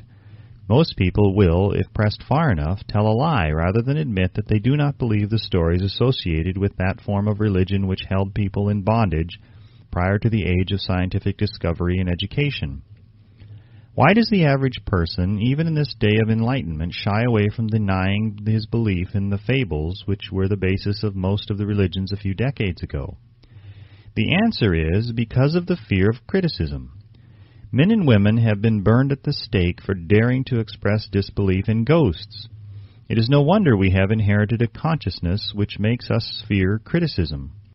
The time was, and not so far in the past, when criticism carried severe punishments. It still does in some countries. The fear of criticism robs man of his initiative, destroys his power of imagination, limits his individuality, takes away his self-reliance, and does him damage in 100 other ways. Parents often do their children irreparable injury by criticizing them. The mother of one of my boyhood chums used to punish him with a switch almost daily, always completing the job with the statement, "You'll land in the penitentiary before you are 20. He was sent to a reformatory at the age of 17. Criticism is one form of service of which everyone has too much. Everyone has a stock of it which is handed out gratis, whether called for or not. One's nearest relatives often are the worst offenders. It should be recognized as a crime. In reality, it is a crime of the worst nature. For any parent to build inferiority complexes in the mind of a child through unnecessary criticism. Employers who understand human nature get the best there is in men, not by criticism, but by constructive suggestion. Parents may accomplish the same results with their children. Criticism will plant fear in the human heart or resentment, but it will not build love or affection. Symptoms of the fear of criticism. This fear is almost as universal as the fear of poverty, and its effects are just as fatal to personal achievement, mainly because this fear destroys initiative and discourages the use of imagination. The major symptoms of the fear are anxiousness, generally expressed through nervousness, timidity in conversation and in meeting strangers, awkward moments of the hands and limbs, shifting of the eyes. Lack of poise, expressed through lack of voice control, nervousness in the presence of others, poor posture of body, poor memory. Personality, lacking in firmness of decision, personal charm, and the ability to express opinions definitely. The habit of sidestepping issues instead of meeting them squarely, agreeing with others without careful examination of their opinions. Inferiority complex, the habit of expressing self-approval by word of mouth and by actions as a means of covering up a feeling of inferiority. Using big words to impress others, often without knowing the real meaning of the words. Imitating others in dress, speech, and manners. Boasting of imaginary achievements. This sometimes gives a surface appearance of a feeling of superiority.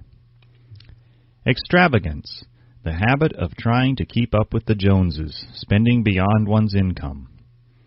Lack of initiative, failure to embrace opportunities for self-advancement, fear to express opinions, lack of confidence in one's own ideas, giving evasive answers to questions asked by superiors, hesitancy of manner and speech, deceit in both words and deeds. Lack of ambition, mental and physical laziness, lack of self-assertion, slowness in reaching decisions, easily influenced by others, the habit of criticizing others behind their backs and flattering them to their faces, the habit of accepting defeat without protest, quitting an undertaking when opposed by others, suspicious of other people without cause, lacking in tactfulness of manner and speech, unwillingness to accept the blame for mistakes. The fear of ill health. This fear may be traced to both physical and social heredity. It is closely associated as to its origin with the causes of fear of old age and the fear of death, because it leads one closely to the border of terrible worlds of which man knows not, but concerning which he has been taught some discomforting stories. The opinion is somewhat general, also, that certain unethical people engaged in the business of selling health have had not a little to do with keeping alive the fear of ill health. In the main, man fears ill health because of the terrible pictures which have been planted in his mind of what may happen if death should overtake him. He also fears it because of the economic toll which it may claim.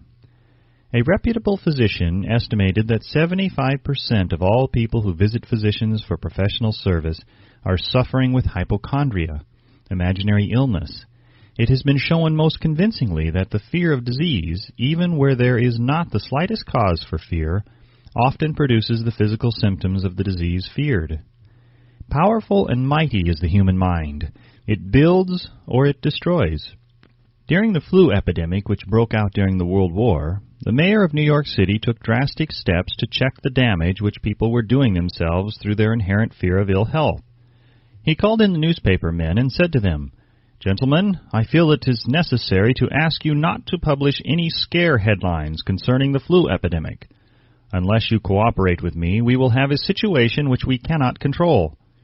The newspapers quit publishing stories about the flu, and within 1 month the epidemic had been successfully checked. Through a series of experiments conducted some years ago, it was proved that people may be made ill by suggestion. We conducted this experiment by causing 3 acquaintances to visit the victims, each of whom asked the question, "What ails you? You look terribly ill."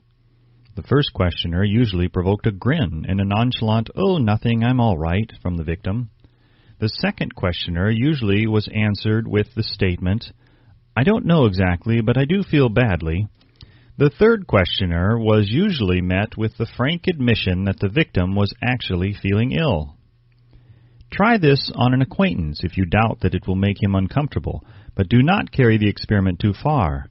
There is a certain religious sect whose members take vengeance upon their enemies by the hexing method. They call it placing a spell on the victim. There is overwhelming evidence that disease sometimes begins in the form of negative thought impulse. Such an impulse may be passed from one mind to the other by suggestion, or created by an individual in his own mind. A man who was blessed with more wisdom than this incident might indicate once said, "When anyone asks me how I feel, I always want to answer by knocking him down." Doctors send patients into new climates for their health, because a change of mental attitude is necessary. The seed of fear of ill health lives in every human mind. Worry, fear, discouragement, disappointment in love and business affairs cause this seed to germinate and grow. The recent business depression kept the doctors on the run because every form of negative thinking may cause ill health. Disappointments in business and in love stand at the head of the list of causes of fear of ill health. Symptoms of the fear of ill health. The symptoms of this almost universal fear are autosuggestion, the habit of negative use of self-suggestion by looking for and expecting to find the symptoms of all kinds of disease. Enjoying imaginary illness and speaking of it as being real, the habit of trying all fads and isms recommended by others as having therapeutic value. Talking to others of operations, accidents, and other forms of illness. Experimenting with diets, physical exercises, reducing systems without professional guidance. Trying home remedies, patent medicines, and quack remedies. Hypochondria, the habit of talking of illness, concentrating the mind upon disease, and expecting its appearance until a nervous break occurs. Nothing that comes in bottles can cure this condition. It is brought on by negative thinking, and nothing but positive thought can effect a cure. Hypochondria, a medical term for imaginary disease, is said to do as much damage on occasion as the disease one fears might do. Most so-called cases of nerves comes from imaginary illness. Exercise. Fear of ill health often interferes with proper physical exercise and results in overweight by causing one to avoid outdoor life. Susceptibility. Fear of ill health breaks down nature's body resistance and creates a favorable condition for any form of disease one may contact. The fear of ill health often is related to the fear of poverty, especially in the case of hypochondriac who constantly worries about the possibility of having to pay doctor bills, hospital bills, etc. This type of person spends much time preparing for sickness, talking about death, saving money for cemetery lots and burial expenses, etc. Self-coddling. The habit of making a bid for sympathy, using imaginary illness as the lure. People often resort to this trick to avoid work. The habit of feigning illness to cover plain laziness or to serve as an alibi for lack of ambition. Intemperance. The habit of using alcohol or narcotics to destroy pains such as headaches, neuralgia, etc., instead of eliminating the cause. The habit of reading about illness and worrying over the possibility of being stricken by it. The habit of reading patent medicine advertisements. The fear of loss of love. The original source of this inherent fear needs but little description because it obviously grew out of man's polygamous habit of stealing his fellow man's mate and his habit of taking liberties with her wherever he could. Jealousy and other similar forms of dementia praecox grow out of man's inherited fear of the loss of love of someone. This fear is the most painful of all the 6 basic fears. It probably plays more havoc with the body and mind than any of the other basic fears, as it often leads to permanent insanity. The fear of the loss of love probably dates back to the Stone Age, when men stole women by brutal force. They continue to steal females, but their technique has changed. Instead of force, they now use persuasion, the promise of pretty clothes, motor cars, and other bait much more effective than physical force. Man's habits are the same as they were at the dawn of civilization, but he expresses them differently. Careful analysis has shown that women are more susceptible to this fear than men. This fact is easily explained. Women have learned from experience that men are polygamous by nature, that they are not to be trusted in the hands of rivals. Symptoms of the fear of loss of love. The distinguishing symptoms of this fear are jealousy, the habit of being suspicious of friends and loved ones without any reasonable evidence of sufficient grounds. Jealousy is a form of dementia praecox, which sometimes becomes violent without the slightest cause. The habit of accusing wife or husband of infidelity without grounds, general suspicion of everyone, absolute faith in no one.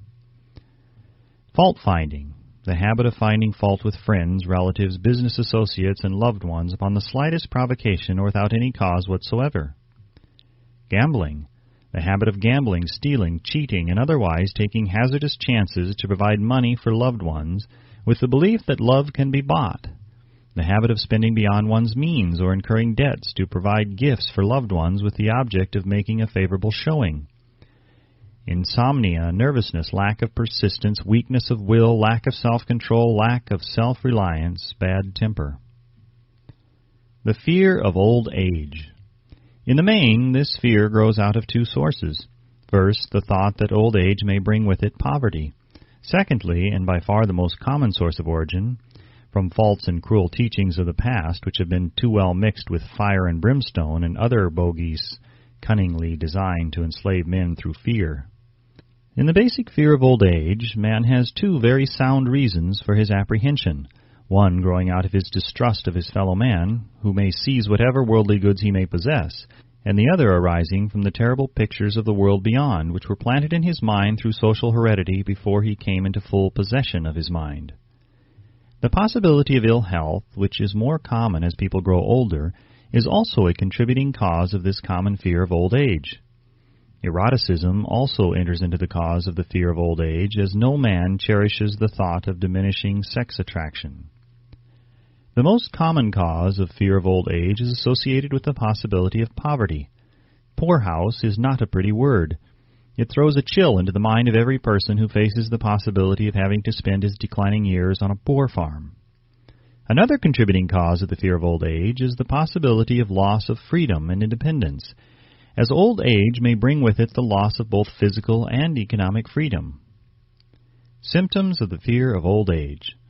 The most common symptoms of this fear are the tendency to slow down and develop an inferiority complex at the age of mental maturity, around the age of 40, falsely believing one's self to be slipping because of age. The truth is that man's most useful years, mentally and spiritually, are those between 40 and 60.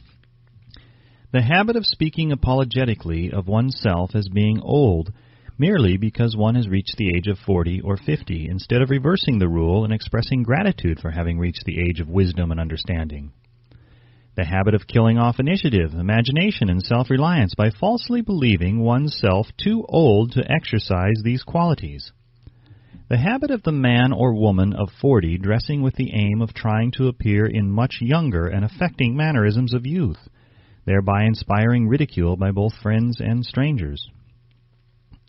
The fear of death. To some, this is the cruelest of all the basic fears. The reason is obvious.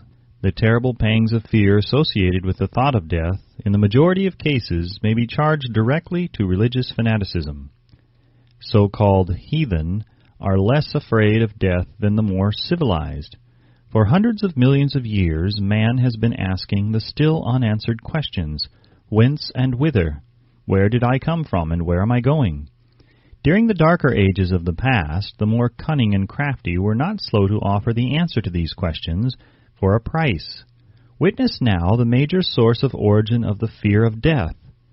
Come into my tent, embrace my faith, accept my dogmas, and I will give you a ticket that will admit you straight away into heaven when you die, cries a leader of sectarianism. Remain out of my tent, says the same leader, and may the devil take you and burn you throughout eternity. Eternity is a long time. Fire is a terrible thing. The thought of eternal punishment with fire not only causes man to fear death, it often causes him to lose his reason. It destroys interest in life and makes happiness impossible. During my research, I reviewed a book entitled A Catalogue of the Gods, in which were listed the 30,000 gods which man has worshipped. Think of it! 30,000 of them, represented by everything from a crawfish to a man. It is little wonder that men have become frightened at the approach of death. While the religious leader may not be able to provide safe conduct into heaven, nor by lack of such provision allow the unfortunate to descend into hell, the possibility of the latter seems so terrible that the very thought of it lays hold of the imagination in such a realistic way that it paralyzes reason, and sets up the fear of death. In truth, no man knows, and no man has ever known what heaven or hell is like, nor does any man know if either place actually exists. This lack of positive knowledge opens the door of the human mind to the charlatan, so he may enter and control that mind with his stock of legerdemain and various brands of pious fraud and trickery. The fear of death is not as common now as it was during the age when there were no great colleges and universities. Men of science have turned the spotlight of truth upon the world, and this truth is rapidly freeing men and women from this terrible fear of death. The young men and young women who attend the colleges and universities are not easily impressed by fire and brimstone. Through the aid of biology, astronomy, geology, and other related sciences, the fear of the Dark Ages, which gripped the minds of men and destroyed their reason, has been dispelled. Insane asylums are filled with men and women who have gone mad because of the fear of death. This fear is useless. Death will come no matter what anyone may think about it. Accept it as a necessity and pass the thought out of your mind. It must be a necessity, or it would not come to at all. Perhaps it is not as bad as it has been pictured. The entire world is made up of only two things, energy and matter. In elementary physics, we learn that neither matter nor energy, the only two realities known to man, can be created nor destroyed. Both matter and energy can be transformed, but neither can be destroyed. Life is energy, if it is anything. If neither energy nor matter can be destroyed, of course life cannot be destroyed. Life, like other forms of energy, may be passed through various processes of transition or change, but it cannot be destroyed. Death is mere transition. If death is not mere change or transition, then nothing comes after death except a long, eternal, peaceful sleep, and sleep is nothing to be feared. Thus, you may wipe out forever the fear of death. Symptoms of the fear of death. The general symptoms of this fear are the habit of thinking about dying instead of making the most of life, due generally to lack of purpose or lack of a suitable occupation. This fear is more prevalent among the aged, but sometimes the more youthful are victims of it. The greatest of all remedies for the fear of death is a burning desire for achievement, backed by useful service to others. A busy person seldom has time to think about dying. He finds life too thrilling to worry about death. Sometimes the fear of death is closely associated with the fear of poverty, where one's death would leave loved ones poverty-stricken. In other cases, the fear of death is caused by illness and the consequent breaking down of physical body resistance. The commonest causes of the fear of death are ill health, poverty, lack of appropriate occupation, disappointment over love, insanity, and religious fanaticism. Old man worry. Worry is a state of mind based upon fear. It works slowly but persistently. It is insidious and subtle. Step by step, it digs itself in until it paralyzes one's reasoning faculty, destroys self-confidence and initiative. Worry is a form of sustained fear caused by indecision, and therefore it is a state of mind which can be controlled. An unsettled mind is helpless. Indecision makes an unsettled mind. Most individuals lack the willpower to reach decisions promptly and to stand by them after they have been made, even during normal business conditions. During periods of economic unrest, such as the world recently experienced, the individual is handicapped, not alone by his inherent nature to be slow at reaching decisions, but he is influenced by the indecision of others around him who have created a state of mass indecision. During the Depression, the whole atmosphere all over the world was filled with pharynxa and worryitis, the two mental disease germs which began to spread themselves after the Wall Street frenzy in 1929. There is only one known antidote for these germs. It is the habit of prompt and firm decision. Moreover, it is an antidote which every individual must apply for himself. We do not worry over conditions once we have reached a decision to follow a definite line of action. I once interviewed a man who was to be electrocuted 2 hours later. The condemned man was the calmest of some 8 men who were in the death cell with him. His calmness prompted me to ask him how it felt to know that he was going into eternity in a short while. With a smile of confidence on his face, he said, "It feels fine. Just think, brother, my troubles will soon be over." I have had nothing but trouble all my life. It has been a hardship to get food and clothing. Soon I will not need these things. I have felt fine ever since I learned for certain that I must die. I made up my mind then to accept my fate in good spirit." As he spoke, he devoured a dinner of proportions sufficient for 3 men, eating every mouthful of the food brought to him, and apparently enjoying it as much as if no disaster awaited him. Decision gave this man resignation to his fate. Decision can also prevent one's acceptance of undesired circumstances. The 6 basic fears become translated into a state of worry through indecision. Relieve yourself forever of the fear of death by reaching a decision to accept death as an inescapable event. Whip the fear of poverty by reaching a decision to get along with whatever wealth you can accumulate without worry. Put your foot upon the neck of the fear of criticism by reaching a decision not to worry about what other people think, do, or say. Eliminate the fear of old age by reaching a decision to accept it, not as a handicap, but as a great blessing which carries with it wisdom, self-control, and understanding not known to youth. Acquit yourself of the fear of ill health by the decision to forget symptoms. Master the fear of loss of love by reaching a decision to get along without love, if that is necessary. Kill the habit of worry in all its forms by reaching a general blanket decision that nothing which life has to offer is worth the price of worry. With this decision will come poise, peace of mind, and calmness of thought, which will bring happiness. A man whose mind is filled with fear not only destroys his own chances of intelligent action, but he transmits these destructive vibrations to the minds of all who come into contact with him, and destroys also their chances. Even a dog or a horse knows when its master lacks courage.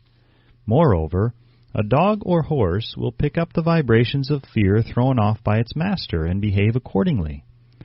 Lower down the line of intelligence in the animal kingdom, one finds the same capacity to pick up the vibrations of fear.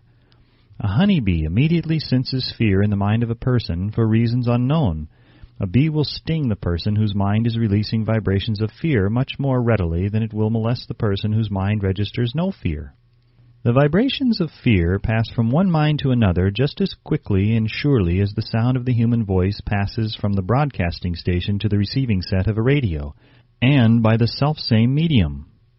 Mental telepathy is a reality. Thoughts pass from one mind to another voluntarily, whether or not this fact is recognized by either the person releasing the thoughts or the persons who pick up these thoughts.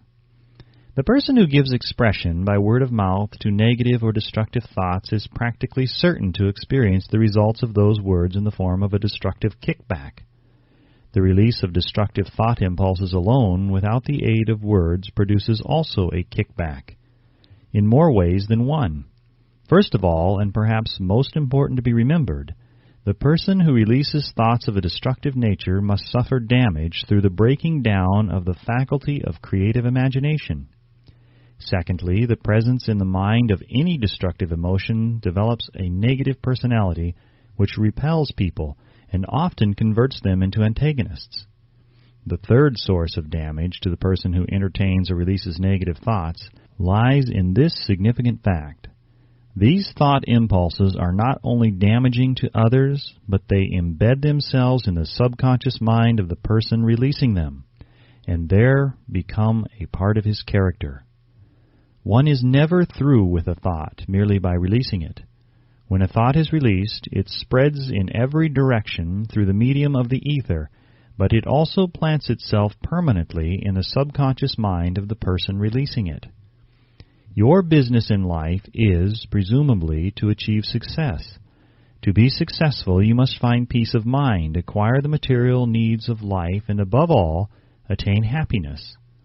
All of these evidences of success begin in the form of thought impulses. You may control your own mind. You have the power to feed it whatever thought impulses you choose. With this privilege also goes the responsibility of using it constructively. You are the master of your own earthly destiny just as surely as you have the power to control your own thoughts. You may influence, direct, and eventually control your own environment, making your life what you want it to be. Or You may neglect to exercise the privilege which is yours, to make your life to order, thus casting yourself upon the broad sea of circumstance, where you will be tossed hither and yon like a chip on the waves of the ocean. The Devil's Workshop, the seventh basic evil. In addition to the 6 basic fears, there is another evil by which people suffer. It constitutes a rich soil in which the seeds of failure grow abundantly. It is so subtle that its presence often is not detected. This affliction cannot properly be classed as a fear. It is more deeply seated and more often fatal than all of the 6 fears. For want of a better name, let us call this evil susceptibility to negative influences. Men who accumulate great riches always protect themselves against this evil. The poverty-stricken never do. Those who succeed in any calling must prepare their minds to resist the evil. If you are reading this philosophy for the purpose of accumulating riches, you should examine yourself very carefully to determine whether you are susceptible to negative influences. If you neglect this self-analysis, you will forfeit your right to attain the object of your desires. Make the analysis searching. After you read the questions prepared for this self-analysis, hold yourself to a strict accounting in your answers. Go at the task as carefully as you would search for any other enemy you knew to be awaiting you in ambush, and deal with your own faults as you would with a more tangible enemy. You can easily protect yourself against highway robbers because the law provides organized cooperation for your benefit. But the 7th basic evil is more difficult to master because it strikes when you are not aware of its presence, when you are asleep and while you are awake. Moreover, its weapon is intangible because it consists of merely a state of mind. This evil is also dangerous because it strikes in as many different forms as there are human experiences. Sometimes it enters the mind through the well-meant words of one's own relatives. At other times it bores from within through one's own mental attitude. Always it is as deadly as poison, even though it may not kill as quickly. How to protect yourself against negative influences. To protect yourself against negative influences, whether of your own making or the result of the activities of negative people around you, recognize that you have a willpower and put it to constant use until it builds a wall of immunity against negative influences in your own mind. Recognize the fact that you and every other human being are by nature lazy, indifferent, and susceptible to all suggestions which harmonize with your weaknesses. Recognize that you are by nature susceptible to all the 6 basic fears, and set up habits for the purpose of counteracting all these fears. Recognize that negative influences often work on you through your subconscious mind. Therefore, they are difficult to detect, and keep your mind closed against all people who depress or discourage you in any way. Clean out your medicine chest. Throw away all pill bottles that have not been prescribed by doctors, and stop pandering to colds, aches, pains, and imaginary illness. Deliberately seek the company of people who influence you to think and act for yourself. Do not expect troubles, as they have a tendency not to disappoint. Without doubt, the most common weakness of all human beings is the habit of leaving their minds open to the negative influence of other people. This weakness is all the more damaging because most people do not recognize that they are cursed by it, and many who acknowledge it neglect or refuse to correct the evil until it becomes an uncontrollable part of their daily habits. To aid those who wish to see themselves as they really are, the following list of questions has been prepared. Read the questions and state your answers aloud, so you can hear your own voice. This will make it easier for you to be truthful with yourself. Self-analysis test questions. Do you complain often of feeling bad, and if so, what is the cause? Do you find fault with other people at the slightest provocation? Do you frequently make mistakes in your work, and if so, why? Are you sarcastic and offensive in your conversation? Do you deliberately avoid the association of anyone, and if so, why? Do you suffer frequently with indigestion? If so, what is the cause? Does life seem futile and the future hopeless to you? If so, why? Do you like your occupation? If not, why? Do you often feel self-pity, and if so, why? Are you envious of those who excel you? To which do you devote most time, thinking of success or of failure? Are you gaining or losing self-confidence as you grow older? Do you learn something of value from all mistakes? Are you permitting some relative or acquaintance to worry you? If so, why? Are you sometimes in the clouds and at other times in the depths of despondency? Who has the most inspiring influence upon you? What is the cause? Do you tolerate negative or discouraging influences which you can avoid? Are you careless of your personal appearance? If so, when and why? Have you learned how to drown your troubles by being too busy to be annoyed by them? Would you call yourself a spineless weakling if you permitted others to do your thinking for you? Do you neglect internal bathing until auto-intoxication makes you ill-tempered and irritable? How many preventable disturbances annoy you, and why do you tolerate them? Do you resort to liquor, narcotics, or cigarettes to quiet your nerves? If so, why do you not try willpower instead? Does anyone nag you, and if so, for what reason? Do you have a definite major purpose, and if so, what is it, and what plan have you for achieving it? Do you suffer from any of the 6 basic fears? If so, which ones? Have you a method by which you can shield yourself against the negative influences of others? Do you make deliberate use of autosuggestion to make your mind positive? Which do you value most, your material possessions or your privilege of controlling your own thoughts? Are you easily influenced by others against your own judgment? Has today added anything of value to your stock of knowledge or state of mind? Do you face squarely the circumstances which make you unhappy or sidestep the responsibility? Do you analyze all mistakes and failures and try to profit by them, or do you take the attitude that this is not your duty? Can you name 3 of your most damaging weaknesses? What are you doing to correct them? Do you encourage other people to bring their worries to you for sympathy? Do you choose from your daily experiences lessons or influences which aid in your personal advancement? Does your presence have a negative influence on other people as a rule? What habits of other people annoy you most? Do you form your own opinions or permit yourself to be influenced by other people? Have you learned how to create a mental state of mind with which you can shield yourself against all discouraging influences? Does your occupation inspire you with faith and hope? Are you conscious of possessing spiritual forces of sufficient power to enable you to keep your mind free from all forms of fear? Does your religion help you to keep your own mind positive? Do you feel it is your duty to share other people's worries? If so, why? If you believe that birds of a feather flock together, what have you learned about yourself by studying the friends whom you attract? What connection, if any, do you see between the people with whom you associate most closely and any unhappiness you may experience? Could it be possible that some person whom you consider to be a friend is, in reality, your worst enemy because of his negative influence on your mind?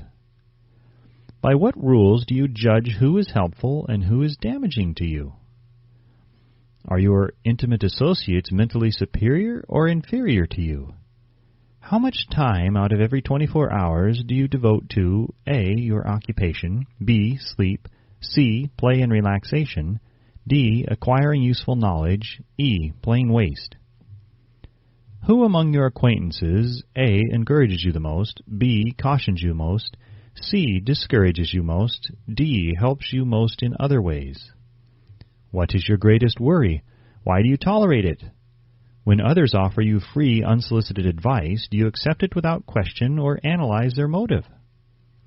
What, above all else, do you most desire? Do you intend to acquire it? Are you willing to subordinate all other desires for this one? How much time daily do you devote to acquiring it? Do you change your mind often? If so, why? Do you usually finish everything you begin?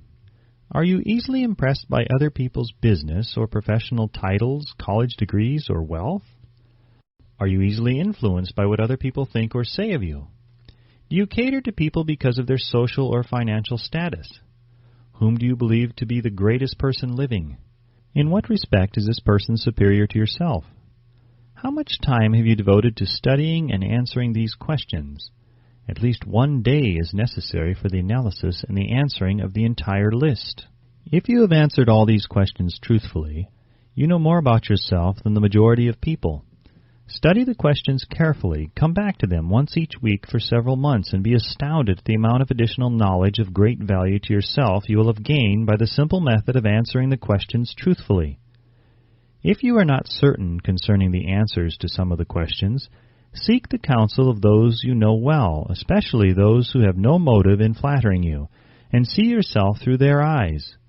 The experience will be astonishing. You have absolute control over but one thing, and that is your thoughts. This is the most significant and inspiring of all facts known to man. It reflects man's divine nature. This divine prerogative is the sole means by which you may control your own destiny. If you fail to control your own mind, you may be sure you will control nothing else. If you must be careless with your possessions, let it be in connection with material things. Your mind is your spiritual estate. Protect and use it with the care to which divine royalty is entitled. You were given a willpower for this purpose. Unfortunately, there is no legal protection against those who, either by design or ignorance, poison the minds of others by negative suggestion. This form of destruction should be punishable by heavy legal penalties because it may and often does destroy one's chances of acquiring material things which are protected by law. Men with negative minds tried to convince Thomas A. Edison that he could not build a machine that would record and reproduce the human voice because, they said, no one else had ever produced such a machine. Edison did not believe them. He knew that the mind could produce anything the mind could conceive and believe, and that knowledge was the thing that lifted the great Edison above the common herd. Men with negative minds told F.W. Woolworth he would go broke trying to run a store on 5 and 10 cent sales. He did not believe them. He knew that he could do anything within reason if he backed his plans with faith. Exercising his right to keep other men's negative suggestions out of his mind, he piled up a fortune of more than $100 million. Men with negative minds told George Washington he could not hope to win against the vastly superior forces of the British, but he exercised his divine right to believe. Therefore, this book was published under the protection of the Stars and Stripes, while the name of Lord Cornwallis has been all but forgotten. Doubting Thomases scoffed scornfully when Henry Ford tried out his first crudely built automobile on the streets of Detroit. Some said the thing never would become practical. Others said no one would pay money for such a contraption. Ford said, "I'll belt the earth with dependable motor cars," and he did. His decision to trust his own judgment has already piled up a fortune far greater than the next 5 generations of his descendants can squander. For the benefit of those seeking vast riches, let it be remembered that practically the sole difference between Henry Ford and the majority of more than 100,000 men who work for him is this: Ford has a mind and controls it. The others have minds which they do not try to control. Henry Ford has been repeatedly mentioned because he is an astounding example of what a man with a mind of his own and a will to control it can accomplish. His record knocks the foundation from under that time-worn alibi, "I never had a chance." Ford never had a chance either, but he created an opportunity and backed it with persistence until it made him richer than Croesus. Mind control is a result of self-discipline and habit. You either control your mind or it controls you. There is no hallway compromise. The most practical of all methods for controlling the mind is the habit of keeping it busy with a definite purpose, backed by a definite plan. Study the record of any man who achieves noteworthy success, and you will observe that he has control over his own mind, moreover, that he exercises that control and directs it toward the attainment of definite objectives. Without this control, success is not possible. 57 Famous Alibis by Old Man If. People who do not succeed have one distinguishing trait in common. They know all the reasons for failure, and have what they believe to be airtight alibis to explain away their own lack of achievement. Some of these alibis are clever, and a few of them are justifiable by the facts. But alibis cannot be used for money. The world wants to know only one thing: have you achieved success? A character analyst compiled a list of the most commonly used alibis. As you read the list, examine yourself carefully and determine how many of these alibis, if any, are your own property. Remember, too, the philosophy presented in this book makes every one of these alibis obsolete.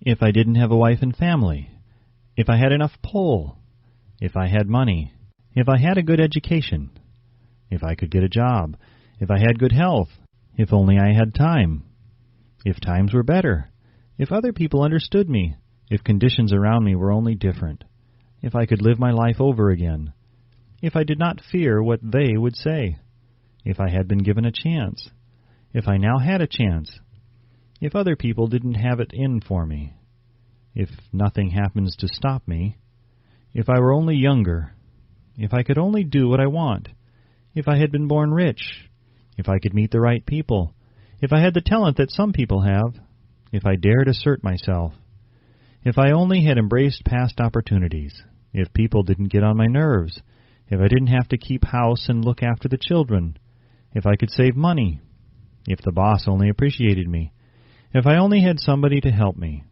if my family understood me, if I lived in a big city, if I could just get started, if I were only free, if I had the personality of some people, if I were not so fat, if my talents were known, if I could just get a break, if I could only get out of debt, if I hadn't failed, if I only knew how, if everybody didn't oppose me, if I didn't have so many worries, if I could marry the right person, if people weren't so dumb, if my family were not so extravagant, if I were sure of myself, if luck were not against me, if I had not been born under the wrong star, if it were not true that what is to be will be, if I did not have to work so hard, if I hadn't lost my money, if I lived in a different neighborhood, if I didn't have a past, if I only had a business of my own, if other people would only listen to me, if, and this is the greatest of all of them, I had the courage to see myself as I really am,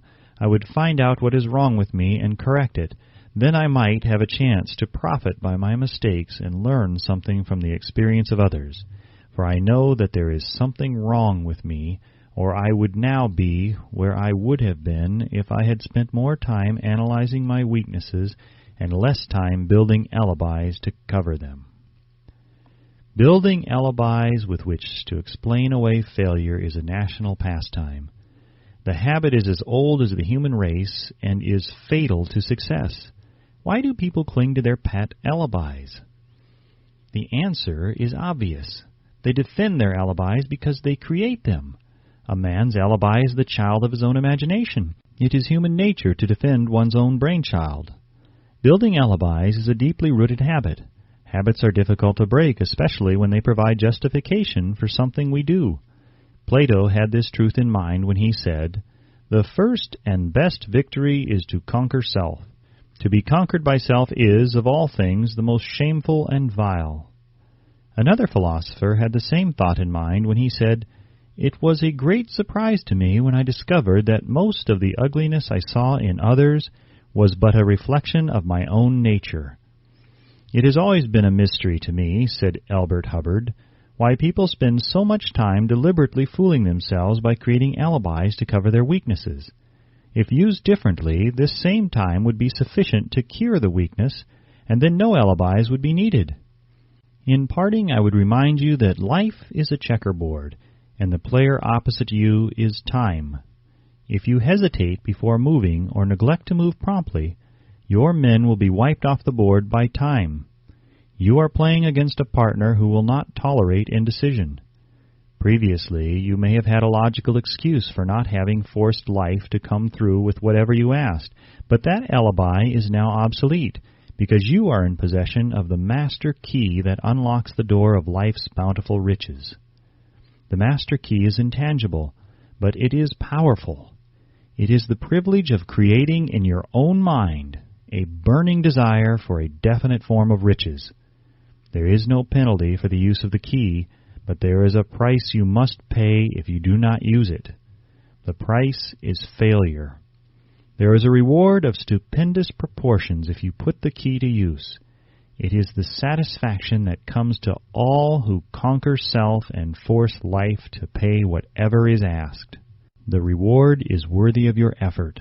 Will you make the start and be convinced? If we are related, said the immortal Emerson, we shall meet. In closing, may I borrow this thought and say, if we are related, we have, through these pages, met. The end.